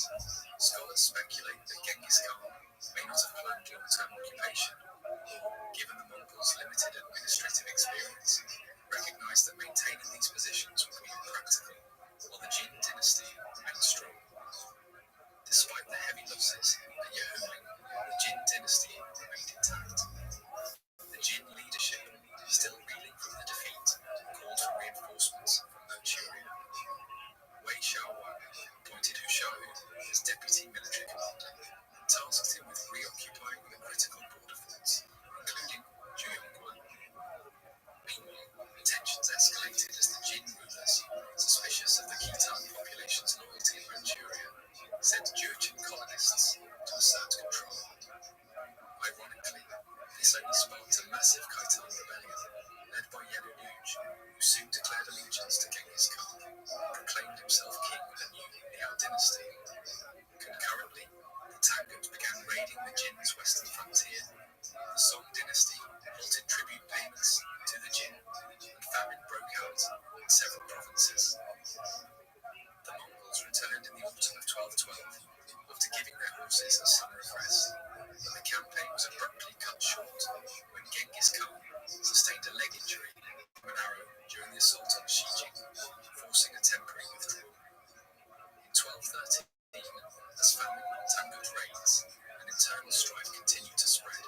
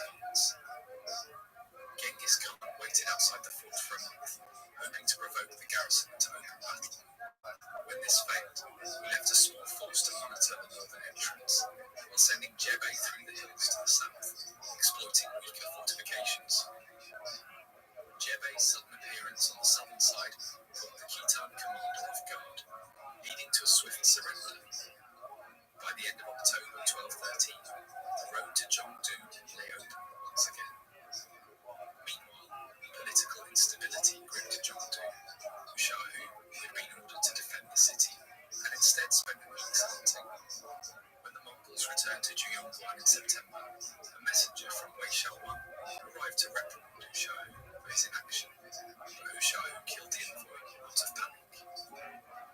Realizing he needed to take control, Hushahu seized Zhongdu, executed the emperor, and placed Wei Shaowan's nephew, the 50-year-old Wu Dubu, on the throne, expecting him to be a puppet ruler. However, Hushahu's arrogance alienated the court, and despite achieving some minor victories against Mongol raiding parties in November, his luck soon turned. Falling ill, Hushahu left Zhuhu Gaoqi to deal with the Mongols. Gaoqi's failure and hasty return to the palace to avoid Hushahu's wrath resulted in Hushahu's capture and execution by Gaoqi, who was subsequently pardoned by Mudubu and promoted to vice commander of the empire. Political chaos at Zhongdu paralyzed the Jin government for 2 crucial months, just as the Mongols were breaking through Juyongguan.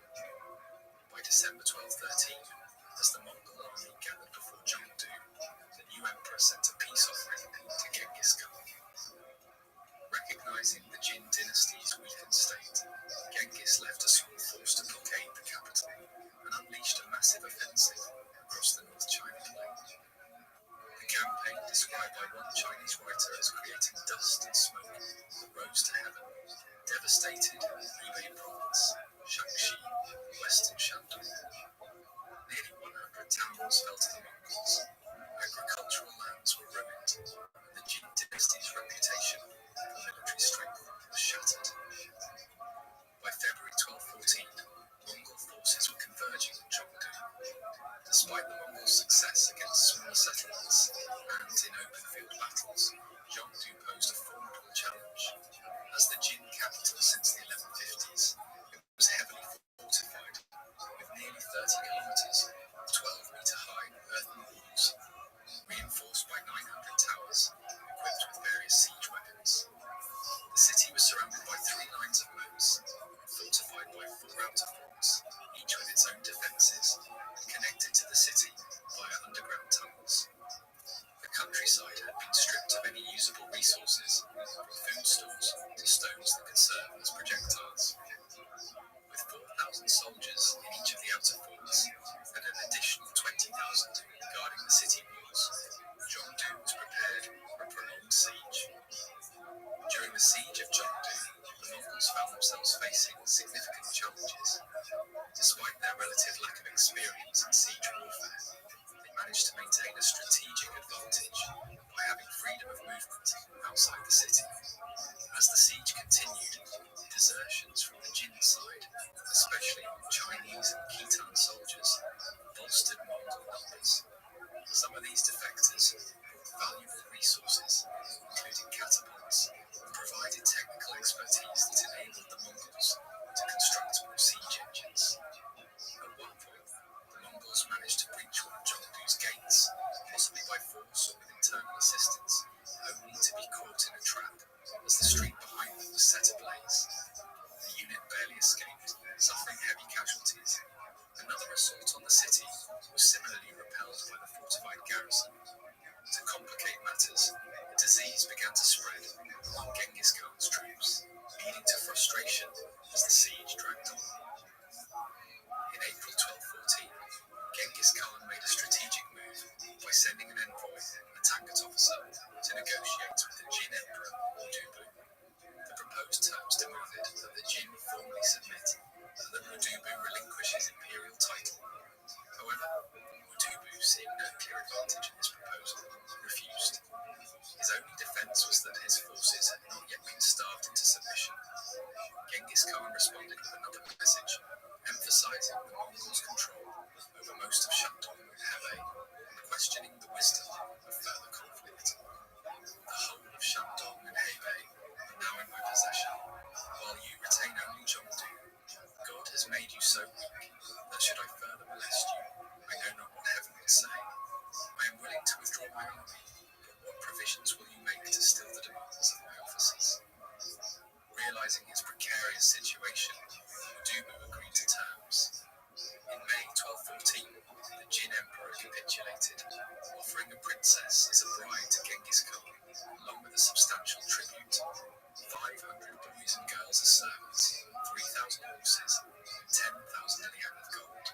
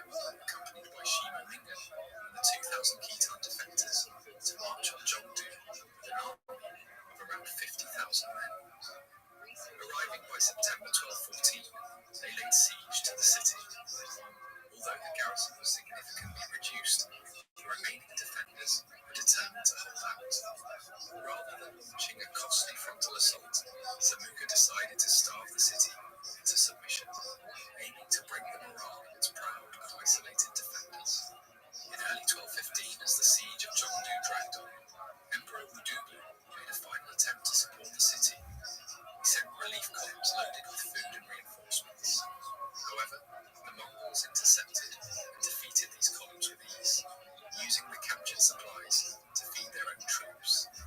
As the noose tightened around Zhongdu, the city's hopes for rescue grew increasingly bleak. Meanwhile, the situation outside the city was just as dire for the Jin dynasty. Most of the Jurchen homeland in Manchuria had already fallen to the Mongols and their vassal Khitan kingdom. In the chaos, one Jurchen commander in Manchuria declared independence and established his own kingdom in the far eastern part of the region. Further south, in the Shandong Peninsula, a local uprising known as the Red Coats erupted, fiercely opposing the Jin government. Any remaining Jin forces had either defected to the Mongols or been destroyed. By this point, only a narrow strip of territory along the Yellow River and the area around Xijing in the west remained under Jin control. Inside Zhongdu, the situation was growing increasingly desperate. Starvation had taken hold, and rumours of cannibalism circulated among the surviving populace. All possible animals had been eaten, and in one tragic incident, thousands of the city's young women reportedly threw themselves from the walls rather than face capture. Infighting broke out among the city's leaders. One commander even committed suicide, while another managed to break through the blockade to reach Kaifeng, only to be executed for desertion. In June 1215, Zhongdu finally surrendered. The Mongol troops, frustrated after months of siege, unleashed their anger on the surviving inhabitants. Thousands were killed, and the city was thoroughly looted. Parts of Zhongdu burned for weeks. The devastation was so severe that when a Khwarezmian embassy passed through months later, they were horrified to see piles of human bones surrounding the ruins. The ground was greasy with human fat, and disease was rampant. Some members of the embassy even fell ill and died as a result. Amid this grim aftermath, the Mongols found small moments of satisfaction. One story that emerged from the chaos involved Qin Kai, a prominent officer who climbed a Zhongdu tower and fired arrows in every direction. When Genghis Khan heard of this, he was so amused that he granted Qin Kai ownership of all the land within the range of his arrows. Genghis often appreciated such bold, symbolic gestures. Another notable incident involved Shigi Kutuk, Genghis Khan's adopted son. When several officers tried to bribe him to share the city's loot, he refused, declaring that everything belonged to the Khan. Such loyalty was highly valued and deeply respected by Genghis, more so than all the wealth of China. The fall of Zhongdu and the flight of Emperor Wuduwu marked a pivotal moment in the decline of the Jin dynasty. Beyond the immediate loss of territory, it signaled a profound blow to Jin authority and legitimacy. For many, especially those who had endured years of natural disasters, social unrest, weak governance, Mongol invasion, and the emperor's retreat symbolized the loss of the mandate of heaven, the divine right to rule China. According to traditional belief, when heaven withdrew its favor from a dynasty, it would grant it to another. To the people witnessing these events, it seemed clear that Genghis Khan now held this celestial endorsement. Unsurprisingly, loyalty to the Jin dwindled as more and more officials and military leaders defected to the Mongols. Soon the Mongols were able to consolidate their newly acquired territories with the help of loyal Chinese, Khitan, and even some Jurchen officials. Chinese soldiers, once fighting against the Mongols, now fought alongside them in the campaign to conquer China, an aspect we will explore in detail in future episodes. Zhongdu, once a thriving metropolis, was left a hollow shell after the Mongol conquest. The city was renamed Yanqing by the Mongols and maintained some administrative importance. However, it would only regain significant prominence decades later when Kublai Khan, Genghis Khan's grandson, established a new capital near the site. But that chapter lies ahead of us. In the next episode, we'll see Genghis Khan return north of the Gobi Desert for the first time in 4 years, only to find turmoil brewing at home. While the Jin dynasty struggles to recover from its defeats, unrest among the northern forest tribes threatens the stability of the Mongol Empire.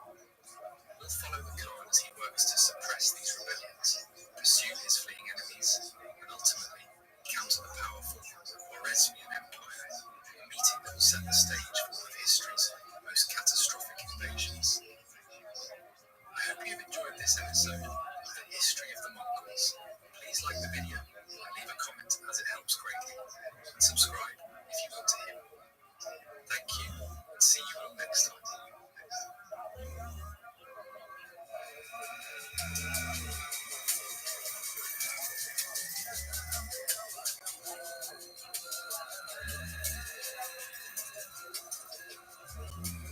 Hello and welcome back to the history of the Mongols. I'm your host Kyle. In our last episode, we discussed the remarkable campaign of Genghis Khan and his generals against the Jin dynasty of northern China from 1211 to 1215. Genghis Khan's empire had been solidified through intense battles with the Jurchen state. Following the capture of the Jin capital in 1215, Genghis Khan returned home. While many conquerors might have rested on their achievements, Genghis Khan was driven by an unrelenting ambition. Even as his forces continued their battles in China, he dispatched other commanders to quell revolts, eliminate lingering enemies, and extend the economic power of the Mongol Empire. These actions inadvertently set the stage for conflict with the Khwarezmian Empire, a vast territory stretching from Central Asia's Transoxiana to Western Iran. Today, we will examine the rebellion among the Siberian forest tribes, the fall of the Kara-Kitai, and the Otran massacre, events that preceded the Mongol invasion of Khwarezmia. Before delving deeper, it's important to note that the timeline between 1215 and 1219 can appear complex, primarily due to the rapid succession of events and the unfamiliar geography involved. Genghis Khan's capacity to coordinate multiple successful military operations simultaneously across such vast distances underscores the impressive capabilities of his army. With that in mind, let's dive into today's episode. In July 1215, Genghis Khan crossed the Gobi Desert to return to Mongolia, marking his first return north of the Gobi since 1211. With the Jin capital of Zhongdu, modern-day Beijing, captured just a month earlier, Genghis was confident his presence in China was no longer urgently needed. His trusted general Samuka continued the campaign against the Jin dynasty in his absence. Samuka successfully maneuvered through Jin territories, crossing the Yellow River and approaching their new capital at Kaifa, consistently outsmarting and defeating Jin forces. These relentless attacks prevented the Jin from reoccupying their lost cities, allowing Genghis Khan to focus on internal issues back home. However, his prolonged absence had unintended consequences. Previously, subdued people saw it as an opportunity to revolt. By 1216, rebellion had erupted among the forest tribes around Lake Baikal, north of Mongolia proper. These tribes had only recently been conquered and had grown increasingly restless during Genghis Khan's absence. The situation escalated due to the actions of one of Genghis's lieutenants, Korchi. Decades earlier, Korchi had secured favour with Genghis by prophesying his future triumph and had been promised 30 wives as a reward. In 1216, he travelled north to claim these women from the Tumen tribe near Lake Baikal. Upon arriving, Korchi bluntly demanded 30 women from the tribe, which was ruled by Bodoki Taka, the proud widow of their former chief. Deeply insulted by his arrogant demand, the two men captured Korchi, setting off further conflict. Genghis Khan was greatly displeased upon hearing about these events. Hoping to avoid sending an army deep into the Siberian forests, he initially dispatched Kuduka Beki, a trusted chief from the Oiram tribe, to diplomatically secure the release of Korchi. Unfortunately, this diplomatic mission also failed, resulting in Kuduka's capture. This escalated matters significantly, as Kuduka was not only a respected tribal leader, but also an imperial son, married to Genghis Khan's daughter, Chechiagan. Recognizing the severity of the situation, Genghis Khan first summoned Naya, a prominent general, who was unable to respond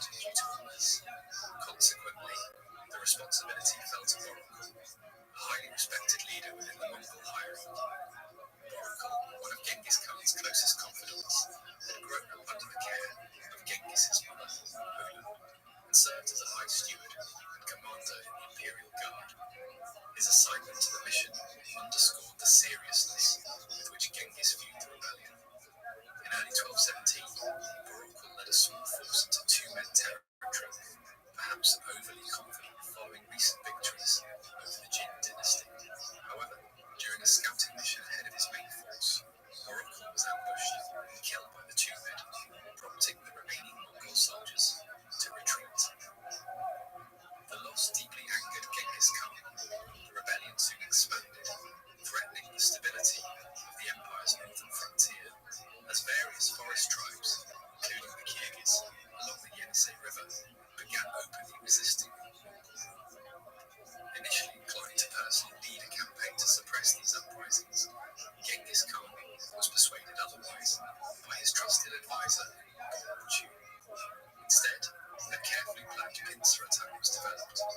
General Dorbe Dokchin was sent against the Tumed, while Jochi led forces against the Kyrgyz and other tribes to prevent coordinated resistance. Dorbe Dokchin's strategic approach, taking unexpected paths through dense forests, allowed him to surprise and decisively defeat the Tumed during a feast. The victory was comprehensive. Both Kutuka Beki and Kunchi were rescued. Kutuka married the captured Tumed leader, Bodoki Tarka, and Kunchi received his 30 promised maidens. Additionally, 100 Tumed warriors were executed in sacrifice to Baroque. Many others were enslaved. Genghis Khan took the children of his former friend Baroque into his household to raise personally. Simultaneously, Jochi's campaign was equally successful. Aided by Kutuka Beki's Oirat warriors, he subdued the Oirat, Buryat, Tuva, and ultimately the Kyrgyz by early 1218. Securing control over the productive Yenisei River region significantly boosted Mongol resources and influence. This territory would later form the foundation for Jochi's inheritance and the establishment of the vast Golden Horde. However, these northern victories were only part of a broader Mongol strategy. Following Genghis Khan's unification of Mongolia in 1206, defeated adversaries such as the Naiman under Kuchlug, the son of Tayan Khan, and the Merkid led by Toktor Beki, fled westward. In 1208, Mongol forces had decisively defeated these fleeing enemies near the Irtysh River. Toktor, a personal enemy responsible for capturing Genghis' wife Borte decades earlier, was killed. His sons continued westward, while Kuchlug sought refuge in the Kara-Kitai Empire, located in today's eastern Kazakhstan and northwestern China, setting the stage for future conflicts. After their defeat, the remaining Merkid, led by Toktor's son Kodu, fled westward to seek refuge in the Kangli, the eastern branch of the extensive Kipchak-Kuman Confederation. The Kipchak-Kumans consisted of various loosely connected Turkic tribes, inhabiting the vast Eurasian steppes stretching from the borders of Hungary eastward beyond the Aral Sea. Today, the Kipchak-Kumans are perhaps most famously remembered for their distinctive battle masks adorned with moustaches. Historical accounts vary regarding the exact timing of the campaign against the Merkid. Some sources associate it closely with earlier events, like the battle near the Irtysh River, while others place it nearer to the later invasion of Khwarezm. From the Mongol perspective, other steppe nomadic groups represented significant threats because, unlike sedentary opponents in China, nomadic groups could retreat and regroup indefinitely, potentially rallying behind a charismatic leader. The possibility that these tribes could unite under someone like Genghis Khan posed a real danger. Moreover, their independence directly challenged the Mongol claim to supremacy over the steppes. Harboring enemies such as the Merkids effectively amounted to a declaration of war. With much of the Mongol army returning from campaigns in China, this period presented an optimal opportunity to decisively defeat the Merkids and also confront Kuchlug, who had fled to the Kara-Kitai Empire. This campaign around 1217 to 1218 is notably the first major military operation led by the renowned Mongol commander Subutai, though historical records are unclear whether he or Jochi held overall command. Uniting with Tokchar, the leader of the Western Vanguard, the Mongol forces advanced across the steppe into what is now Western Kazakhstan. eastern shores of the Caspian Sea, Jochi and Subutai encountered and defeated the combined Merkin-Kangu forces. According to the Ming-era historical record, Yuan Shi, detailing the history of the Mongol Yuan dynasty, Jochi and Subutai pursued the fleeing enemies westward between the Ural and Volga rivers, penetrating deeply into Chibchak territory, where they conclusively destroyed the remnants. During this pursuit, Kojun was killed, and his relative Kulkutan Mergen was captured, effectively ending the Merkin threat. Kulkutan Mergen is notable for an anecdote that reveals the complex relationship between Jochi and Genghis Khan. Among the Mongols, all were trained archers from an early age, yet Kulkutan Mergen stood out as exceptionally skilled. In an impressive display reminiscent of Robin Hood, Kulkutan shot arrows accurately into targets, subsequently splitting them precisely with subsequent shots. Delighted by this remarkable feat, Jochi sent a messenger to Genghis Khan, requesting mercy for Kulkutan's life. Genghis, however, held a deep-seated hatred for the Merkit, his long-standing adversaries, and was sensitive to persistent rumours questioning Jochi's parentage, suggesting he might be of Merkit descent himself. Genghis Khan's response, recorded by Rashid al-Din, was typically ruthless. There is no tribe worse than the Merkit. We have fought so many battles with them, and suffered untold trouble and difficulties on account of them. Why should he be left alive to cause trouble again? I have stored up all these realms, armies, and peoples for you. What need is there of him? For an enemy of the state, there is no place better than the grave. Consequently, Jochi executed Kulkutan and his family, illustrating the underlying tension between father and son that would grow over the following years. This incident has been interpreted to suggest Jochi was less ruthless than his father, though it also underscores Genghis Khan's fundamental belief that sparing an enemy only invites future danger. Had his own adversaries recognized this, Genghis might not have survived his tumultuous early years.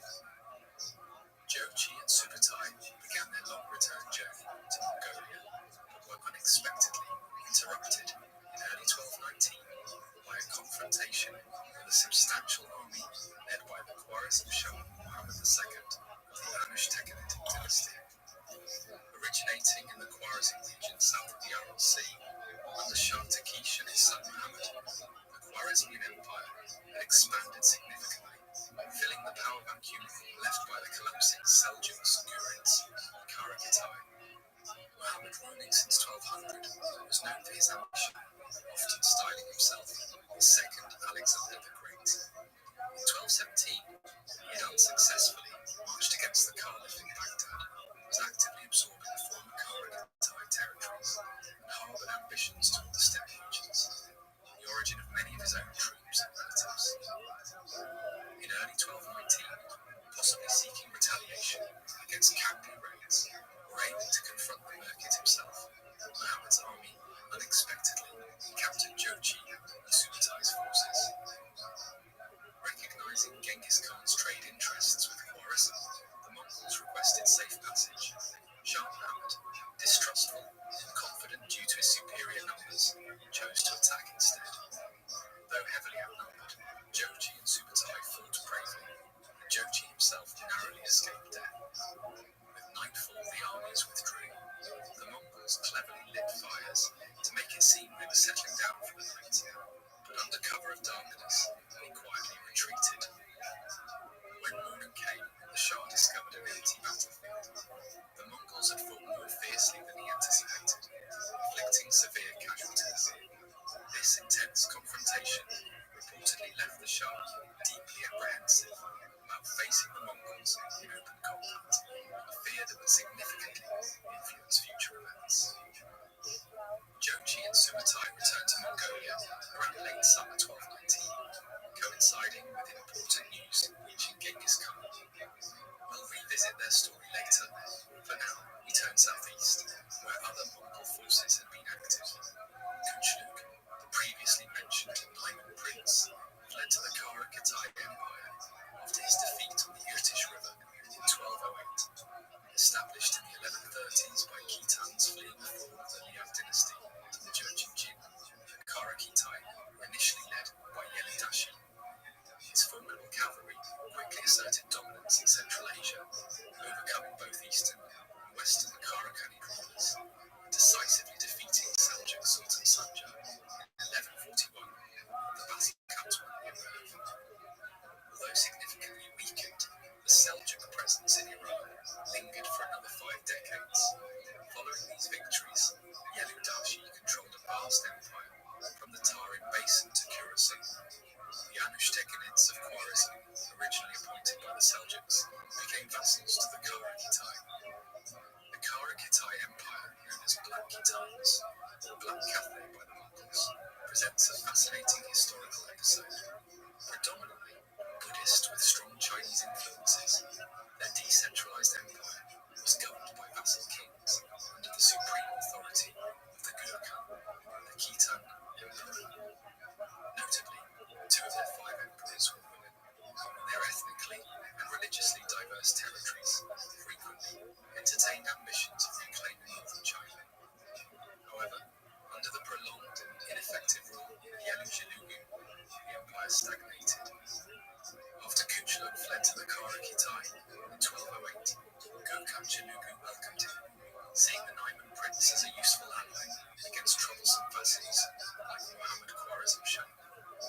Jilugu offered Kuchlug titles, favours, and even a marriage alliance with his daughter. Kuchlug repaid this generosity by raiding the empire's treasury during Jilugu's conflict with Muhammad. A series of chaotic battles followed, including an incident where Jilugu sacked his own capital after being refused entry. In 1211, Kuchlug betrayed and captured Jilugu, holding him captive until his death in 1213, after which Kuchlug seized power. However, he struggled to manage the complexities of ruling such a diverse, decentralized empire. Muhammad Khwarazm Shah quickly seized Western territories, prompting conflicts with Kuchlug, who even challenged the Shah to single combat, a challenge the Shah wisely declined. Originally a Nestorian Christian, Kuchlug converted to an extremist form of Buddhism and began persecuting Muslim populations within his empire. His harsh actions alienated many, especially in the Tarim Basin, where he brutally executed an Imam Kota and deliberately destroyed crops each year, starving rebellious populations into submission. In the northeast, near the Mongolian border, several vassals of the Kara Khitai Empire pledged their loyalty to Genghis Khan. Among them was Ozar, a Kalmuk leader who had risen from a horse thief to rule Al-Malik. Upon declaring his loyalty, he married one of Jochi's daughters. In late 1215, Kuchlug attacked Al-Malik, killing Ozar. However, Ozar's widow successfully defended the city and managed to inform Genghis Khan. Outraged by the murder of his son-in-law, recognizing Kuchlug's usurpation of Kara Khitai as a significant threat, Genghis dispatched his most capable general, Jebe Noy, accompanied by Itikin Barchuk and Khan Karnaz, in late 1216 to confront Kuchlug. Kuchlug's state quickly unraveled. After securing Al-Malik, Jebe pursued Kuchlug to Balasagun, the capital of Kara Khitai, where Kuchlug was defeated but managed to escape. Jebe then entered Balasagun without resistance, as local leaders rapidly switched allegiance to the Mongols. Kuchlug fled through the mountains to the Tarim Basin, where his oppressive policies had made him deeply unpopular. As Jebe's forces entered the Tarim Basin, they issued a proclamation promising religious tolerance, a stark contrast to Kuchlug's harsh regime. This immediately triggered widespread revolts against Kuchlug's garrisons. Kuchlug was relentlessly pursued from city to city, many of which refused him entry. Eventually, he fled through the Pamir Mountains and the rugged region of Badakhshan, reaching the Wakhan corridor in northern Afghanistan. There, local hunters captured and handed him over to Jebe. Displaying Kuchlug's severed head as proof of victory, Jebe easily secured the submission of any remaining resistance. The conquest of Kara Khitai concluded swiftly, peacefully, significantly, and expanding the Mongol Empire westward. Jebei returned triumphantly to Genghis Khan in 1219, bringing 1,000 chestnut horses and white horses, symbolic of the horse he had shot from beneath Genghis in their first encounter in 1202. An unforeseen consequence of this conquest was bringing the Mongol Empire into direct contact with the powerful Khwarezmian Empire. Shah Muhammad of Khwarezm had previously captured portions of western Karakai territory, only to see the remainder quickly fall under Mongol control. This placed him face to face with the rising Eastern Empire along his northern border. Yet despite these developments, conflict between the Mongols and Khwarezm was not inevitable. In fact, Genghis Khan initially sought to avoid them. Early contacts appeared promising. A Khwarezmian embassy visited Genghis in 1215 and was generously received, part of a broader Mongol policy aimed at encouraging trade through generous payments to merchants. With abundant silver acquired from northern China, the Mongols aimed to stimulate commerce, particularly in difficult trade routes leading into Mongolia. In 1218, Genghis sent his own embassy to reaffirm peaceful trade relations and friendship with Khwarezm. By this time, however, tensions had grown. Much of the Karakai Empire, previously a buffer state, had been dismantled by the actions of Shah Muhammad and Jebei. Muhammad, suspicious of Mongol intentions, looked for fault in the embassy led by Mahmud Khwarezmi, likely the same individual later known as Mahmud Yalabach and Ogedei Khan.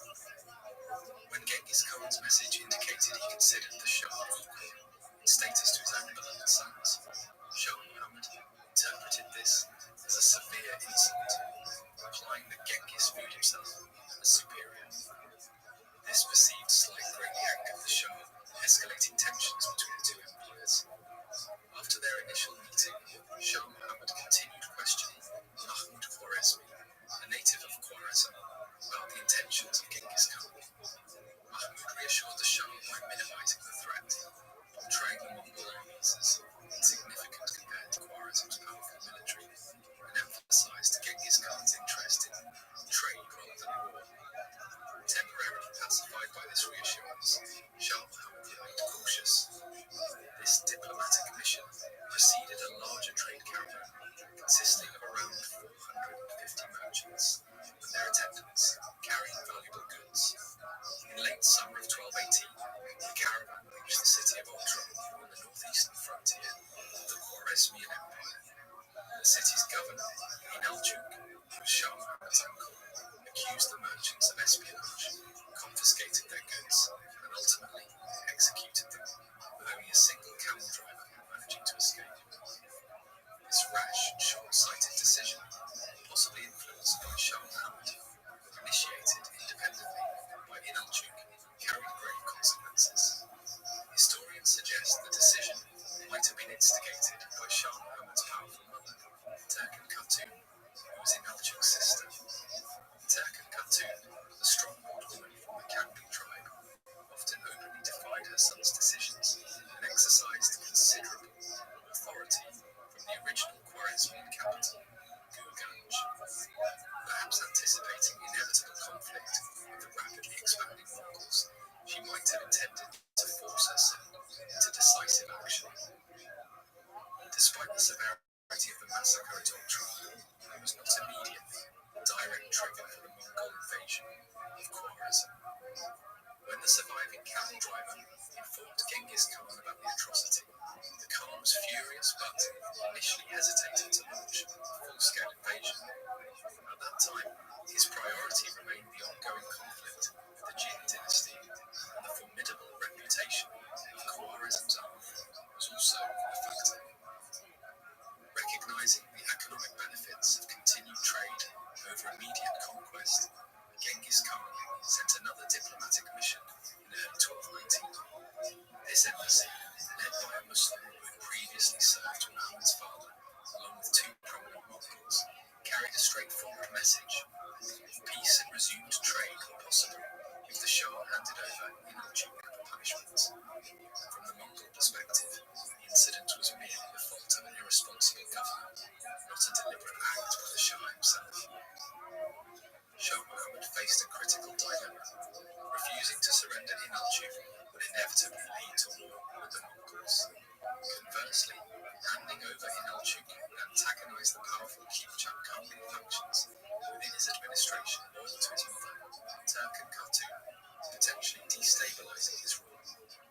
Choosing to side with his mother, Shah Muhammad made the fateful decision to execute the Muslim envoy, violating the most important diplomatic rule with the Mongols: never harm envoys. The Mongol envoys accompanying the diplomat had their beards shaved off in humiliation and were sent back to Genghis Khan, returning around the same time that Jochi and Subutai delivered news of their own hostile encounter with Shah Muhammad's forces. To Genghis Khan, the implications were clear. A powerful adversary on his western frontier had openly challenged Mongol authority. Ignoring this challenge would damage his reputation and leave his western territories vulnerable. With General Makali effectively managing the ongoing campaigns against the Jin, his northern borders secured, and remaining steppe rivals subdued by commanders like Jochi, Subutai, and Jebe, Genghis Khan mobilized his armies and commenced his devastating campaign against Khwarezm. Now that we have examined the events leading up to this critical conflict, join us in our next episode as we delve into the Mongol invasion of Khwarezm. I hope you've enjoyed this episode of the history of the Mongols. If you could please take a moment of your time and like the video, subscribe, and leave a comment for me, as it helps out massively. Thank you, and see you all next time.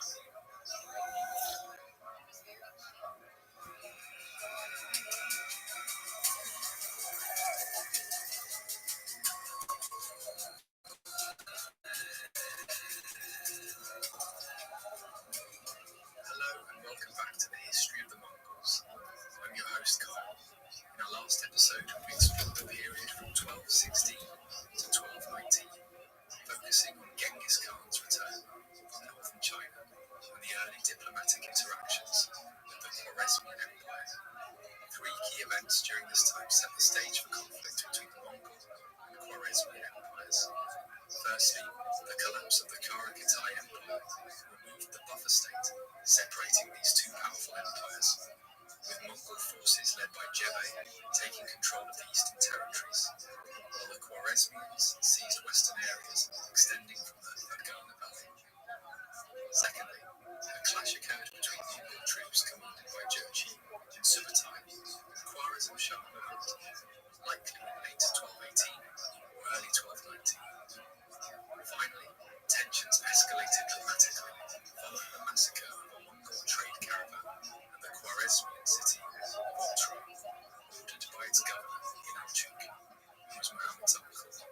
The subsequent execution of a Mongol envoy sent by Genghis Khan to resolve the dispute effectively signaled Khwarezm's declaration. With Kara-Khitai gone, the Mongols and Khwarezmians now directly bordered each other in present-day eastern Kazakhstan. Despite later characterizations of the Khwarezmian Empire as fragile, this perception was not obvious to Genghis Khan at the time. The Khwarezmian state controlled an expansive territory originating from the Khwarezm region, modern-day Uzbekistan, south of the Aral Sea. The dynasty's founder, Anushtagin Garchi, had been appointed governor in 1077 by Malik Shah I, the last of the great Seljuk sultans. Over subsequent generations, Anushtagin's successors expanded their empire considerably, encompassing Transoxania, central Kazakhstan, Afghanistan, Iran, and even Azerbaijan. However, their grip over regions south of modern Turkmenistan, acquired after 1200, remained tenuous. The Khwarezmian military primarily comprised Turkic Kipchak Kangli, nomadic warriors, who fought similarly to Mongols, using horse archers, heavy cavalry, and infantry drawn from a diverse Iranian populations. The Kipchak Kangli also significantly influenced the administrative and bureaucratic structures of the empire. Historically, the Anushtagan dynasty was known for its ambition and strategic cunning, initially serving as vassals under the Seljuks and later the Karakitai. In the late 1190s, Muhammad's father, Takesh, allied with the Abbasid Caliph, defeated and killed Turgut, the last Seljuk Sultan. This victory allowed Khwarezmian influence to extend into Western Europe, but it also initiated an enduring rivalry with the Abbasids in Baghdad. The fragmentation of the Ghurid Empire in 1206 further expanded Khwarezmian territories towards India's northwestern border, while the Karakatai's internal collapse under Kuchluk permitted their eastward expansion into the strategically valuable Fergana Valley. Given the rapid territorial expansion over just 3 decades, Khwarezm Shah Muhammad II, who ascended the throne in 1200, understandably viewed himself as a dominant ruler of the world. This self-perception might explain his dismissive treatment of Genghis Khan's empires. From the Mongol viewpoint, the Khwarezmians appeared confrontational, and considering their own rapid growth, Genghis Khan likely perceived them as potential rivals, who might soon attempt to capture newly acquired Mongol territories formerly belonging to the Karakitai. Internally, the Khwarezmian Empire was weaker than it appeared, since most of its territories had only recently been conquered. Their reliability under external threat was uncertain. The Chipchak Khaldi, who dominated the empire's administration and military, frequently mistreated the urban Iranian population. Many served as mercenaries or owed greater loyalty to Muhammad's mother, Turkan Khatun, rather than to Muhammad himself. Muhammad and his mother were often in direct conflict, issuing contradictory orders. Officials across the empire would commonly receive conflicting instructions, choosing to follow whichever arrived later. This internal rivalry severely undermined Khwarezm's ability to defend itself effectively. Muhammad's actions over the previous 2 decades had also earned him few allies beyond his borders. From Baghdad to Delhi, the Khwarezm Shah was known as greedy, untrustworthy, and aggressively expansionist. As a result, contemporary observers expressed little sympathy for him during times of crisis. Historical accounts, such as that by Ibn al-Athir, explicitly blame Muhammad's aggressive conquests, which eliminated neighbouring brother states, leaving him directly exposed to Mongol attacks. Most sources agree that Muhammad's mistreatment of the Mongol merchants and envoys triggered the invasion, an event for which he was both responsible.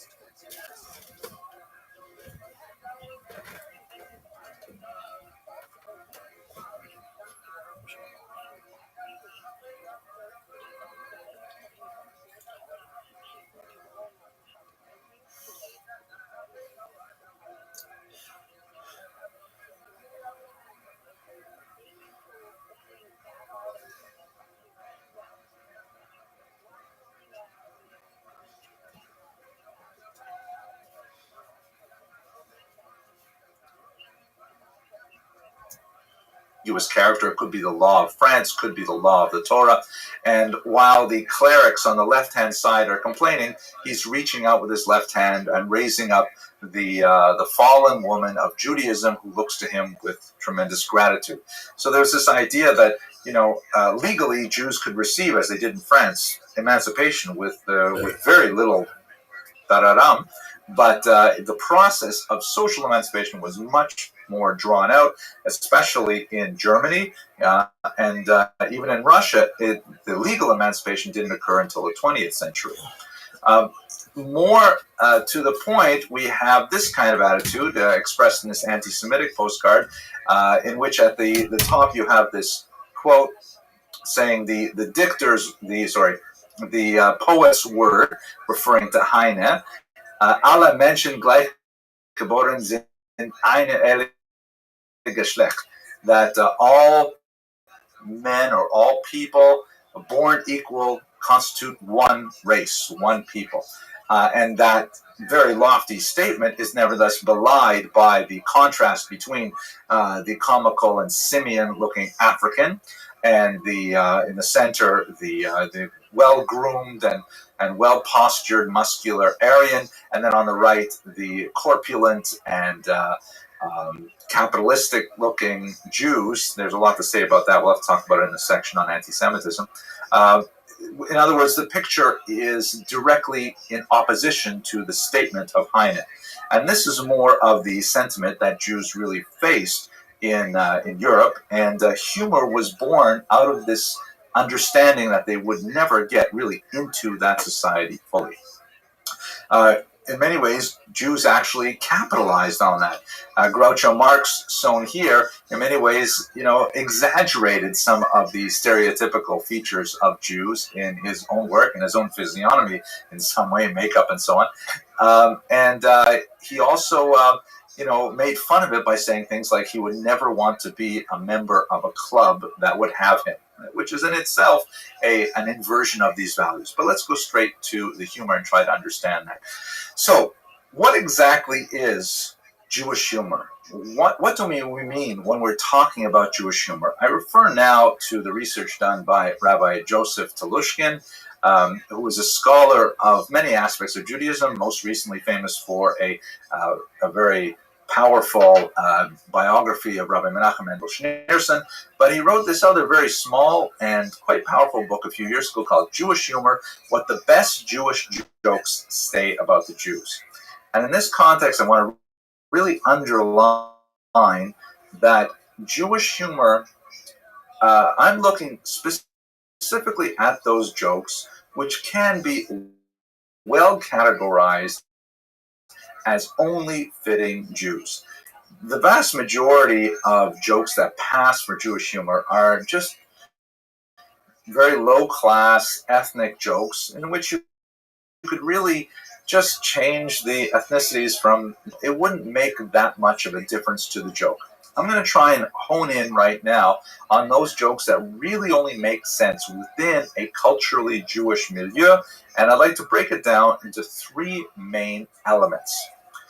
The first element is Jewish humor really has a strong tendency to exploit the psychic distance between chosen status, because the Jews, of course, and their physical reality, their status on the ground, how they are treated by other people, how they treat themselves, and how they're treated by God in some cases. Secondly, Jewish humor has a self-deprecating quality that co-opts and transvalues anti-Semitic attitudes, meaning it's kind of like a "you can't fire me, I quit" sort of attitude.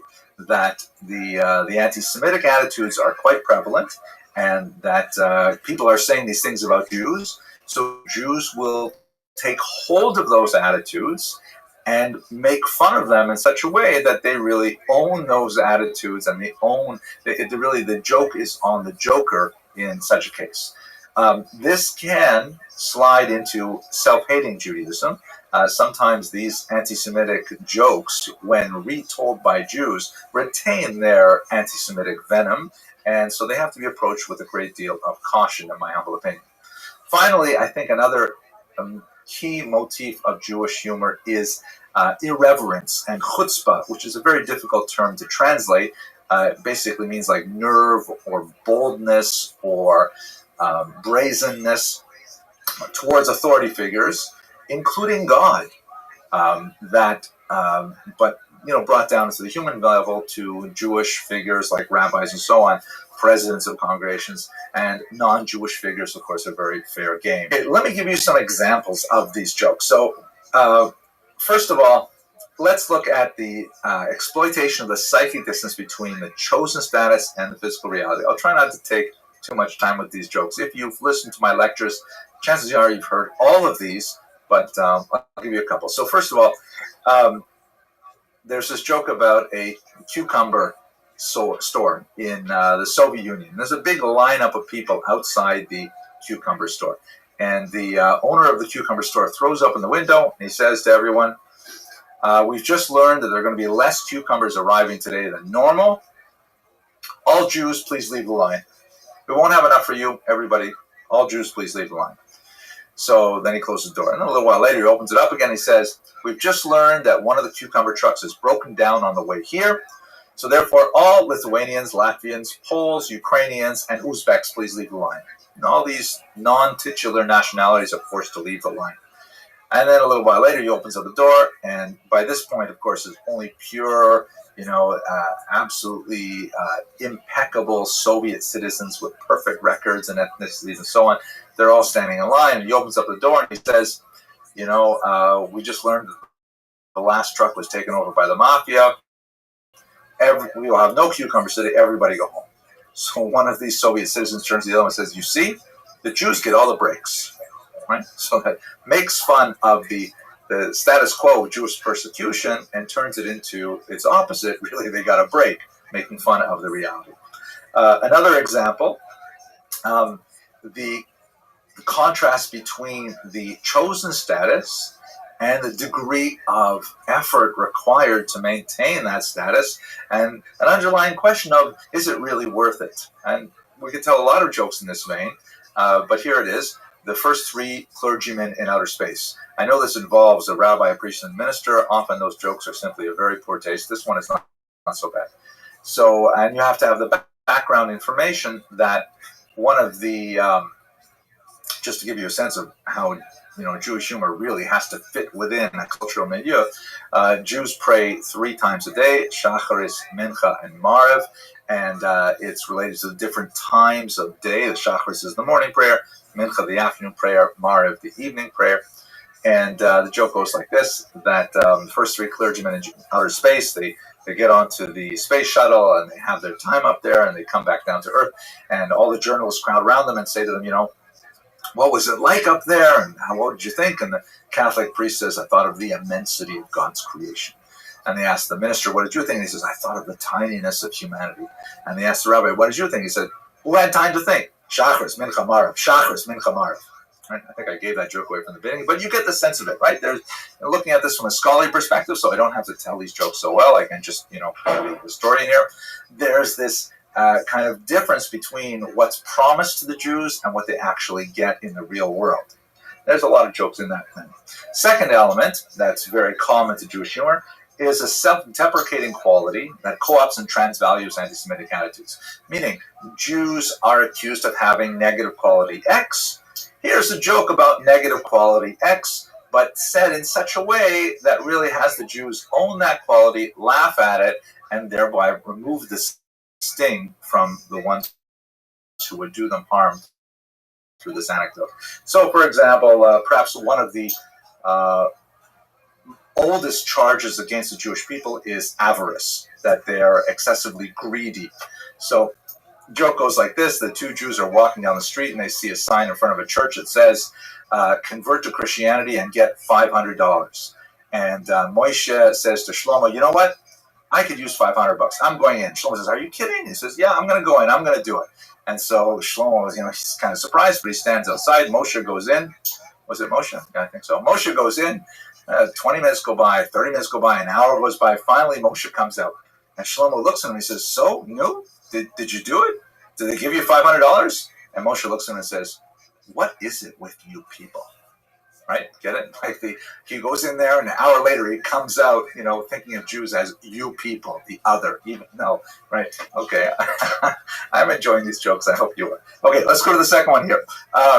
Kavod, which is a Hebrew term meaning honor. The notion that the Jews are really, puffed up and arrogant and want to get honor for themselves. So the joke goes like this: there's the women's group Hadassah raises $1 billion to buy a jet fighter for the Israeli Air Force. And there's a big ceremony at Fort Lauderdale Airport, and they get onto these bleachers right on the landing strip, and the Israeli pilot who's come here to fly it home, its maiden voyage to Israel, he salutes them all, and then he climbs up into the cockpit and pulls down the cowling, starts up the engines, fire and noise, and he shoots down the runway, and then he stops. And he turns the plane around, and he shoots down the runway the other way, and he stops. Finally, he taxis up to the bleachers, and he opens up the cowling, and he gets out, and he goes up to the women standing there and waiting and wondering what's going on. He says to them, "Ladies, I'm sorry, the plane will not take off. We have to remove at least some of the plaques." Right? Again, within the cultural milieu, the idea is that Jews are giving money, but they always want to get recognition for the money they give, so they need plaques to put up.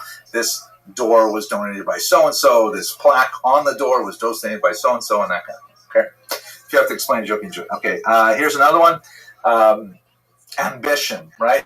In particular, the ambition of the Jewish mother. I'm not going to get into, by the way, the whole caricature of the Jewish mother and its anti-Semitic variant, in particular, the Jewish American princess. There's a lot to say about that. But let's restrict ourselves to this ongoing trope that Jewish mothers are excessively demanding of their sons in particular. So there's a joke about a Jewish mother who is standing on a river bank, and she's jumping up and down, and she's screaming, "Help, help! My son the doctor is drowning! Help! My son the doctor is drowning!" Right? Get it? My son the doctor. She feels the need to say the doctor there, and there's more like that. Okay. Hypochondria. Jews are, like Woody Allen, really plays this up in a lot of his movies. So for ethnicities, 4 Europeans go out for a long hike. Again, this is not one of those offensive jokes. And they come back after a long walk in the woods, and the Englishman says, "I'm so thirsty, I must have tea." The German says, "I'm so thirsty." The Jewish guy says, "I'm so thirsty, I must have diabetes." Right? The inversion there is that everyone else is thinking about their national drinks, and the Jewish national drink is actually a national illness. Finally, just one more example is cunning. So Jews are often accused by anti-Semites of being shifty and slick and finding the angles and so on. So the joke goes, the guy goes into a Jewish deli, and he's served by a Chinese waiter, and the Chinese waiter speaks impeccable Yiddish. And the Jewish guy responds and places his order and so on. And he's just so astounded to see a person, recent immigrant, with such a phenomenal command of this European Jewish language. So he asks him to speak to the manager, and he brings the manager over, and he says to him in Yiddish, "That's incredible. I can't believe how well your Chinese waiter speaks Yiddish." And the manager says, "Shah, he thinks he's learning English." Okay. Number 4, or then number 3, really, the last category that you see a lot of Jewish humor is having to do with irreverence or chutzpah, this idea that, Jews are an am kshei ora, to use the biblical term, a stiff-necked people who will argue with authority figures in all kinds of realms. So the rabbis in particular really have a lot of barbs directed at them. For example, there's one rabbi who is showing a young man around the synagogue, and he's showing him, he's going to be bar mitzvah soon, so he's giving him a sense of what all the furniture is and the shulchan and things like that. And he takes him out into the lobby and shows him the yahrzeit plaques, these long plaques that have little light bulbs attached to them, in which there are all these names of people who passed on. And he points to one of these plaques and he says, "This young man is commemorating all the men who died in the services." And the boy looks at him and says, "Rosh Hashanah or Yom Kippur?" It's hard telling these jokes to a TV screen, because I don't know if you're laughing. I hope you are. Okay, another one. This one's one of my favorites. So there's this rabbi who, and I'm almost done, by the way. There's this rabbi who is overwhelmed with the desire to eat non-kosher food. It's something that he's fantasized about for a long time, doesn't know what to do about it. So he decides to drive far out of town, way out into the suburbs, and he puts on dark clothes and a baseball cap, and he goes into a Chinese restaurant, and he sits at the very back, and the waiter comes up and says to him, "Bring me your finest pork dish. I don't care what it is, just bring me, I need to taste pork." So he goes away. And then as he's sitting there in the back of the room, door opens, and in walks the president and the entire board and all kinds of the most prominent members of the congregation who eat this restaurant regularly. They look in the back of the room, they see the rabbi's there. So they walk over to him, they're kind of astounded, and they said to him, "Rabbi, what are you doing here?" Just as they're saying this, the waiter comes up with a huge roast suckling pig, and he puts it down in front of the rabbi. And so the rabbi looks at the president and he says, "Can you believe this restaurant? You order a fresh fruit, and look how they pachki it up. Right? Look how they dress it up with all this other stuff." Oh, this is so therapeutic. Okay. Now, it's hard to express these things appropriately, but a lot of this irreverence is directed at God. And it's also related to the first point of the appreciating the tension between the status quo of the actual situation of Jews on the ground, often suffering, often persecuted, and the large promises that are encapsulated in the Torah and in the prophets. And in many ways, humor can act as kind of like an escape valve for these heretical thoughts that nevertheless would bubble to the surface and could be expressed in a much less socially advantageous way were it not for the fact that there are these jokes that kind of, ease the tension. So I'll just tell you one, of which I know many, unfortunately. So there's this Jewish grandmother, and she's down here on Miami Beach, and she's walking down the beach with her little grandson. And she's talking to him, and it's a beautiful day, and the wind is blowing, and the palm trees are swaying. And all of a sudden, there's a rumbling in the ground, and a huge amount of water just comes up from the ocean and dumps onto the grandmother and her grandson. It's a tsunami. And when the water recedes, she gets up, and she looks around, and the boy's not there. So she lifts her eyes heavenward, and she raises her hand, and she says, "Ribono Shel Olam, Master of the Universe, I have always been dedicated to you and your service. I have always done everything for the Jewish people. I have been so scrupulous with all of my observance of the mitzvot and so on. How can you do this? How can you take away my young child?" And then there's a rumbling in the sand again, and another one of these huge waves comes and dumps on the Jewish grandmother. And when she gets up, she sees her young grandson is there, and she picks him up, and she looks him all over, and he looks fine, and she's so happy. And she looks up at heaven, and she says, "He was wearing a hat." Right? The idea of the irreverence and also the difference between the promises and the realities, and so on. So these are just a few examples, I hope they weren't too many, that illustrate these three key elements of Jewish humor. And notice that none of them can easily translate to other ethnicities. They only really make sense within a Jewish milieu. I hope you found this lecture useful, and hope you'll check out some of the other ones. Thank you.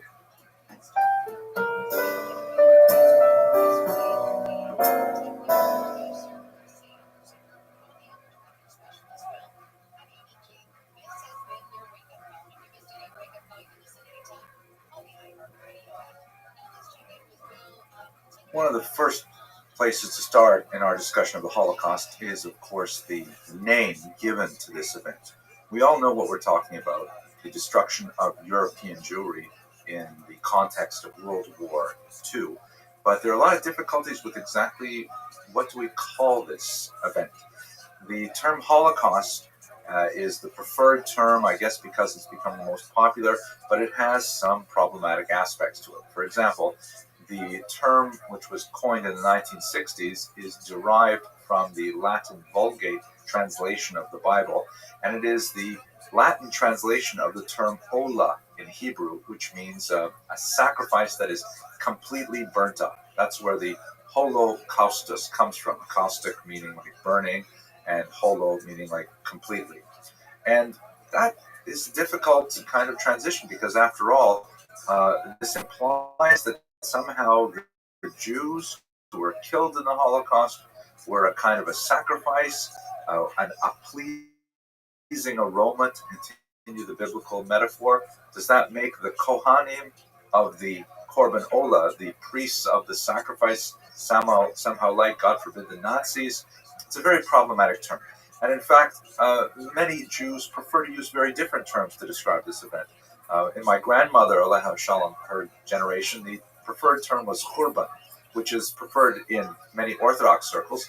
Churban is a Yiddishization of the Hebrew term korban, meaning destruction, and it has a strong historical connection in Jewish memory to the destructions of the temples in Jerusalem. It comes from the word cherev, meaning sword, but it's a term that's really only used for certain specific historical events, most notably the destruction of the Jews' temples in Jerusalem in the year 586 and in the year 70, 586 before the Common Era, 70 of the Common Era. And this ties the cataclysm of Europe back to this long historical tradition from the temples. In Israel, one of the preferred terms is Shoah, which does not have a lot of this theological baggage. And many scholars are really trying to work with different terms, but Holocaust seems to be the term that we've settled on. So I'm going to use that term, even though it has certain caveats. We also have to figure out exactly when are we defining the Holocaust. We could make a reasonable argument to say that the Holocaust begins, with Hitler's rise to power, with the Nuremberg laws, definition of who's a Jew, with Kristallnacht in 1938, with the onset of World War I in 1939, or we can make a very good argument for the beginning of mass murder, which doesn't occur, as we shall see, until 1941. So it's a very difficult thing to actually pin down in specifics, because that's when you get into the difficulties of interpreting this event. But we will use the term Holocaust, and loosely described, we will understand it as the Nazi attempt to eliminate the Jewish presence in Europe, primarily through the mass murder process that continued from 1941 to the very end of the war. Looking at the origins, the very first place we have to start is really the First World War. One might like to think of World War I really as World War II, Part 1. Even though at the time it was considered the Great War, amazingly it was called the War to End All Wars, it had a tremendous impact on the frustrations of the interwar period that led to World War II. Have a look at this map. You see on the left, this is basically what East Central Europe looked like before World War I. Major empires, Germany, Austria-Hungary, a dual monarchy, and Russia. And immediately after World War I, in the context of the peace treaties of Paris and Trianon and elsewhere, you can see on the right-hand side that Germany is carved up. In fact, Eastern Prussia is separated from Germany proper by a land bridge given to Poland, so it would have an outlet to the sea. Poland is created completely out of whole cloth. It's resurrected from its 18th century map. The Baltic states of Lithuania, Latvia, and Estonia are carved out of Russia, as is a big chunk of Romania, as you can see there. Austria-Hungary is shrunk to just a fraction of its original size, and out of the remnants of that empire created whole new countries like Czechoslovakia, Yugoslavia, and so on. And this was an extremely unworkable system, even though the thinking behind it was to give more self-determination to the many multinational ethnicities that are living in these empires. It really led to a tremendous degree of frustration. And there were some, strange kind of phenomena. For example, about 2/3 of the citizens of Poland were not even Polish. And similarly, about 2/3 of Austria's citizens lived outside of Austria. The capital of Lithuania, the capital city, was located in another country. And there are all kinds of these strange things that were associated with the map. So the losers of World War I, in particular Germany and Austria, felt that they wanted to revise the peace treaties. They wanted to revise these maps. Hence, they were called the revisionists. And they were constantly pressing to try and address these inegalities. Hitler was perhaps the most prominent of those revisions. Here's an amazing picture of him as a baby, which is, sort of a sobering thought to think of him as a child like this, to grow up to be such a tremendous monster. He was Austrian in background. His father was a minor government functionary who died when Hitler was a young boy. And Hitler was kind of a difficult child. His father really wanted him to get kind of a safe government job, but he was insistent on being an artist, something for which he had remarkably little talent. And in fact, he was rejected several times by the Vienna School of Art, which he felt was a result of the Jews' activity, that somehow the Jews had denied him his possibility of furthering his career. During World War I, he was wounded and served with distinction, although he did not get promoted too rapidly, primarily because of his very insubordinate nature and his difficulty in following orders. If you look at this interesting picture here, this is from the Alexanderplatz in Munich at the onset of World War I. And the historian Alan Bullock looked very carefully at it, and he found with a magnifying glass that there was Hitler pictured in the circle there. And you can see he's obviously, like so many Germans of the time, and so many allies as well, the English and so on, he was thrilled with the prospect of going to war. He was wounded, primarily in a mustard gas attack, and he bore a very strong memory of that attack, and it really had an impact on his thinking later with regards to Jews. After the war, he essentially became a rock star. His popularity, particularly with youth, was pronounced. He had a bold new way of thinking about how Germany had to proceed. He was a brash leader who was associated with modernity. He used airplanes. He revised a lot of the iconography. The implementation of the swastika was an extremely brilliant move, kind of like branding his movement. And he rose to power. He never actually won the majority in any German election, but because there were so many parties running, unlike the American system, which has two basic parties, he was ultimately able to win a plurality, and in 1933 he officially came to power as chancellor. He built on a body of anti-Semitic thought that had infected Germany to a tremendous degree in the Weimar period. Here's a cover of a book published in 1920 by Arthur Dintor, Die Sünde wie das Blut, The Sin Against the Blood, ein Zeitroman, a novel of the times. And this is kind of emblematic of anti-Semitic thought of the period. You see the blonde, muscular, shirtless Aryan who is nevertheless bowed down, healthy but otherwise weakened because he has this massive burden of a vulture sitting on his shoulder. The vulture has stereotypical Jewish features, and the overall message of this cover art, which is just one sample of thousands, is that the Jews are kind of like a parasite race.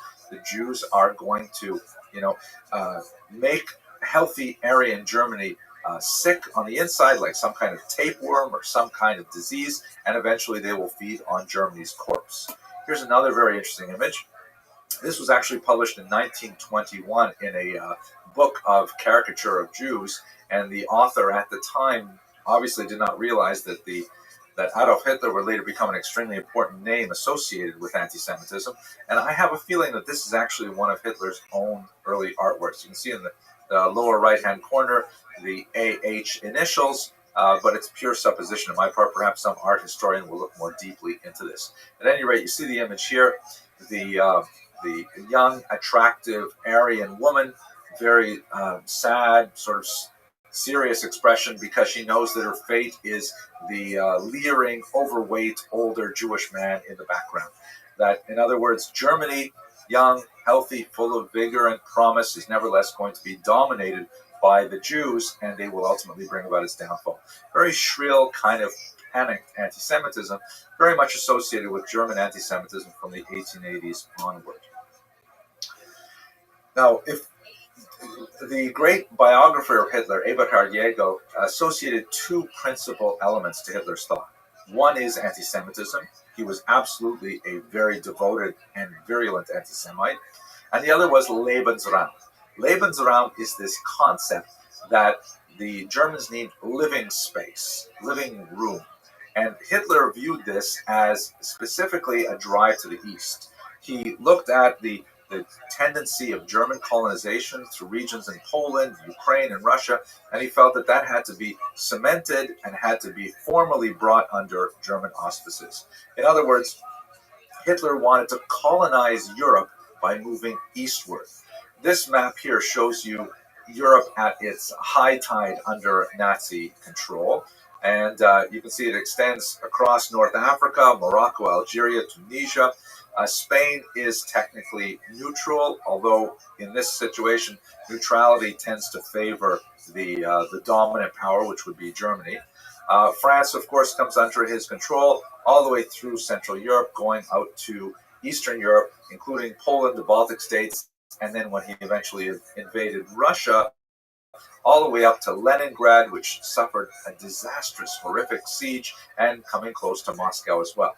Now, just to give you a very quick overview of Hitler's military strategy, basically what he did was he wanted to avoid a two-front war. He wanted to avoid fighting Russia in the east and the Allies, France and England in particular, in the west. So what he did was he made a secret deal with Stalin in the late 1930s that said that he would invade from the east, from the west. Stalin would invade from the east, and they would simply divide Poland and the Baltic states between them. So this happened in September of 1939. Once his eastern front was stabilized because he had a peace treaty and non-aggression pact with the Soviet Union, then he turned to the west. He took over France in fairly short order, and once that was pacified in 1941, he double-crossed his erstwhile ally, Joseph Stalin, invading the Soviet Union in Operation Barbarossa. And that went fairly well for Hitler until 1943, when the Russians began to push back, and the Red Army ultimately, together with the American army who invaded from the west, landing at Normandy, that's when they had a pincer movement that squeezed Germany's military forces out of existence. That's a very quick military history of World War II. One of the elements that led to World War II that was extremely significant in this context is the policy of appeasement, a drastic and disastrous policy followed by the Allies. Essentially, Germany was taking over region after region, violating the various terms of the agreements that Germany had signed in the Armistice Accords, and it came to a head with the Sudetenland crisis. The Sudetenland is a mountainous region to the west of Czechoslovakia, heavily populated by Germans who wished to join Germany because Hitler was really demonstrating that Germany was capable of surmounting the depression, regaining their national pride, and so on. This was, however, an extremely significant military strategic region for Czechoslovakia because whoever controlled those mountain ranges could look down into the lowlands. And so Czechoslovakia, having received those territories after World War I, was not willing to cede them to the Germans. The Allies, however, essentially wanted to avoid at all costs World War II, and so Neville Chamberlain from England went to visit with Hitler, and the Prime Minister returned to England, waving a piece of paper indicating that Hitler has signed off on this deal. As long as he gets to Sudetenland, then we will have quote-unquote peace in our times, and it was a disastrous mistake. Immediately thereafter, Hitler went to war. September 1 of 1939, Hitler bombed Poland, invaded with his famous blitzkrieg or lightning war strategy and or tactics, and Poland fell very rapidly. Let us focus specifically on the fate of the Jews in this context. The first impact of the Holocaust per se was the policy of ghettoization. Ghettoization was the concentration of Jews primarily in urban districts, major cities across Europe. The policy of ghettoization was not uniformly implemented throughout Europe. In some places, walls were constructed, as in this photograph here, where the Jews of Warsaw are commanded to create their own borders. In other areas, walls were never constructed, and the Nazis relied on social pressure, the fear of being caught, and willing allies in the non-Jewish population to keep Jews relegated within their regions. Secondly, the Nazis did not seem to have a really clear policy on what to do with the Jews in the ghetto. Some of the ghettos, like Warsaw, for example, were clearly attritionist in nature, meaning that the Jews were to be housed there, kind of in prison there, given very, very few rations to live with, and they were simply to die of starvation or, more commonly, of typhus. Other ghettos, like in Łódź, also in Poland, seem to emphasize production. These are called productionist ghettos, where the Jews were put to gainful employment, primarily in the textile industry. And there it seemed that the thinking was that the Jews were to be slave labor to assist in whatever capacity with the German war effort. More likely, the reality is that the Nazis had a very chaotic bureaucracy. Even though they were extremely particular about record keeping and memos and things like that, they really had a very poor command structure. Hitler's own leadership was really very loose and hands-off and allowing people to develop their own policies, and that's why the ghetto experience was so different. Ultimately, however, the ghetto experience ended in deportation to the death camps, whichever kind of ghetto that we're speaking about. Things changed dramatically on June 22nd, 1941, which is the date of Operation Barbarossa. So you can see in this map here, this is after Hitler had controlled all of his Western Front and was bombing England, hoping to conquer it. Hitler double-crossed Stalin and invaded the Soviet Union. He went through Poland, all the way from the Black Sea up to the Baltic Sea, through the Baltic countries as well, and he caught the Soviet Union largely by surprise and invaded with tremendous force and ferocity. Now, why this is significant for the Holocaust is because this is when we begin to see the first true acts of organized mass murder. It's quite late, 1941. In the past, there were what were called Einzelaktionen, meaning individual actions, beatings, robbery, the occasional cruel murder, but with the exception perhaps of Kristallnacht, which was a coordinated event, a large nationwide pogrom in 1938, there's really no significant organized activity to systematically root out the Jews and to murder them. That happens in the context of Operation Barbarossa, because what Hitler does is he sends out 4 mobile police battalions called Einsatzgruppen, and these are traveling battalions that have, like trucks and things like that, and they basically are charged with the task of going through all of the little villages, the Städtlach of Eastern Europe, rounding up all of the undesirables, principally Jews, communists, Roma, also known as gypsies, Jehovah's Witnesses, homosexuals, anyone that was on Hitler's list for extinction, and bringing them out to ravines or having them dig their own graves, you see in this picture, and then they were shot by firing squad, usually using machine gun fire. This occurred throughout Eastern Europe, resulted in approximately 2.5 million deaths. Here you can see the Jews have been asked to climb down into the pit first, and then they are shot from above. The Einsatzgruppen also demonstrated many different methods of executions, you can see here, and also in this picture as well. And this is incidentally how most of my own family, my grandmother's parents and her brothers and sisters, made their fate in Lithuania.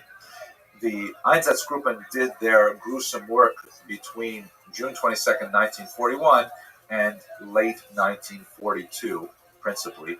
But by the spring of 1942, an entirely new method of murdering Jews was implemented. And this is something more that we associate with the Holocaust specifically.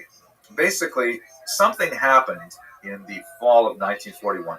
Some historians believe that Hitler saw how successful he was in invading Russia so quickly, and he said, wow, if I can do this, then maybe I can actually murder all the Jews of Europe. It should be well noted that although Hitler had a lot of very extreme rhetoric that was genocidal in nature, the truth is there were lots of experimental gestures made to do other things with the Jews. For example, to expel them, to encourage them to leave. Jews were allowed to leave Germany up until October of 1940, quite late. That's over a year after the war begins. At one point, there was negotiations to actually take over the island of Madagascar off the coast of southern Africa and use that as a massive reservation for Europe's Jews. And a similar plan was hatched regarding the Lublin region of of Poland. But sometime in the fall of 1941, all of those plans were totally abandoned in the context of the Einsatzgruppen murders as well, and Hitler said, we're going to do something more efficient. It may have come as a result of the euphoria of the possible victory over Russia.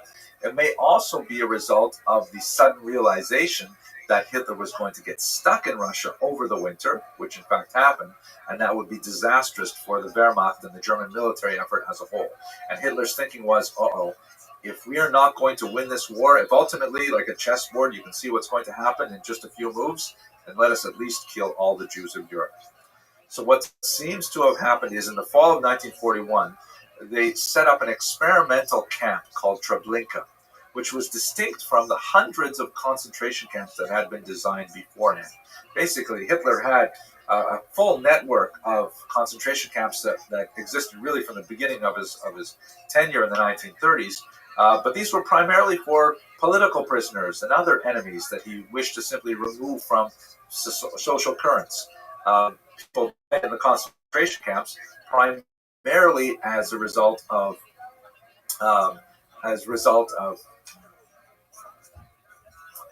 people died in the concentration camps primarily as a result of misuse or malnutrition. Let me start that over again. People died in the concentration camps largely a result of abuse, of malnutrition, of slave labor conditions, but they were not designed specifically to kill people from the beginning. This was a new phenomenon initiated with Treblinka, and 6 of these special camps, which were called in German Vernichtungslager, which means to make into nothing camps. These were distinct from Konzentrationslager, or concentration camps, where people are simply imprisoned in concentrations.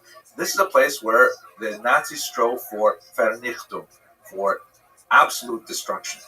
The 6 camps are marked here: Treblinka, Chelmno, Majdanek, Belzec, Sobibor, and of course the infamous Auschwitz, the greatest of the nadir of the Holocaust.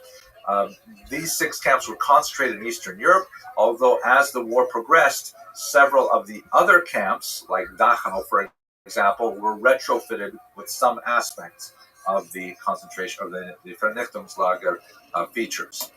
Here is a view of Auschwitz, which is perhaps one of the most notorious of those camps. The feature of the death camp, which is most well known, is of course the gas chambers. Jews and other undesirables. There are many non-Jews who are also imprisoned in these camps. Once again, the Roma slated for utter destruction.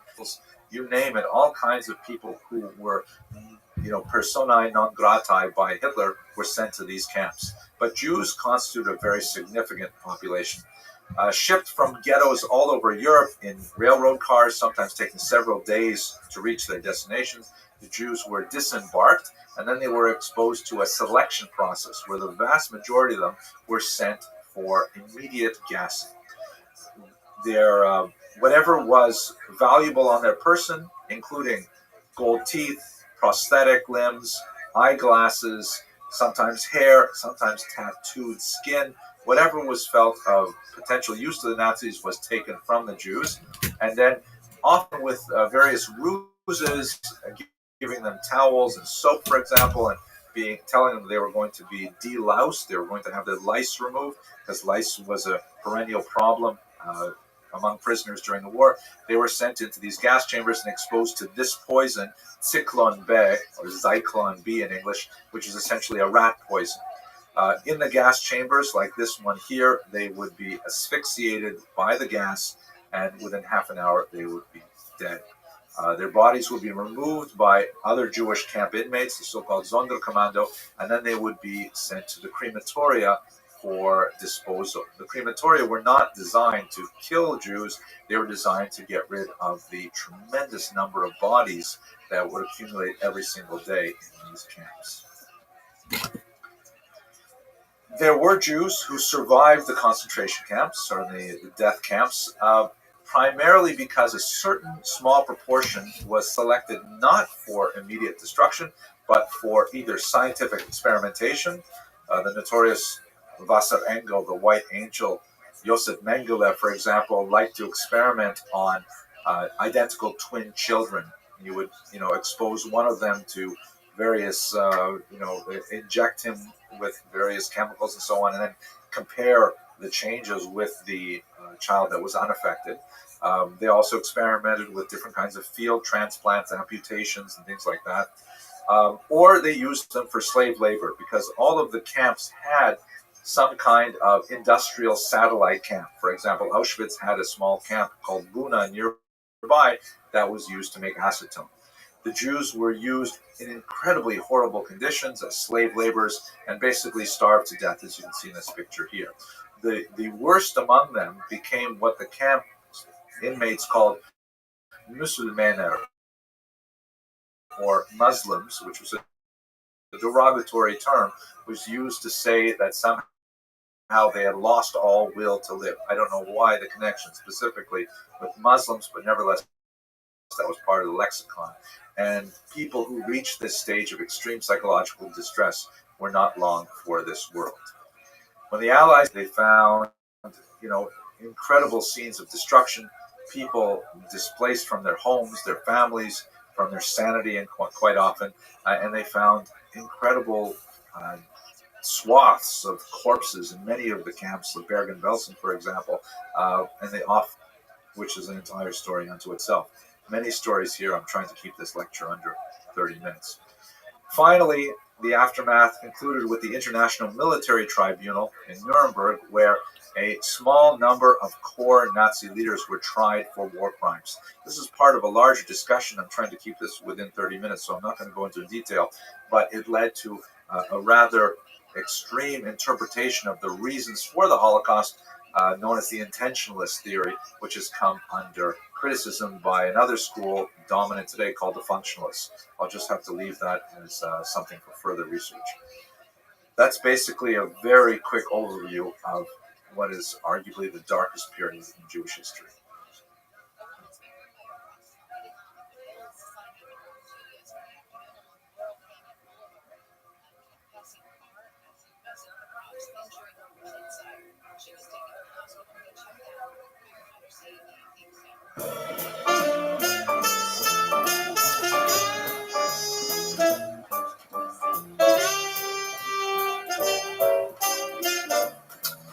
Hello, everyone, and welcome to another episode of Essential Lectures in Jewish History.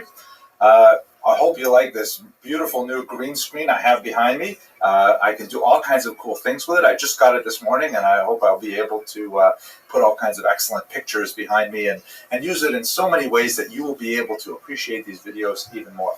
Okay, so over the next 15 minutes or so, I'd like to give you a very quick overview of American Jewish history. This is a complicated thing for me to talk about because it's so close to me. It's like right in front of my face. And as historians, we generally like to talk about things that happened a long time ago. The things that happen right now are much more difficult for us to figure out. So we usually give those things to the political scientists or sociologists.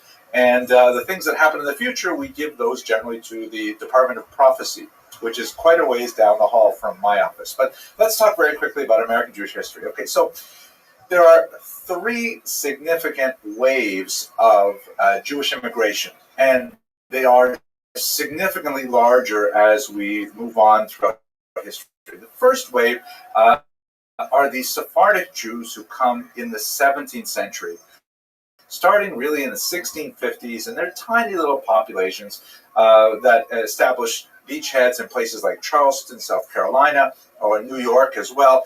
These are populations that in many ways were fleeing the Spanish Inquisition as it reached out to the colonies. One of the first populations of Jews that arrived in New York, for example, were Jews from South America who had made it here, petitioned the authorities to live in this region, and received extensive rights, especially when New Amsterdam became New York. But these are tiny little settlements of Jews making very, very little impact on the overall population. A more significant population of Jews comes in the 1840s, primarily from Germany. And the Jews who are... So I'm going to play this, then I'm going to give you my thoughts on it, because Everyone's just turning on this guy. Alright, so let's go ahead and check out what Whitney Cummings had to say about Brendan.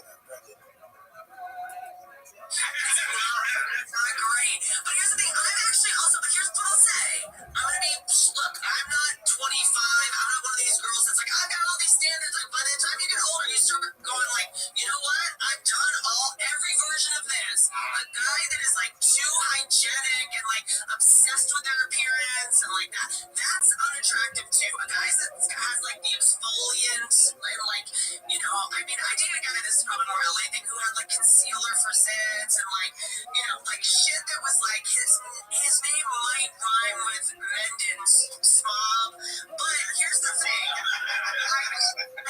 I just, you don't want the guy that's self-obsessed and like a malignant narcissist. That's gross too, you know? Like, the Bachelorette was on my podcast recently. The girl from the last season, Katie Thurston's her name, and you know, the Bachelors, I guess those people, they meet and they get engaged after like knowing each other a month. So she's finding out all these things. And I'm like, what's the weirdest thing you've found out since? And she went, I walked in on him showering, and he was cleaning his asshole. He was squatting on the ground in a, like a picture position, cleaning his ass. What? Yeah, but think about it. I saw. There's enough of your babbling, Cummings. Brendan Schaub uses pimple concealer. But you know, Whitney Cummings, they want to talk. I mean, God knows how much work that woman's had done to her. But why does everyone love trashing Brendan Schaub so much? And these are supposed to be all his colleagues and friends, and she's to date Brendan, and constantly Brendan just keeps getting thrown under the bus. What are we doing here? I don't get the dislike for him. Well, I do get it, but I just love the fact that everyone loves trashing this guy and everyone loves hearing him get trashed. Like when she said that, the KFC radio guys are like, yeah, because they hate Brendan Schaub. But let me know your thoughts in the comments.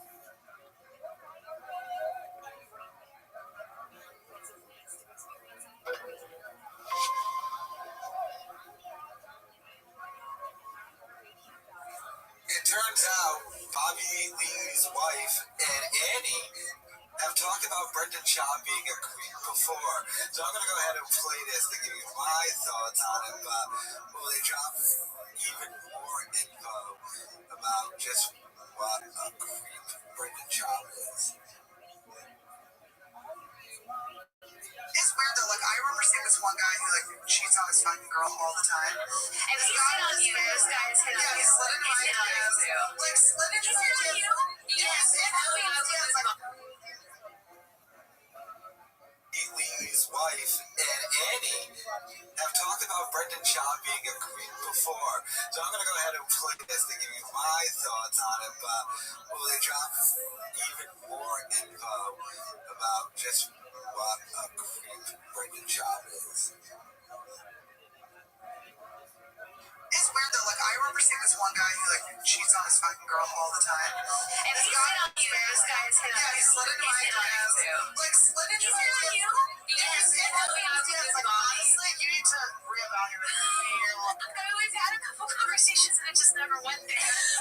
These comedians don't want me. It's not just the comedians, Esther. We're glad you're here today. We wanted to tell you. But anyway, so yeah, so I see this guy with his like family. And at the mall, and I felt so guilty. What mall was it? Century City. Yeah. But it was just like I felt the face was like hot when I met him, and it wasn't like I've done nothing. I've only rejected this person's advances. Yeah. I've never like seen him hook up with anyone else. I just know from the way he talks to me that he talks to everyone else like this, and it was just so. I mean, I was just bright red. I mean, I pulled it off. I made some joke about Yeah, the rich guy. That's what I'm saying. It's like that secondhand, like embarrassment or that secondhand guilt that shouldn't be guilt, but it's there because you just happen to be like the object of their, like, you know what I mean? Right. It's weird though. Like I remember seeing this one guy. Like they're talking about this as if they were in Vietnam together and sharing their war stories. Brendan Schaub just hitting on them. But what a scummy thing to do. Trying to hit on Bobby Lee's wife. I mean, this chick, she's single, but like everyone, all of them know you're married and they all know your wife. By the way, did you catch Dave mention which mall? And if you ever follow Brenda Schaub's wife on Instagram, oh, she loves going to that Century City Mall. But yeah, this was an older clip, by the way, so they've discussed this before, and they're talking about Brendan Schaub. Damn, Papa. But let me know your thoughts in the comments.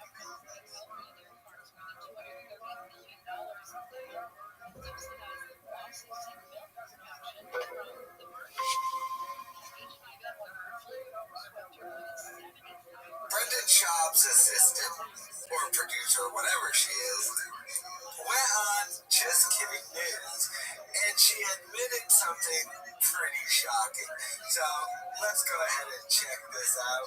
Then I'm going to give you my thoughts on it. But when I heard this, I found it to be pretty incredible. I started being on camera, a lot of it was my boss had heard that people like the sound of me laughing at a joke. And so they would put a mic so they could hear me laugh. And I thought that basically everything, like ASMR stuff, like it feels good. Yeah, I think they liked hearing a girl giggling in a all-guy typecast because it kind of broke up the monotony of like these dudes making raunchy jokes. And the more I was on camera, the more then the attention was on me, and people then like found a new target to find something wrong with. Yeah, that's what always happens. It always happens without fail, and I learned to deal with it better as I continue to do the job. It's definitely something I didn't understand was going to be like a huge part of working on social media. Yeah. It happens here all the time. Yeah. Our fans are pretty nice. Even when they're mean, they're fucking nice. Yeah. I feel like your fans. Yeah. Very different from Fighting the Kid. That's what Fighting the Kid's insane. They're a bunch of piranhas. Yeah. I just felt that. I felt that really hard, actually. They're fucking, like, aggressive, but in a way where, like, I get it. I just wish that they would be able to take it the way they dish it. Yeah. It's like, like, if you're on, like, a comedy podcast, like audience, and you're trying to, like, give someone shit, you should be able to take the shit back. Like, after I attack someone, like, in front of a boyfriend, they're like, you're trying to ruin a relationship. It's like, well, he fucking left the comment. Putting a flashlight on the comment is shit. We talked about it now. And, like, if his girlfriend isn't mad at it, she isn't mad at it. If she is, she is. Like, who the fuck cares? Wow. It's not that deep. You're trying to relationship. They have a child together. Like, okay. None of these fuckers actually have a relationship. I don't want to get a burner account now. So everyone I know has a burner account. Oh yeah, that's right. And nobody wants to fucking admit it. I think it's because, like, I work in the comedy scene. I say most people don't, like, the big comedians don't have burner accounts, but the people who work for them usually have burner accounts. Oh. And they, you know, like, it's either to, like, look through comments on accounts to see, like, oh, like, why don't these people like me engagement-wise? Like, what's happening? Like, how can we help?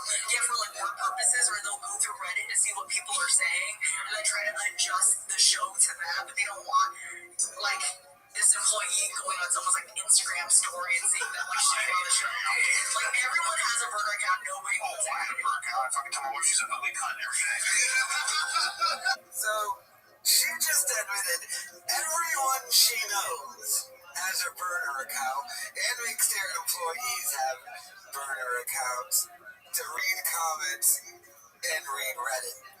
So Brendan Schaub has burner accounts, and he makes her and probably Chin have burner accounts so they can read comments and read what they put on, like the Fighter and the Kid subreddit. She just admitted that. This assistant's always getting Brendan Schaub in trouble. Remember when she trashed Joe Rogan? I did a video about it, got 300,000 views, and she didn't do an episode of her podcast for like 3 months. And now she's back and admitting that Brendan Schaub has burner accounts, reads comments, and checks subreddit, which we all know. But I wonder why was she doing like a press run? Why she got like 15 Jews in her head? Sound a little off about this assistant.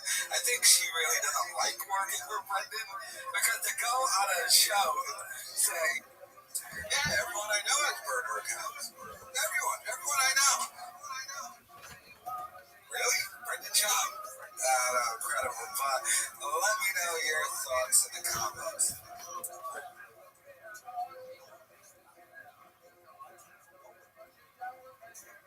Brendan Schaub's failed whiskey business is officially over. I think fairly obvious by if you go to Facebook. Coming to America at that time are primarily fleeing economic difficulties, economic restrictions, sometimes a certain amount of anti-Semitic discrimination that comes, for example, from restrictive marriage laws that will only allow a certain number of Jews to marry per family and so on. So they come to America to try and, the land of opportunity to explore new options for them.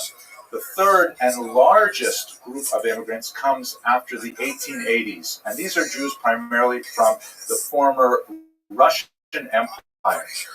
In the early 1880s, there's a series of pogroms, that is, these kind of spontaneous attacks on Jewish populations that the Russian Empire proved incapable of halting over 4 years of sporadic violence.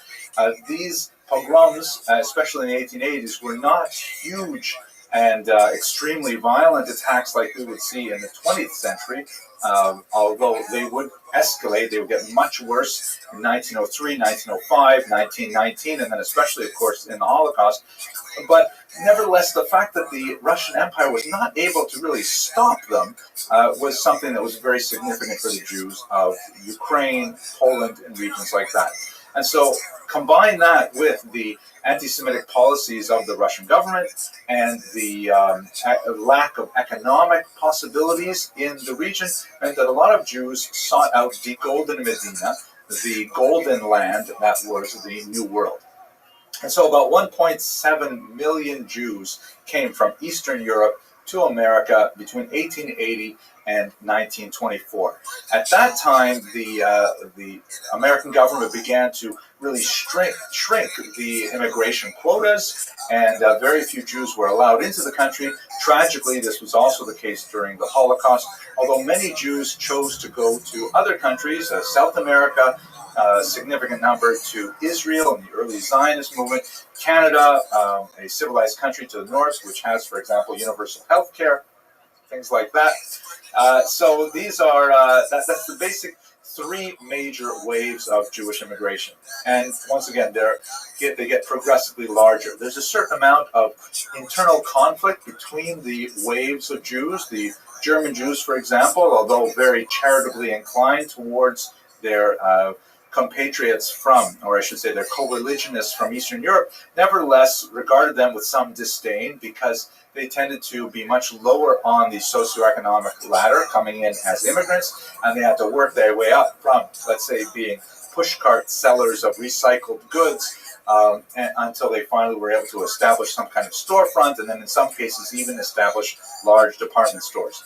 By and large, the story of American Jewry in America is, did I say that? By and large, the story of Jews in America is a very successful one in which Jews really take advantage of the tremendous opportunities of this land in order to grow their primarily economic situation, their educational situation, and so on. But at the same time, there is a huge decline in religious observance. We should bear in mind that particularly for those Jews leaving Eastern Europe in the 1880s, these were Jews who were bucking the system. These were Jews who were going against the conventional wisdom, which was that America was not the golden Medina, the golden land. It was in fact the Treifa Medina, the non-kosher land, primarily because of its dearth of major Jewish institutions such as schools, synagogues, mikvahs, Chinese restaurants, you name it. There was very little here for Jews coming from Eastern Europe. And so as a result, those Jews who tended to immigrate before the Holocaust tended to come with a kind of willingness to adapt to America, a special desire to learn English, and even to refrain from teaching their children Yiddish, the overwhelmingly dominant vernacular of Eastern Europe. And they were willing to become Americans, to do everything it took to become Americans. This was not the case for the Jews who came after the Holocaust, who were not immigrants, they were refugees. Whereas the immigrant mentality is, I'm open to this country, I'm going to make myself over like this country, this is totally new and different, and I embrace it. A refugee comes with a mindset, my home was destroyed, my culture was destroyed, I will not open myself up to this foreign environment, I am going to make this foreign environment like my old home environment in Eastern Europe. And so there's a huge marked distinction between those two groups. Let's jump ahead a little bit, because there's a lot to cover, and I really want to focus on the turn of the 21st century. One of the major stories of American Jewry, besides the tremendous growth economically and educationally in terms of their advancement in all fields of human endeavor, really, is the decline.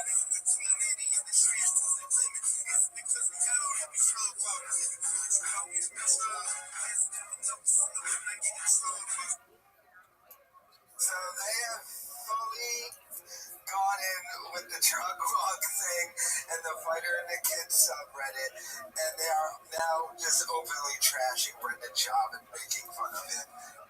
Wow. So, and like people during all those videos were like, well, they never came out and said his name. They know everyone thinks it's Brendan Schaub, nor they come out and said that it's not Brendan Schaub. And they're playing the joke that it is Brendan Schaub, because it is. Because Brendan Schaub likes to walk chicks to the truck. Oh my god, this guy is the joke of comedians. I mean, it's suing someone, so, you know, my god. But let me know your thoughts in the comments.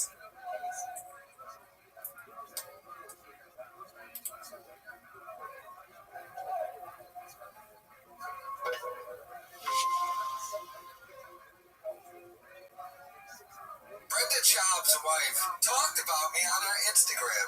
Shout out to the person in my comments who let me know this. So let's see what she had to say, and if she's gonna trash me or not. So this guy puts, I'm a huge fan of Brendan and you. I was super pissed on YouTube last night trying to watch some of his older fights. Why would you buy me? We tried to watch old Brendan Schaub fights now. Apparently, some asshole started a page that bashes you guys, basically saying Brendan is a cheater, etc. It's gross. The whole hating thing is gross. And just want to give you guys a shout out. Love the podcast and what you guys do to keep your heads up high. Damn. Brendan Schaub's wife puts, I'm sure the person who started this hate page is super supper. She put supper? Is super successful in shape, handsome / pretty rich and ambitious. She nailed me perfectly. So they had all the time in the world to go out of their way and make a tribute page on people they probably they were, but thank you for the love and support. XO. And then she put wish. Again, she meant that instead of with, so I guess she really did mean supper instead of super. First of all, she didn't address the allegation that Brendan Schaub's cheating, because of course he's not. Is she trying to rip me off? I'm the person who says, are you 40 and why you failed at life? You don't get to do that to me, sweetie. And what's this? I wish I was, Brendan Schaub? No, I like being me, but being Brendan Schaub's awesome. When you get the fog locks and chicks, while your dumb wife stays at home. And you're out on the road, and get to harass other comedians' wives and try and sleep with them. And then all the wives talk about how your husband tries to pick up on them and have them walk in a truck. And they all feel so bad for you because your man's just out there slinging it. You know, like Rogan, Dana White. That's it. But, yeah. So she's in Vegas still partying, I would assume. And Brendan, well, next time he goes on the road, he's gonna be trying to slam some new chicks. But I don't know. Great guy, never met him. Let me know your thoughts in the comments.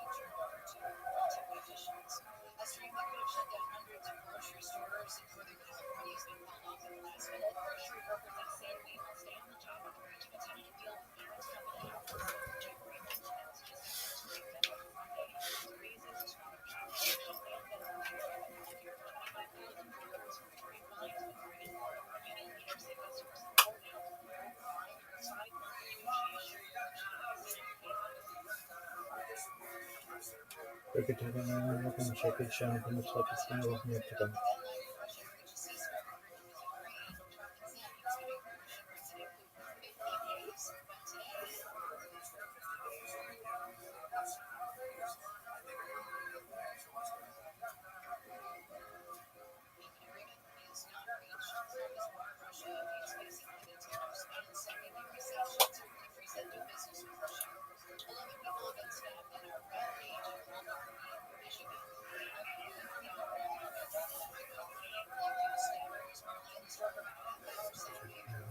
شكل شامل مصادفين.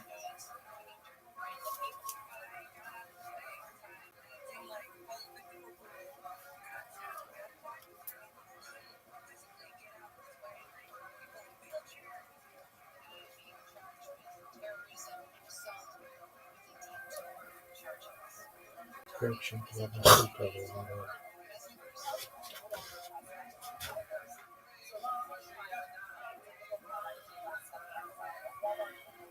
Shema Israel, Adonai Eloheinu, Adonai Echad.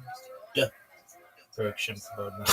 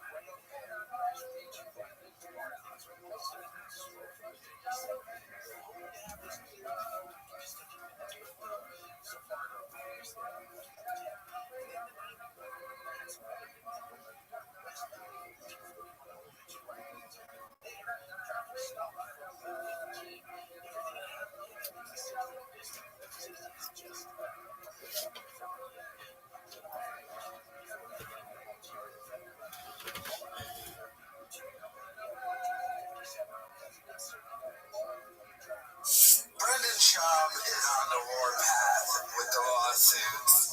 I would know something about this, but Bobby Lee's girlfriend and Annie Lederman have just revealed that he is threatening to sue them behind the scenes. Let's check it out and I'll give you my thoughts on it. Judge, go ahead. All right, I actually do want to come out. There's been a lot of a certain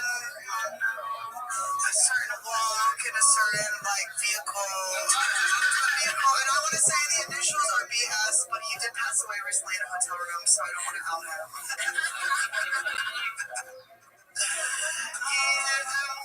Man, yes, it was a comedian with the initials BS that wanted me to welcome to his truck, but he has passed in Florida. God.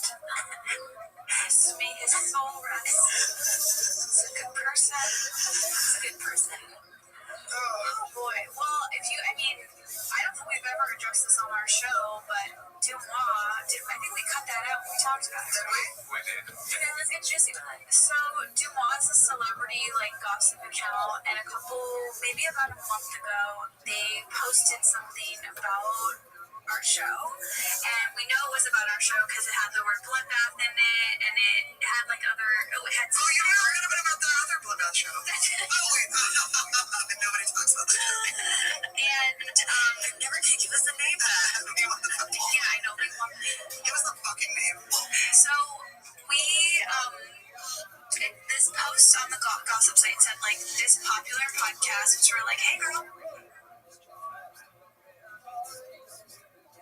And we know it was about our show because it had the word bloodbath in it, and it had other... it had... Oh, you never heard about the other bloodbath show? Oh, wait.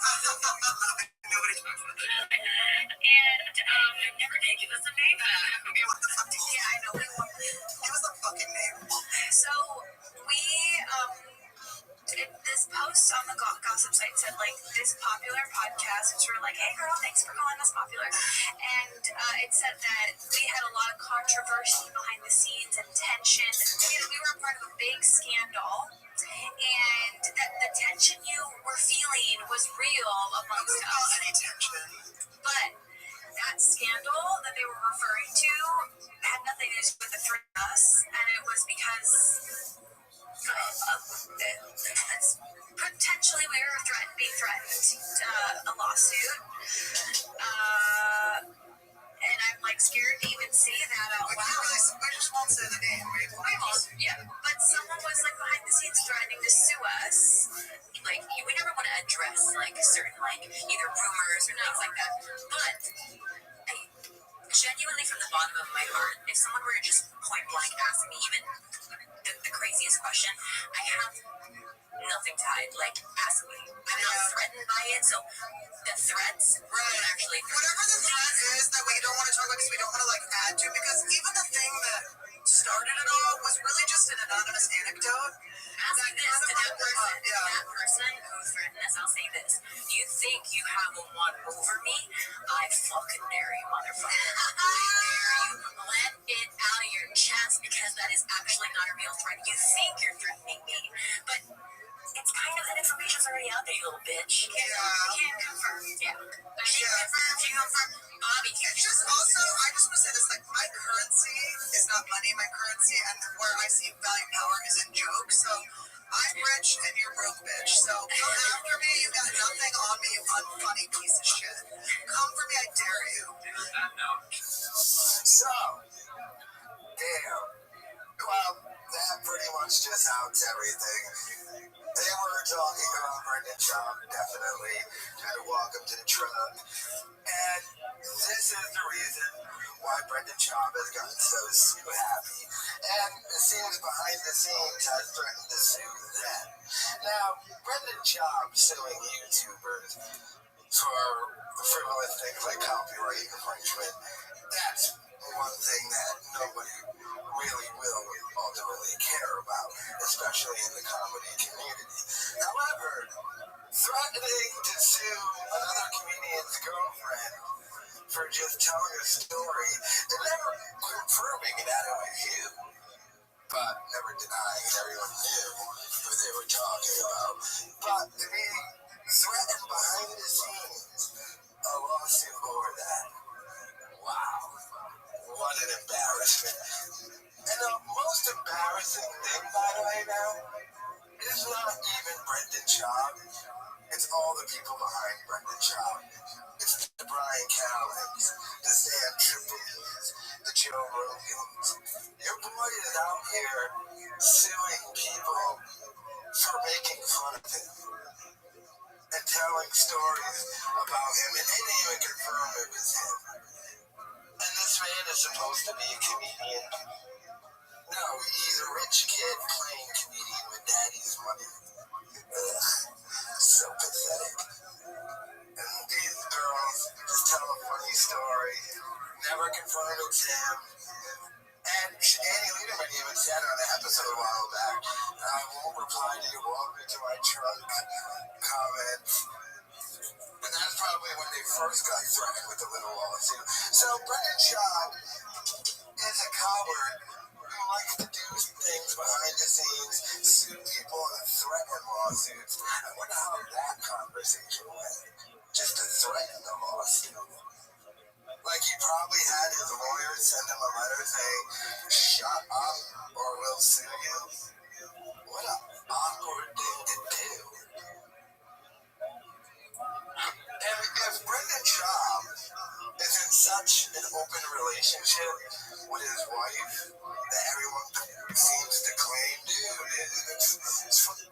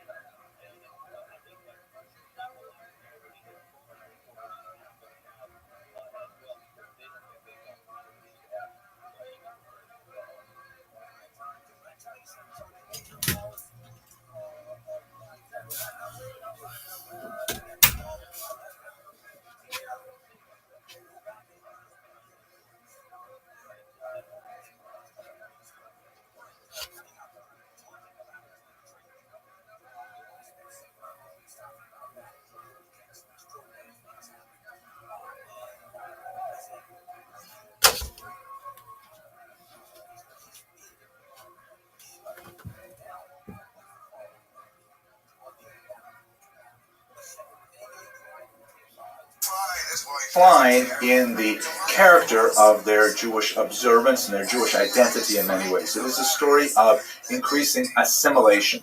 We should understand that term. Assimilation, if you borrow it from the chemical sciences, essentially refers to like dissolving a solid within a liquid, and so that the solid is no longer visible.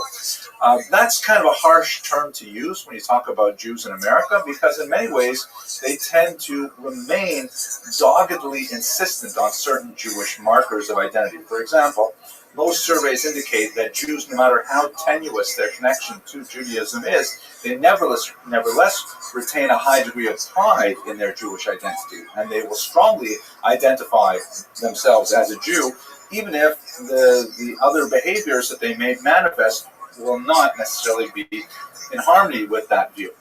On the other hand, every other marker shows Jews kind of walking away from Judaism. In the 2013, the Pew Research study appeared, which was an especially damning report on the state of Jewish identity in America, and it indicated that Jewish intermarriage was well over 50%.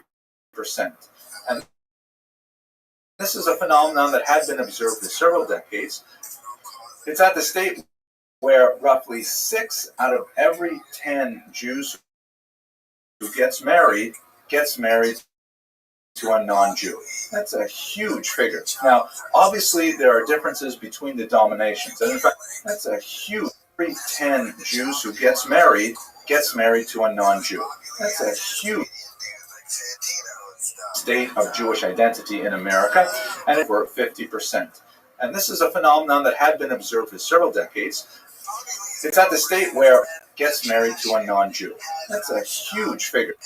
Several decades. It's at the state where roughly 6 out of every 10 Jews who gets married to a non-Jew. That's a huge figure. Now, obviously, there are differences between the denominations, and in fact, in many ways, America is the place where many of the denominations really flourish. We spoke about denominations in an earlier lecture, but here in America, the conservative movement and the reform movement, for example, grew apace throughout the 20th century, but their intermarriage rates grew commensurate with the growth of the denomination. Roughly 1/4 of all children born of intermarriages, and this is referring to whether the mother or the identity, only to those children born of a Jewish mother or those who convert to Judaism.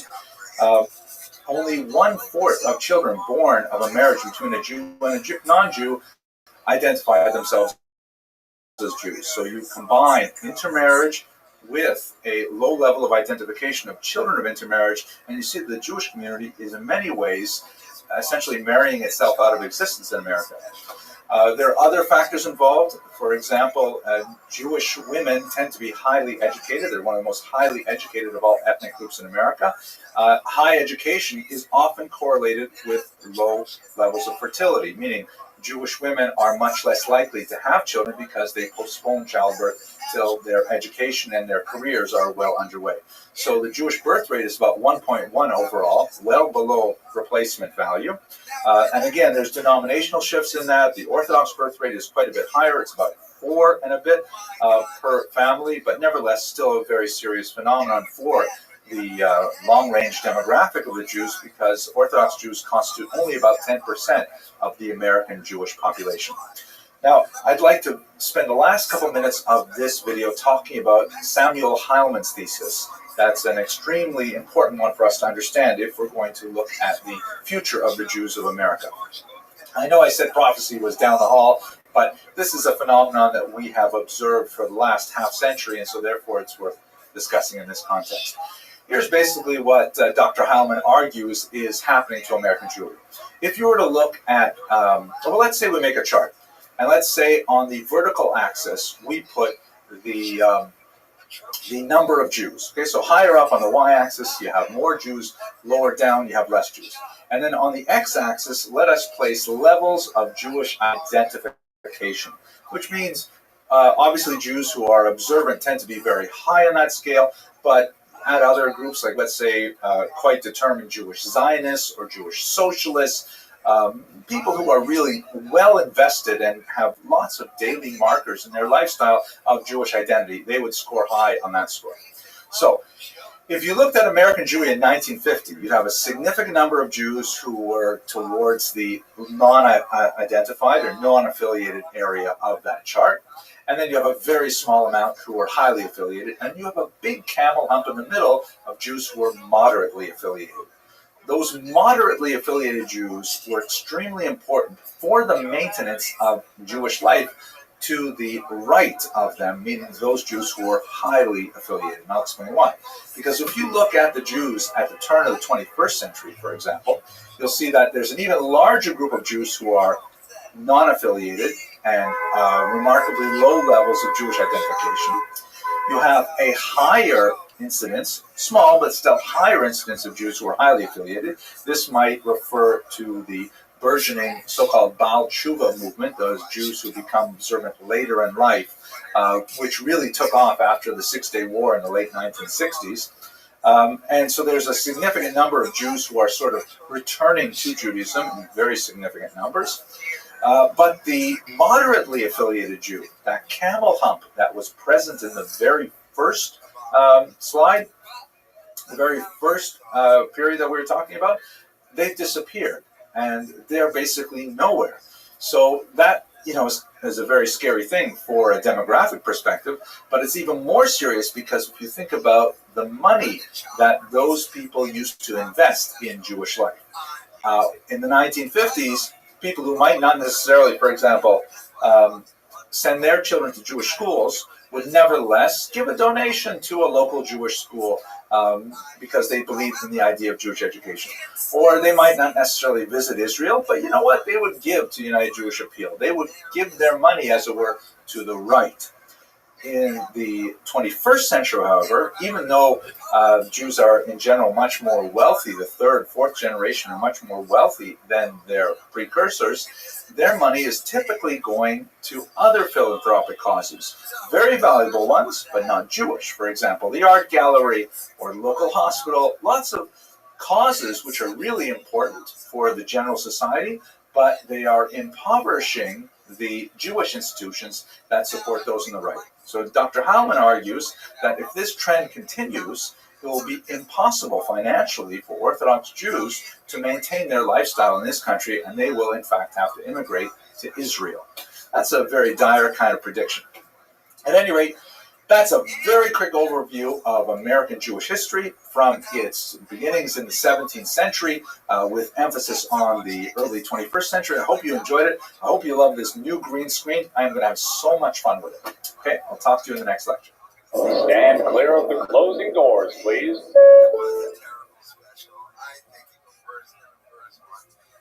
I like how Joe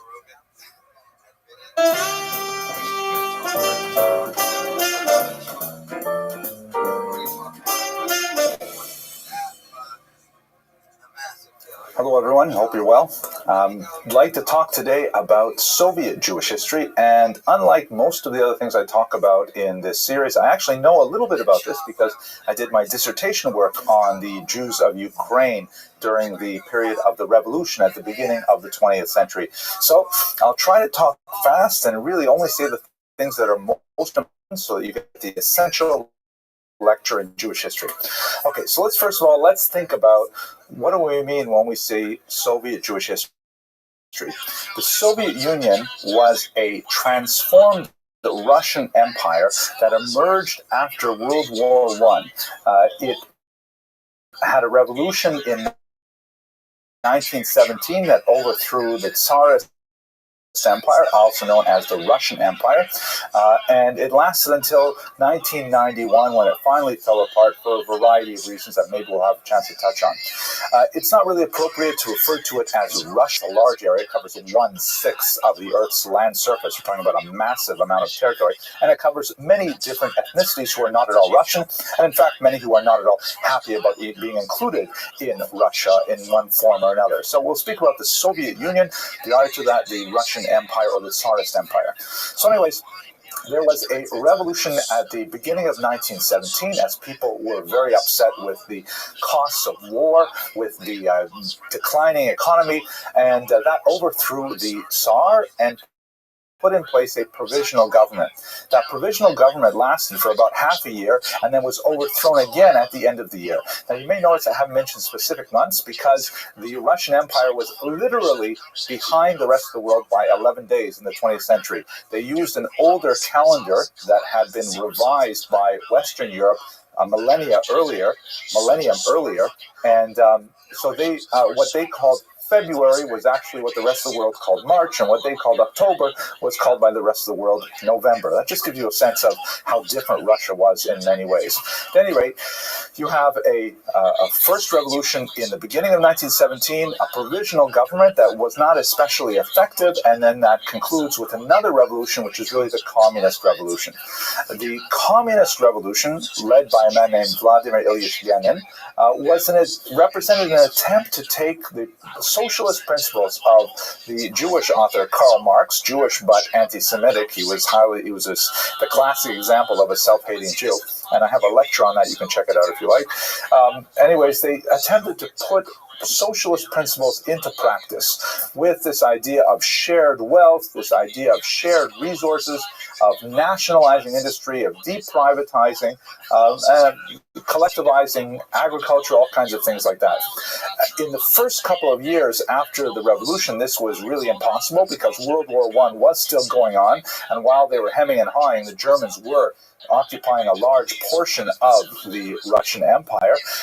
So they were engaged for the first couple of years in a period they called war communism, which represented an attempt to dramatically and rapidly introduce communism to the population, which was really quite upset about in many ways. There was a heavy atheistic campaign, which would later be expressed in a magazine with the interesting title Bezbojnik, which means the godless. The Hebrew title or the Yiddish title was Apikoiris, the heretic, in which there was a tremendous amount of violence done to religious individuals and their institutions. Churches blown up, things like that. Synagogues ransacked for holy books and then transformed into public halls for theaters, things like that.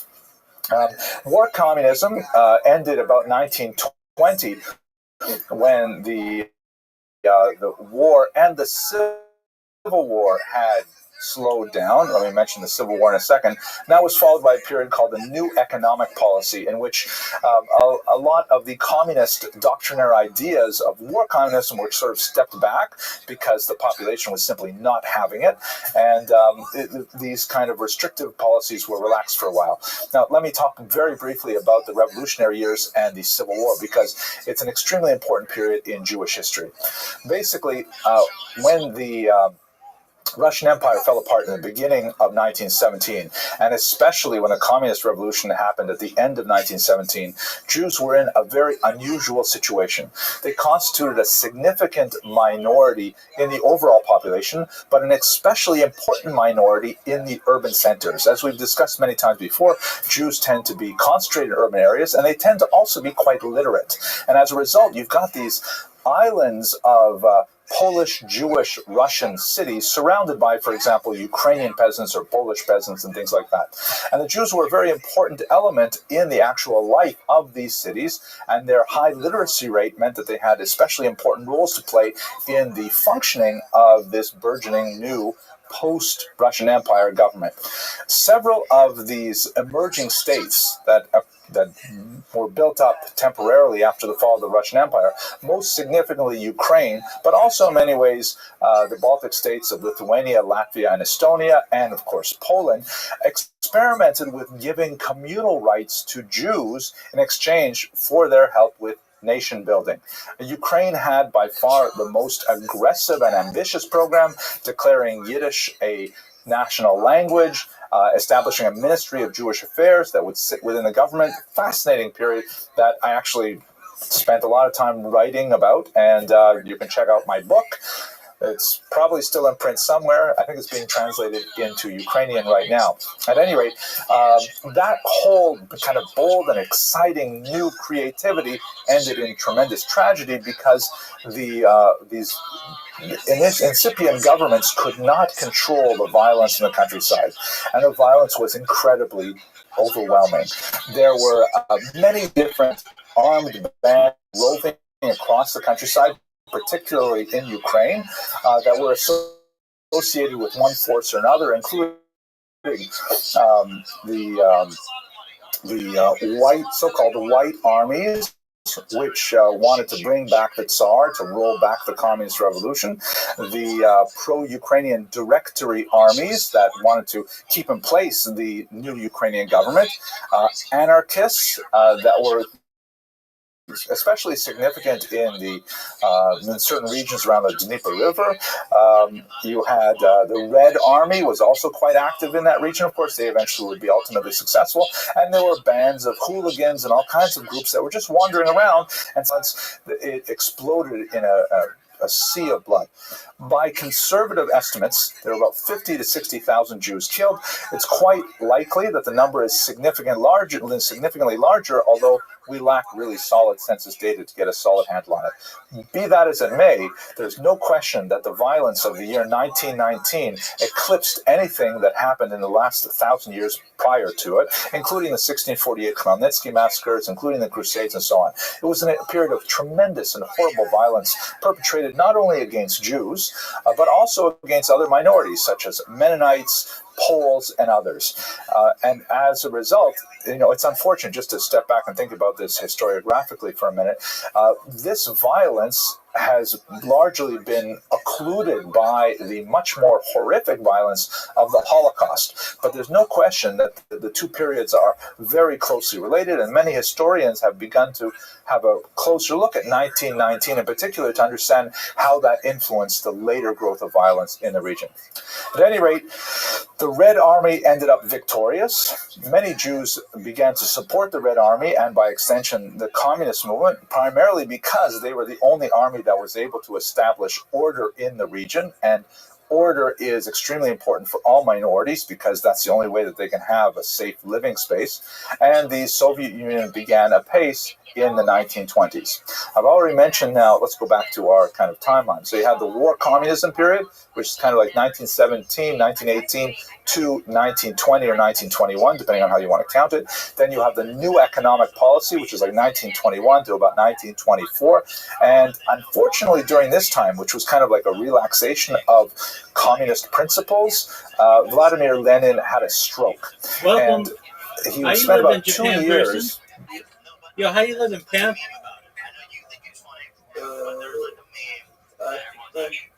Oh, you speak French? Oh, tight. Yeah. What? Hi. How are you? How did you find out about me? The server? Yeah. I go in your server and I see your server and view. Well, tight. I'm glad you're here. We're watching Jewish history lectures. Feel free to enjoy.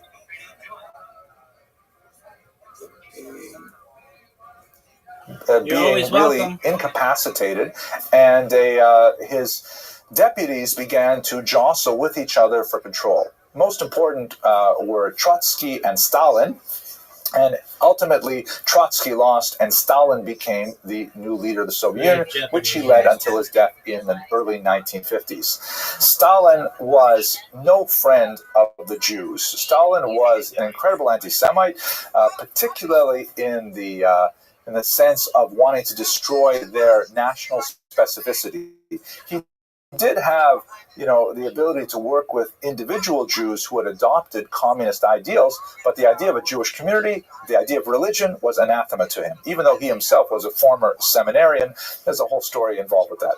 At any rate, during the 1920s, while there was still this sort of struggle as to who would control the Soviet Union, there was a brief flourishing of cultural activity among many minorities, not only the Jews, but also the Ukrainians, Latvians, Lithuanians, Poles, all these various national minorities had an unusual period of creativity that was determined by a policy called korenizatsiya, or rootification, roots in the sense of like plants. The idea being that Marxism recognized the authenticity of indigenous cultures, which in this case would refer to, for example, Yiddish Jewish culture, devoid of all religious elements. So a tremendous amount of money and energy was poured into trying to encourage Jews and other minorities to develop their cultural activities insofar as they were consistent with the values of communism, which meant, of course, stripping them of any religious environment, stripping them of any kind of hostility with other nationalities, because this was to be the period of druzhbe narodov, of the friendship of peoples, things like that. And it was like a huge renaissance of Yiddish culture in particular. This extended throughout the 1920s until Stalin really gained control and he put his foot down. By 1930, all of these various sections of the Jewish Party, including the Jewish section of the Communist Party, abbreviated under the term Yevsektsiya, Yevreisky Sektsiya, the Jewish section of the Communist Party, they were shut down, and you go into a period of darkness as Stalin begins to initiate the so-called purges. The purges were a horrible, terrible time in Soviet history when Stalin encouraged individuals to rat on their neighbors, in some cases even rat on their spouses, their parents, their siblings, incredible, horrible things where people would be accused of being saboteurs, of wrecking the economy. There's a lot to say about this. I'm going to skip through it. But basically, the entire Soviet Union turned into this sort of prison camp where people were suspicious of their neighbors, suspicious of their family members, and anytime a person got ratted out, they would be hauled in to speak to the precursor of the KGB, known at that time as the NKVD, and they would be interrogated, sometimes tortured, and forced to divulge the name of 10 other wreckers. Then these other so-called wreckers, who really had nothing to do with the downfall of the economy, would then be similarly arrested. They would also be interrogated, tortured, and they would reveal another 100 people, and the whole society was going into a spiral of destruction throughout the 1930s. This was interrupted primarily by World War II. And we have more to say about that in the lecture on the Holocaust, but basically Stalin signed an agreement with Hitler that lasted from 1939 till 1941, in which they both agreed to divide the regions that separated them, Poland, Ukraine, the Baltic states. And then Hitler double-crossed Stalin in 1941, and that began the so-called Great Patriotic War of the Soviet Union. At that time, between 1941 and the end of the war, a few years later, Stalin sort of put brakes on his anti-Semitic campaign and his other anti-nationalistic campaigns because he wanted to, try to bring all the minorities together under the anti-war effort. And that was successful for the Soviet Union, which eventually defeated the German army. But in the end, they had to reconstruct the country, and Stalin went back to his old anti-Semitic, anti-nationalistic policies. His death in 1953 was a stunning development for many Soviet citizens who believed that, he was the great leader, a kind of a reincarnated Tsar, and his death left all but dissidents really shattered. It's an amazing phenomenon, not for this conversation. At any rate, we go into the next phase of Soviet Jewish history when now at this point, of course, the state of Israel exists, and many Jews are seeking to leave the Soviet Union to come to Israel, and many also want to come to the United States. But in a strange kind of quirk of Soviet thinking, those Jews and other nationalities who wish to leave the Soviet Union communism, because why do they want to go? If everything's perfect here, if this is the workers' paradise, why would anyone want to go? Obviously, their departure looked bad in the Soviet Union. And so many Jews who applied for exit visas were refused, and they were called refuseniks because they were denied the ability to leave the country to emigrate to Israel or America and so on. As a result of tremendous pressure from the West, especially Jewish communities here in the United States, ultimately, and there's many other factors involved, trade issues, economic issues, military issues. Ultimately, the Soviet Union was forced to relent, and a trickle of Jews in the 1970s eventually became a river, and finally a thundering stream by the time you get to the 1980s. And many of those Jews migrated to Israel, which fundamentally changed the demographic there in very significant ways. Many of them moved to Brooklyn as well, and so that enriched the Jewish civilization in this great city. Ultimately, the end of the Soviet Union came in the late 1980s when Mikhail Gorbachev came to power, and for a host of reasons, once again, beyond the scope of these short lectures, he decided that the right approach would be to impose perestroika, or restructuring, and glasnost, or openness, trying to bring communist policies more in line with the standards of Western Europe and the United States. This proved to be impossible because many of the various non-Russian nationalities living in the Soviet Union really demanded independence, and so by the early 1990s, starting with the Baltic states and with Ukraine, these states seceded, and the Soviet Union fell apart and was reborn as Russia proper, much smaller in territory than the Soviet Union, nevertheless still quite a huge state, and Jews, of course, were at this point free to leave. But at the same time, there is a renaissance of Jewish culture in many of these post-Soviet states. We'll have to leave that for another lecture. Okay, that's your quick essential lecture on Soviet Jewish history. I look forward to speaking to you soon. Stand clear of the closing doors, please.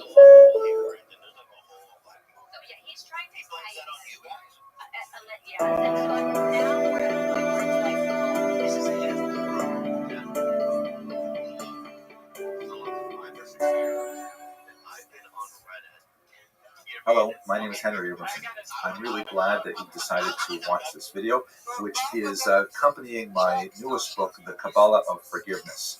The Kabbalah of Forgiveness is a commentary on a 16th century classic of Jewish spirituality known by the Hebrew title Tomer Devorah by Rabbi Moshe Cordovero. And what I'd like to do in this introductory video is tell you a little bit about the original book and a little bit about the original author, and then we'll wrap it up, and in the next video we'll be able to actually get into the text itself.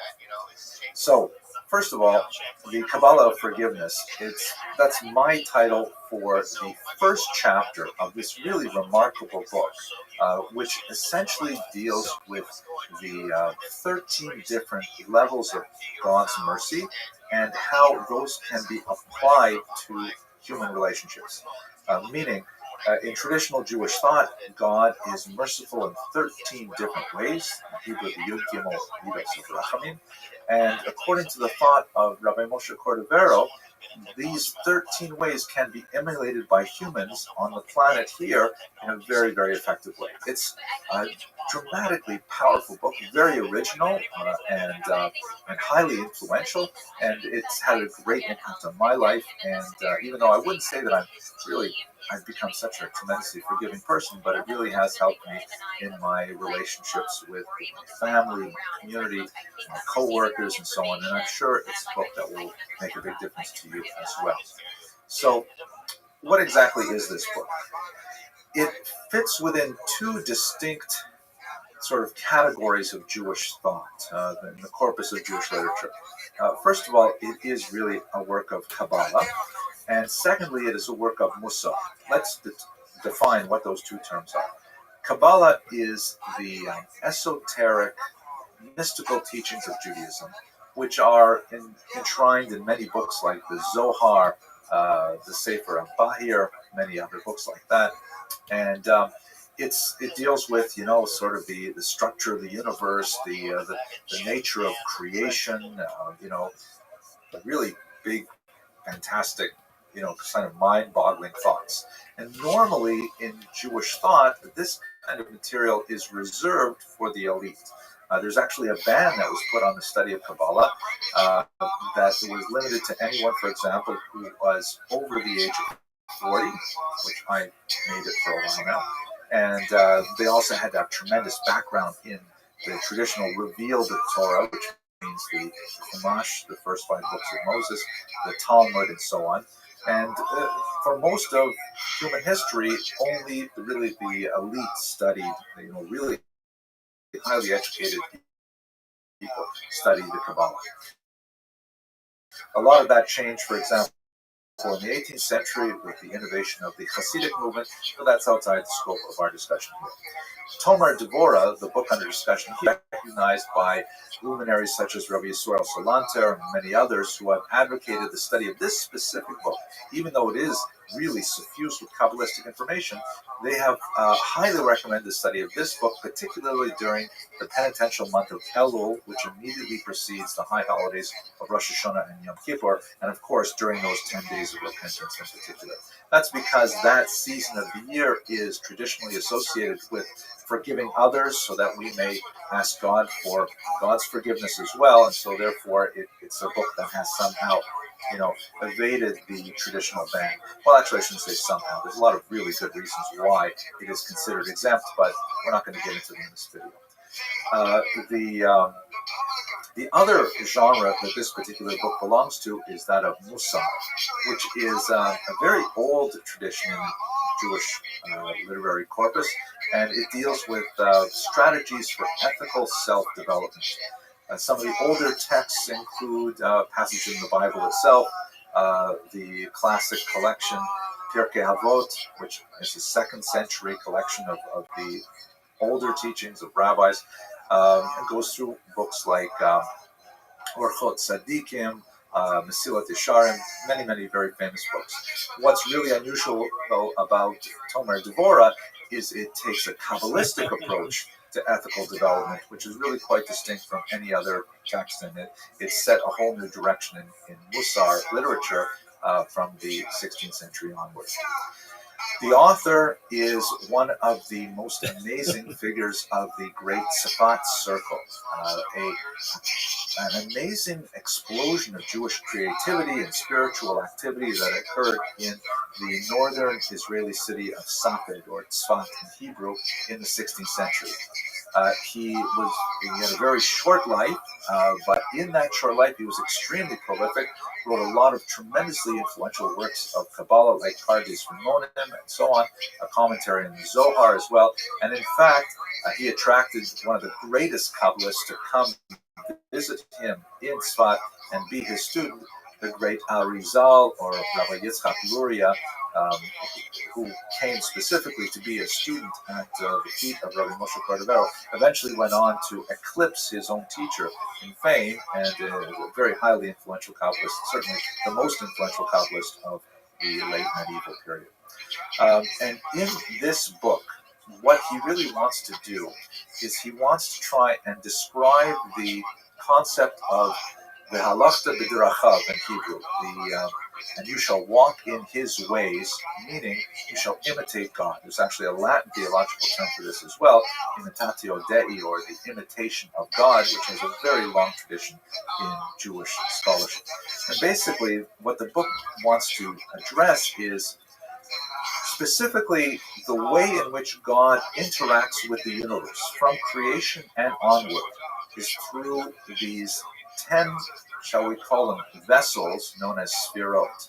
I'm not going to go into great detail on what these sphirot are and how they work, partially because I have no idea. I'm only just a novice in this myself, but more importantly because we're going to try and keep these lectures to the Musar level of understanding how that applies to us in reality. For example, these 10 sphirot deal with kindness, severity, beauty, all kinds of things like that. How are we supposed to use these characteristics in our relations with others? Don't worry, as we go through the videos, it'll be much clearer for all of you. I encourage you to go look at the website, which has been set up specifically to support these videos and the text. And there you'll get actual samples of the text as well. And it'd be great if you want to print them out or split your screen and you can look at them in Hebrew or in English while I'm talking. So basically, the Kabbalah of Forgiveness, which is my title for the book, which is really only the first chapter of Tomer Devorah, deals with these 13 levels of forgiveness. We're going to start with the first video in just a few moments. Just click on the next video in this playlist. And I hope you find it as moving as I do. Thank you very much for watching.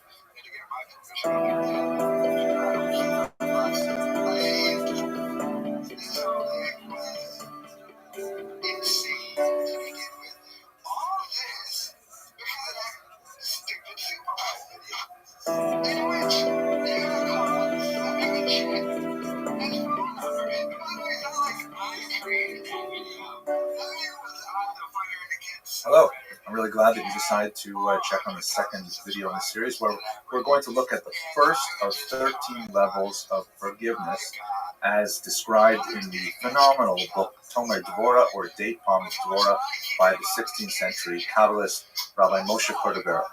So the 13 levels are based on a verse in Micah that goes through the 13 attributes of God, which are couched in highly arcane language, but he teases them out to discuss these 13 different levels. And the first level of 13 is called Mikel Kamocha, or Who is God Like You? And Rabbi Cordovero evokes a very powerful image called the Melech Ne'elav, or the insulted king. So what is this talking about? Basically, we have this idea, which is common to most Western monotheistic faiths, but God continues to maintain the existence of the universe. That God continues to send a flow of energy to the universe to allow it to maintain its existence. Were God to, at a moment, God forbid, remove that continuous flow of energy, the universe would simply disappear in an instant.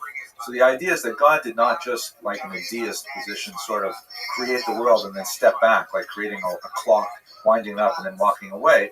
God continues to provide this flow of energy to the universe at all times. So if we accept that as a basic idea of Judaism, then that would mean that all of the energy that is directed to this universe at every moment is not only on a macro level, but also on a micro level. As the Midrash likes to say, there's not a blade of grass that grows without an angel striking it and saying, grow. Meaning that every single aspect of our existence is supervised, observed, and given energy by the King of Kings. This is a concept in Judaism known as Hashgacha Pratis, or divine providence in traditional theological language. So, given those two ideas, that God is constantly providing energy for the maintenance of the universe, and that God is completely aware of everything that happens in the universe, then it follows that whenever we use our own will and our own energy to sin, we are actually subverting the very energy that God gives us to perform God's will, and we're using it against his will. It's as if an employer gives his servant a walking stick and gives him a mission to go off on a journey, and the walking stick is for the servant's benefit, but then the servant picks up the stick and begins to beat the boss with it. Meaning we're using God's energy against him. That's what's discussed in this first level of the 13 levels of mercy. The concept is really quite powerful if you think about it, also in the Midrashic context. By the way, Midrash are a series of ancient and medieval discussions of biblical texts, really ancient discussions, often recorded in medieval documents that provide sometimes poetic, philosophical interpretations of the text. These texts of Midrash are considered very holy by traditional Jewish readers. So one of the Midrashim, for example, entered into the wider culture of the Western world. The Jews leaving Egypt, flee to the sea. God splits the sea, through the sea, which is miraculously maintains its place with the walls of the sea up like this, and the ground becomes hardened, allowing them to walk. And so as the Jews see that their escape is no longer barred, and they can actually, flee from the Egyptians safely, what do? According to Midrash, they have some false idols, some statues, and they decide they should take them along with them through the waters of the sea. Now, just think about how mind-boggling that is. That here it is, God has, transformed nature. God has altered the behavior of water and gravity and all kinds of things in order to demonstrate His will and His concern for the slaves who were fleeing Egypt. And at that very moment, not only the Jews are not recognizing that, but they're actually taking advantage of that salvation in order to rescue their idolatry. And it's an amazing thing. Similarly, the Midrash there goes on to say that God is providing the Jews with manna in the desert for 40 years, and they're receiving all this manna. And some of them say, "Wow, this is great. We're getting food from the sky every night. Let's set some aside so we can offer some offerings to our false idols." Here it is, the very gift of God itself, and the Jews are using it contrary to His will.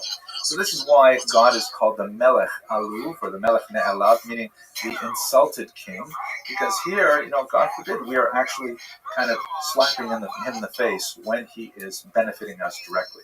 It's an amazing, astounding level of forgiveness that's very difficult for us to comprehend. Nevertheless, in Tomer Devorah, the date palm of Devorah, which discussed in this commentary, the Kabbalah of forgiveness, Rabbi Moshe Cordovero does discuss it at some length. And I think that one of the ways that we can understand this best is in the sort of behavior paradigm set up by parents and children, especially adolescent children. I'm a father of 6 myself, thank God, so I certainly know a little bit about adolescent behavior, and it can be trying every now and then. And the idea is that here you're giving so much energy to these kids, providing for their education and their housing and their shelter and their food and their, all this positive energy all the time. And when they do things that are contrary to your will, it can be very frustrating. Similarly, if an employer is upset with an ungrateful employee, or if a spouse is, long-suffering, the foibles of his or her marriage partner, there's all kinds of times where we are required to keep giving, even when the other person is not only rejecting, but throwing it back in our face in a very spiteful manner. And in that case, that in terms of giving to humanity, we are called upon to be generous with ourselves, to give of ourselves, and to totally ignore the insult that comes back. So to go back, for example, to the adolescent children, rebellion is part of developing their identity. Rebellion is part of them trying to figure out exactly who they are as independent individuals.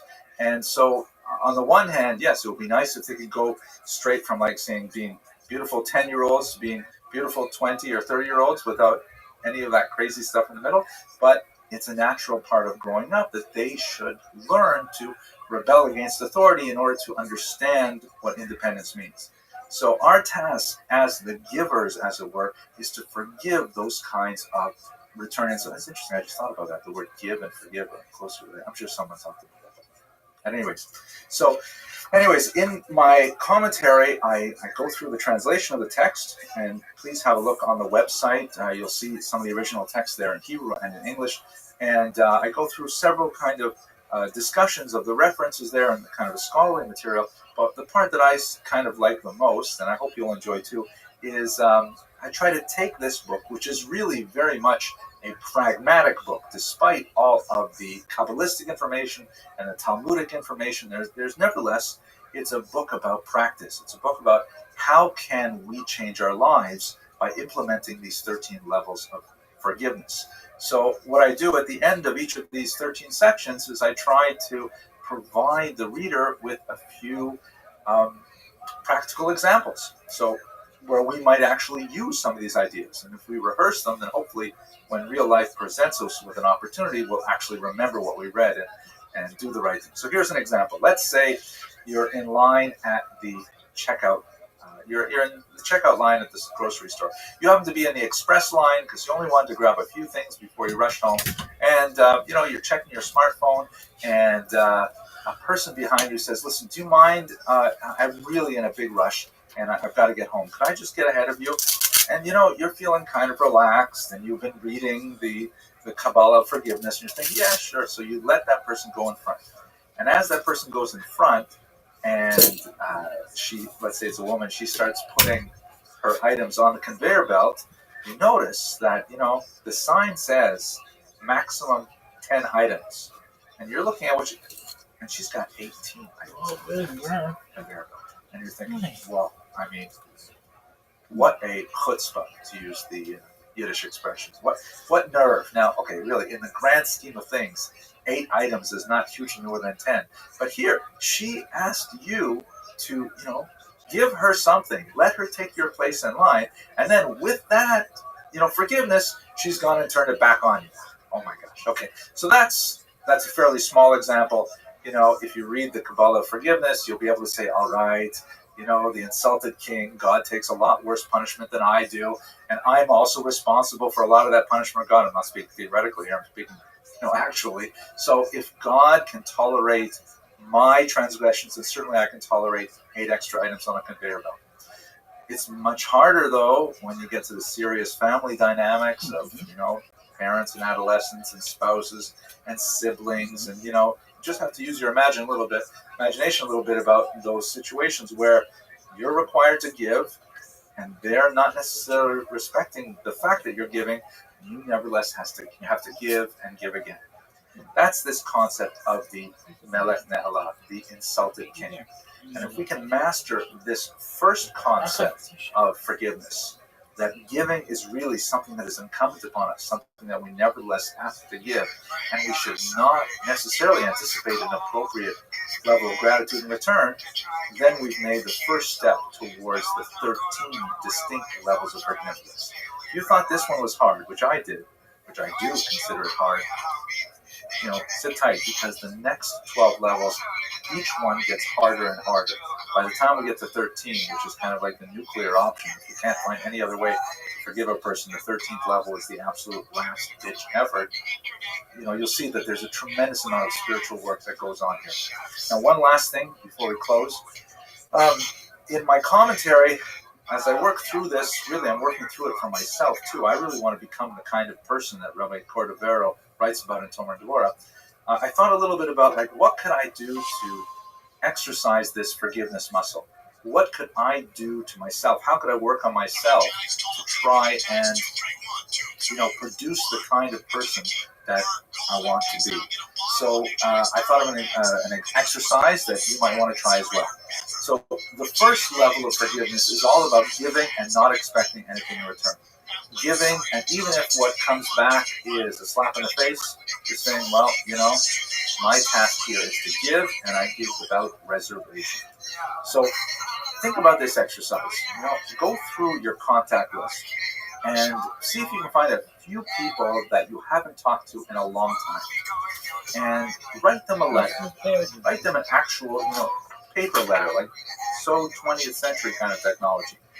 A postcard, a small thing, and then just stick those letters in the mail and forget about them. And do this maybe once a month. Try and write these letters. My gosh, I'm reminding myself, I really should do this more often. But try and write these letters and just send them off. This is what my mother does. My mother is really an amazing person. She writes letters like this constantly, on little slips of paper that are, individual, not like full pages like this and not typed, but she'll find a little note. You don't care about this. I should get that from you. So just write those letters, send them off, and don't expect any response. If you get a response, then that's wonderful, and I'm sure it'll make you feel really good. And if you don't, well, that's okay. You'll put yourself into that kind of modality of giving unconditionally. And that's really at the root of this concept of the Melech Ne'alav, the insulted king.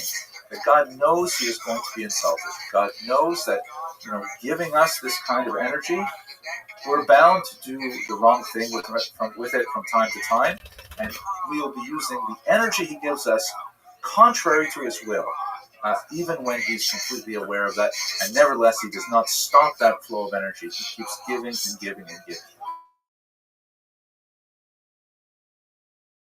Of the 13 levels, please click on the playlist. Try the second level. It gets a little bit harder and actually a little bit more Kabbalistic. Thanks for watching. Hello,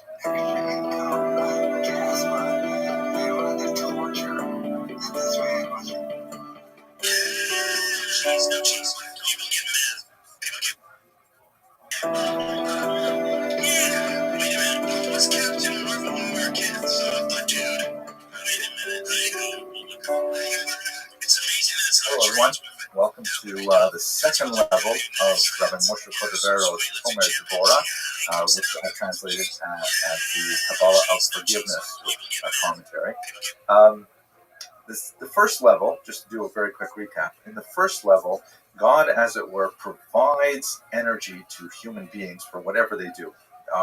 All the energy that we require for our daily existence is constantly flowing into us like electricity into let's say, a computer or a toaster or something like that. And if the toaster were to start doing something strange, like let's say playing music, or more common, let's say burning the toast, and the timer isn't working right, then, on a human level, we just pull the plug and that's it for the toaster, and we get rid of it and buy a new one, that kind of thing.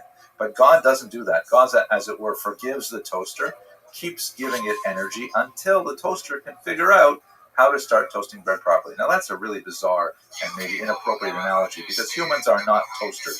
Humans hopefully have the capacity of change, have the capacity to reform their ways. So we hope that God continues to give us energy so we can work through those issues on our own. And so too, as we said in the first level, Rabbi Cordovero says that we should forgive others and allow them their transgressions, giving them the time to resolve their issues on their own. Now, the second level, which we're going to discuss today, in many ways just develops that idea a little further. And at this point, it gets a little more Kabbalistic and a little more spooky, in fact. So here's a basic element of Cordoveran Kabbalah. It actually goes very, very far back into the Jewish mystical tradition, and in fact, certain elements of it are present even in what's called Torah's Nigla, or the revealed Torah. When a person commits an act, either a positive act or a negative act, an energy is released into the universe. When the act is a positive act, a mitzvah, something that is good for the universe, fulfillment of God's will, then that releases a kind of a messenger known as a malach. In fact, young children in observant Jewish homes are often taught that when they say a blessing over the food that they're eating, things like that, they are actually creating malachim. They're creating angels, positive energy sources that go out, benefit the world, and so on. That's also known as a sneger in Aramaic, a defender. Something that after 120 years, when a person has to account for their deeds, then all these snagers, all these defenders come forward and say, he gave tzedakah, he gave charity in this moment, or he, helped out a person in this way, or he smiled appropriately at a person who was down, cheered them up, that kind of thing. These are all snagers. Now, unfortunately, the converse is also true. If a person commits a hurtful act, a wrong deed, transgresses God's will, then this creates a kind of a negative energy source, which can be called a kategor, or a prosecutor, in the language of the Mishnah, or in the language of Cordoveran Kabbalah, it's called a mashchis, a destroyer. And this kind of energy being is rather different in that, whereas the malach, the positive being, wants to benefit the universe and fill the universe with God's light, as it were, the mashchis wants to detract from it, darken the world. And it kind of feeds on suffering. And that mashchis is actually connected to the person, just like the sneger, the defender, as it were, has an address saying that so-and-so created that person. The same is true of a kategor, of a prosecutor. That the kategor then, after 120 years, says, hey, this person, spoke words of lashon hara, words of character assassination behind this person's back. And in fact, it's true. There it is. The kategor is standing there. The negative energy source is there, and so on. So this is the second level of God's forgiveness, is that, just like God continues to provide energy to human beings in their actions, we also accept the premise, which is basic in Jewish thought, that no being can exist outside of the constant energy flow of God. It stands to reason then that even these negative energy beings, these mashchisim, these category, these prosecutors, they also require a constant influx of energy to keep them alive. And if that energy doesn't come from God, then that energy must come from the one who made them. God is within his right, so to speak, to say to the category, you ugly being, I did not create you. Go back to the one who did create you and take your energy from that person. And in fact, that being can then go back to the human being who made him and say, all right, you created this amount of evil in the world, this amount of negative energy, this is a kind of an energy debt that you imposed on the world, and now I'm going to take it out of you. And that can come out, as the Tomer Devorah says, in one of three ways. Either through suffering, or painful physical suffering, or emotional suffering, what have you, or through death, because death atones for a lot, or through Gehenna, which is sort of like purgatory. It's not exactly like hell, but it's kind of like something bad that happens after death. The latter two are definitely much worse than the first. The first option, that is suffering, is something that we can choose for ourselves. And we're not talking here about necessarily taking out whips and self-flagellation and rolling in the snow and things like that. It's the kind of suffering that comes through introspection, evaluation of one's deeds, regret, understanding how we've done wrong, and then working through the process. There's a lot of literature in the Jewish tradition on exactly how to do this.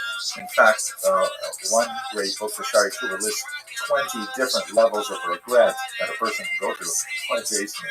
But nevertheless, the idea of taking a hard look at yourself, saying, I really didn't treat that person right, that is the kind of energy that it can cancel out the energy debt that one created through this hurtful act.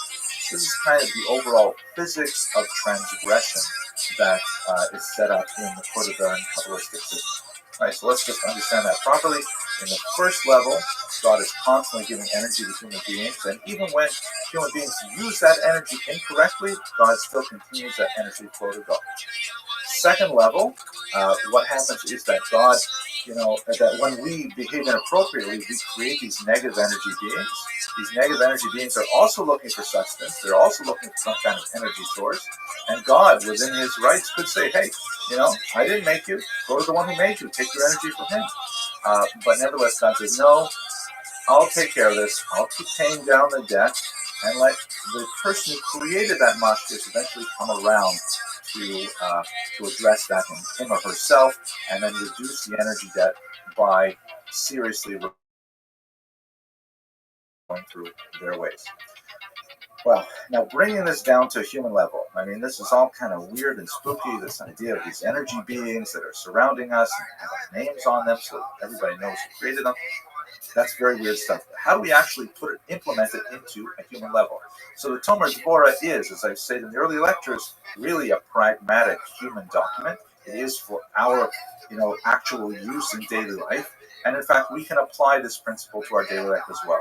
Specifically, what's really going on here is that God is, as it were, granting forbearance on a loan. As the Talmud says, for example, a person owes money to two people. One is his friend and one is his enemy. The friend says, you owe me a lot of money, you can pay me back a little at a time. The enemy says, no, I want it all right now. So as it were, God is like the friend who says, you can pay me, you owe me money, as it were. You committed this negative disease, element in the universe, you harmed the spiritual environment, so now you've got to fix it. But I'll let you fix it a little at a time. You don't have to do it all at once. And that's, that's a benefit to us. So too, in our interpersonal relationships, when someone harms us, the Tomer Devorah says the main thing is to try and give them time to fix it themselves. You don't have to be a dish rag. You don't have to be a doormat. But when you are wronged, give that other person a chance to rectify the situation.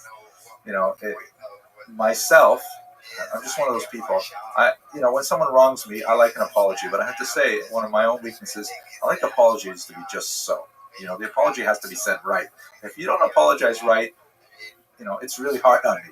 So what I have to work on myself is that I have to understand that there are a lot of different ways that people apologize. Sometimes people apologize in exactly the right wording, please forgive me, identifying exactly what I did wrong and things like that. Other people apologize by, just going out and getting me a cup of coffee. And they don't really have it in themselves to say, I'm really sorry for doing that particular thing. That's kind of hard, but they want to show that they are sorry. And so they'll buy me the coffee, as it were. And, I should learn that it's upon me, the onus is on me to accept the coffee as the full apology. In other words, give them time to address it themselves. So on a pragmatic level, to implement the second level of Tomer Devorah is to give people a chance to address their wrongs. They do something wrong to you, you can let them know, but don't demand that they change on the spot. Give them a chance to work through those issues on their own. Okay, that's about it. I hope you found this useful. Come back for the third level, which is even weirder. Thank you. My favorite thing to do is fuck my man at night, or like steak after a long day of making him cry. Like a reward. You just cry. You just like to see men suffer. I don't like to watch men suffer. I like to make them suffer. It's actually seasoning her food with the tears, and that's the real secret. Like in my throat before she's like collecting your tears before I eat. That's insane.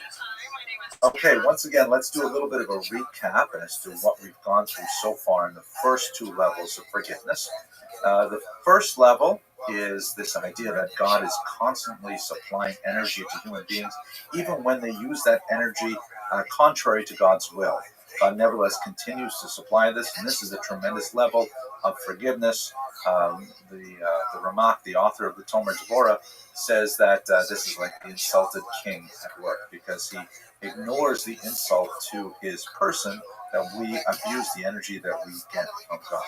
The second level goes even further and talks about the fact that our misdeeds create these negative energy beings that also require sustenance, also require this influx of energy, and God also, as it were, foots the bill for those energy drains as well, and doesn't send them back to collect energy from us. He gives us a chance to address our own wrongdoings and to cause that energy debt to be paid of our own regard.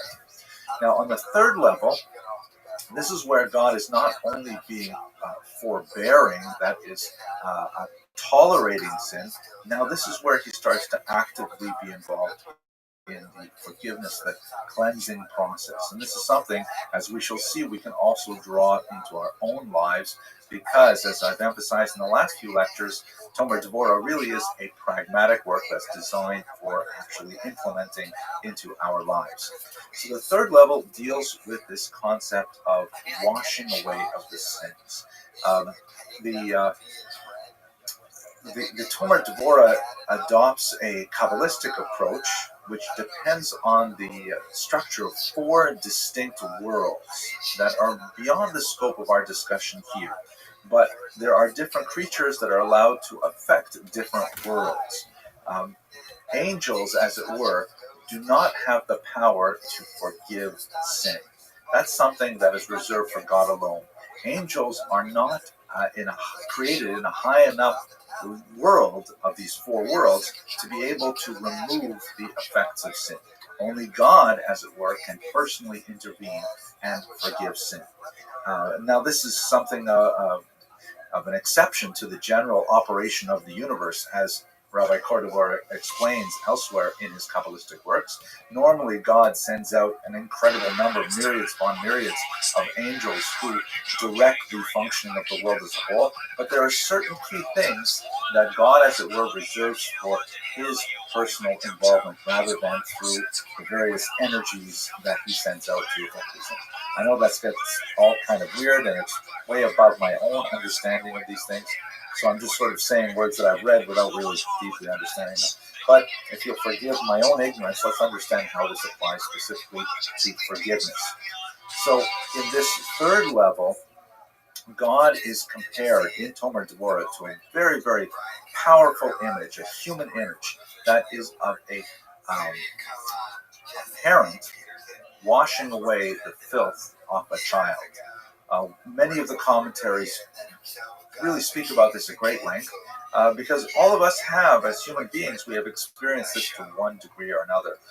The word that's used in the quotation that the Rabbi Cordovero chooses is the Tzoat Benot Zion, which literally means the excrement of the daughters of Zion. That God will wash away the filth of the daughters of Zion in, the most human sense of the term filth. And this is something that we as human beings have all experienced in one way or another, in that, when we were children, before we were toilet trained, there was a parent or a caregiver who was able to step in and clean us up. And many of us who have aged parents also understand what it's like to do the same in return for a parent.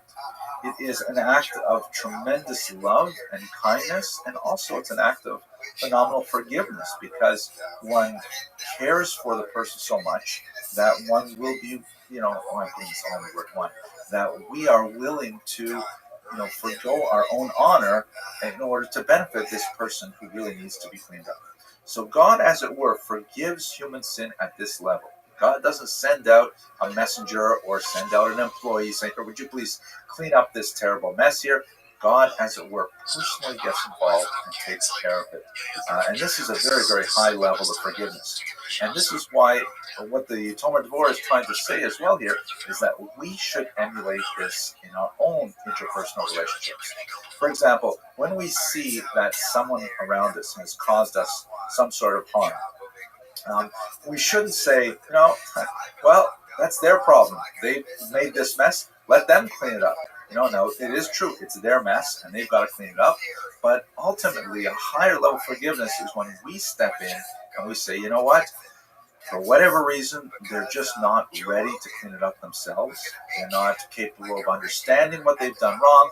They're not capable of doing the actual technical cleaning up of the mess. So we should step in and take care of it for them. That's a very high level of forgiveness. Now, I'll share with you a personal vignette that it's kind of a small family tradition that it was not very hard for me to do at all, but it was a way to express my love for my wife in such a way that I think it's really, we joke about it, but it's a good thing for our family. When we were living in Israel many years ago, and we were studying in yeshiva and in seminary, we were living this fourth-story walk-up in the old Katamon neighborhood of Jerusalem, and it had this really beautiful terrazzo floor, which is like a really hard stone floor. And my wife was working in the kitchen. It was a Friday afternoon. She was working in the kitchen, and she had this big glass bottle of grape juice that we were using for Kiddush that night. And as these things happen, it slipped from her hand, smashed on the terrazzo floor, and there was like grape juice everywhere. And that time of the week when we're just trying to get everything ready and we're on a deadline, it's going to be candlelighting soon, it's going to be a very frustrating time, and my wife was just kind of like, oh my gosh. But here I was newly married, so I was married about a year and a half or so, and I stepped in, I was the big hero, and I said, don't worry, I'll clean it up. It's very big of me, I know. But at that point, I did clean it up, and she was so appreciative over such a small thing. She was so appreciative that it sort of evolved from then on, that whenever there is that kind of an event, a spill, especially involving breaking glass, and I'm around, it's my job to clean it up. And I view it as a tremendous privilege to be able to do that, especially because there are a lot of things that she does for me that I'm not even going to list here, but she's constantly doing the same kind of things for me. So there's something that's deeply in this particular example. Obviously, there's no sin involved in breaking a glass, but the metaphor is, a person makes a mess. You don't say, hey, you clean it up, your mess. Step in there and do the right thing and clean it up for them. So there's something very deeply ennobling about the person who steps in to do that, but at the same time, especially if you think of this in terms of a child-parent relationship, there is a huge deterrent to sin as well. Because if I know that, like, let's say, for example, we go back to the metaphor of a child that soiled himself and has to go to his mother for cleaning. If I know that I let my parents down and I soil myself and I go to my mother and I need her assistance, she'll do it for me because she loves me and she cares for me. But on the other hand, I'm humiliated. I'm a big boy now. I should really not do these kinds of things. It's hard. So it's like a deterrent It makes us feel we really shouldn't sin because our parent is the one who's going to be cleaning us up, and we really don't want to subject our parent, whom we love, to that kind of behavior. How much more so when the parent is God in his glory. God himself will come down and actually engage in the cleanup process. So this is, a very, very pragmatic level of forgiveness. It's a level that we have to work up to say, okay, I know I'm not responsible for this mess, but I want to do the right thing, and I want to go in there and I want to help take care of the mess. By the way, this is also really very useful with children. We have, thank God, 6 children at home. Well, they're not all at home, but we have 6 children, and so often when there is something that goes wrong, the very first thing the kid says is, I didn't make that mess, go check out my sibling over there. That person should take care of it. But that's not the point. The point is that we should all chip in together, and when we have strengths, we should lend those to others to help them take care of their messes. Again, this can be abused, but the goal here is to develop ourselves and to develop that muscle of forgiveness. So we see that, this third level of forgiveness has a very pragmatic and human element to it. But let me take it back to this idea that I mentioned earlier, that the angels themselves are unable to do this. There are some elements of forgiveness that you simply cannot delegate these things out. You have to take care of them yourself.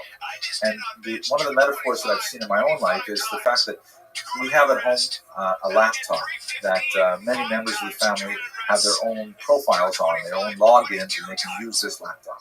And every now and then, one of the kids will download something or will play some kind of crazy game on the internet, and bang, we'll get some kind of virus and things like that. And all of a sudden, the computer's all jammed up, and what are you going to do about it? So, that's when they come to me, because I am the only administrator of the computer. I have the administrator password, and I can go in there and I can wipe everything clean. And I can say we're going to start all over. And that's the same kind of idea here with God. That God, as it were, has the ultimate administrator password. That no matter how badly we mess things up, it is within God's power and God's alone to go and just enter that password and say, go back to an earlier state in the time machine, so to speak, and make it all right again. So we have to realize that we have that power as well with our interpersonal relationships, and there are times when we should bring that to bear. Okay, so that's the third level of forgiveness, and I hope you'll join us for the fourth level as well. Thank you.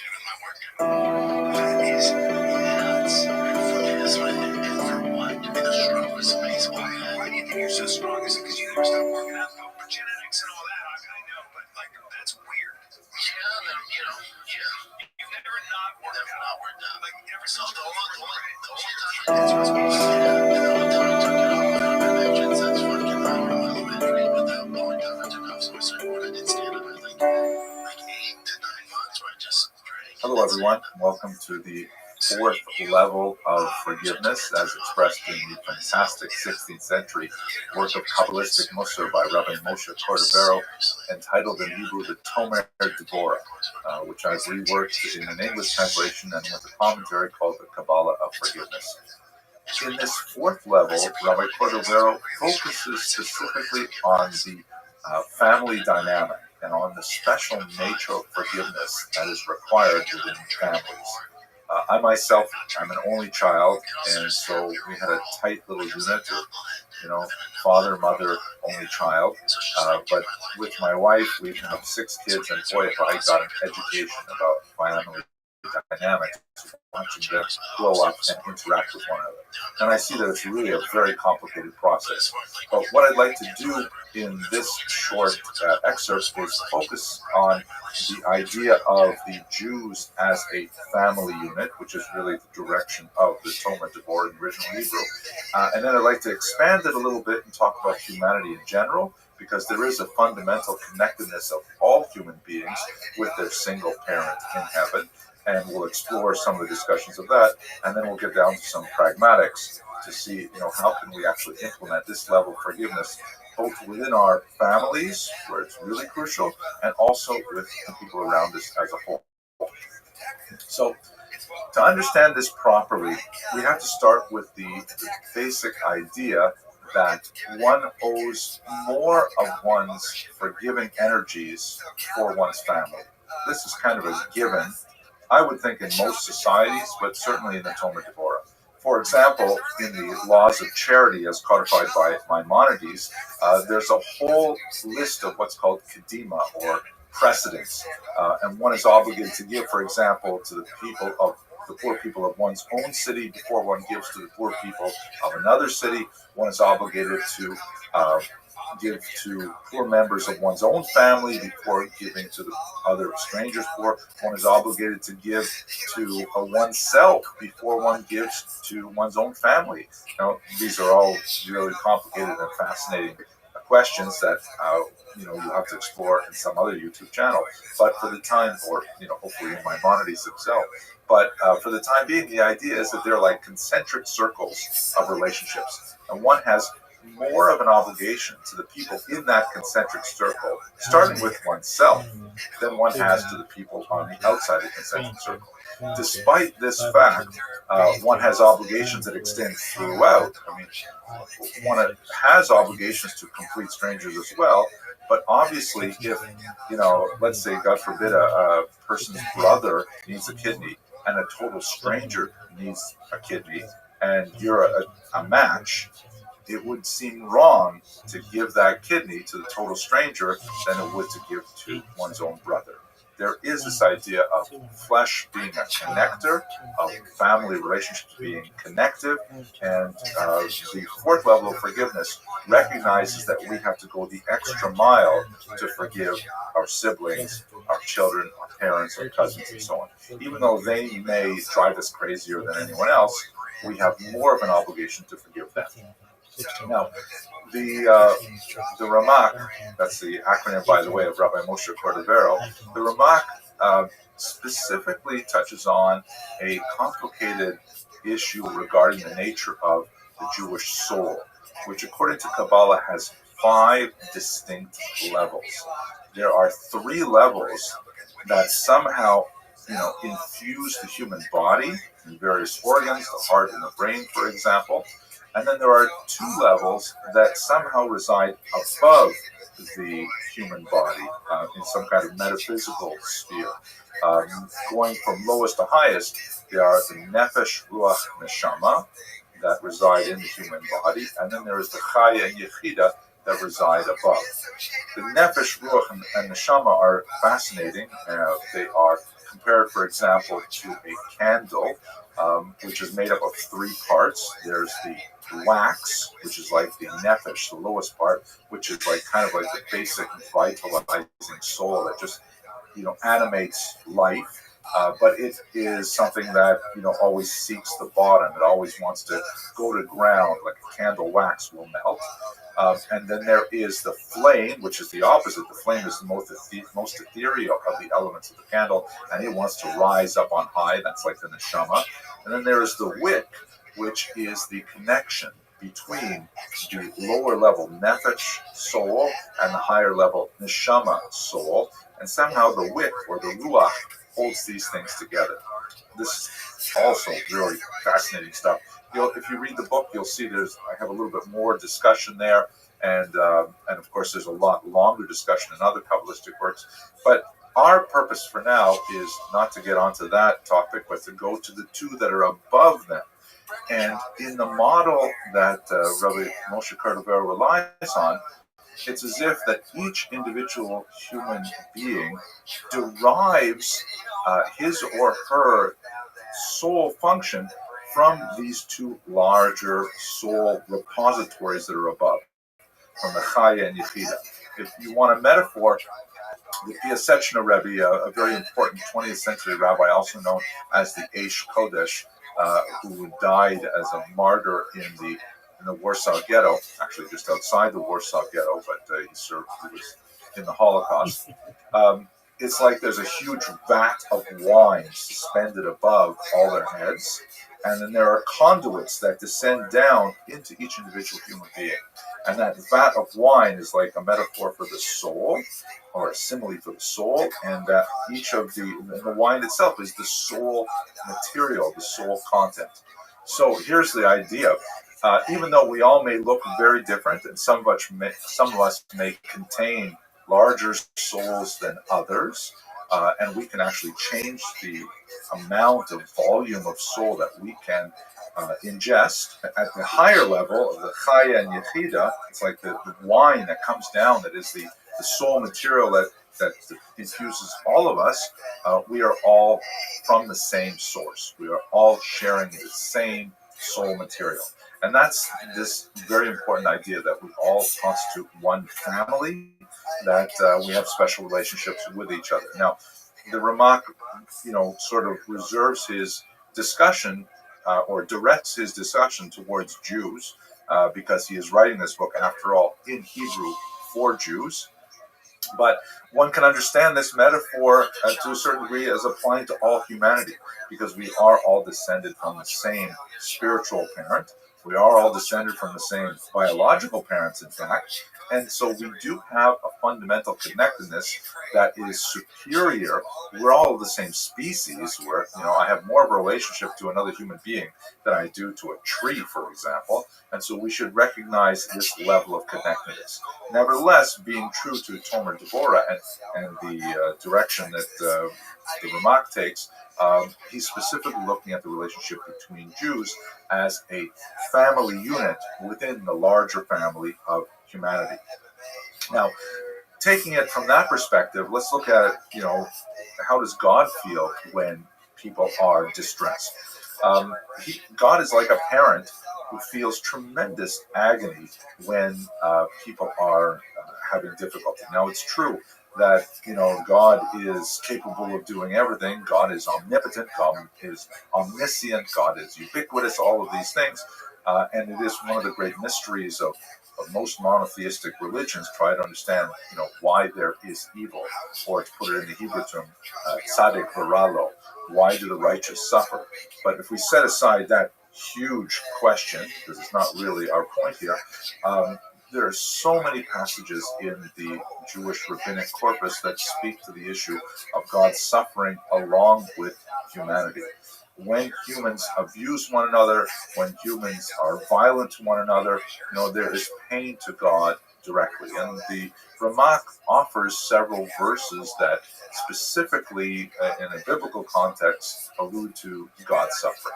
So we have to understand that God has a special level of connection to humanity, and God suffers along with them. And when we understand that, we can furthermore understand how we should relate to each other on a more healthy basis.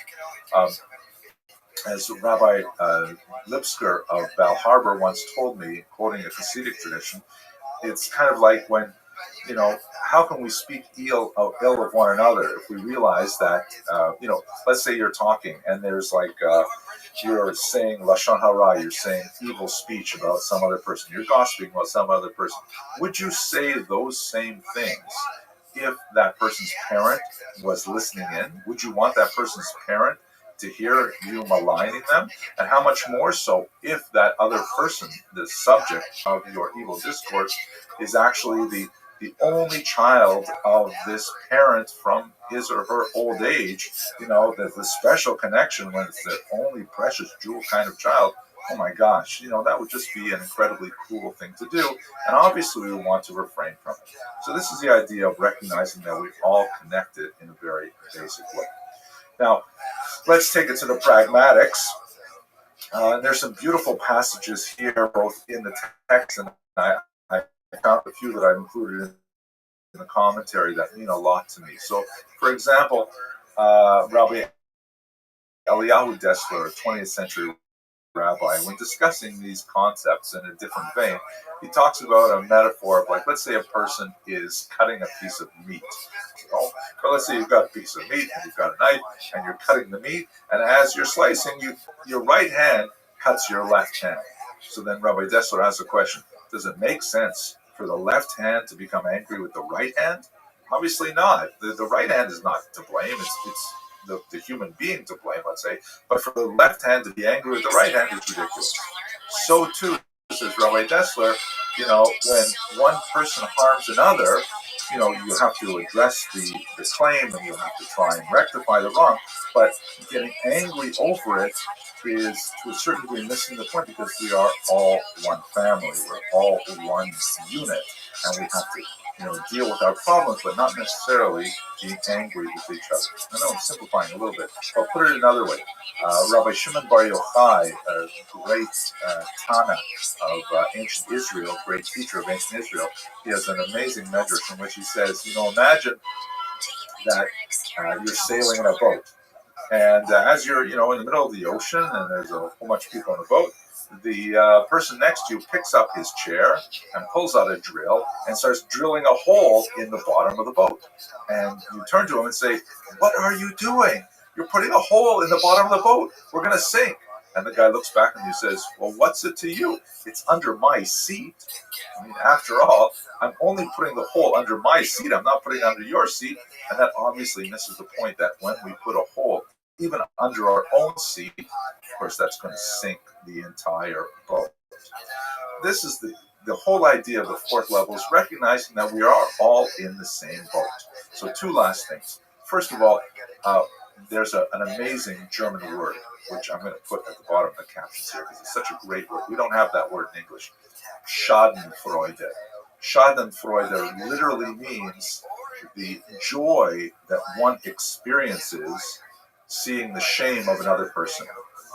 So let's say, for example, and one of the examples I give in the book is, let's say a hypothetical, you're at a wedding and someone comments on what you're wearing in a way that makes you feel a little embarrassed, because you feel like they've noticed that, your dress or your suit is a little tired. And then as you're just beginning to feel this emotion, someone else walks by and accidentally bumps into your interlocutor, and he or she spills a glass of wine all over their own outfit, glass of red wine. So what do you feel at that moment? Well, that's Schadenfreude, the feeling of, see, you got what you deserve. You were making fun of my outfit, or you were like looking down on my outfit. Now look at your outfit. Totally unkosher kind of emotion, something that we really have to try and control. Schadenfreude is not a healthy emotion to work on this fourth level forgiveness. We have to try and release that Schadenfreude. We have to try and have mitgefühl, or sympathy with another person, and imagine how they must feel when that happens to them. And the final teaching, which I found also very meaningful for myself and in my own work on this level, and this is a teaching which I have heard ascribed to the Baal Shem Tov, the great founder of the 18th century Hasidic movement. I haven't been able to see this in writing anywhere. Perhaps in the comments section, if you know where this occurs, you'll send it to me. But apparently the Baal Shem Tov spoke about the mitzvah of the Ahavta l'reacha kamocha. You shall love your fellow as yourself. And it's a very difficult mitzvah to do. How exactly do you love another person as much as you love yourself? We're so deeply connected to our core identity and being. How can we love another person at the same level? So the Baal Shem Tov apparently said it's very easy. When another person has a simcha, or they have some kind of happy occasion, a wedding, circumcision, bar mitzvah, whatever, then go and be sameach with that person. Go and share in their simcha, in their happiness. And also, when a person has something go wrong in their life, God forbid they lost someone in their family, or they lost a job, or something went untoward, something went in a way they really hoped it wouldn't happen, then go and share in their sadness. That is how one loves one's fellow as oneself. Okay, wow, that's a tough level. I hope you'll stick around for the 5th level. Thank you very much for watching.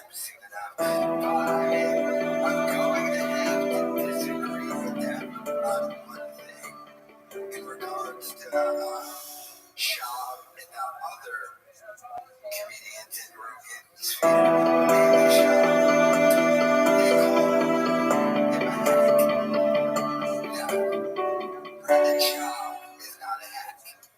Welcome everyone to another level of the Kabbalah of Forgiveness.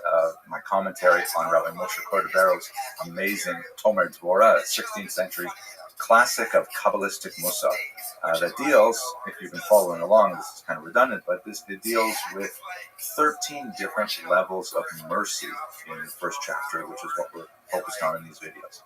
So, by way of preamble, I have to tell you that this is the 5th level, and I know I'm going to regret putting this on YouTube because I'm sure that at some point I'll have some crosswords with my children, and they are going to pull out this video, and they are going to say, "Hey, Abba, check it out." They'll hold up their little phone, and they'll say, "Isn't this you here? Isn't this you talking to me about this?" So I'm sure I'm going to regret it, but let me go through it anyways, and maybe I'll watch it myself again sometimes to remind myself.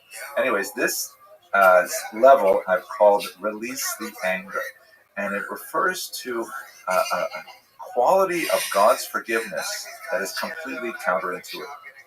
The prophet Zechariah meditates on the metaphor of God, or the simile of God as a shepherd. And he says that God has 2 different staffs. I guess they're really one staff, but they're used in 2 different ways. One is the staff of Noam, of pleasantness, and the other one is the staff of Chovlin, which means literally woundings, like harm. And God uses one or other of these staffs, or the same staff, I guess, in 2 different ways, all for the benefit of his flock. Meaning, there are times when God uses the staff of pleasantness, saying, "Here, look, I'm going to split the sea for you. You won't even get wet. You can go straight through."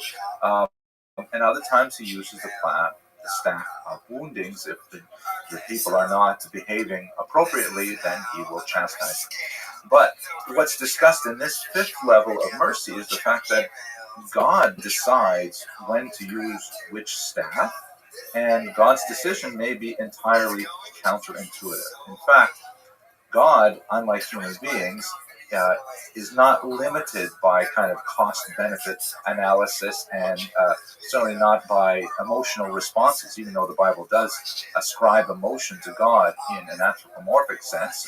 And many of the medieval commentators have discussed what that means. But if we use the language of humanity, the Lashon B'nei Adam, as the Talmud will have it, there's a beautiful verse in the prophet Habakkuk that describes this phenomenon. It says there,